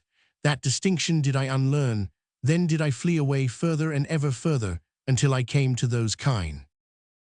Thus spake the peaceful one, and puffed himself, and perspired with his words, so that the kine wondered anew. Zarathustra, however, kept looking into his face with a smile. All the time the man talked so severely, and shook silently his head. Thou doest violence to thyself, thou preacher on the mount, when thou usest such severe words. For such severity neither thy mouth nor thine eye have been given thee. Nor methinketh hath thy stomach either. Unto it all such rage and hatred and foaming over is repugnant. Thy stomach wanteth softer things, thou art not a butcher. Rather seemest thou to me a plant-eater and a root-man. Perhaps thou grindest corn. Certainly, however, thou art averse to fleshly joys, and thou lovest honey. Thou hast divined me well, answered the voluntary beggar, with lightened heart.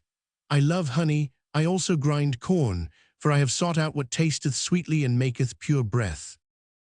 Also what requireth a long time, a day's work and a mouth's work for gentle idlers and sluggards. Furthest, to be sure, have those kine carried it. They have devised ruminating and lying in the sun. They also abstain from all heavy thoughts which inflate the heart. Well, said Zarathustra, thou shouldst also see mine animals, mine eagle and my serpent. Their like do not at present exist on earth. Behold, thither leadeth the way to my cave. Be tonight its guest, and talk to mine animals of the happiness of animals, until I myself come home, for now a cry of distress calleth me hastily away from thee. Also, shouldst thou find new honey with me, I scold, golden comb honey, eat it. Now, however, take leave at once of thy kine, thou strange one, thou amiable one, though it be hard for thee, for they are thy warmest friends and preceptors. One excepted, whom I hold still dearer, answered the voluntary beggar. Thou thyself art good, O Zarathustra, and better even than a cow. Away, away with thee, thou evil flatterer, cried Zarathustra mischievously. Why dost thou spoil me with such praise and flattery, honey? Away, away from me, cried he once more, and heaved his stick at the fond beggar, who, however, ran nimbly away. L6, the shadow. Scarcely, however, was the voluntary beggar gone in haste, and Zarathustra again alone, when he heard behind him a new voice which called out, Stay, Zarathustra, do wait. It is myself, forsooth, O Zarathustra, myself, thy shadow. But Zarathustra did not wait, for a sudden irritation came over him on account of the crowd and the crowding in his mountains. Whither hath my lonesomeness gone? Spake he. It is verily becoming too much for me. These mountains swarm. My kingdom is no longer of this world.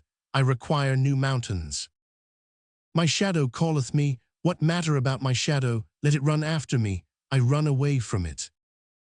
Thus spake Zarathustra to his heart and ran away. But the one behind followed after him, so that immediately there were three runners, one after the other, namely, foremost the voluntary beggar, then Zarathustra, and thirdly, and hindmost, his shadow. But not long had they run thus when Zarathustra became conscious of his folly, and shook off with one jerk all his irritation and detestation. What, said he, have not the most ludicrous things always happened to us old anchorites and saints? Verily, my folly hath grown big in the mountains. Now do I hear 6 old fools' legs rattling behind one another. But doth Zarathustra need to be frightened by his shadow? Also, methinketh that after all it hath longer legs than mine. Thus spake Zarathustra, and laughing with eyes and entrails, he stood still and turned round quickly. And behold, he almost thereby threw his shadow and follower to the ground, so closely had the latter followed at his heels, and so weak was he. For when Zarathustra scrutinized him with his glance, he was frightened as by a sudden apparition, so slender, swarthy, hollow, and worn out did this follower appear. "Who art thou?" asked Zarathustra vehemently. "What doest thou here? And why callest thou thyself my shadow? Thou art not pleasing unto me." "Forgive me," answered the shadow, "that it is I, and if I please thee not, well, O Zarathustra, therein do I admire thee and thy good taste. A wanderer am I, who have walked long at thy heels, always on the way, but without a goal, also without a home. So that verily I lack little of being the eternally wandering Jew, except that I am not eternal and not a Jew. What must I ever be on the way, whirled by every wind, unsettled, driven about? O earth, thou hast become too round for me. On every surface have I already sat, like tired dust have I fallen asleep on mirrors and window panes. Everything taketh from me, nothing giveth. I become thin, I am almost equal to a shadow. After thee, however, O Zarathustra, did I fly and hie longest, and though I hid myself from thee, I was nevertheless thy best shadow. Wherever thou hast sat, there sat I also. With thee have I wandered about in the remotest, coldest worlds, like a phantom that voluntarily haunteth winter roofs and snows. With thee have I pushed into all the forbidden, all the worst and the furthest, and if there be anything of virtue in me, it is that I have had no fear of any prohibition. With thee have I broken up whatever my heart revered. All boundary stones and statues have I o'erthrown. The most dangerous wishes did I pursue. Verily, beyond every crime did I once go. With thee did I unlearn the belief in words and worths, and in great names. When the devil casteth his skin, doth not his name also fall away? It is also skin. The devil himself is perhaps skin. Nothing is true, all is permitted, so said I to myself. Into the coldest water did I plunge with head and heart. Ah, how oft did I stand there naked on that account, like a red crab. Ah, where have gone all my goodness, and all my shame, and all my belief in the good? Ah, where is the lying innocence which I once possessed, the innocence of the good and of their noble lies? Too oft, verily, did I follow close to the heels of truth, then did it kick me on the face. Sometimes I meant to lie, and behold, then only did I hit the truth. Too much hath become clear unto me, now it doth not concern me any more. Nothing liveth any longer that I love. How should I still love myself? To live as I incline, or not to live at all, so do I wish, so wisheth also the holiest. But alas, how have I still inclination? Have I still a goal, a haven towards which my sail is set? A good wind, ah, he only who knoweth whither he saileth, knoweth what wind is good, and a fair wind for him. What still remaineth to me? A heart weary and flippant, an unstable will, fluttering wings, a broken backbone. This seeking for my home, O Zarathustra, dost thou know that this seeking hath been my home sickening? It eateth me up. Where is my home? For it do I ask and seek, and have sought, but have not found it. O eternal everywhere, O eternal nowhere, O eternal in vain. Thus spake the shadow, and Zarathustra's countenance lengthened at his words. Thou art my shadow, said he at last sadly. Thy danger is not small, thou free spirit and wanderer. Thou hast had a bad day, see that a still worse evening doth not overtake thee. To such unsettled ones as thou, seemeth at last even a prisoner blessed. Didst thou ever see how captured criminals sleep? They sleep quietly, they enjoy their new security. Beware lest in the end a narrow faith capture thee, a hard, rigorous delusion, for now everything that is narrow and fixed seduceth and tempteth thee. Thou hast lost thy goal. Alas, how wilt thou forgo and forget that loss? Thereby hast thou also lost thy way. Thou poor rover and rambler, thou tired butterfly, Wilt thou have a rest and a home this evening? Then go up to my cave. Thither leadeth the way to my cave, and now will I run quickly away from thee again. Already lieth, as it were, a shadow upon me. I will run alone, so that it may again become bright around me. Therefore must I still be a long time merrily upon my legs. In the evening, however, there will be dancing with me. Thus spake Zarathustra. LXX, noontide. And Zarathustra ran and ran, but he found no one else, and was alone and ever found himself again. He enjoyed and quaffed his solitude, and thought of good things for hours. About the hour of noontide, however, when the sun stood exactly over Zarathustra's head, he passed an old, bent and gnarled tree, which was encircled round by the ardent love of a vine, and hidden from itself. From this there hung yellow grapes in abundance, confronting the wanderer. Then he felt inclined to quench a little thirst, and to break off for himself a cluster of grapes. When, however, he had already his arm outstretched for that purpose, he felt still more inclined for something else, namely, to lie down beside the tree at the hour of perfect noontide and sleep. This Zarathustra did, and no sooner had he laid himself on the ground in the stillness and secrecy of the variegated grass than he had forgotten his little thirst and fell asleep. For as the proverb of Zarathustra saith, one thing is more necessary than the other, only that his eyes remained open, for they never grew weary of viewing and admiring the tree and the love of the vine. In falling asleep, however, Zarathustra spake thus to his heart. Hush, hush, hath not the world now become perfect? What hath happened unto me? As a delicate wind danceth invisibly upon parkade seas, light, feather-light, so danceth sleep upon me. No eye doth it close to me, it leaveth my soul awake. Light is it, verily, feather-light. It persuadeth me, I know not how, it toucheth me inwardly with a caressing hand, it constraineth me. Yea, it constraineth me, so that my soul stretcheth itself out. How long and weary it becometh, my strange soul! Hath a seventh-day evening come to it precisely at noontide? Hath it already wandered too long, blissfully, among good and ripe things? It stretcheth itself out, longer. It lieth still, my strange soul. Too many good things hath it already tasted. This golden sadness oppresseth it, it distorteth its mouth. As a ship that putteth into the calmest cove, it now draweth up to the land, weary of long voyages and uncertain seas. Is not the land more faithful? As such a ship huggeth the shore, tuggeth the shore, then it sufficeth for a spider to spin its thread from the ship to the land. No stronger ropes are required there. As such a weary ship in the calmest cove, so do I also now repose, nigh to the earth, faithful, trusting, waiting, bound to it with the lightest threads. O happiness, wilt thou perhaps sing, O my soul, thou least in the grass? But this is the secret, solemn hour when no shepherd playeth his pipe. Take care, hot noontide sleepeth on the fields. Do not sing, hush, the world is perfect. Do not sing, thou prairie bird, my soul, do not even whisper. Lo, hush, the old noontide sleepeth, it moveth its mouth. Doth it not just now drink a drop of happiness?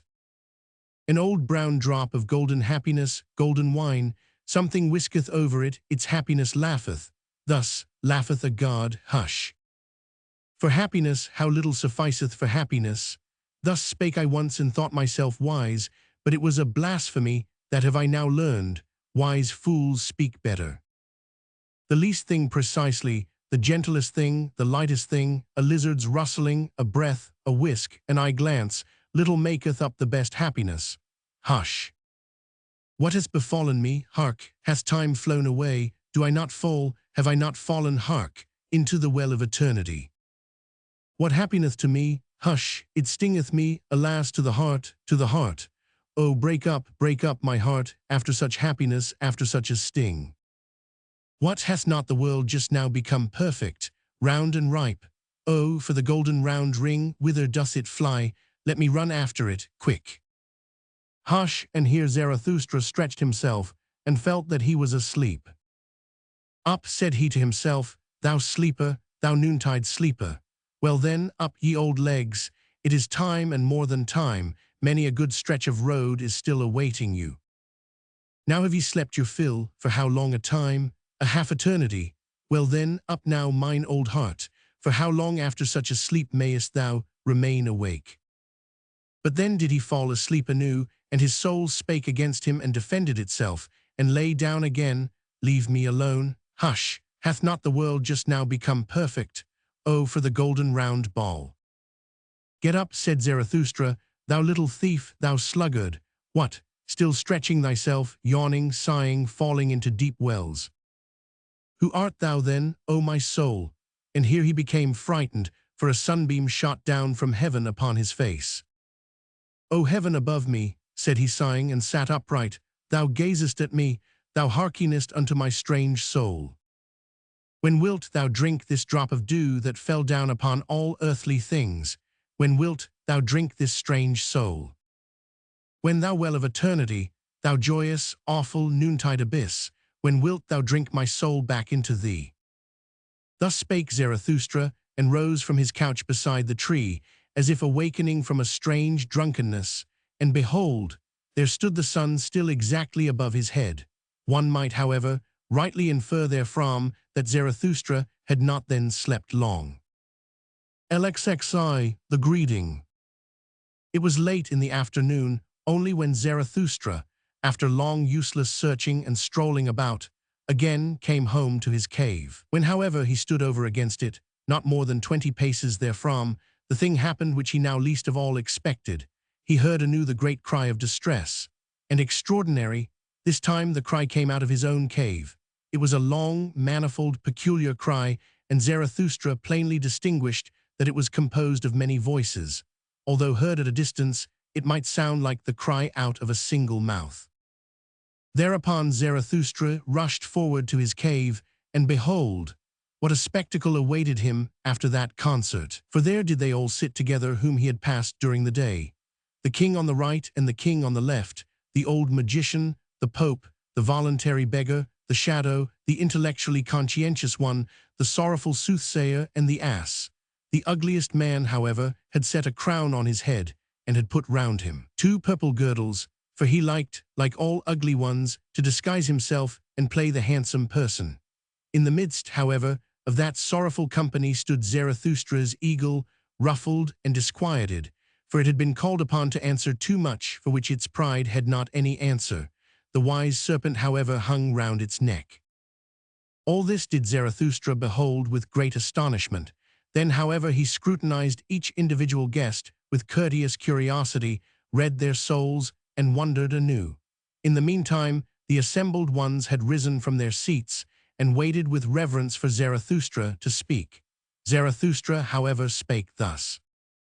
Ye despairing ones, ye strange ones, so it was your cry of distress that I heard, and now do I know also where he is to be sought, whom I have sought for in vain today, the higher man. In mine own cave sitteth he, the higher man, but why do I wonder?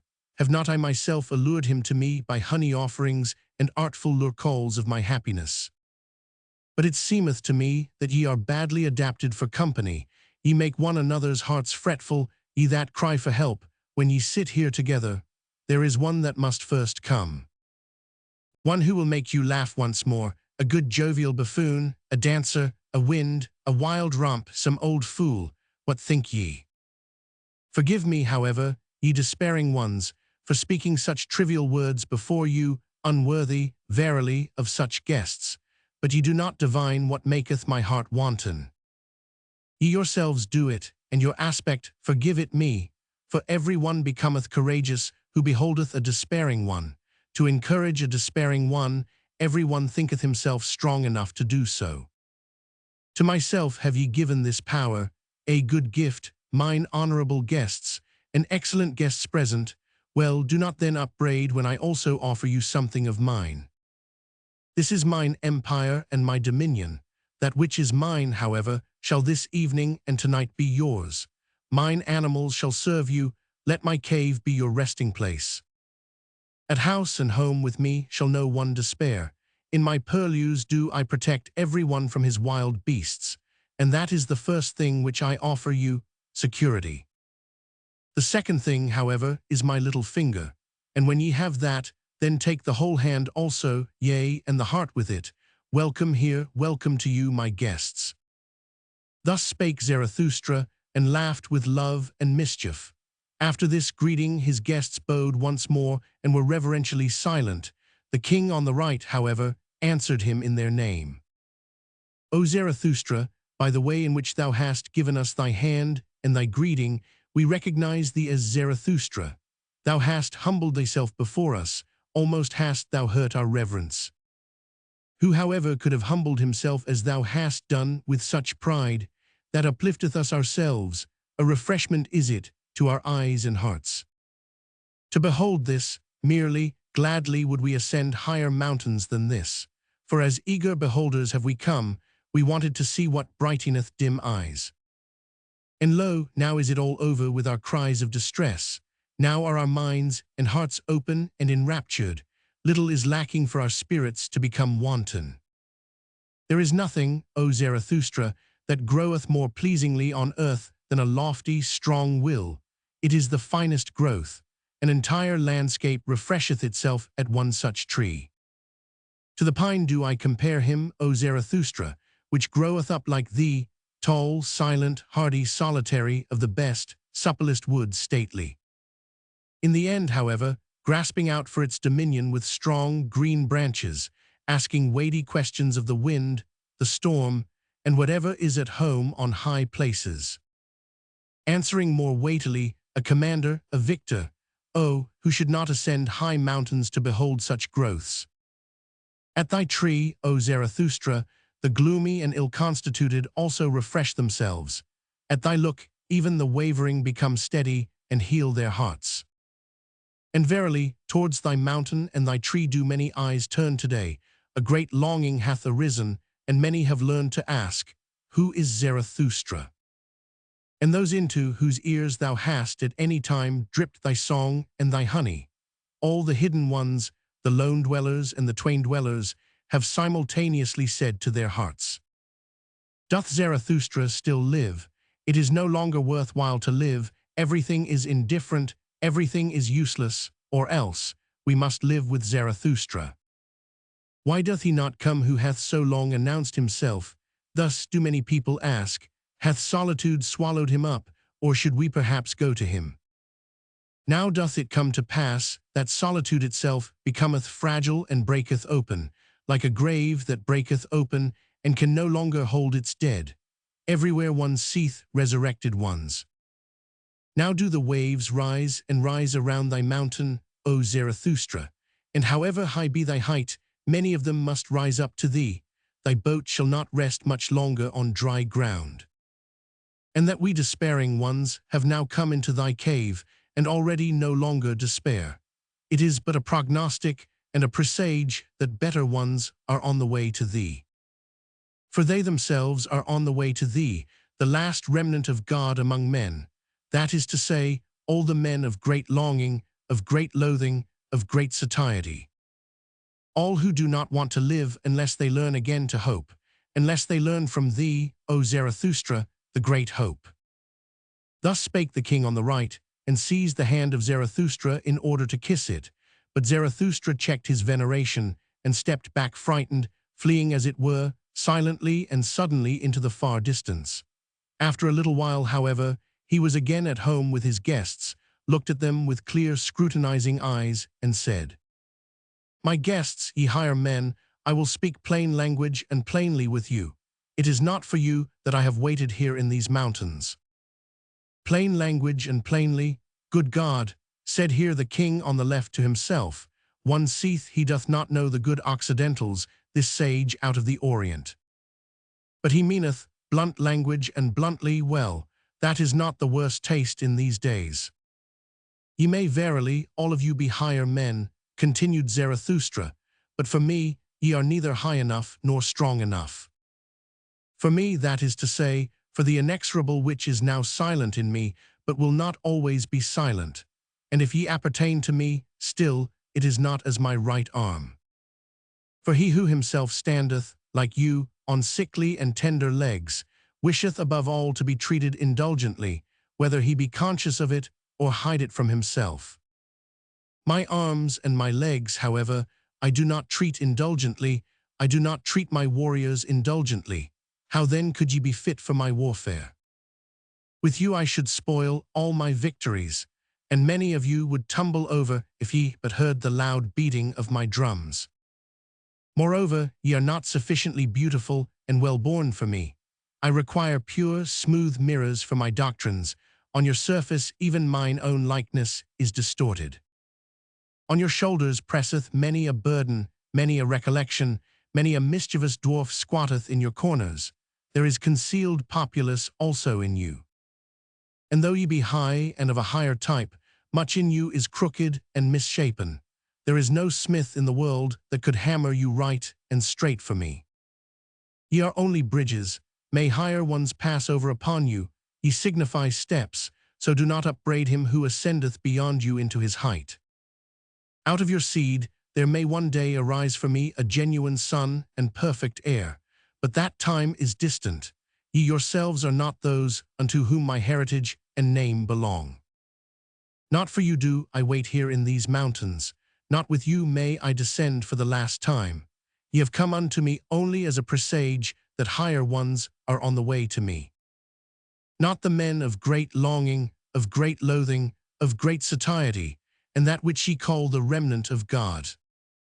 Nay, nay, 3 times nay, for others do I wait here in these mountains, and will not lift my foot from thence without them. For higher ones, stronger ones, triumphanter ones, merrier ones, for such as are built squarely in body and soul, laughing lions must come. O my guests, ye strange ones, have ye yet heard nothing of my children, and that they are on the way to me? Do speak unto me of my gardens, of my happy isles, of my new beautiful race. Why do ye not speak unto me thereof? This guests present do I solicit of your love, that ye speak unto me of my children. For them am I rich, for them I became poor. What have I not surrendered? What would I not surrender that I might have one thing?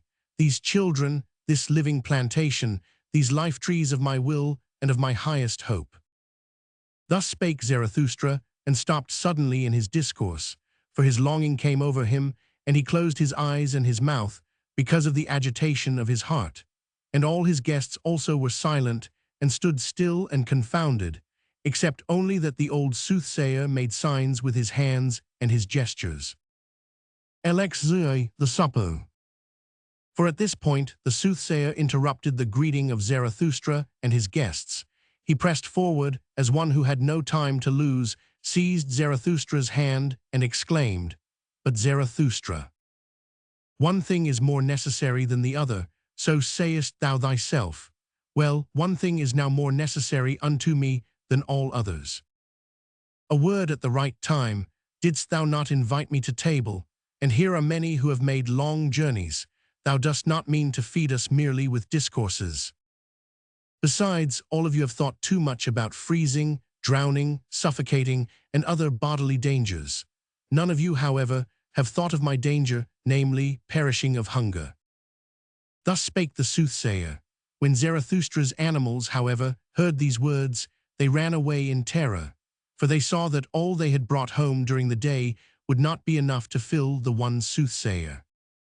"Likewise perishing of thirst," continued the soothsayer, "and although I hear water splashing here like words of wisdom, that is to say, plenteously and unweariedly, I want wine. Not everyone is a born water drinker like Zarathustra. Neither doth water suit weary and withered ones. We deserve wine. It alone giveth immediate vigor and improvised health." On this occasion, when the soothsayer was longing for wine, it happened that the king on the left, the silent one, also found expression for once. "We took care," said he, "about wine. I, along with my brother the king on the right, we have enough of wine, a whole assload of it, so there is nothing lacking but bread." "Bread," replied Zarathustra, laughing when he spake, "it is precisely bread that anchorites have not. But man doth not live by bread alone, but also by the flesh of good lambs, of which I have 2. These shall we slaughter quickly and cook spicily with sage. It is so that I like them. And there is also no lack of roots and fruits. good enough even for the fastidious and dainty, nor of nuts and other riddles for cracking. Thus will we have a good repast in a little while, but whoever wish to eat with us must also give a hand to the work, even the kings, for with Zarathustra even a king may be a cook. This proposal appealed to the hearts of all of them, save that the voluntary beggar objected to the flesh and wine and spices. "Just hear this glutton Zarathustra," said he jokingly, "doth one go into caves and high mountains to make such repasts? Now indeed do I understand what he once taught us, blessed be moderate poverty, and why he wisheth to do away with beggars." "Be of good cheer," replied Zarathustra, "as I am. Abide by thy customs, thou excellent one. Grind thy corn, drink thy water, praise thy cooking, if only it make thee glad. I am a law only for mine own, I am not a law for all. He, however, who belongeth unto me must be strong of bone and light of foot. Joyous in fight and feast, no sulker, no John o' dreams, ready for the hardest task as for the feast, healthy and hale. The best belongeth unto mine and me, and if it be not given us, then do we take it, the best food, the purest sky, the strongest thoughts, the fairest women." Thus spake Zarathustra. The king on the right, however, answered and said, "Strange, did one ever hear such sensible things out of the mouth of a wise man? And verily, it is the strangest thing in a wise man, if over and above he be still sensible and not an ass." Thus spake the king on the right and wondered. The ass, however, with ill will, said yea to his remark. This, however, was the beginning of that long repast which is called the supper in the history books. At this, there was nothing else spoken of but the higher man. Lxzi, the higher man. "When I came unto men for the first time, then did I commit the anchorite folly, the great folly. I appeared on the marketplace. And when I spake unto all, I spake unto none. In the evening, however, rope dancers were my companions and corpses, and I myself almost a corpse. With the new morning, however, there came unto me a new truth. Then did I learn to say, of what account to me are marketplace and populace noise and long populace ears. Ye higher men, learn this from me. On the marketplace no one believeth in higher men, but if ye will speak there, very well. The populace, however, blinketh, we are all equal. Ye higher men, so blinketh the populace. There are no higher men, we are all equal. Man is man, before God, we are all equal. Before God, now, however, this God hath died. Before the populace, however, we will not be equal. Ye higher men, away from the marketplace. Before God, now, however, this God hath died. Ye higher men, this God was your greatest danger.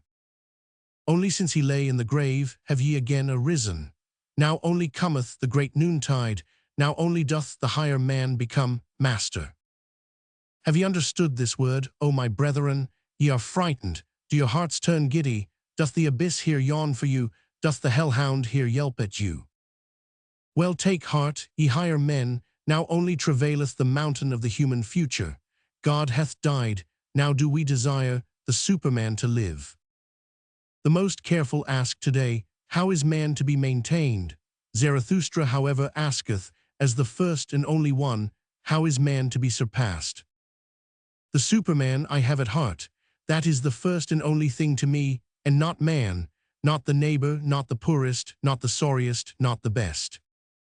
O my brethren, what I can love in man is that he is an overgoing and a downgoing, and also in you there is much that maketh me love and hope. In that ye have despised, ye higher men, that maketh me hope, for the great despisers are the great reverers.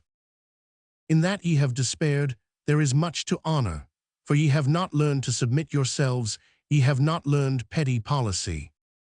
For today have the petty people become master.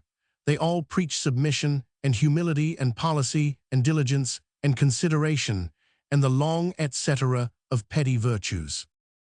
Whatever is of the effeminate type, whatever originateth from the servile type, and especially the populous mishmash, that wisheth now to be master of all human destiny, O disgust, disgust, disgust. that asketh and never tireth. How is man to maintain himself best, longest, most pleasantly? Thereby are they the masters of today. These masters of today, surpass them, O my brethren, these petty people.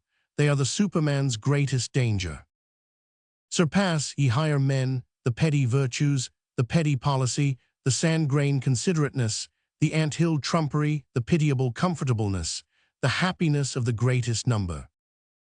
And rather despair than submit yourselves. And verily, I love you, because ye know not today how to live, ye higher men, for thus do ye live best. Have ye courage, O my brethren? Are ye stout-hearted? Not the courage before witnesses, but anchorite and eagle courage, which not even a god any longer beholdeth. Cold souls, mules, the blind and the drunken, I do not call stout-hearted. He hath heart who knoweth fear, but vanquisheth it, who seeth the abyss, but with pride. He who seeth the abyss, but with eagle's eyes, he who with eagle's talons graspeth the abyss, he hath courage. Man is evil, so said to me for consolation, all the wisest ones. Ah, if only it be still true today, for the evil is man's best force. Man must become better and eviler, so do I teach. The evilest is necessary for the Superman's best. It may have been well for the preacher of the petty people to suffer and be burdened by men's sin. I, however, rejoice in great sin as my great consolation.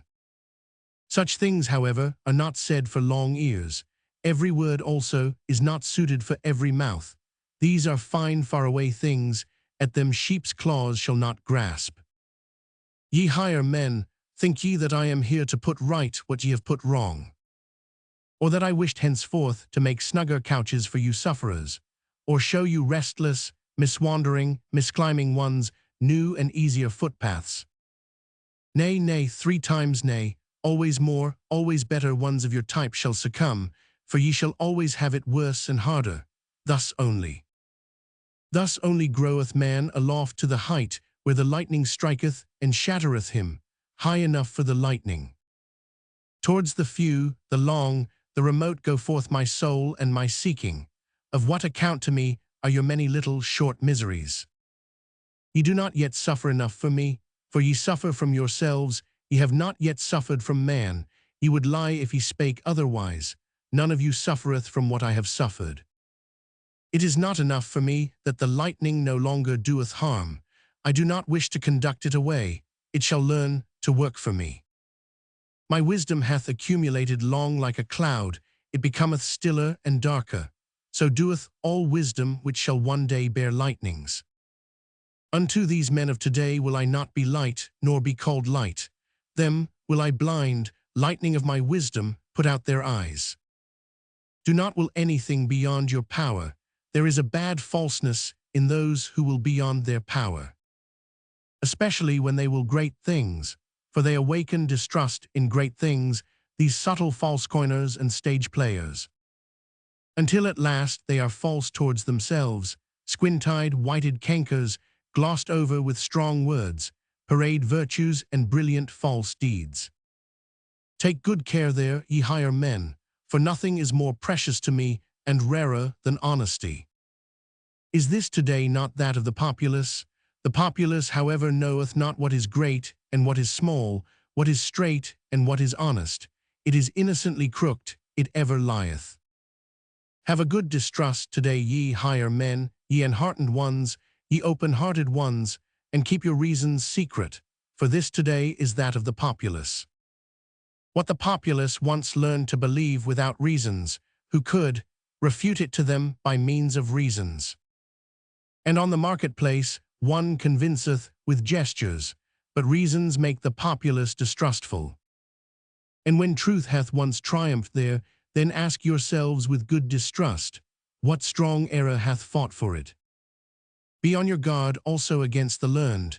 They hate you because they are unproductive. They have cold, withered eyes before which every bird is unplumed.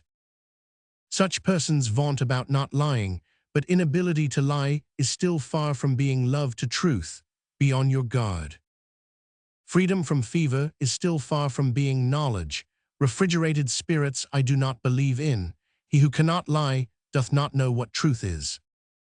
If ye would go up high, then use your own legs. Do not get yourselves carried aloft. Do not seat yourselves on other people's backs and heads. Thou hast mounted, however, on horseback. Thou now ridest briskly up to thy goal. Well, my friend, but thy lame foot is also with thee on horseback. When thou reachest thy goal, when thou alightest from thy horse, precisely on thy height, thou higher man, then wilt thou stumble. Ye creating ones, ye higher men, one is only pregnant with one's own child. Do not let yourselves be imposed upon or put upon. Who then is your neighbor? Even if ye act for your neighbor, ye still do not create for him. Unlearn, I pray you, this, for, ye creating ones, your very virtue wisheth you to have naught to do with for, and on account of, and because. Against these false little words shall ye stop your ears. For one's neighbor is the virtue only of the petty people. There it is said, like, and hand washeth hand. They have neither the right nor the power for your self-seeking. In your self-seeking, ye creating ones, there is the foresight and foreseeing of the pregnant. What no one's eye hath yet seen, namely, the fruit, this sheltereth and saveth and nourisheth your entire love. Where your entire love is, namely, with your child, there is also your entire virtue. Your work, your will is your neighbor. Let no false values impose upon you. Ye creating ones, ye higher men, whoever hath to give birth is sick. Whoever hath given birth, however, is unclean.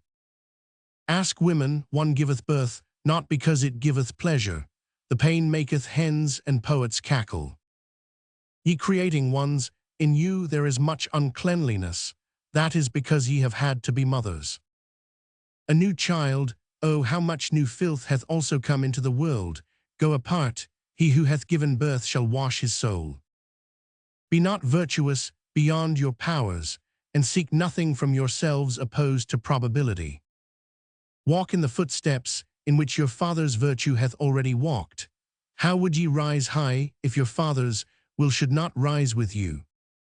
He, however, who would be a firstling, let him take care lest he also become a lastling. And where the vices of your fathers are, there should ye not set up as saints. He whose fathers were inclined for women, and for strong wine and flesh of wild boar swine, what would it be if he demanded chastity of himself? A folly would it be. Much, verily, doth it seem to me for such a one, if he should be the husband of one, or of two, or of three women. And if he founded monasteries, and inscribed over their portals, the way to holiness, I should still say, what good is it? It is a new folly. He hath founded for himself a penance house and refuge house. Much good may it do, but I do not believe in it. In solitude there groweth what any one bringeth into it, also the brute in one's nature. Thus is solitude inadvisable unto many.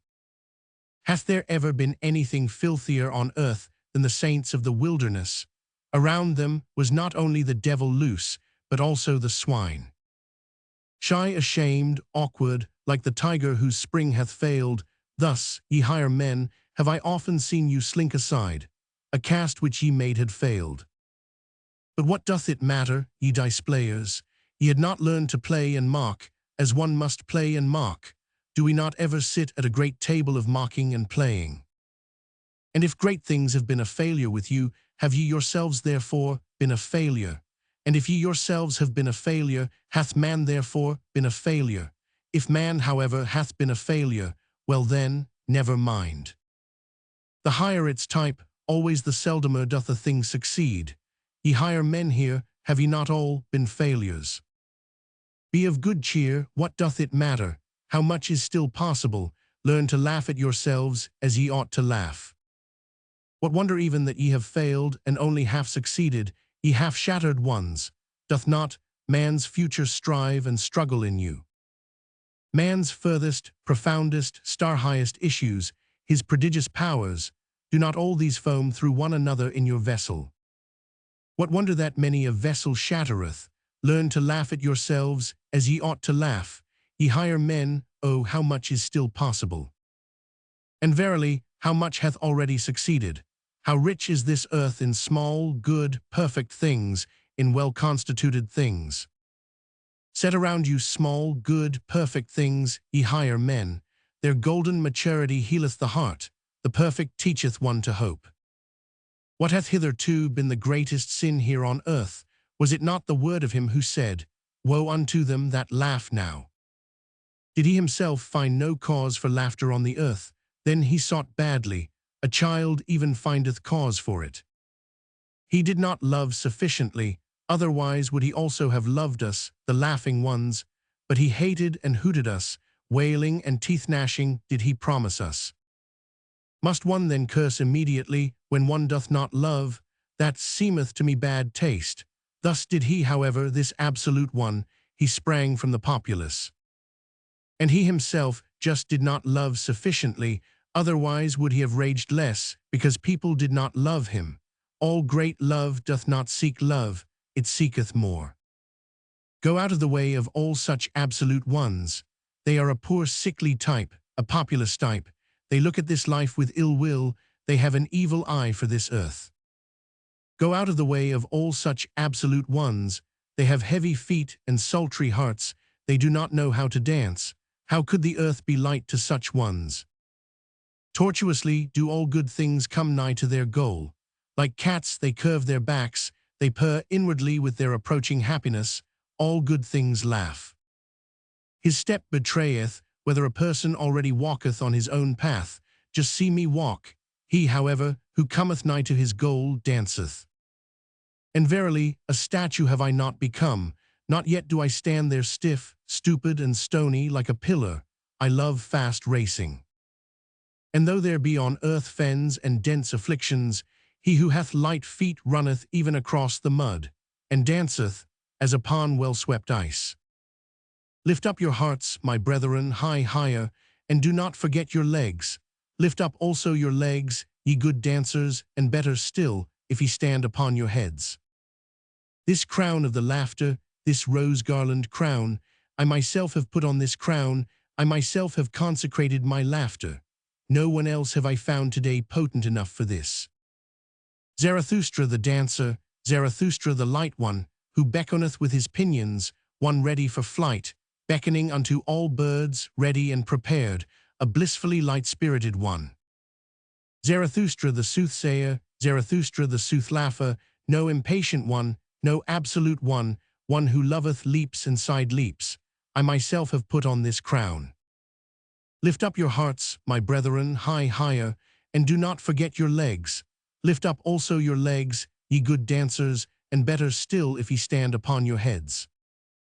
There are also heavy animals in a state of happiness, there are club-footed ones from the beginning. Curiously do they exert themselves, like an elephant which endeavoureth to stand upon its head. Better, however, to be foolish with happiness than foolish with misfortune, better to dance awkwardly than walk lamely. So learn, I pray you, my wisdom, ye higher men, even the worst thing hath two good reverse sides. Even the worst thing hath good dancing legs. So learn, I pray you, ye higher men, to put yourselves on your proper legs. So unlearn, I pray you, the sorrow-sighing and all the populace sadness. Oh, how sad the buffoons of the populace seem to me today. This today, however, is that of the populace. Do like unto the wind, when it rusheth forth from its mountain caves, unto its own piping will it dance, the seas tremble and leap under its footsteps.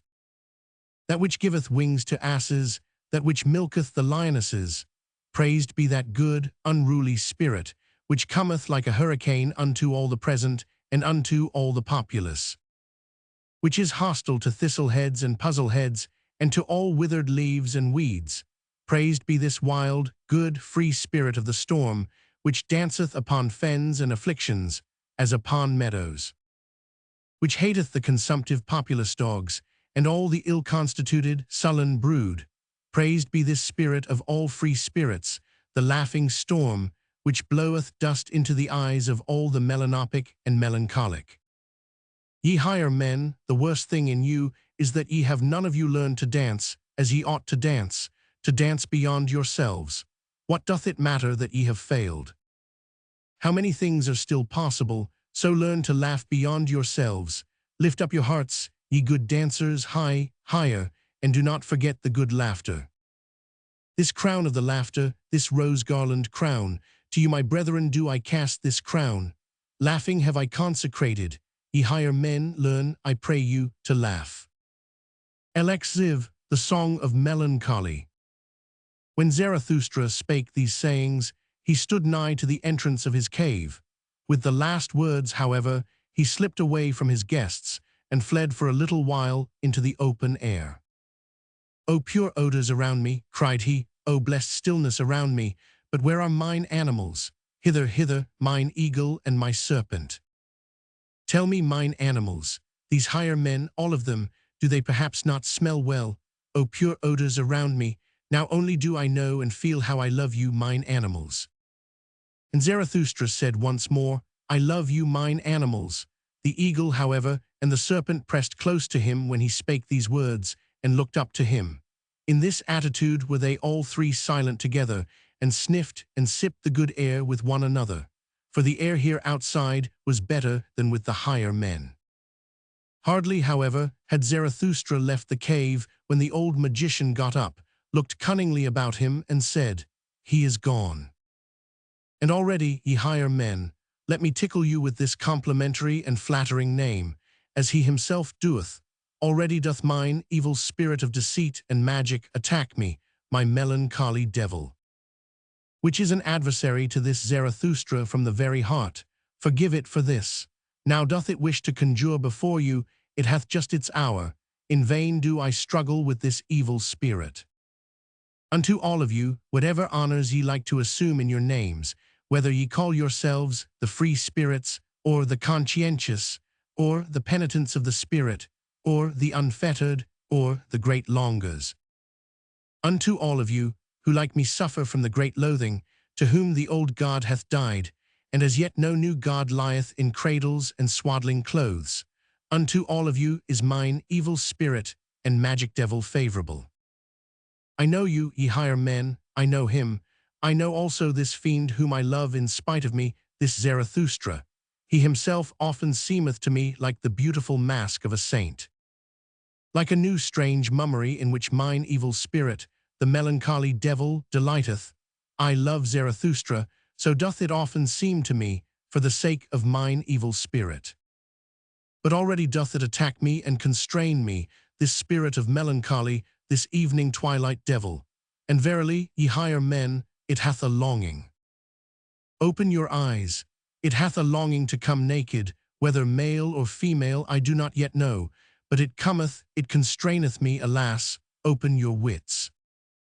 The day dieth out, unto all things cometh now the evening, also unto the best things. Hear now and see, ye higher men, what devil, man or woman, this spirit of evening melancholy is. Thus spake the old magician, looked cunningly about him, and then seized his harp. In evening's limpid air, what time the dew's soothings unto the earth downpour, invisibly and unheard, for tender shoegear wear. The soothing dews, like all that's kind gentle. Bethinkst thou then, bethinkst thou, burning heart, how once thou thirstedest for heaven's kindly teardrops and dew's down droppings, all singed and weary thirstedest. What time on yellow grass pathways, wicked occidental sunny glances, through somber trees about thee sported, blindingly sunny glow glances, gladly hurting. Of truth the wooer, thou, so taunted they. Nay, merely poet. A brute insidious, plundering, groveling. That I must lie. That wittingly, wilfully, I must lie. For booty lusting. Motley masked. Self-hidden, shrouded. Himself his booty. He of truth the wooer. Nay, mere fool, mere poet. Just motley speaking. From mask of fool, confusedly shouting. Circumambling on fabricated word bridges. On motley rainbow arches. Twixt the spurious heavenly. and spurious earthly. Round us roving, round us soaring. Mere fool, mere poet. He of truth, the wooer. Not still, stiff, smooth and cold. Become an image. A godlike statue. Set up in front of temples. As a god's own doorguard. Nay, hostile to all such truthfulness statues. In every desert homelier than at temples. With caddish wantonness. Through every window leaping. Quickly into chances. Every wild forest a-sniffing. Greedily longingly sniffing. That thou in wild forests, 'mong the motley speckled fierce creatures, shouldest rove, sinful sound and fine-colored, with longing lips smacking, blessedly mocking, blessedly hellish, blessedly bloodthirsty, robbing, skulking, lying, roving, or unto eagles like which fixedly, long adown the precipice look, adown their precipice. Oh, how they whirl down now, thereunder, therein, to ever deeper profoundness whirling. Then, sudden, with aim aright, with quivering flight, on lambkins pouncing, headlong down, sore hungry, for lambkins longing, fierce gainst all lamb spirits, furious fierce gainst all that look, sheep-like or lambid or crispwily, grey with lamb-sheep kindliness. Even thus, eagle-like, panther-like, are the poet's desires, are thine own desires, 'neath 1,000 guises. Thou fool, thou poet, thou who all mankind viewedst, so God as sheep, the God to rend within mankind, as the sheep in mankind, and in rending laughing, that is thine own blessedness, of a panther and eagle blessedness, of a poet and fool the blessedness, in evening's limpid air, what time the moon's sickle, green twixt the purple glowings, and jealous stealeth forth, of day the foe, with every step in secret, the rosy garland hammocks, down-sickling till they've sunken, down nightwards, faded, down sunken. Thus had I sunken one day, from mine own truth insanity, from mine own fervid day longings, of day hoary, sick of sunshine, sunk downwards, evenwards, shadowwards, by one sole trueness, all scorched and thirsty.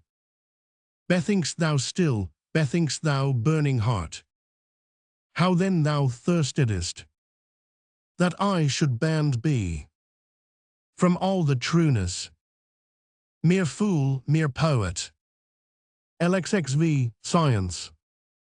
Thus sang the magician, and all who were present went like birds unawares into the net of his artful and melancholy voluptuousness.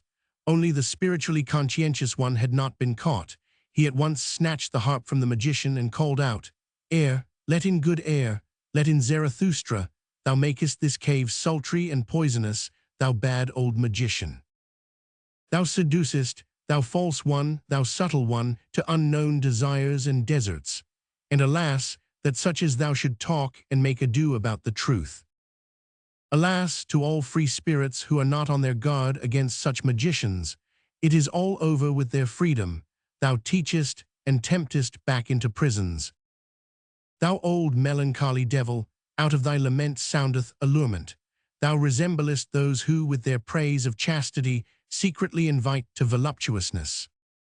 Thus spake the conscientious one. The old magician, however, looked about him, enjoying his triumph, and on that account put up with the annoyance which the conscientious one caused him. "Be still," said he with modest voice. "Good songs want to re-echo well, After good songs, one should be long silent. Thus do all those present, the higher men. Thou, however, hast perhaps understood but little of my song. In thee there is little of the magic spirit. Thou praisest me, replied the conscientious one, in that thou separatest me from thyself. Very well. But ye others, what do I see? Ye still sit there, all of you, with lusting eyes. Ye free spirits, whither hath your freedom gone? Ye almost seem to me to resemble those who have long looked at bad girls dancing naked. Your souls themselves dance. In you, ye higher men, there must be more of that which the magician calleth his evil spirit of magic and deceit. We must indeed be different. And verily, we spake and thought long enough together ere Zarathustra came home to his cave, for me not to be unaware that we are different. We seek different things even here aloft, ye and I, for I seek more security. On that account have I come to Zarathustra, for he is still the most steadfast tower and will. Today, when everything tottereth, when all the earth quaketh, ye, however, when I see what eyes ye make, it almost seemeth to me that ye seek more insecurity. More horror, more danger, more earthquake. Ye long, it almost seemeth so to me, forgive my presumption, ye higher men. Ye long for the worst and danger-rousest life, which frighteneth me most, for the life of wild beasts, for forests, caves, steep mountains, and labyrinthine gorges. And it is not those who lead out of danger that please you best, but those who lead you away from all paths, the misleaders. But if such longing in you be actual, it seemeth to me nevertheless to be impossible. For fear, that is man's original and fundamental feeling, through fear everything is explained, original sin and original virtue. Through fear there grew also my virtue, that is to say, science. For fear of wild animals, that hath been longest fostered in man, inclusive of the animal which he concealeth and feareth in himself, Zarathustra calleth it the beast inside. Such prolonged ancient fear at last becomes subtle, spiritual, and intellectual. At present methinketh it is called science. Thus spake the conscientious one, but Zarathustra, who had just come back into his cave and had heard and divined the last discourse, threw a handful of roses to the conscientious one and laughed on account of his truths. Why, he exclaimed, what did I hear just now? Verily it seemeth to me thou art a fool, or else I myself am one, and quietly and quickly will I put thy truth upside down. For fear is an exception with us. Courage, however, and adventure, and delight in the uncertain, in the unattempted, courage seemeth to me the entire primitive history of man. The wildest and most courageous animals hath he envied and robbed of all their virtues. Thus only did he become man. This courage at last becomes subtle, spiritual, and intellectual, this human courage, with eagle's pinions and serpent's wisdom. This, it seemeth to me, is called at present.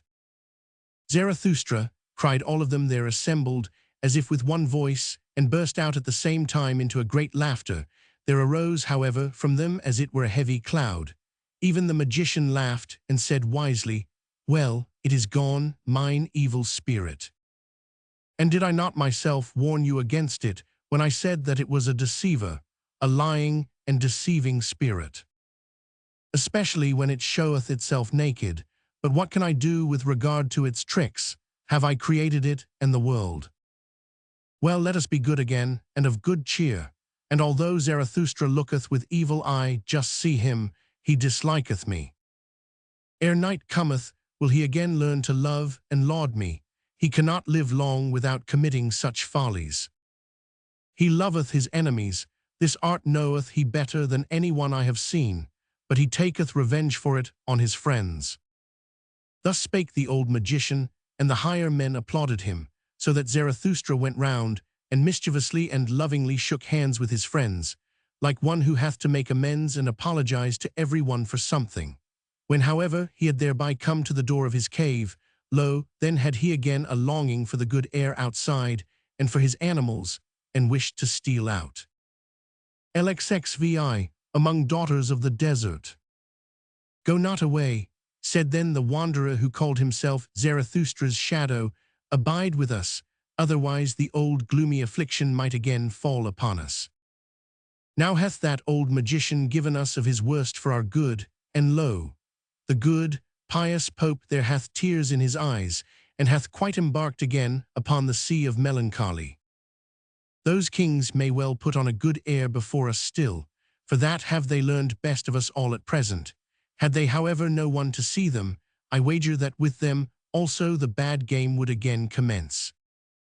The bad game of drifting clouds, of damp melancholy, of curtained heavens, of stolen suns, of howling autumn winds. The bad game of our howling and crying for help. Abide with us, O Zarathustra. Here there is much concealed misery that wisheth to speak, much evening, much cloud, much damp air. Thou hast nourished us with strong food for men and powerful proverbs. Do not let the weakly, womanly spirits attack us anew at dessert. Thou alone makest the air around thee strong and clear. Did I ever find anywhere on earth such good air as with thee in thy cave? Many lands have I seen, my nose hath learned to test and estimate many kinds of air, but with thee do my nostrils taste their greatest delight. Unless it be, do forgive an old recollection, forgive me an old after-dinner song, which I once composed amongst daughters of the desert. For with them was there equally good, clear, oriental air. There was I furthest from cloudy, damp, melancholy old Europe. Then did I love such oriental maidens and other blue kingdoms of heaven, over which hang no clouds and no thoughts.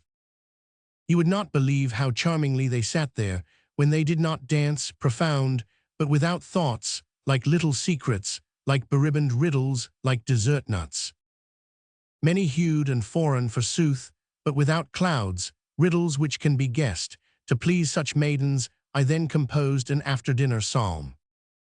Thus spake the wanderer who called himself Zarathustra's shadow, and before anyone answered him, he had seized the harp of the old magician, crossed his legs, and looked calmly and sagely around him.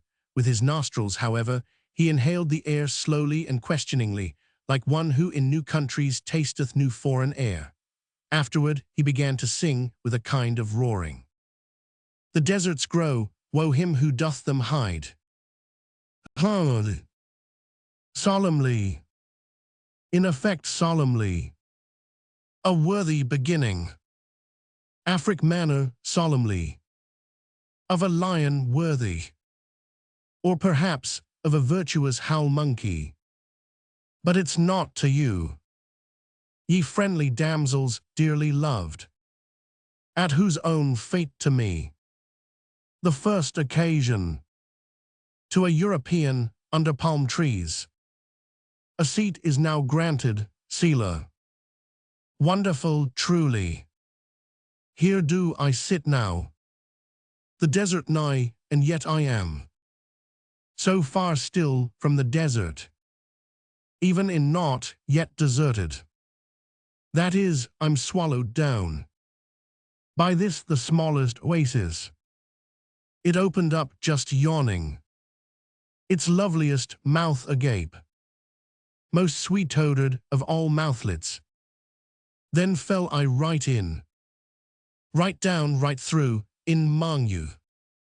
Ye friendly damsels dearly loved, Selah.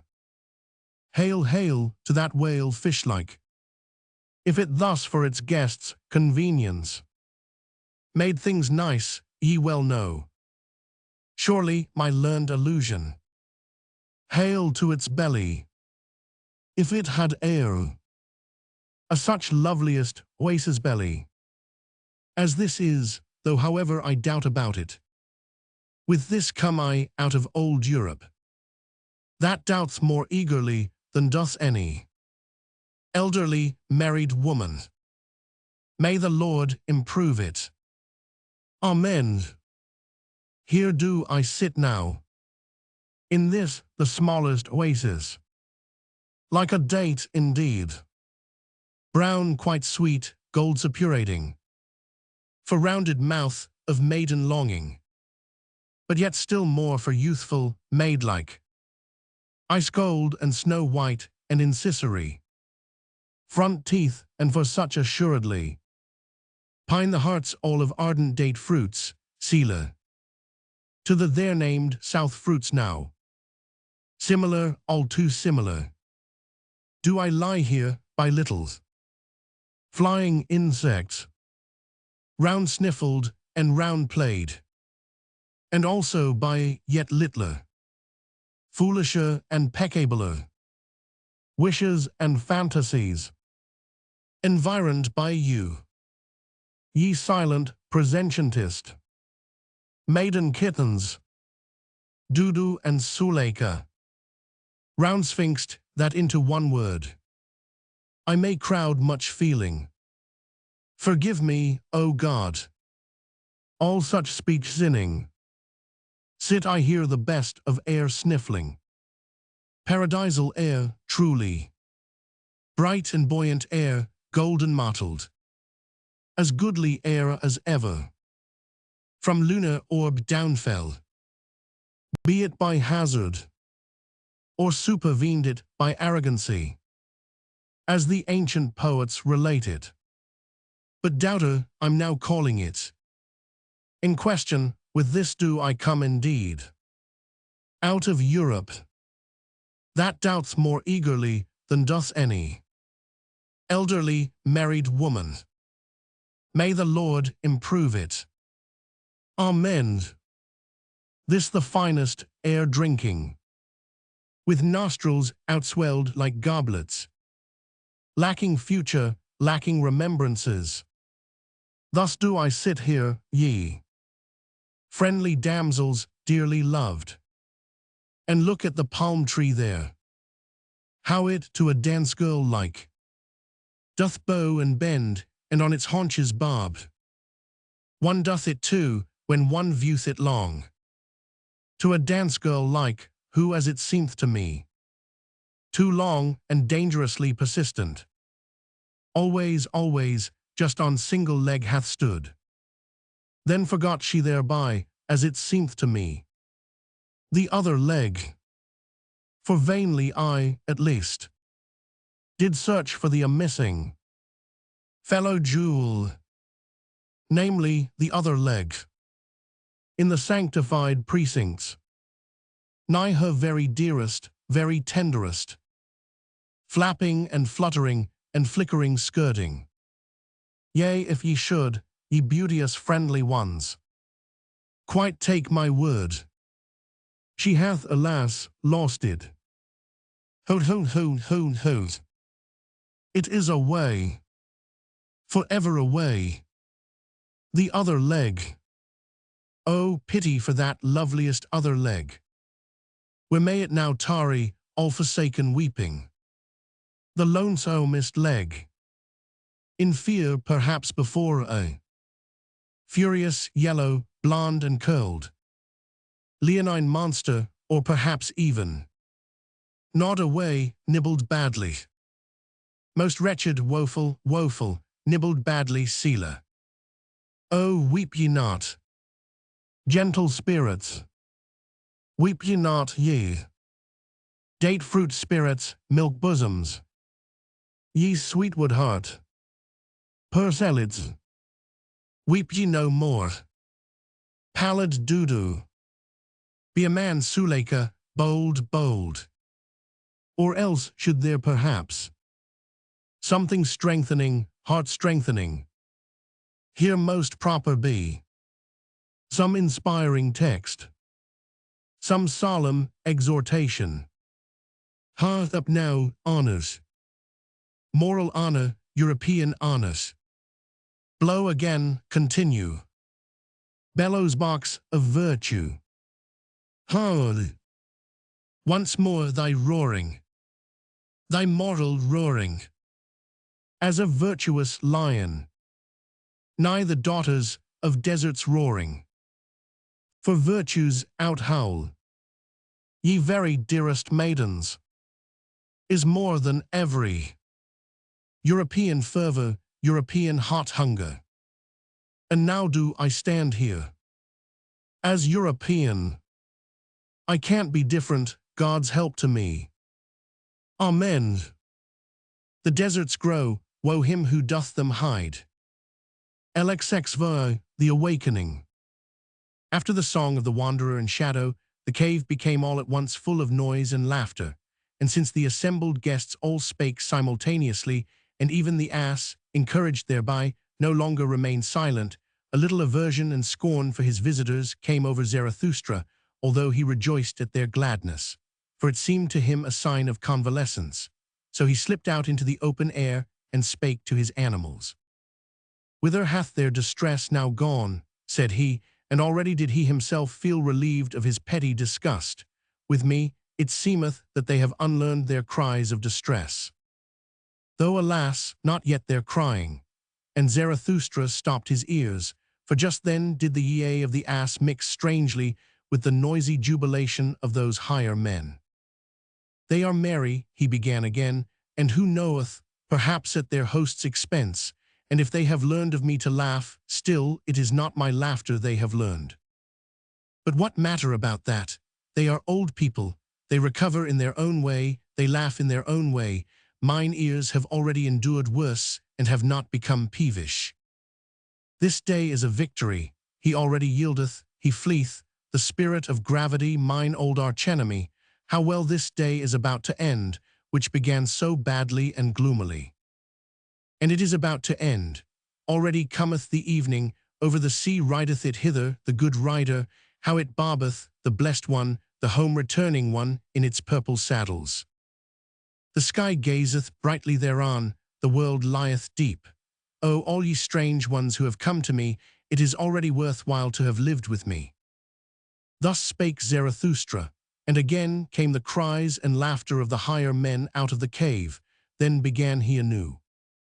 "They bite at it, my bait taketh, there departeth also from them their enemy, the spirit of gravity. Now do they learn to laugh at themselves, do I hear rightly? My virile food taketh effect, my strong and savory sayings, and verily I did not nourish them with flatulent vegetables, but with warrior food, with conqueror food, new desires did I awaken. New hopes are in their arms and legs, their hearts expand, they find new words, soon will their spirits breathe wantonness.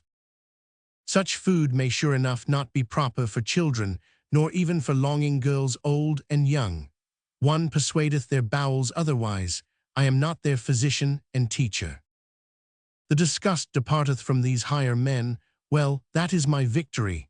In my domain they become assured, all stupid shame fleeth away, they empty themselves. They empty their hearts, good times return unto them, they keep holiday and ruminate, they become thankful. That do I take as the best sign, they become thankful. Not long will it be ere they devise festivals and put up memorials to their old joys. They are convalescents." Thus spake Zarathustra joyfully to his heart and gazed outward. His animals, however, pressed up to him and honored his happiness and his silence. All on a sudden, however, Zarathustra's ear was frightened, for the cave, which had hitherto been full of noise and laughter, became all at once still as death. His nose, however, smelt a sweet-scented vapor and incense odor, as if from burning pine cones. "What happeneth? What are they about?" he asked himself, and stole up to the entrance, that he might be able unobserved to see his guests. But wonder upon wonder, what was he then obliged to behold with his own eyes? "They have all of them become pious again, they pray, they are mad," said he, and was astonished beyond measure. And forsooth, all these higher men, the two kings, the Pope out of service, the evil magician, the voluntary beggar, the wanderer and shadow, the old soothsayer, the spiritually conscientious one, and the ugliest man, they all lay on their knees like children and credulous old women, and worshipped the ass. And just then began the ugliest man to gurgle and snort, as if something unutterable in him tried to find expression. When, however, he had actually found words, behold, it was a pious, strange litany in praise of the adored and censed ass. And the litany sounded thus: "Amen, and glory and honor and wisdom, and thanks and praise and strength be to our God, from everlasting to everlasting. The ass, however, here brayed yea. He carrieth our burdens, he hath taken upon him the form of a servant, he is patient of heart, and never saith nay, and he who loveth his God chastiseth him. The ass, however, here braid yea. He speaketh not, except that he ever saith yea to the world which he created, thus doth he extol his world. It is his artfulness that speaketh not, thus is he rarely found wrong. The ass, however, here braid yea. Uncomely goeth he through the world, grey is the favourite colour in which he wrappeth his virtue. Hath he spirit, then doth he conceal it, every one, however, believeth in his long ears. The ass, however, here braid yea. What hidden wisdom it is to wear long ears, and only to say yea and never nay. Hath he not created the world in his own image, namely, as stupid as possible? The ass, however, here braid yea. Thou goest straight and crooked ways, it concerneth thee little what seemeth straight or crooked unto us men. Beyond good and evil is thy domain. It is thine innocence not to know what innocence is. The ass, however, here braid yea. Lo, how thou spurnest none from thee, neither beggars nor kings. Thou sufferest little children to come unto thee, and when the bad boys decoy thee, then sayest thou simply yea. The ass, however, here braid yea. Thou lovest she asses and fresh figs, thou art no food despiser. A thistle tickleth thy heart when thou chancest to be hungry, there is the wisdom of a god therein. The ass, however, here braid yea. LXXVI, the Ass Festival. At this place in the litany, however, Zarathustra could no longer control himself. He himself cried out yea, louder even than the ass, and sprang into the midst of his maddened guests. Whatever are you about, ye grown-up children? He exclaimed, pulling up the praying ones from the ground. Alas, if anyone else, except Zarathustra, had seen you. Every one would think you the worst blasphemers, or the very foolishest old women, with your new belief. And thou thyself, thou old pope, how is it in accordance with thee to adore an ass in such a manner as God? O Zarathustra, answered the pope, forgive me, but in divine matters I am more enlightened even than thou, and it is right that it should be so. Better to adore God so, in this form, than in no form at all. Think over this saying, mine exalted friend, thou wilt readily divine that in such a saying there is wisdom. He who said God is a spirit made the greatest stride and slide hitherto made on earth towards unbelief. Such a dictum is not easily amended again on earth. Mine old heart leapeth and boundeth, because there is still something to adore on earth. Forgive it, O Zarathustra, to an old, pious pontiff heart. And thou, said Zarathustra to the wanderer in shadow, thou callest and thinkest thyself a free spirit, and thou here practisest such idolatry and hierolatry. Worse verily doest thou here than with thy bad brown girls, thou bad new believer. It is sad enough, answered the wanderer in shadow, thou art right, but how can I help it? The old god liveth again, O Zarathustra, thou mayst say what thou wilt. The ugliest man is to blame for it all, he hath reawakened him, and if he say that he once killed him, with God's death is always just a prejudice. And thou, said Zarathustra, thou bad old magician, what didst thou do? Who ought to believe any longer in thee in this free age, when thou believest in such divine donkeyism? It was a stupid thing that thou didst. How couldst thou, a shrewd man, do such a stupid thing? O Zarathustra, answered the shrewd magician, thou art right, it was a stupid thing, it was also repugnant to me. And thou even, said Zarathustra to the spiritually conscientious one, consider, and put thy finger to thy nose. Doth nothing go against thy conscience here? Is thy spirit not too cleanly for this praying and the fumes of those devotees? There is something therein, said the spiritually conscientious one, and put his finger to his nose. There is something in this spectacle which even doeth good to my conscience. Perhaps I dare not believe in God. Certain it is, however, that God seemeth to me most worthy of belief in this form. God is said to be eternal, according to the testimony of the most pious. He who hath so much time taketh his time. As slow and as stupid as possible, thereby can such a one nevertheless go very far. And he who hath too much spirit might well become infatuated with stupidity and folly. Think of thyself, O Zarathustra. Thou thyself, verily, even thou couldst well become an ass through superabundance of wisdom. Doth not the true sage willingly walk on the crookedest paths? The evidence teacheth it, O Zarathustra, thine own evidence. And thou thyself, finally, said Zarathustra, and turned towards the ugliest man, who still lay on the ground stretching up his arm to the ass, for he gave it wine to drink. Say, thou nondescript, what hast thou been about? Thou seemest to me transformed, thine eyes glow, the mantle of the sublime covereth thine ugliness. What didst thou do? Is it then true what they say, that thou hast again awakened him? And why? Was he not for good reasons killed and made away with? Thou thyself seemest to me awakened. What didst thou do? Why didst thou turn round? Why didst thou get converted? Speak, thou nondescript. O Zarathustra, answered the ugliest man, thou art a rogue. Whether he yet liveth, or again liveth, or is thoroughly dead, which of us both knoweth that best, I ask thee? One thing, however, do I know, from thyself did I learn it once, O Zarathustra, he who wanteth to kill most thoroughly laugheth. Not by wrath, but by laughter doth one kill. Thus spakest thou once, O Zarathustra, thou hidden one, thou destroyer without wrath, thou dangerous saint, thou art a rogue.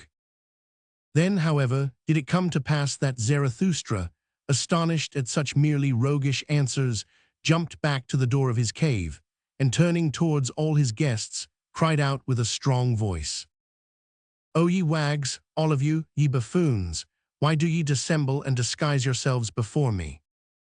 How the hearts of all of you convulsed with delight and wickedness, because ye had at last become again like little children, namely, pious.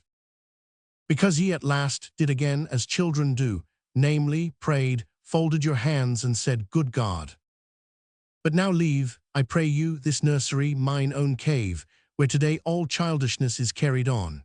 Cool down here outside your hot child wantonness and heart tumult. To be sure, except ye become as little children, ye shall not enter into that kingdom of heaven. And Zarathustra pointed aloft with his hands. But we do not at all want to enter into the kingdom of heaven. We have become men, so we want the kingdom of earth.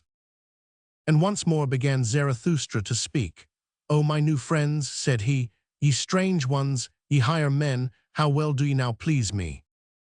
Since ye have again become joyful, ye have verily all blossomed forth.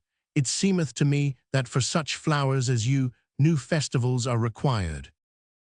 A little valiant nonsense, some divine service and ass festival, some old joyful Zarathustra fool, some blusterer to blow your souls bright. Forget not this night and this ass festival, ye higher men. That did ye devise when with me, that do I take as a good omen. Such things only the convalescents devise. And should ye celebrate it again, this ass festival, do it from love to yourselves, do it also from love to me, and in remembrance of me. Thus spake Zarathustra. LX6, the drunken song. Meanwhile one after another had gone out into the open air, and into the cool, thoughtful night.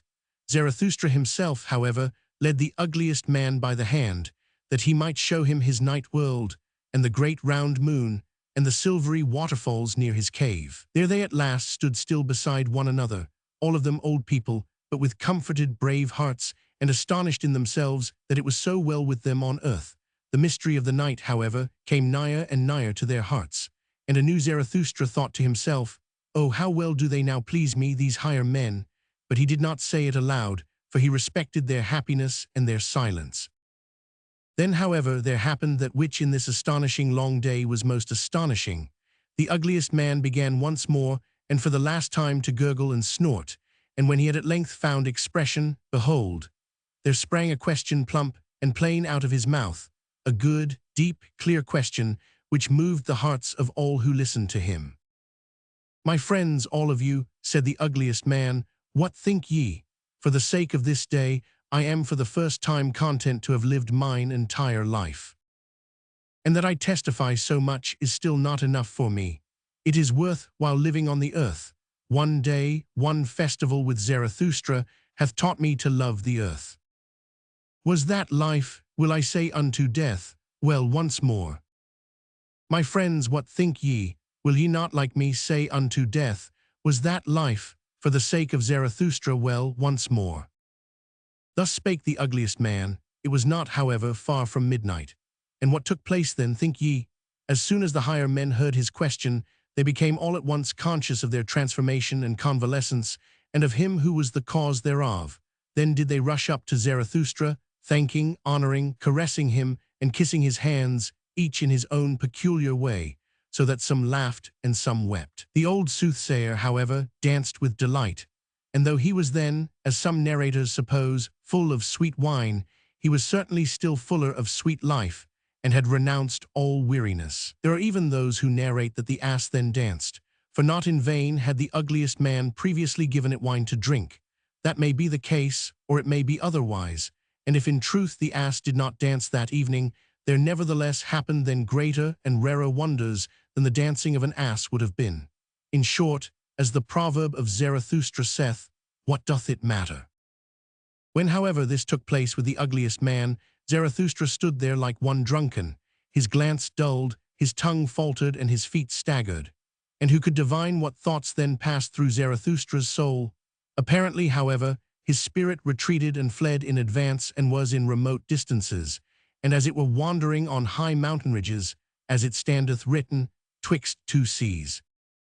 Wandering twixt the past and the future as a heavy cloud. Gradually, however, while the higher men held him in their arms, he came back to himself a little, and resisted with his hands the crowd of the honoring and caring ones, but he did not speak. All at once, however, he turned his head quickly, for he seemed to hear something. Then laid he his finger on his mouth and said, "Come." And immediately it became still and mysterious round about. From the depth, however, there came up slowly the sound of a clock bell. Zarathustra listened thereto, like the higher men. Then, however, laid he his finger on his mouth the second time, and said again, "Come, come, it is getting on to midnight," and his voice had changed. But still he had not moved from the spot.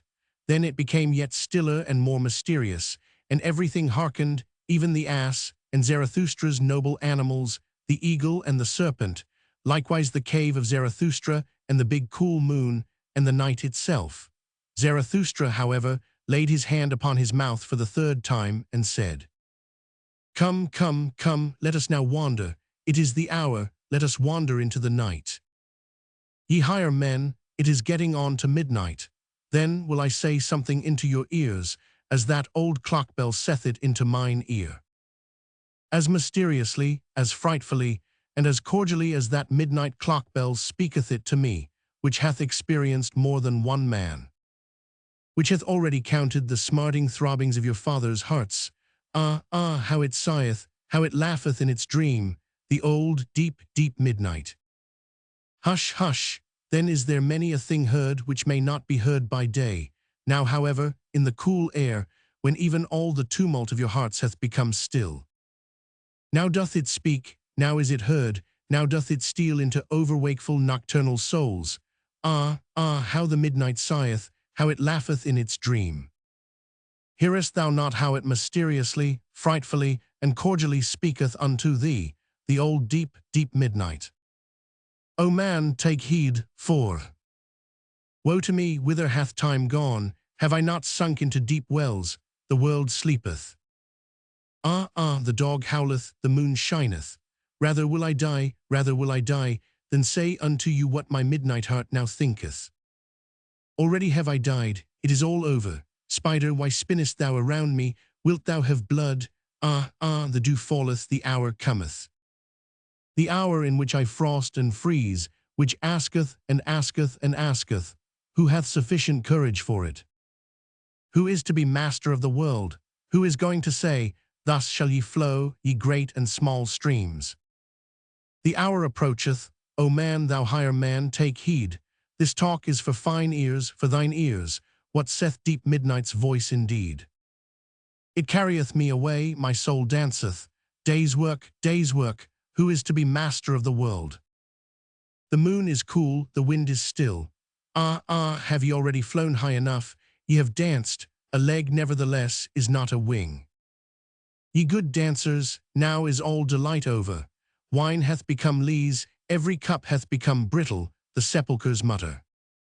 Ye have not flown high enough, now do the sepulchres mutter, free the dead, why is it so long night, doth not the moon make us drunken?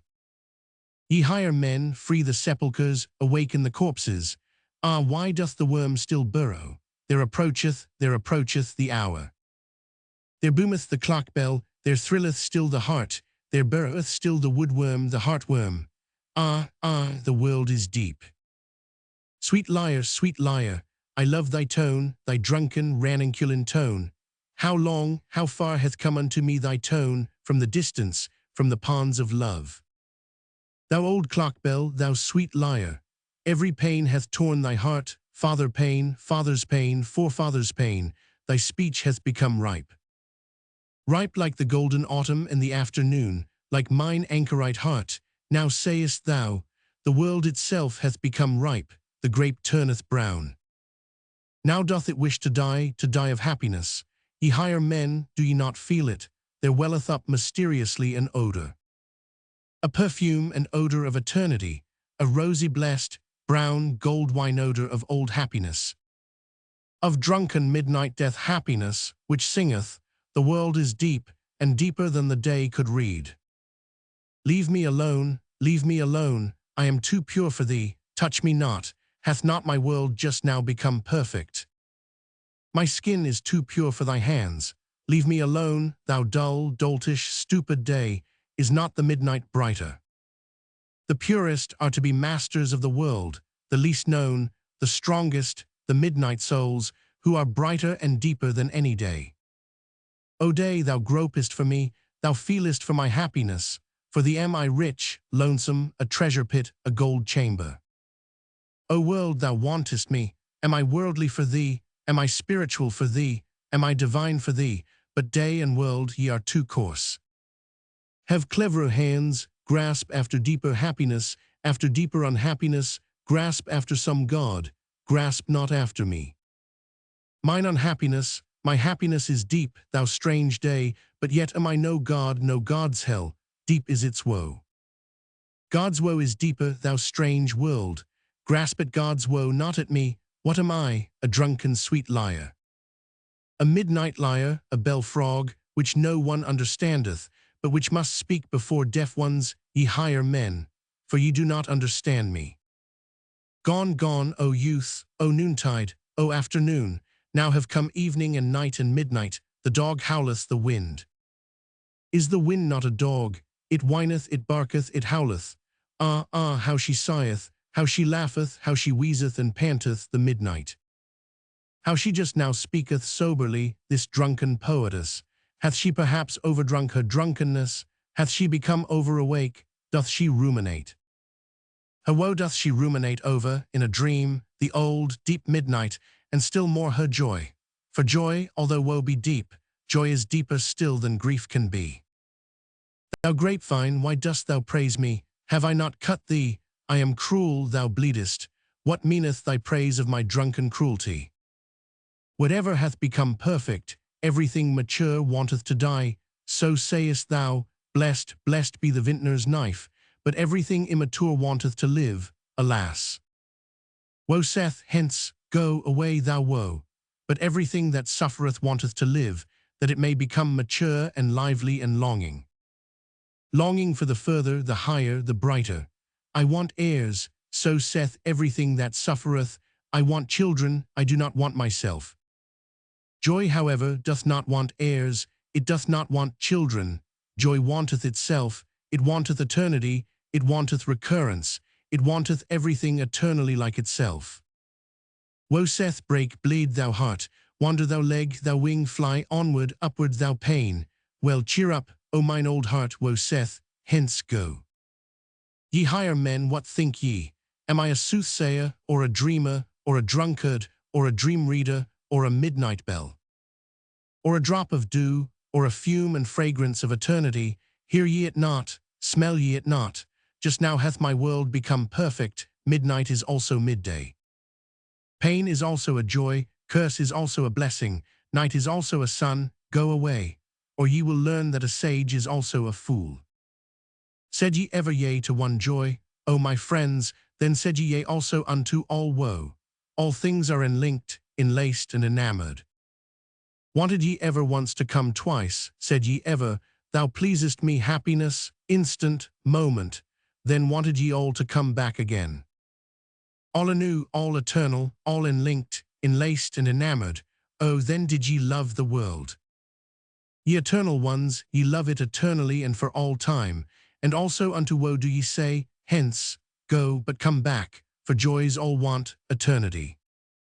All joy wanteth the eternity of all things, it wanteth honey, it wanteth lays, it wanteth drunken midnight, it wanteth graves, it wanteth grave tears, consolation, it wanteth gilded evening red. What doth not joy want? It is thirstier, heartier, hungrier, more frightful, more mysterious than all woe. It wanteth itself, it biteth into itself, the rings will writheth in it. It wanteth love, it wanteth hate, it is overrich, it bestoweth, it throweth away, it beggeth for some one to take from it, it thanketh the taker, it would fain be hated. So rich is joy that it thirsteth for woe, for hell, for hate, for shame, for the lame, for the world, for this world, oh, ye know it indeed. Ye higher men, for you doth it long, this joy, this irrepressible, blessed joy, for your woe, ye failures. For failures longeth all eternal joy. For joys all want themselves, therefore do they also want grief. O happiness, O pain, O break thou heart, ye higher men do learn it, that joys want eternity. Joys want the eternity of all things, they want deep, profound eternity. Have ye now learned my song? Have ye divined what it would say? Well, cheer up, ye higher men, sing now my roundelay.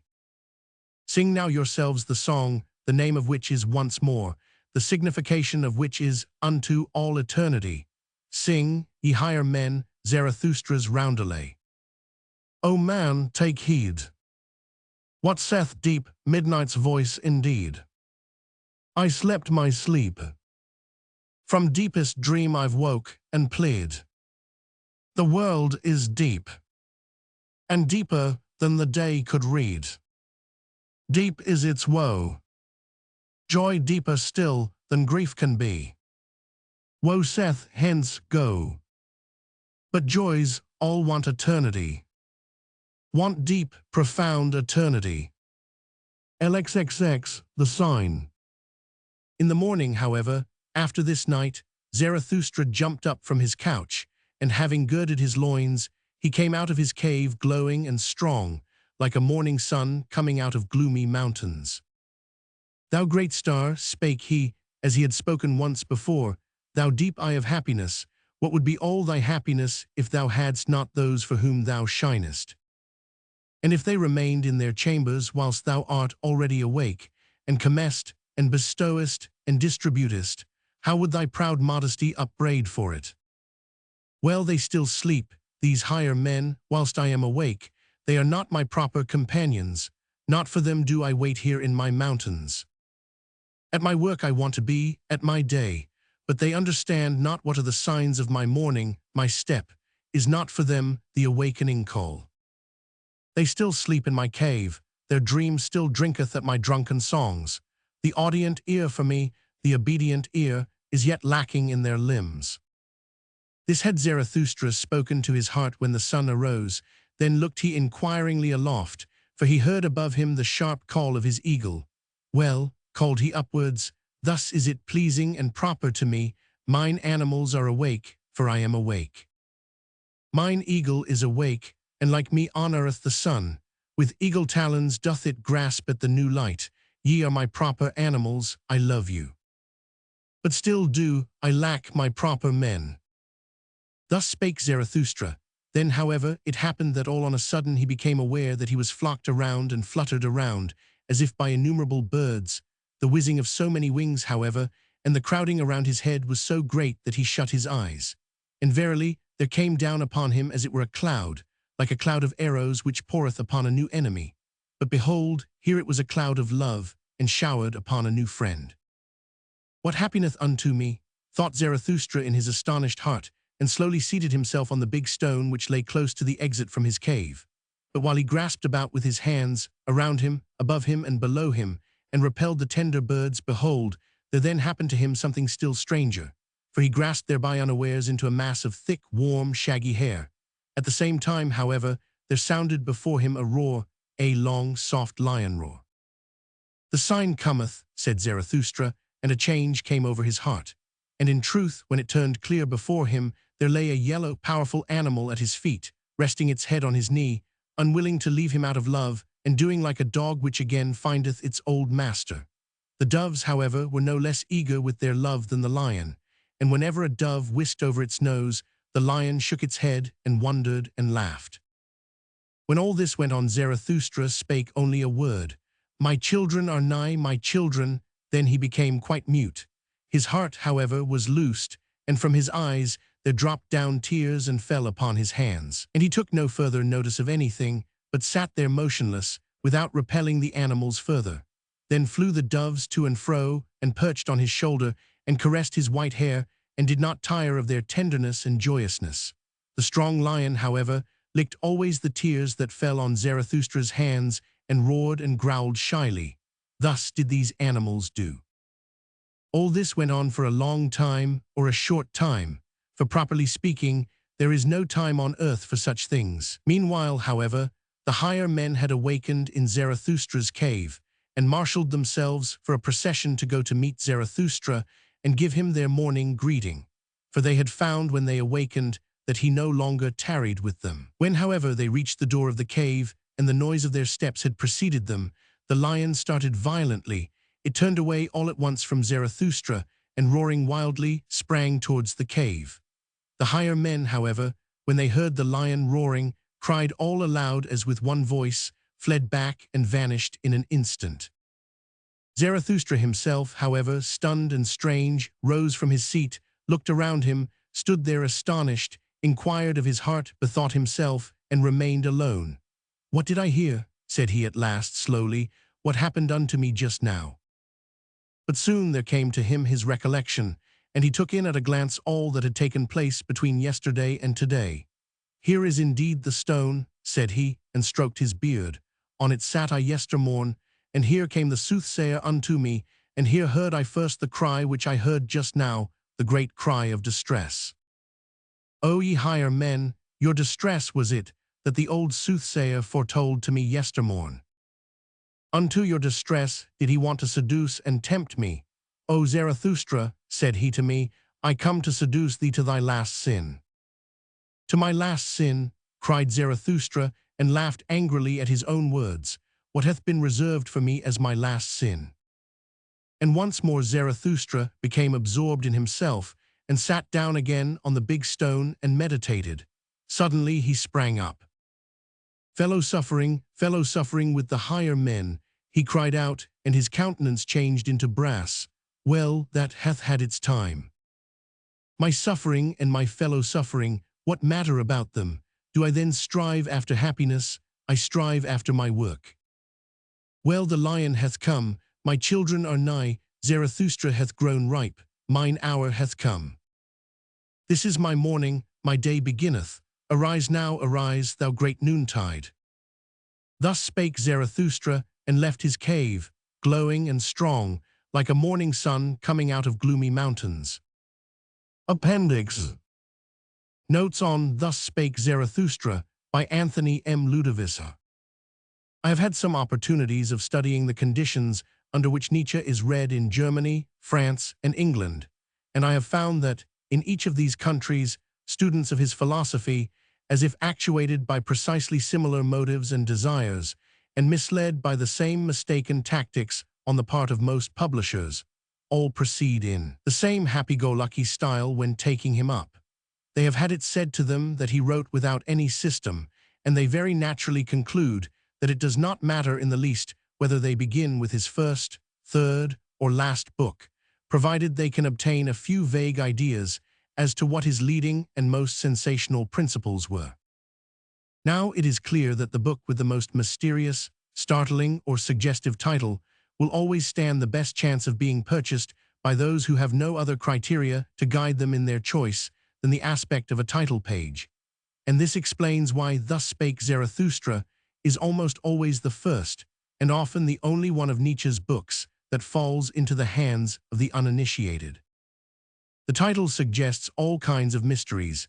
A glance at the chapter headings quickly confirms the suspicions already aroused, and the subtitle, A Book for All and None, generally succeeds in dissipating the last doubts the prospective purchaser may entertain concerning his fitness for the book or its fitness for him. And what happens? Thus Spake Zarathustra is taken home. The reader, who perchance may know no more concerning Nietzsche than a magazine article has told him, tries to read it, and understanding less than half he reads, probably never gets further than the second or third part, and then only to feel convinced that Nietzsche himself was, rather, hazy as to what he was talking about.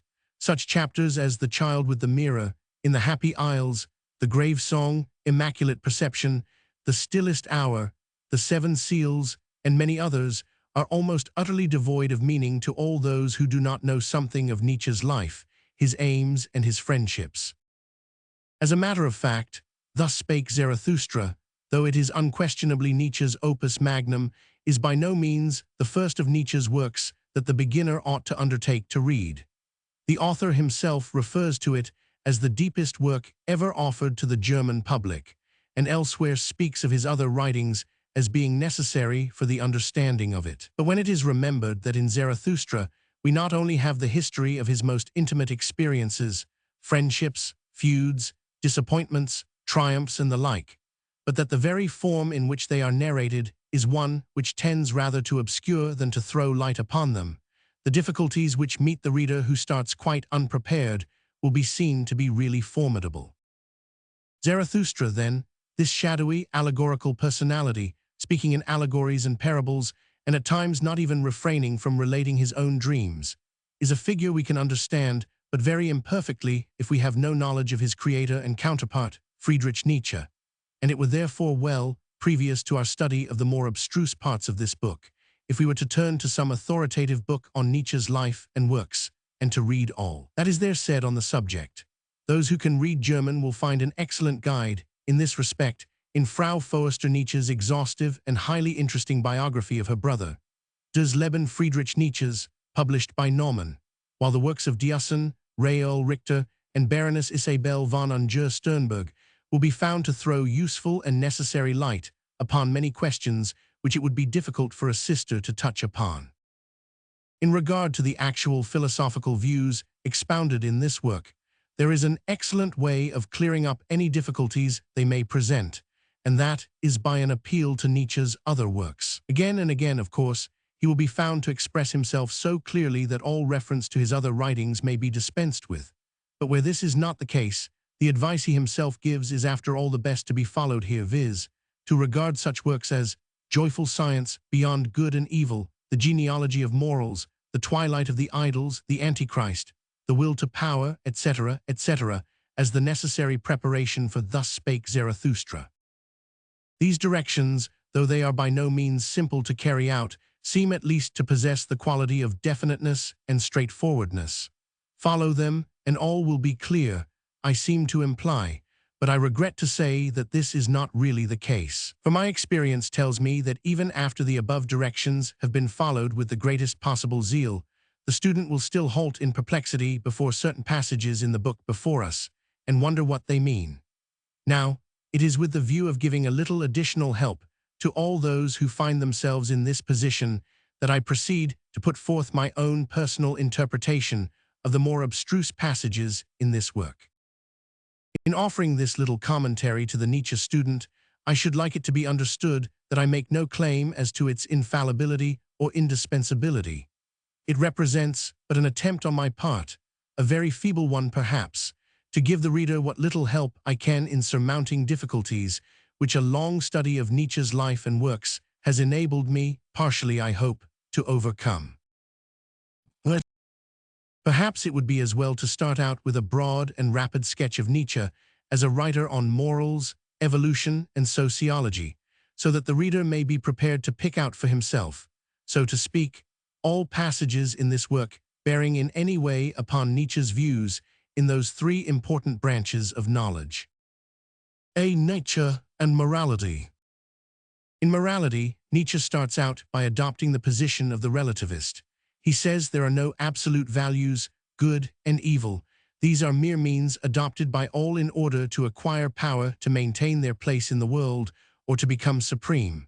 It is the lion's good to devour an antelope.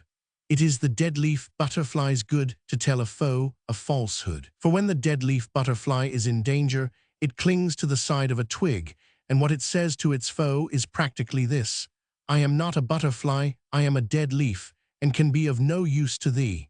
This is a lie which is good to the butterfly, for it preserves it. In nature, every species of organic being instinctively adopts and practices those acts which most conduce to the prevalence or supremacy of its kind. Once the most favorable order of conduct is found, proved efficient and established, it becomes the ruling morality of the species that adopts it and bears them along to victory.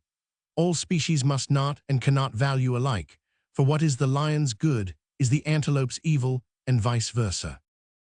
Concepts of good and evil are therefore, in their origin, merely a means to an end. They are expedients for acquiring power. Applying this principle to mankind, Nietzsche attacked Christian moral values. He declared them to be, like all other morals, merely an expedient for protecting a certain type of man. In the case of Christianity, this type was, according to Nietzsche, a low one. Conflicting moral codes have been no more than the conflicting weapons of different classes of men.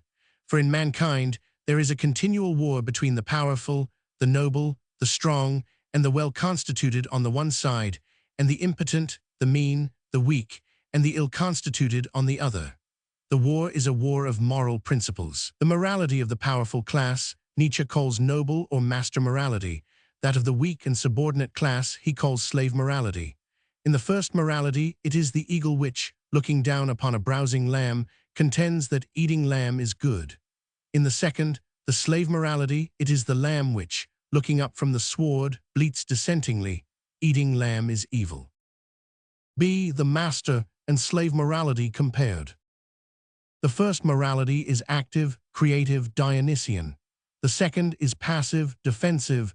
To it belongs the struggle for existence. Where attempts have not been made to reconcile the two moralities, they may be described as follows. All is good in the noble morality, which proceeds from strength, power, health, well-constitutedness, happiness, and awfulness. For the motive force behind the people practicing it is the struggle for power. The antithesis, good and bad, to this first class means the same as noble and despicable. Bad in the master morality must be applied to the coward, to all acts that spring from weakness, to the man with an eye to the main chance, who would forsake everything in order to live. With the second, the slave morality, the case is different. There, inasmuch as the community is an oppressed, suffering, unemancipated, and weary one, all that will be held to be good, which alleviates the state of suffering. Pity, the obliging hand, the warm heart, patience, industry, and humility. These are unquestionably the qualities we shall here find flooded with the light of approval and admiration, because they are the most useful qualities. They make life endurable. They are of assistance in the struggle for existence, which is the motive force behind the people practicing this morality. To this class, all that is awful is bad. In fact, it is the evil par excellence. Strength, health, superabundance of animal spirits and power are regarded with hate, suspicion, and fear by the subordinate class. Now Nietzsche believed that the first, or the noble morality, conduced to an ascent in the line of life, because it was creative and active. On the other hand, he believed that the second, or slave morality, where it became paramount, led to degeneration, because it was passive and defensive, wanting merely to keep those who practiced it alive. Hence his earnest advocacy of noble morality. See Nietzsche and evolution. Nietzsche as an evolutionist, I shall have occasion to define and discuss in the course of these notes. See notes on chapter LVI, par, and on chapter LVA. For the present, let it suffice for us to know that he accepted the development hypothesis as an explanation of the origin of species, but he did not halt where most naturalists have halted. He by no means regarded man as the highest possible being which evolution could arrive at. For though his physical development may have reached its limit, this is not the case with his mental or spiritual attributes. If the process be a fact, if things have become what they are, then, he contends, we may describe no limit to man's aspirations. If he struggled up from barbarism, and still more remotely from the lower primates, his ideal should be to surpass man himself and reach Superman, see especially the prologue. Nietzsche and sociology. Nietzsche as a sociologist aims at an aristocratic arrangement of society. He would have us rear an ideal race. Honest and truthful in intellectual matters, he could not even think that men are equal. With these preachers of equality will I not be mixed up and confounded, for thus speaketh justice unto me, men are not equal. He sees precisely in this inequality a purpose to be served, a condition to be exploited. Every elevation of the type man, he writes in Beyond Good and Evil, has hitherto been the work of an aristocratic society, and so will it always be, a society believing in a long scale of gradations of rank and differences of worth among human beings. Those who are sufficiently interested to desire to read his own detailed account of the society he would fain establish will find an excellent passage in aphorism 57 of the Antichrist. Part 1, the prologue. In Part I, including the prologue, no very great difficulties will appear. Zarathustra's habit of designating a whole class of men or a whole school of thought by a single fitting nickname may perhaps lead to a little confusion at first, but as a rule, when the general drift of his arguments is grasped, it requires but a slight effort of the imagination to discover whom he is referring to.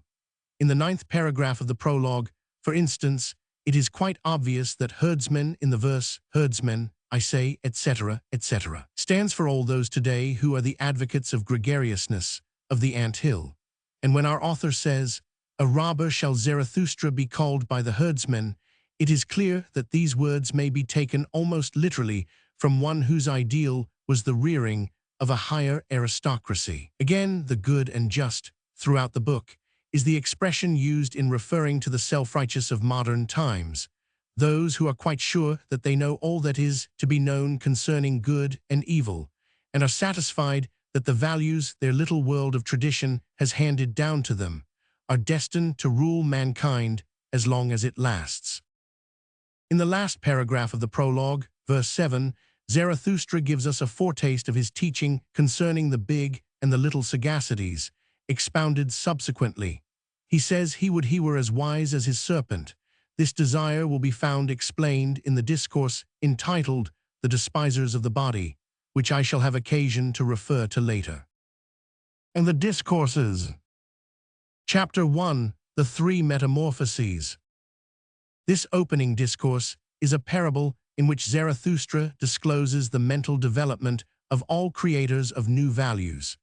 It is the story of a life which reaches its consummation in attaining to a second ingenuousness or in returning to childhood. Nietzsche, the supposed anarchist, here plainly disclaims all relationship whatever to anarchy, for he shows us that only by bearing the burdens of the existing law and submitting to it patiently, as the camel submits to being laden, does the free spirit acquire that ascendancy over tradition which enables him to meet and master the dragon thou shalt, the dragon with the values of 1,000 years glittering on its scales. There are two lessons in this discourse. First, that in order to create one must be as a little child.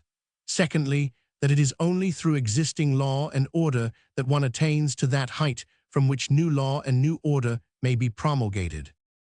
Chapter 2, The Academic Chairs of Virtue. Almost the whole of this is quite comprehensible. It is a discourse against all those who confound virtue with tameness and smug ease, and who regard as virtuous only that which promotes security and tends to deepen sleep. Chapter 4, The Despisers of the Body. Here Zarathustra gives names to the intellect and the instincts. He calls the one the little sagacity and the latter the big sagacity. Schopenhauer's teaching concerning the intellect is fully endorsed here. An instrument of thy body is also thy little sagacity, my brother, which thou callest spirit, says Zarathustra. From beginning to end, it is a warning to those who would think too lightly of the instincts and unduly exalt the intellect and its derivatives, reason and understanding. Chapter 9. The Preachers of Death. This is an analysis of the psychology of all those who have the evil eye and are pessimists by virtue of their constitutions. Chapter 15. The 1001 Goals. In this discourse, Zarathustra opens his exposition of the doctrine of relativity in morality and declares all morality to be a mere means to power. Needless to say that verses 9, 10, 11, and 12 refer to the Greeks, the Persians, the Jews, and the Germans respectively. In the penultimate verse, he makes known his discovery concerning the root of modern nihilism and indifference, i.e., that modern man has no goal, no aim, no ideals, see note A. Chapter 18. Old and Young Women. Nietzsche's views on women have either to be loved at first sight, or they become perhaps the greatest obstacle in the way of those who otherwise would be inclined to accept his philosophy. Women especially, of course, have been taught to dislike them, because it has been rumored that his views are unfriendly to themselves. Now, to my mind, all this is pure misunderstanding and error. German philosophers, thanks to Schopenhauer, have earned rather a bad name for their views on women. It is almost impossible for one of them to write a line on the subject, however kindly he may do so, without being suspected of wishing to open a crusade against the fair sex. Despite the fact, therefore, that all Nietzsche's views in this respect were dictated to him by the profoundest love, despite Zarathustra's reservation in this discourse, that with women nothing that can be said is impossible, and in the face of other overwhelming evidence to the contrary, Nietzsche is universally reported to have mis sun pied dans la plate, where the female sex is concerned. And what is the fundamental doctrine which has given rise to so much bitterness and aversion?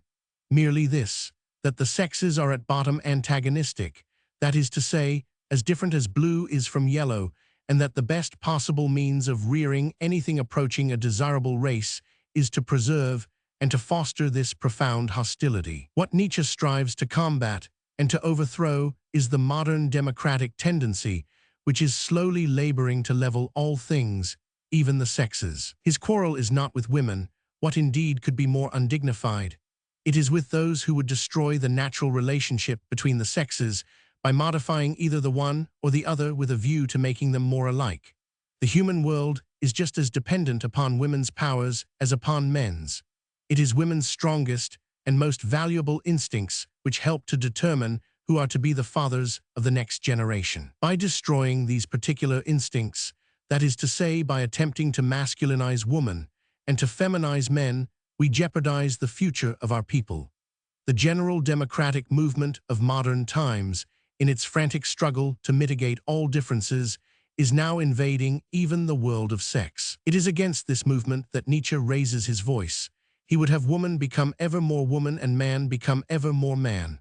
Only thus, and he is undoubtedly right, can their combined instincts lead to the excellence of humanity. Regarded in this light, all his views on woman appear not only necessary, but just see note on chapter LVI, par. 21. It is interesting to observe that the last line of the discourse, which has so frequently been used by women as a weapon against Nietzsche's views concerning them, was suggested to Nietzsche by a woman, see Das Leben F. Nietzsche S.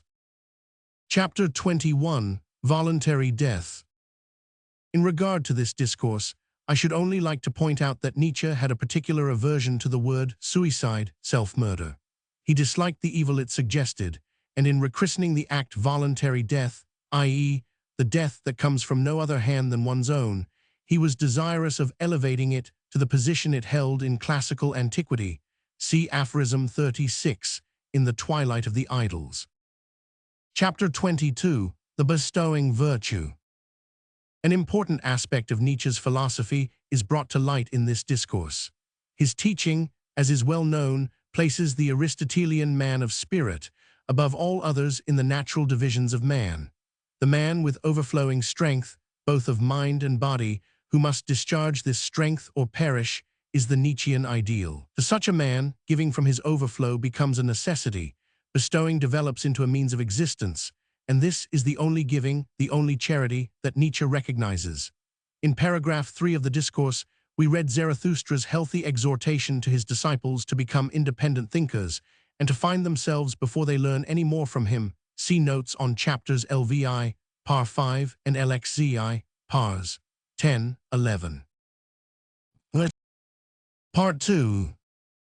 Chapter 23, The Child with the Mirror. Nietzsche tells us here, in a poetical form, how deeply grieved he was by the manifold misinterpretations and misunderstandings which were becoming rife concerning his publications. He does not recognize himself in the mirror of public opinion and recoils terrified from the distorted reflection of his features. In verse 20, he gives us a hint which it were well not to pass over too lightly, for in the introduction to The Genealogy of Morals, written in 1887, he finds it necessary to refer to the matter again and with greater precision. The point is this, that a creator of new values meets with his surest and strongest obstacles in the very spirit of the language which is at his disposal. Words, like all other manifestations of an evolving race, are stamped with the values that have long been paramount in that race. Now, the original thinker who finds himself compelled to use the current speech of his country in order to impart new and hitherto untried views to his fellows, imposes a task upon the natural means of communication, which it is totally unfitted to perform, hence the obscurities and prolixities which are so frequently met with in the writings of original thinkers. In The Dawn of Day, Nietzsche actually cautions young writers against the danger of allowing their thoughts to be molded by the words at their disposal. Chapter 24, In the Happy Isles. While writing this, Nietzsche is supposed to have been thinking of the island of Ischia, which was ultimately destroyed by an earthquake. His teaching here is quite clear. He was among the first thinkers of Europe to overcome the pessimism which godlessness generally brings in its wake. He points to creating as the surest salvation from the suffering which is a concomitant of all higher life. What would there be to create, he asks, if there were gods? His ideal, the Superman, lends him the cheerfulness necessary to the overcoming of that despair usually attendant upon godlessness and upon the apparent aimlessness of a world without a god. Chapter 29, The Tarantulas.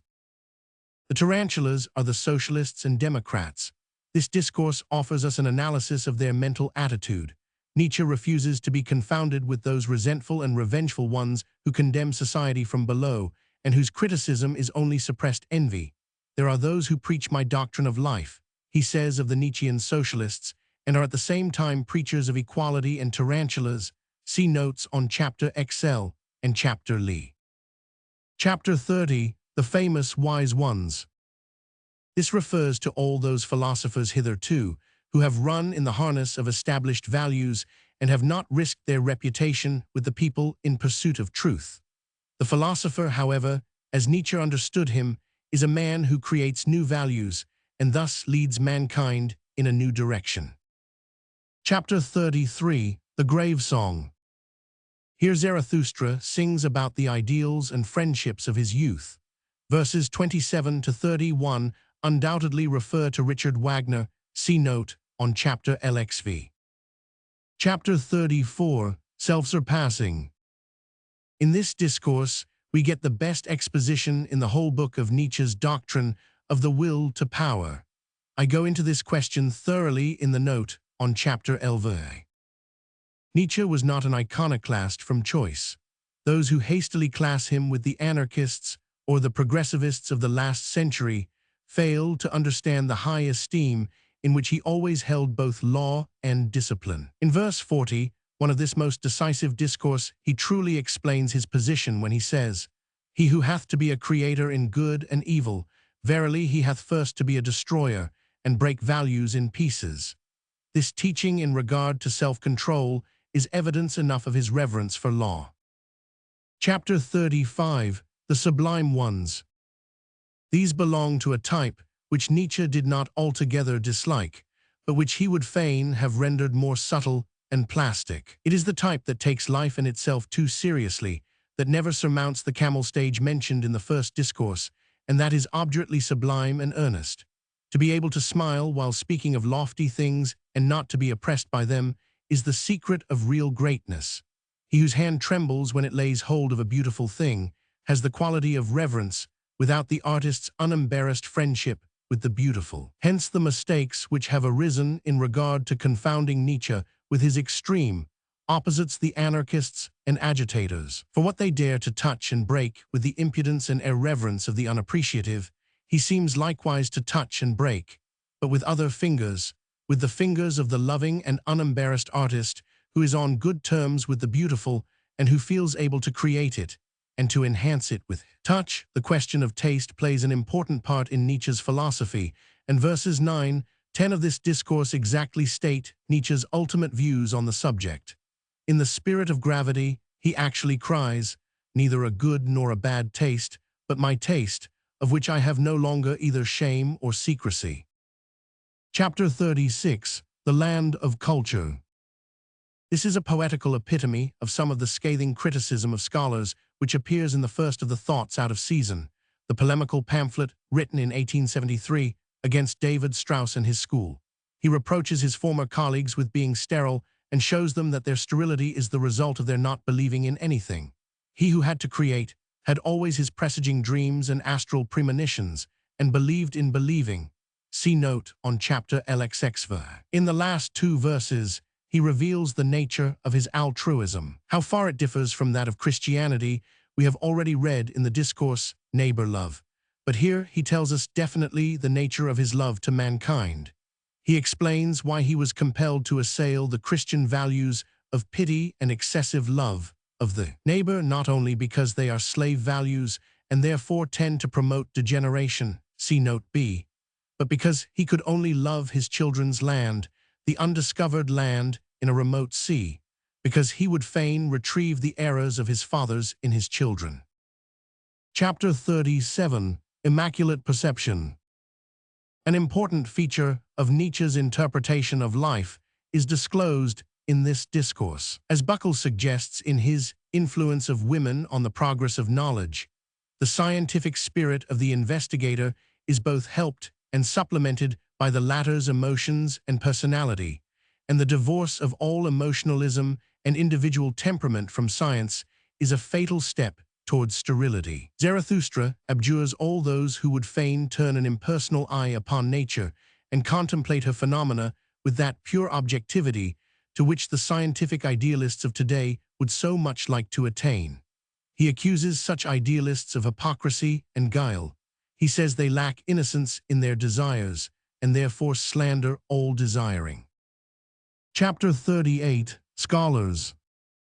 This is a record of Nietzsche's final breach with his former colleagues, the scholars of Germany. Already after the publication of The Birth of Tragedy, numbers of German philologists and professional philosophers had denounced him as one who had strayed too far from their flock, and his lectures at the University of Bâle were deserted in consequence. But it was not until 1879, when he finally severed all connection with university work, that he may be said to have attained to the freedom and independence which stamped this discourse. Chapter 39, Poets. People have sometimes said that Nietzsche had no sense of humor. I have no intention of defending him here against such foolish critics. I should only like to point out to the reader that we have him here at his best, poking fun at himself and at his fellow poets. See note on chapter LZI, Pars. 16, 17, 18, 19, 20. Chapter 40, Great Events. Here we seem to have a puzzle. Zarathustra himself, while relating his experience with the firedog to his disciples, fails to get them interested in his narrative, and we also may be only too ready to turn over these pages under the impression that they are little more than a mere fantasy or poetical flight. Zarathustra's interview with the firedog is, however, of great importance. In it we find Nietzsche face to face with the creature he most sincerely loathes, the spirit of revolution, and we obtain fresh hints concerning his hatred of the anarchist and rebel. "Freedom ye all roar most eagerly," he says to the firedog, "but I have unlearned the belief in great events when there is much roaring and smoke about them. Not around the inventors of new noise, but around the inventors of new values, doth the world revolve, inaudibly it revolveth." Chapter 41, The Soothsayer. This refers, of course, to Schopenhauer. Nietzsche, as is well known, was at one time an ardent follower of Schopenhauer. He overcame pessimism by discovering an object in existence. He saw the possibility of raising society to a higher level and preached the profoundest optimism in consequence. Chapter 42, Redemption. Zarathustra here addresses cripples. He tells them of other cripples, the great men in this world who have one organ or faculty inordinately developed at the cost of their other faculties. This is doubtless a reference to a fact which is too often noticeable in the case of so many of the world's giants in art, science, or religion. In verse 19, we are told what Nietzsche called redemption, that is to say, the ability to say of all that is past, "Thus would I have it." The inability to say this, and the resentment which results therefrom, he regards as the source of all our feelings of revenge, and all our desires to punish, punishment meaning to him merely a euphemism for the word revenge, invented in order to still our consciences. He who can be proud of his enemies, who can be grateful to them for the obstacles they have put in his way, he who can regard his worst calamity as but the extra strain on the bow of his life, which is to send the arrow of his longing even further than he could have hoped. This man knows no revenge, neither does he know despair. He truly has found redemption and can turn on the worst in his life and even in himself, and call it his best. See notes on Chapter 11. Chapter 43, Manly Prudence. This discourse is very important. In Beyond Good and Evil, we hear often enough that the select and superior man must wear a mask, and here we find this injunction explained. And he who would not languish amongst men must learn to drink out of all glasses, and he who would keep clean amongst men must know how to wash himself even with dirty water. This, I venture to suggest, requires some explanation. At a time when individuality is supposed to be shown most tellingly by putting boots on one's hands and gloves on one's feet, it is somewhat refreshing to come across a true individualist who feels the chasm between himself and others so deeply that he must perforce adapt himself to them outwardly, at least in all respects, so that the inner difference should be overlooked. Nietzsche practically tells us here that it is not he who intentionally wears eccentric clothes or does eccentric things who is truly the individualist. The profound man, who is by nature differentiated from his fellows, feels this difference too keenly to call attention to it by any outward show. He is shamefast and bashful with those who surround him and wishes not to be discovered by them, just as one instinctively avoids all lavish display of comfort or wealth in the presence of a poor friend. Chapter 44, The Stillest Hour. This seems to me to give an account of the great struggle which must have taken place in Nietzsche's soul before he finally resolved to make known the more esoteric portions of his teaching. Our deepest feelings crave silence. There is a certain self-respect in the serious man which makes him hold his profoundest feelings sacred. Before they are uttered, they are full of the modesty of a virgin, and often the oldest sage will blush like a girl when this virginity is violated by an indiscretion which forces him to reveal his deepest thoughts. Part 3. This is perhaps the most important of all the 4 parts. If it contained only the vision and the enigma and the old and new tables, I should still be of this opinion, for in the former of these discourses we meet with what Nietzsche regarded as the crowning doctrine of his philosophy, and in the old and new tables we have a valuable epitome of practically all his leading principles. Chapter 46, The Vision and the Enigma.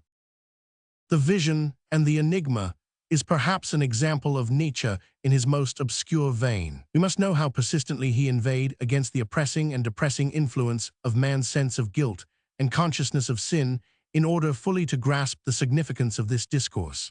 Slowly but surely, he thought the values of Christianity and Judaic traditions had done their work in the minds of men.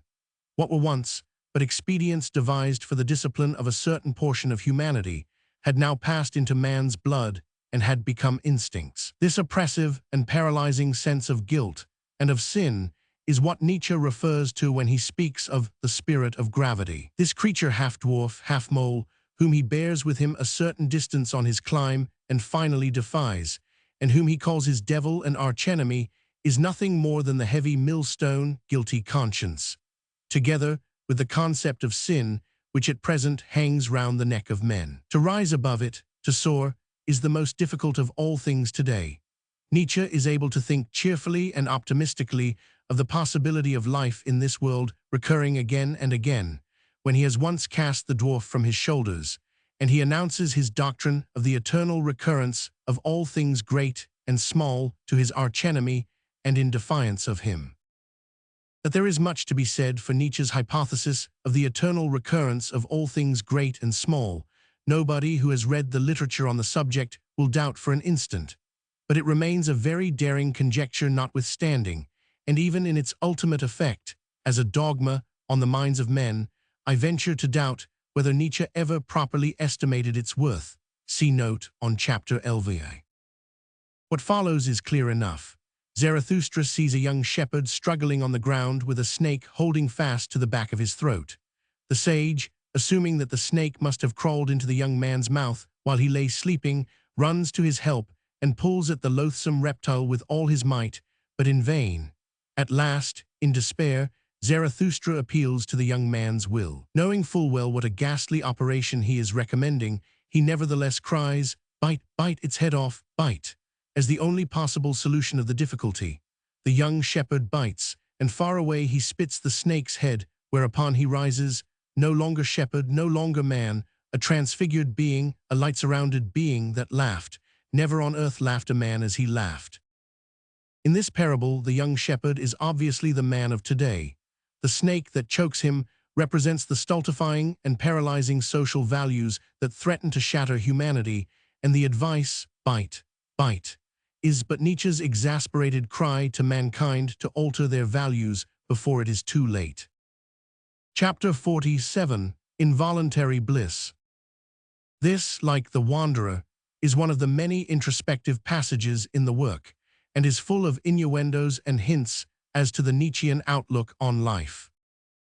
Chapter 48, Before Sunrise. Here we have a record of Zarathustra's avowal of optimism, as also the important statement concerning chance or accident. Verse 27.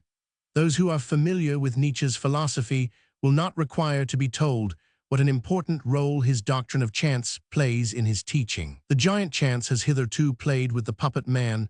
This is the fact he cannot contemplate with equanimity. Man shall now exploit chance, he says again and again, and make it fall on its knees before him. See verse 33 in On the Olive Mount, and verses 9-10 in The Bedwarfing Virtue. Chapter 49, The Bedwarfing Virtue. This requires scarcely any comment. It is a satire on modern man and his belittling virtues. In verses 23 and 24 of the second part of the discourse, we are reminded of Nietzsche's powerful indictment of the great of today. In the Antichrist, aphorism 43, at present nobody has any longer the courage for separate rights, for rights of domination, for a feeling of reverence for himself and his equals, for pathos of distance. Our politics are morbid from this want of courage. The aristocracy of character has been undermined most craftily by the lie of the equality of souls, and if the belief in the privilege of the many makes revolutions and will continue to make them, it is Christianity, let us not doubt it, it is Christian valuations, which translate every revolution merely into blood and crime. See also Beyond Good and Evil, pages 120, 121. Nietzsche thought it was a bad sign of the times that even rulers have lost the courage of their positions, and that a man of Friedrich the Great's power and distinguished gifts should have been able to say, "Ich bin der erste Diener des Staats," I am the first servant of the state. To this utterance of the great sovereign, verse 24 undoubtedly refers. Cowardice and mediocrity are the names with which he labels modern notions of virtue and moderation. In part Roman 3, we get the sentiments of the discourse in the Happy Isles, but perhaps in stronger terms. Once again we find Nietzsche thoroughly at ease, if not cheerful, as an atheist, and speaking with vertiginous daring of making chance go on its knees to him. In verse 20, Zarathustra makes yet another attempt at defining his entirely anti-anarchical attitude, and unless such passages have been completely overlooked or deliberately ignored hitherto by those who will persist in laying anarchy at his door, it is impossible to understand how he ever became associated with that foul political party. The last verse introduces the expression, the great noontide. In the poem to be found at the end of Beyond Good and Evil, we meet with the expression again, and we shall find it occurring time and again in Nietzsche's works. It will be found fully elucidated in the fifth part of The Twilight of the Idols, but for those who cannot refer to this book, it were well to point out that Nietzsche called the present period, our period, the noon of man's history. Dawn is behind us. The childhood of mankind is over. Now we know there is now no longer any excuse for mistakes which will tend to botch and disfigure the type man.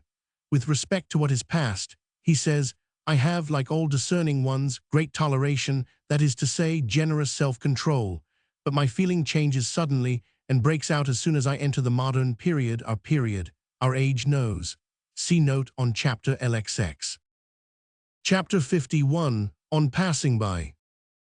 Here we find Nietzsche confronted with his extreme opposite, with him therefore for whom he is most frequently mistaken by the unwary. Zarathustra's ape, he is called in the discourse.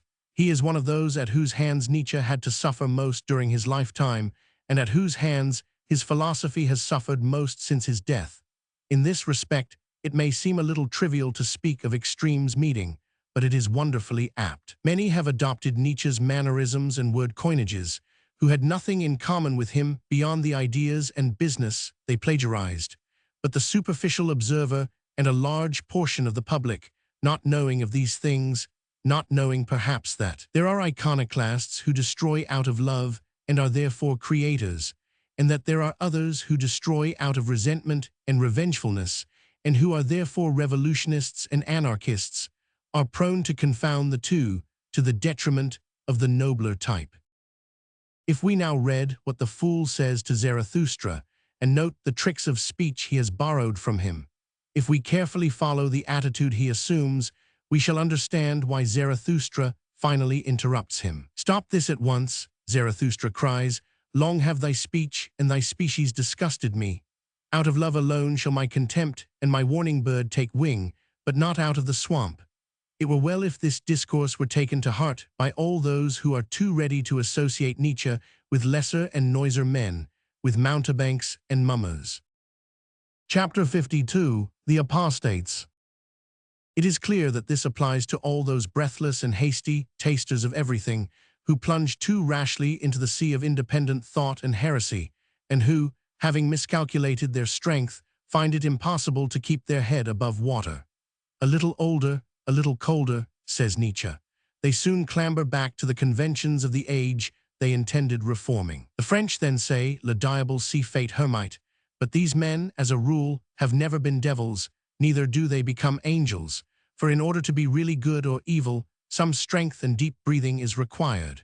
Those who are more interested in supporting orthodoxy than in being over-nice concerning the kind of support they give it, often refer to these people as evidence in favor of the true faith. Chapter 53, The Return Home. This is an example of a class of writing which may be passed over too lightly by those whom poetasters have made distrustful of poetry. From first to last, it is extremely valuable as an autobiographical note. The inevitable superficiality of the rabble is contrasted with the peaceful and profound depths of the anchorite. Here we first get a direct hint concerning Nietzsche's fundamental passion, the main force behind all his new values and scathing criticism of existing values. In verse 30, we are told that pity was his greatest danger. The broad altruism of the lawgiver, thinking over vast eras of time, was continually being pitted by Nietzsche in himself against that transient and meaner sympathy for the neighbor which he more perhaps than any of his contemporaries had suffered from, but which he was certain involved enormous dangers not only for himself, but also to the next and subsequent generations. See note B, where pity is mentioned among the degenerate virtues. Later in the book, we shall see how his profound compassion leads him into temptation, and how frantically he struggles against it. In verses 31 and 32, he tells us to what extent he had to modify himself in order to be endured by his fellows whom he loved. See also verse 12 in Manly Prudence. Nietzsche's great love for his fellows, which he confesses in the prologue, and which is at the root of all his teaching, seems rather to elude the discerning powers of the average philanthropist and modern man. He cannot see the wood for the trees. A philanthropy that sacrifices the minority of the present day for the majority constituting posterity completely evades his mental grasp, and Nietzsche's philosophy, because it declares Christian values to be a danger to the future of our kind, is therefore shelved as brutal, cold, and hard. See note on chapter Roman 36. Nietzsche tried to be all things to all men. He was sufficiently fond of his fellows for that. In The Return Home, he describes how he ultimately returns to loneliness in order to recover from the effects of his experiment. Chapter 54. The Three Evil Things. Nietzsche is here completely in his element. Three things hitherto best cursed and most calumniated on earth are brought forward to be weighed: voluptuousness, thirst of power, and selfishness, the three forces in humanity which Christianity has done most to garble and besmirch. Nietzsche endeavors to reinstate in their former places of honor. Voluptuousness, or sensual pleasure, is a dangerous thing to discuss nowadays. If we mention it with favor, we may be regarded, however unjustly, as the advocate of savages, satyrs, and pure sensuality. If we condemn it, we either go over to the Puritans or we join those who are wont to come to table with no edge to their appetites and who therefore grumble at all good fare. There can be no doubt that the value of healthy innocent voluptuousness, like the value of health itself, must have been greatly discounted by all those who, resenting their inability to partake of this world's goods, cried like St. Paul, "I would that all men were even as I myself." Now Nietzsche's philosophy might be called an attempt at giving back to healthy and normal men innocence and a clean conscience in their desires, not to applaud the vulgar sensualists who respond to every stimulus and whose passions are out of hand, not to tell the mean, selfish individual whose selfishness is a pollution, see aphorism 33, Twilight of the Idols, that he is right, nor to assure the weak, the sick, and the crippled that the thirst of power, which they gratify by exploiting the happier and healthier individuals, is justified, but to save the clean, healthy man from the values of those around him who look at everything through the mud that is in their own bodies, to give him, and him alone, a clean conscience in his manhood and the desires of his manhood. Do I counsel you to slay your instincts? I counsel to innocence in your instincts. In verse 7 of the second paragraph, as in verse I of paragraph 19 in the Old and New Tables, Nietzsche gives us a reason for his occasional obscurity. See also verses 3 to 7 of Poets. As I have already pointed out, his philosophy is quite esoteric. It can serve no purpose with the ordinary, mediocre type of man. I personally can no longer have any doubt that Nietzsche's only object, in that part of his philosophy where he bids his friends stand beyond good and evil with him, was to save higher men, whose growth and scope might be limited by the too strict observance of modern values, from foundering on the rocks of a compromise between their own genius and traditional conventions. The only possible way in which the great man can achieve greatness is by means of exceptional freedom, the freedom which assists him in experiencing himself. Verses 20 to 30 afford an excellent supplement to Nietzsche's description of the attitude of the noble type towards the slaves in aphorism 260 of the work, Beyond Good and Evil. See also note B. Chapter 55. The Spirit of Gravity. See note on chapter Roman 46. In part Roman 2 of this discourse, we meet with a doctrine not touched upon hitherto, save indirectly. I refer to the doctrine of self-love. We should try to understand this perfectly before proceeding, for it is precisely views of this sort which, after having been cut out of the original context, are repeated far and wide as internal evidence proving the general unsoundness of Nietzsche's philosophy. Already in the last of the Thoughts Out of Season, Nietzsche speaks as follows about modern men. These modern creatures wish rather to be hunted down, wounded and torn to shreds, than to live alone with themselves in solitary calm. Alone with oneself. This thought terrifies the modern soul. It is his one anxiety, his one ghastly fear. English edition, page 141. In his feverish scurry to find entertainment and diversion, whether in a novel, a newspaper, or a play, the modern man condemns his own age utterly, for he shows that in his heart of hearts he despises himself. One cannot change a condition of this sort in a day. To become endurable to oneself, an inner transformation is necessary. Too long have we lost ourselves in our friends and entertainments to be able to find ourselves so soon at another's bidding. And verily, it is no commandment for today and tomorrow to learn to love oneself. Rather is it of all arts the finest, subtlest, last, and patientest. In the last verse, Nietzsche challenges us to show that our way is the right way. In his teaching, he does not coerce us, nor does he overpersuade. He simply says, I am a law only for mine own, I am not a law for all. This is now my way, where is yours? Chapter 56, Old and New Tables, Part 2. Nietzsche himself declares this to be the most decisive portion of the whole of Thus Spake Zarathustra. It is a sort of epitome of his leading doctrines. In verse 12 of the second paragraph, we learn how he himself would fain have abandoned the poetical method of expression had he not known only too well that the only chance a new doctrine has of surviving nowadays depends upon its being given to the world in some kind of art form. Just as prophets, centuries ago, often had to have recourse to the mask of madness in order to mitigate the hatred of those who did not and could not see as they did. So today, the struggle for existence among opinions and values is so great that an art form is practically the only garb in which a new philosophy can dare to introduce itself to us. Pars 3 and 4. Many of the paragraphs will be found to be merely reminiscent of former discourses. For instance, Par 3 recalls redemption. The last verse of Par 4 is important. Freedom which, as I have pointed out before, Nietzsche considered a dangerous acquisition in inexperienced or unworthy hands, here receives its death blow as a general desideratum. In the first part we read under the way of the creating one that freedom as an end in itself does not concern Zarathustra at all. He says there, free from what? What doth that matter to Zarathustra? Clearly, however, shall thine eye answer me, free for what? And in the bedwarfing virtue, that ye understood my word, do ever what ye will, but first be such as can will. Par 5.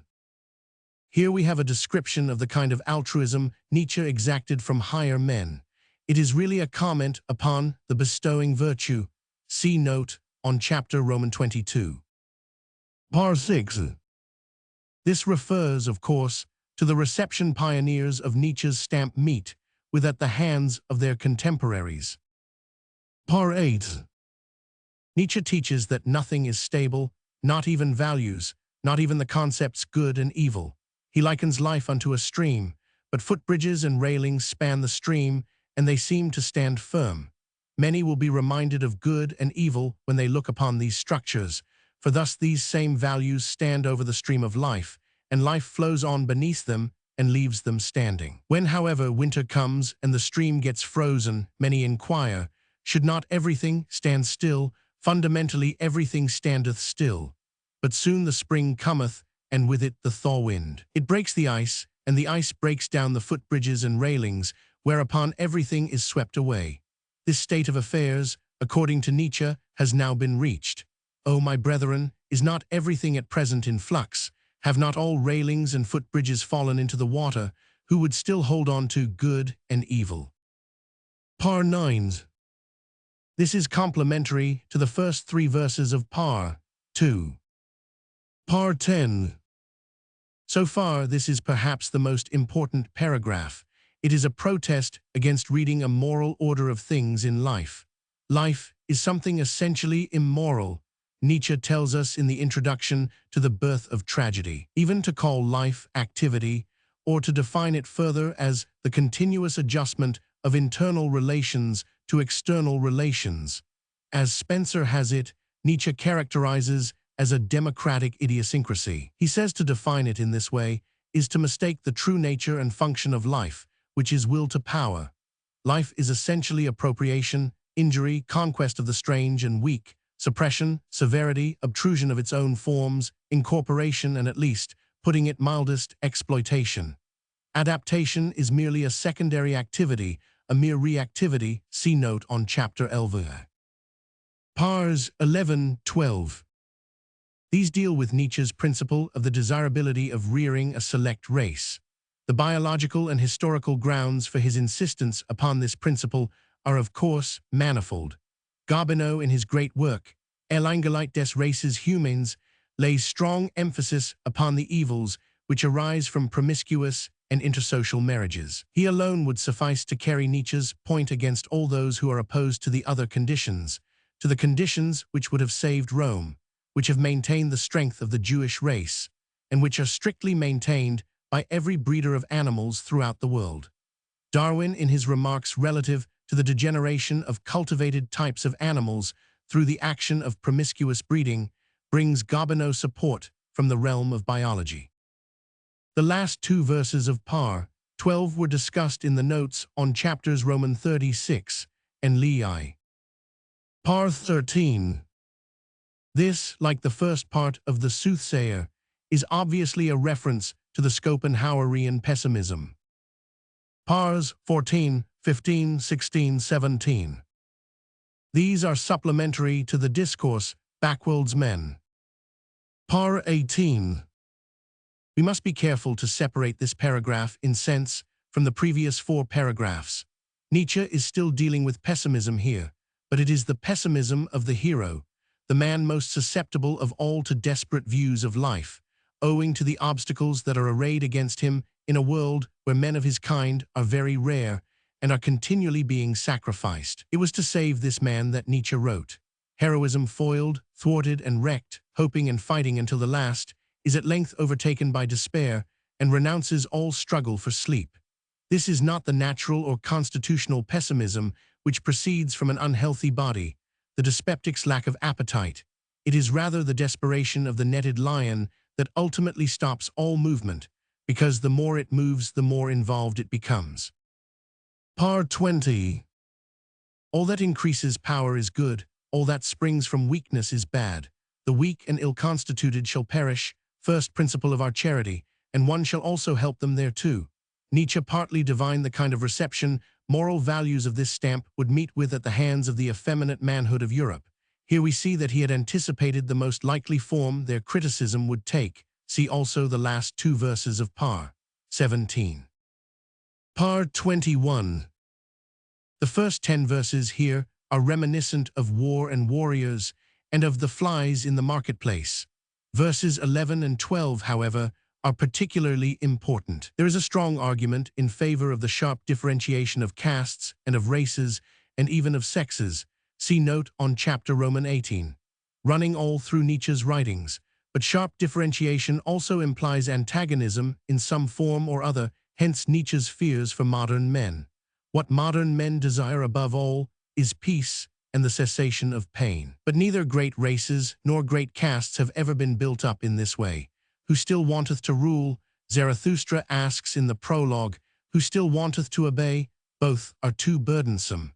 This is rapidly becoming everybody's attitude today. The tame moral reading of the face of nature, together with such democratic interpretations of life as those suggested by Herbert Spencer, are signs of a physiological condition which is the reverse of that bounding and irresponsible healthiness in which harder and more tragic values rule.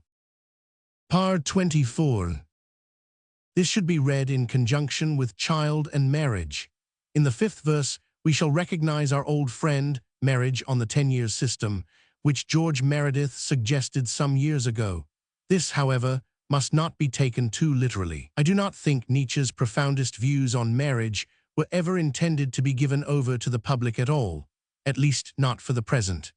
They appear in the biography by his sister, and although their wisdom is unquestionable, the nature of the reforms he suggests render it impossible for them to become popular just now. Pars 26, 27. See note on the prologue. Par 28. Nietzsche was not an iconoclast from predilection. No bitterness or empty hate dictated his vituperations against existing values and against the dogmas of his parents and forefathers. He knew too well what these things meant to the millions who professed them, to approach the task of uprooting them with levity or even with haste. He saw what modern anarchists and revolutionists do not see, namely, that man is in danger of actual destruction when his customs and values are broken.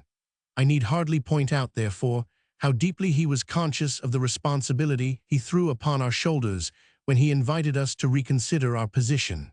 The lines in this paragraph are evidence enough of his earnestness. Chapter 57, The Convalescent. We meet with several puzzles here. Zarathustra calls himself the advocate of the circle, the eternal recurrence of all things, and he calls this doctrine his abysmal thought. In the last verse of the first paragraph, however, after hailing his deepest thought, he cries, "Disgust, disgust, disgust." We know Nietzsche's ideal man was that world-approving, exuberant, and vivacious creature who has not only learnt to compromise and arrange with that which was and is, but wishes to have it again, as it was and is, for all eternity, insatiably calling out da capo, not only to himself, but to the whole piece and play. See note on chapter Roman 42. But if one asks oneself what the conditions to such an attitude are, one will realize immediately how utterly different Nietzsche was from his ideal. The man who insatiably cries da capo to himself and to the whole of his mise en scene must be in a position to desire every incident in his life to be repeated, not once, but again and again eternally. Now, Nietzsche's life had been too full of disappointments, illness, unsuccessful struggles, and snubs to allow of his thinking of the eternal recurrence without loathing, hence probably the words of the last verse. In verses 15 and 16, we have Nietzsche declaring himself an evolutionist in the broadest sense. That is to say, that he believes in the development hypothesis as the description of the process by which species have originated. Now, to understand his position correctly, we must show his relationship to the two greatest of modern evolutionists, Darwin and Spencer. As a philosopher, however, Nietzsche does not stand or fall by his objections to the Darwinian or Spencerian cosmogony. He never laid claim to a very profound knowledge of biology, and his criticism is far more valuable as the attitude of a fresh mind than as that of a specialist towards the question. Moreover, in his objections, many difficulties are raised, which are not settled by an appeal to either of the men above mentioned. We have given Nietzsche's definition of life in the note on chapter LVI, par. 10. Still, there remains a hope that Darwin and Nietzsche may someday become reconciled by a new description of the processes by which varieties occur. The appearance of varieties among animals and of sporting plants in the vegetable kingdom is still shrouded in mystery, and the question whether this is not precisely the ground on which Darwin and Nietzsche will meet is an interesting one.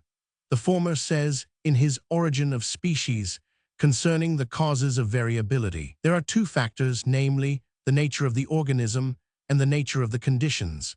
The former seems to be much the more important, the italics are mine, for nearly similar variations sometimes arise under, as far as we can judge, dissimilar conditions, and on the other hand, dissimilar variations arise under conditions which appear to be nearly uniform. Nietzsche, recognizing this same truth, would ascribe practically all the importance to the highest functionaries in the organism, in which the life will appears as an active and formative principle, and except in certain cases where passive organisms alone are concerned, would not give such a prominent place to the influence of environment. Adaptation, according to him, is merely a secondary activity, a mere reactivity, and he is therefore quite opposed to Spencer's definition.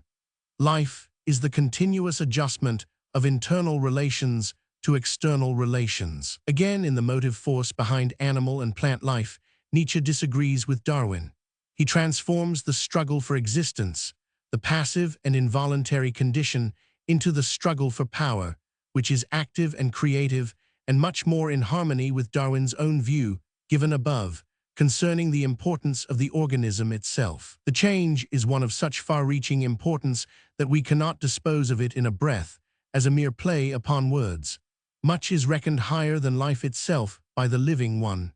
Nietzsche says that to speak of the activity of life as a struggle for existence is to state the case inadequately. He warns us not to confound Malthus with nature. There is something more than this struggle between the organic beings on this earth. Want, which is supposed to bring this struggle about, is not so common as is supposed. Some other force must be operative. The will to power is this force. The instinct of self-preservation is only one of the indirect and most frequent results thereof.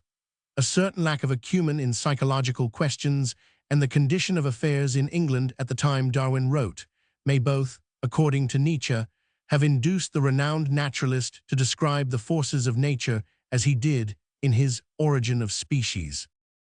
In verses 28, 29, and 30 of the second portion of this discourse, we meet with a doctrine which, at first sight, seems to be merely le manoir à l'envers. Indeed, one English critic has actually said of Nietzsche that thus spake Zarathustra, is no more than a compendium of modern views and maxims turned upside down.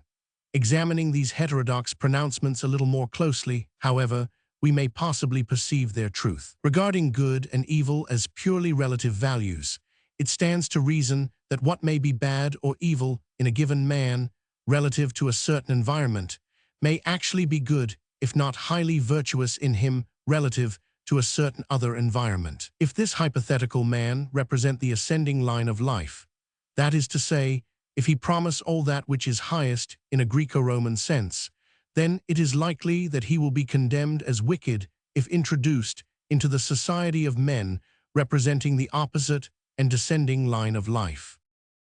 By depriving a man of his wickedness, more particularly nowadays, therefore, one may unwittingly be doing violence to the greatest in him. It may be an outrage against his wholeness, just as the lopping off of a leg would be. Fortunately, the natural so-called wickedness of higher men has in a certain measure been able to resist this lopping process which successive slave moralities have practiced. But signs are not wanting which show that the noblest wickedness is fast vanishing from society. Wickedness of courage and determination, and that Nietzsche had good reasons for crying, "Ah, that man's baddest is so very small, ah, that his best is so very small. What is good? To be brave is good. It is the good war which halloweth every cause." See also par. 5. Higher Man. Chapter 60. The Seven Seals.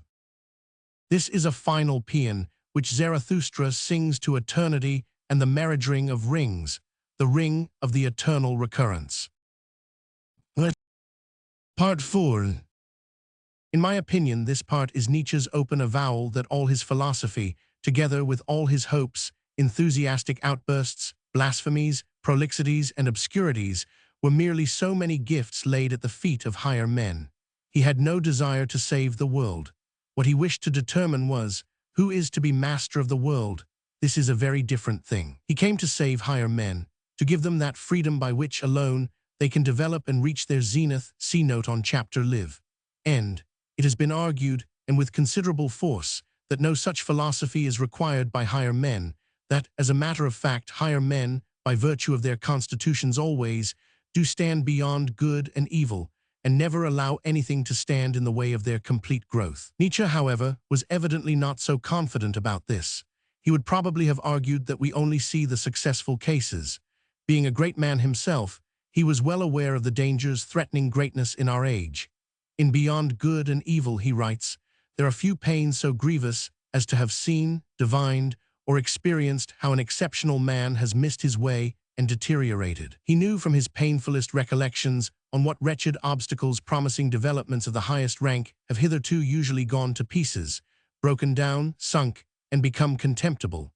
Now in part Roman 4, we shall find that his strongest temptation to descend to the feeling of pity for his contemporaries is the cry for help, which he hears from the lips of the higher men exposed to the dreadful danger of their modern environment. Chapter 61. The Honey Sacrifice. In the 14th verse of this discourse, Nietzsche defines the solemn duty he imposed upon himself: become what thou art. Surely the criticism which has been directed against this maxim must all fall to the ground when it is remembered, once and for all, that Nietzsche's teaching was never intended to be other than an esoteric one. "I am a law only for mine own," he says emphatically. "I am not a law for all." It is of the greatest importance to humanity that its highest individuals should be allowed to attain to their full development, for only by means of its heroes can the human race be led forward step by step to higher, and yet higher levels. "Become what thou art," applied to all, of course, becomes a vicious maxim.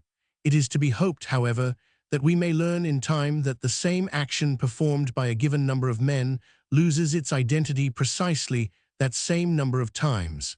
Quod licet Jovi, non licet bovi. At the last 8 verses, many readers may be tempted to laugh. In England, we almost always laugh when a man takes himself seriously at anything save sport, and there is of course no reason why the reader should not be hilarious.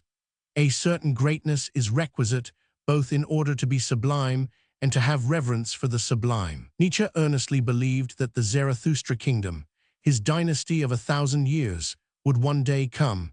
if he had not believed it so earnestly, if every artist in fact had not believed so earnestly in his hazard, whether of 10, 15, 100, or 1,000 years, we should have lost all our higher men. They would have become pessimists, suicides, or merchants. If the minor poet and philosopher has made us shy of the prophetic seriousness which characterized an Isaiah or a Jeremiah, it is surely our loss and the minor poet's gain. Chapter 62. The Cry of Distress. We now meet with Zarathustra in extraordinary circumstances.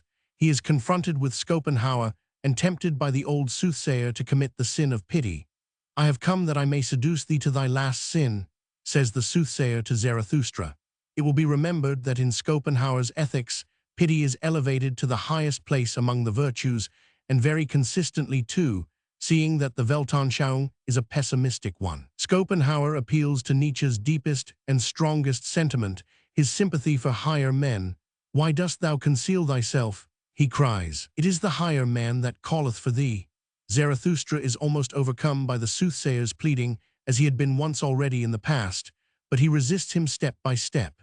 At length he can withstand him no longer, and on the plea that the higher man is on his ground, and therefore under his protection, Zarathustra departs in search of him, leaving Schopenhauer, a higher man in Nietzsche's opinion, in the cave as a guest. Chapter 63. Talk with the Kings. On his way, Zarathustra meets two more higher men of his time. Two kings cross his path. They are above the average modern type, for their instincts tell them what real ruling is, and they despise the mockery which they have been taught to call reigning. "We are not the first men," they say, "and have nevertheless to stand for them. Of this imposture have we at last become weary and disgusted." It is the kings who tell Zarathustra, "There is no sorrow misfortune in all human destiny than when the mighty of the earth are not also the first men. There everything becometh false and distorted and monstrous." The kings are also asked by Zarathustra to accept the shelter of his cave, whereupon he proceeds on his way. Chapter 64. The Leech. Among the higher men whom Zarathustra wishes to save is also the scientific specialist, the man who honestly and scrupulously pursues his investigations, as Darwin did, in one department of knowledge. "I love him who liveth in order to know, and seeketh to know in order that the Superman may hereafter live. Thus seeketh he his own down-going." The spiritually conscientious one, he is called in this discourse. Zarathustra steps on him unawares, and the slave of science, bleeding from the violence he has done to himself by his self-imposed task, speaks proudly of his little sphere of knowledge, his little hand's breadth of ground on Zarathustra's territory, philosophy. "Where mine honesty ceaseth," says the true scientific specialist, "there am I blind and want also to be blind. Where I want to know, however, there want I also to be honest, namely, severe, rigorous, restricted, cruel, and inexorable." Zarathustra, greatly respecting this man, invites him too to the cave, and then vanishes in answer to another cry for help. Chapter 65. The Magician. The magician is of course an artist, and Nietzsche's intimate knowledge of perhaps the greatest artist of his age rendered the selection of Wagner as the type in this discourse almost inevitable. Most readers will be acquainted with the facts relating to Nietzsche's and Wagner's friendship and ultimate separation. As a boy and a youth, Nietzsche had shown such a remarkable gift for music that it had been a question at one time whether he should not perhaps give up everything else in order to develop this gift. But he became a scholar notwithstanding, although he never entirely gave up composing and playing the piano. While still in his teens, he became acquainted with Wagner's music and grew passionately fond of it. Long before he met Wagner, he must have idealized him in his mind to an extent which only a profoundly artistic nature could have been capable of. Nietzsche always had high ideals for humanity. If one were asked whether, throughout his many changes, there was yet one aim, one direction, and one hope to which he held fast, one would be forced to reply in the affirmative and declare that aim, direction, and hope to have been the elevation of the type man. Now, when Nietzsche met Wagner, he was actually casting about for an incarnation of his dreams for the German people, and we have only to remember his youth. He was 21 when he was introduced to Wagner, his love of Wagner's music, and the undoubted power of the great musician's personality. in order to realize how very uncritical his attitude must have been in the first flood of his enthusiasm. Again, when the friendship ripened, we cannot well imagine Nietzsche, the younger man, being anything less than intoxicated by his senior's attention and love, and we are therefore not surprised to find him pressing Wagner forward as the great reformer and savior of mankind. Wagner in Bayreuth, English edition, 1909, gives us the best proof of Nietzsche's infatuation, and although signs are not wanting in this essay which show how clearly and even cruelly he was subconsciously taking stock of his friend, even then, the work is a record of what great love and admiration can do in the way of endowing the object of one's affection with all the qualities and ideals that a fertile imagination can conceive. When the blow came, it was therefore all the more severe. Nietzsche at length realized that the friend of his fancy and the real Richard Wagner, the composer of Parsifal, were not one. The fact dawned upon him slowly. Disappointment upon disappointment, revelation after revelation, ultimately brought it home to him, and though his best instincts were naturally opposed to it at first, the revulsion of feeling at last became too strong to be ignored, and Nietzsche was plunged into the blackest despair. Years after his break with Wagner, he wrote The Case of Wagner and Nietzsche contra Wagner, and these works are with us to prove the sincerity and depth of his views on the man who was the greatest event of his life. The poem in this discourse is, of course, reminiscent of Wagner's own poetical manner, and it must be remembered that the whole was written subsequent to Nietzsche's final break with his friend. The dialogue between Zarathustra and the magician reveals pretty fully what it was that Nietzsche grew to loathe so intensely in Wagner, viz. His pronounced histrionic tendencies, his dissembling powers, his inordinate vanity, his equivocalness, his falseness. It honoureth thee, says Zarathustra, that thou soughtest for greatness, but it betrayeth thee also, thou art not great. The magician is nevertheless sent as a guest to Zarathustra's cave, for in his heart Zarathustra believed until the end that the magician was a higher man broken by modern values. Chapter 66, Out of Service. Zarathustra now meets the last pope, and in a poetical form, we get Nietzsche's description of the course Judaism and Christianity pursued before they reached their final breakup in atheism, agnosticism, and the like. The God of a strong, warlike race, the God of Israel, is a jealous, revengeful God. He is a power that can be pictured and endured only by a hardy and courageous race, a race rich enough to sacrifice and to lose in sacrifice. The image of this God degenerates with the people that appropriate it, and gradually he becomes a God of love, soft and mellow, a lower middle-class deity who is pitiful. He can no longer be a God who requires sacrifice, for we ourselves are no longer rich enough for that. The tables are therefore turned upon him. He must sacrifice to us. His pity becomes so great that he actually does sacrifice something to us, his only begotten Son. Such a process carried to its logical conclusions must ultimately end in his own destruction, and thus we find the Pope declaring that God was one day suffocated by his all too great pity. What follows is clear enough. Zarathustra recognizes another higher man in the ex-pope and sends him too as a guest to the cave. Chapter 67, The Ugliest Man. This discourse contains perhaps the boldest of Nietzsche's suggestions concerning atheism, as well as some extremely penetrating remarks upon the sentiment of pity. Zarathustra comes across the repulsive creature sitting on the wayside, and what does he do? He manifests the only correct feelings that can be manifested in the presence of any great misery, that is to say, shame, reverence, embarrassment. Nietzsche detested the obtrusive and gushing pity that goes up to misery without a blush either on its cheek or in its heart, the pity which is only another form of self-glorification. Thank God that I am not like thee.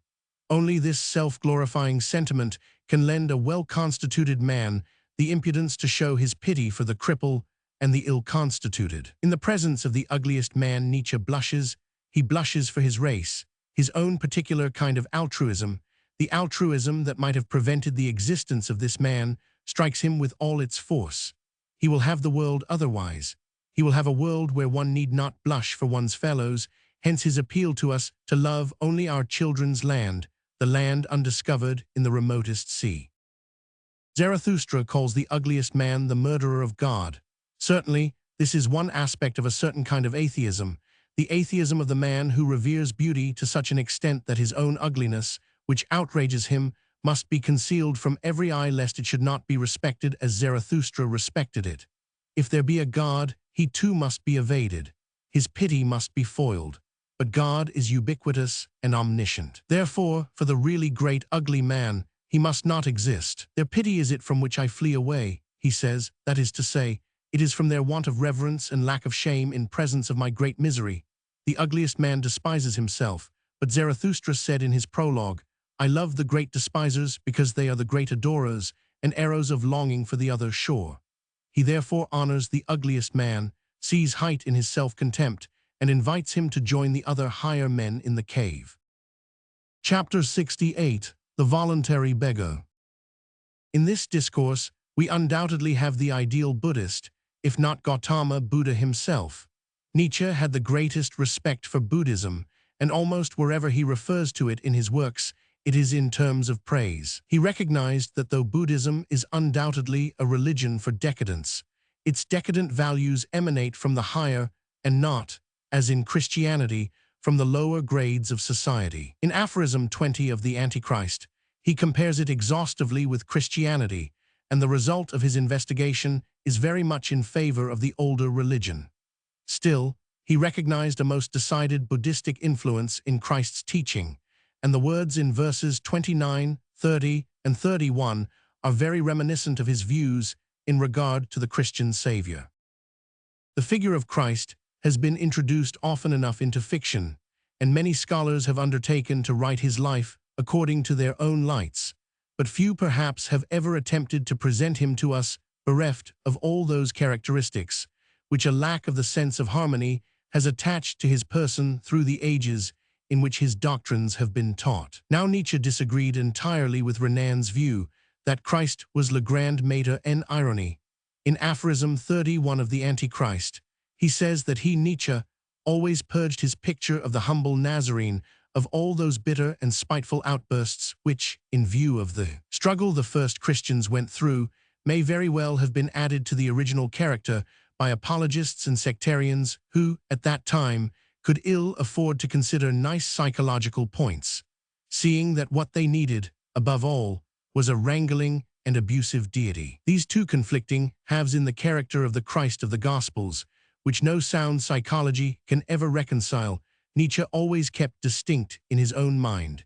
He could not credit the same man with sentiments sometimes so noble and at other times so vulgar, and in presenting us with this new portrait of the Savior, purged of all impurities, Nietzsche rendered military honors to a foe, which far exceed in worth all that his most ardent disciples have ever claimed for him. In verse 26, we are vividly reminded of Herbert Spencer's words, "Le mariage de convenance is legalized prostitution." Chapter 69. The Shadow. Here we have a description of that courageous and wayward spirit that literally haunts the footsteps of every great thinker and every great leader, sometimes with the result that it loses all aims, all hopes, and all trust in a definite goal. It is the case of the bravest and most broad-minded men of today. These literally shadow the most daring movements in the science and art of their generation. They completely lose their bearings and actually find themselves, in the end, without a way, a goal, or a home. On every surface have I already sat. I become thin. I am almost equal to a shadow. At last, in despair, such men do indeed cry out, "Nothing is true, all is permitted," and then they become mere wreckage. "Too much hath become clear unto me, now nothing mattereth to me any more. Nothing liveth any longer that I love. How should I still love myself? Have I still a goal? Where is my home?" Zarathustra realizes the danger threatening such a man. "Thy danger is not small, thou free spirit and wanderer," he says. "Thou hast had a bad day. See that a still worse evening doth not overtake thee." The danger Zarathustra refers to is precisely this, that even a prison may seem a blessing to such a man. At least the bars keep him in a place of rest. A place of confinement, at its worst, is real. "Beware lest in the end a narrow faith capture thee," says Zarathustra, "for now everything that is narrow and fixed seduceth and tempteth thee." Chapter 70. Noontide. At the noon of life, Nietzsche said, he entered the world. With him man came of age. We are now held responsible for our actions. Our old guardians, the gods and demigods of our youth, the superstitions and fears of our childhood withdraw. The field lies open before us. We lived through our morning with but one master, chance. Let us see to it that we make our afternoon our own. See note Roman 49, part Roman 3. Chapter 71, The Greeting. Here I think I may claim that my contention in regard to the purpose and aim of the whole of Nietzsche's philosophy, as stated at the beginning of my notes on part Roman 4, is completely upheld. He fought for all who do not want to live, unless they learn again to hope, unless they learn from him the great hope. Zarathustra's address to his guests shows clearly enough how he wished to help them. I do not treat my warriors indulgently, he says. How then could ye be fit for my warfare? He rebukes and spurns them. No word of love comes from his lips. Elsewhere he says a man should be a hard bed to his friend, thus alone can he be of use to him. Nietzsche would be a hard bed to higher men. He would make them harder, for in order to be a law unto himself, man must possess the requisite hardness. I wait for higher ones, stronger ones, more triumphant ones, merrier ones, for such as are built squarely in body and soul. He says in par. 6 of higher man. Ye higher men, think ye that I am here to put right what ye have put wrong, or that I wished henceforth to make snugger couches for you sufferers, or show you restless, miswandering, misclimbing one's new and easier footpaths? Nay, nay, 3 times nay, always more, always better ones of your type shall succumb, for ye shall always have it worse and harder. Chapter 72, The Supper. In the first 7 verses of this discourse, I cannot help seeing a gentle allusion to Schopenhauer's habits as a bon vivant. For a pessimist, be it remembered, Schopenhauer led quite an extraordinary life. He ate well, loved well, played the flute well, and I believe he smoked the best cigars. What follows is clear enough. Chapter 73, The Higher Man, Par 1. Nietzsche admits here that at one time he had thought of appealing to the people, to the crowd in the marketplace, but that he had ultimately to abandon the task. He bids higher men depart from the marketplace. Par 3. Here we are told quite plainly what class of men actually owe all their impulses and desires to the instinct of self-preservation. The struggle for existence is indeed the only spur in the case of such people. To them, it matters not in what shape or condition man be preserved, provided only he survive. The transcendental maxim that life per se is precious is the ruling maxim here. Par 4. In the note on chapter end, I speak of Nietzsche's elevation of the virtue, courage, to the highest place among the virtues. Here he tells higher men the class of courage he expects from them. Pars 5-6. These have already been referred to in the notes on chapters end and LXXI. Par 7. I suggest that the last verse in this paragraph strongly confirms the view that Nietzsche's teaching was always meant by him to be esoteric and for higher man alone. Par 9. In the last verse here, another shaft of light is thrown upon the immaculate perception or so-called pure objectivity of the scientific mind. Freedom from fever is still far from being knowledge. Where a man's emotions cease to accompany him in his investigations, he is not necessarily nearer the truth. Says Spencer in the preface to his autobiography, in the genesis of a system of thought, the emotional nature is a large factor, perhaps as large a factor as the intellectual nature. See pages 134, 141 of Vol. I, Thoughts Out of Season. Pars 10-11. When we approach Nietzsche's philosophy, we must be prepared to be independent thinkers. In fact, the greatest virtue of his works is perhaps the subtlety with which they impose the obligation upon one of thinking alone, of scoring off one's own bat, and of shifting intellectually for oneself. Par 13. I am a railing alongside the torrent. Whoever is able to grasp me may grasp me. Your crutch, however, I am not. These 2 paragraphs are an exhortation to higher men to become independent. Par 15. Here Nietzsche perhaps exaggerates the importance of heredity. As, however, The question is by no means one on which we are all agreed. What he says is not without value. Pars 16, 17, 18, 19, 20. These paragraphs deal with Nietzsche's protest against the democratic seriousness, Poblenst, of modern times. All good things laugh, he says, and his final command to the higher men is, learn, I pray you, to laugh. All that is good in Nietzsche's sense is cheerful. To be able to crack a joke about one's deepest feelings is the greatest test of their value. The man who does not laugh, like the man who does not make faces, is already a buffoon at heart. What hath hitherto been the greatest sin here on earth? Was it not the word of him who said, woe unto them that laugh now? Did he himself find no cause for laughter on the earth? Then he sought badly. A child even findeth cause for it. Chapter 74. The Song of Melancholy. After his address to the higher men, Zarathustra goes out into the open to recover himself. Meanwhile, the magician, Wagner, seizing the opportunity in order to draw them all into his net once more, sings the Song of Melancholy. Chapter 75. Science.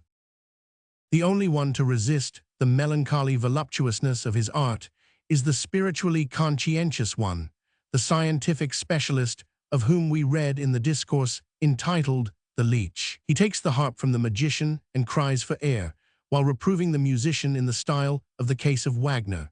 When the magician retaliates by saying that the spiritually conscientious one could have understood little of his song, the latter replies, thou praisest me in that thou separatest me from thyself.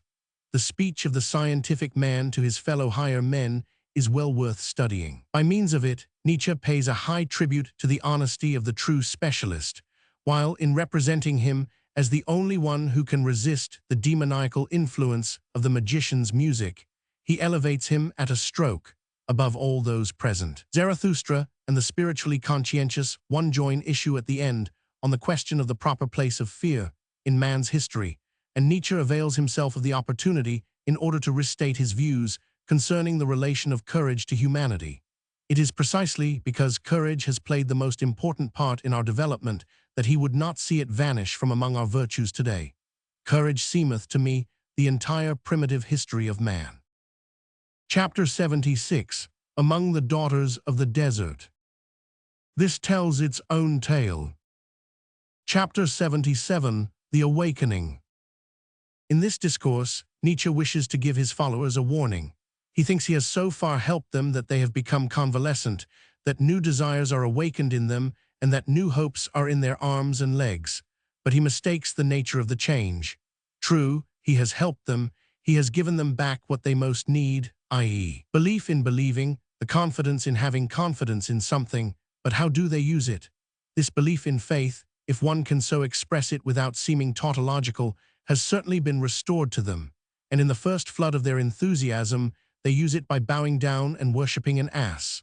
When writing this passage, Nietzsche was obviously thinking of the accusations which were leveled at the early Christians by their pagan contemporaries. It is well known that they were supposed not only to be eaters of human flesh, but also ass worshippers, and among the Roman graffiti, the most famous is the one found on the Palatino, showing a man worshipping a cross on which is suspended a figure with the head of an ass. See Minucius Felix, Octavius, Roman 9, Tacitus, Historiae v3, Tertullian, Apologia, etc. Nietzsche's obvious moral, however, is that great scientists and thinkers, once they have reached the wall encircling skepticism and have thereby learned to recover their confidence in the act of believing, as such, usually manifest the change in their outlook by falling victims to the narrowest and most superstitious of creeds.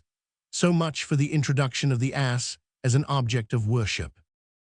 Now, with regard to the actual service and ass festival, no reader who happens to be acquainted with the religious history of the Middle Ages will fail to see the allusion here to the Asinaria Festa, which were by no means uncommon in France, Germany, and elsewhere in Europe during the 13th, 14th, and 15th centuries. Chapter 78. The Ass Festival. At length, in the middle of their feast, Zarathustra bursts in upon them and rebukes them soundly. But he does not do so long. In the Ass Festival, it suddenly occurs to him that he is concerned with a ceremony that may not be without its purpose, as something foolish but necessary, a recreation for wise men. He is therefore highly pleased that the higher men have all blossomed forth. They therefore require new festivals, a little valiant nonsense, some divine service and ass festival, some old joyful Zarathustra fool, some blusterer to blow their souls bright. He tells them not to forget that night and the ass festival, for such things only the convalescent devise. And should ye celebrate it again, he concludes, do it from love to yourselves, do it also from love to me, and in remembrance of me. Chapter 79, The Drunken Song. It were the height of presumption to attempt to fix any particular interpretation of my own to the words of this song. With what has gone before, the reader, while reading it as poetry, should be able to seek and find his own meaning in it. The doctrine of the eternal recurrence appears for the last time here in an art form.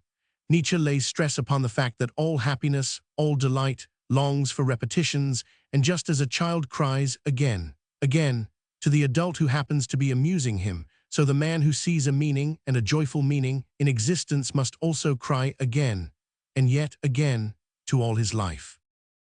Chapter 80, The Sign. In this discourse, Nietzsche disassociates himself finally from the higher men, and by the symbol of the lion, wishes to convey to us that he has won over and mastered the best and the most terrible in nature. That great power and tenderness are kin was already his belief in 1875, 8 years before he wrote this speech, and when the birds and the lion come to him, it is because he is the embodiment of the two qualities. All that is terrible and great in nature, the higher men are not yet prepared for they retreat horror-stricken into the cave when the lion springs at them. But Zarathustra makes not a move towards them. He was tempted to them on the previous day, he says, but that hath had its time. My suffering and my fellow suffering, what matter about them? Do I then strive after happiness? I strive after my work. Well, the lion hath come, my children are nigh. Zarathustra hath grown ripe. My day beginneth. Arise now, arise, thou great noonday. The above I know to be open to much criticism. I shall be grateful to all those who will be kind enough to show me where and how I have gone wrong, but I should like to point out that, as they stand, I have not given to these notes by any means their final form. Anthony M. Ludovisi. London, February 1909.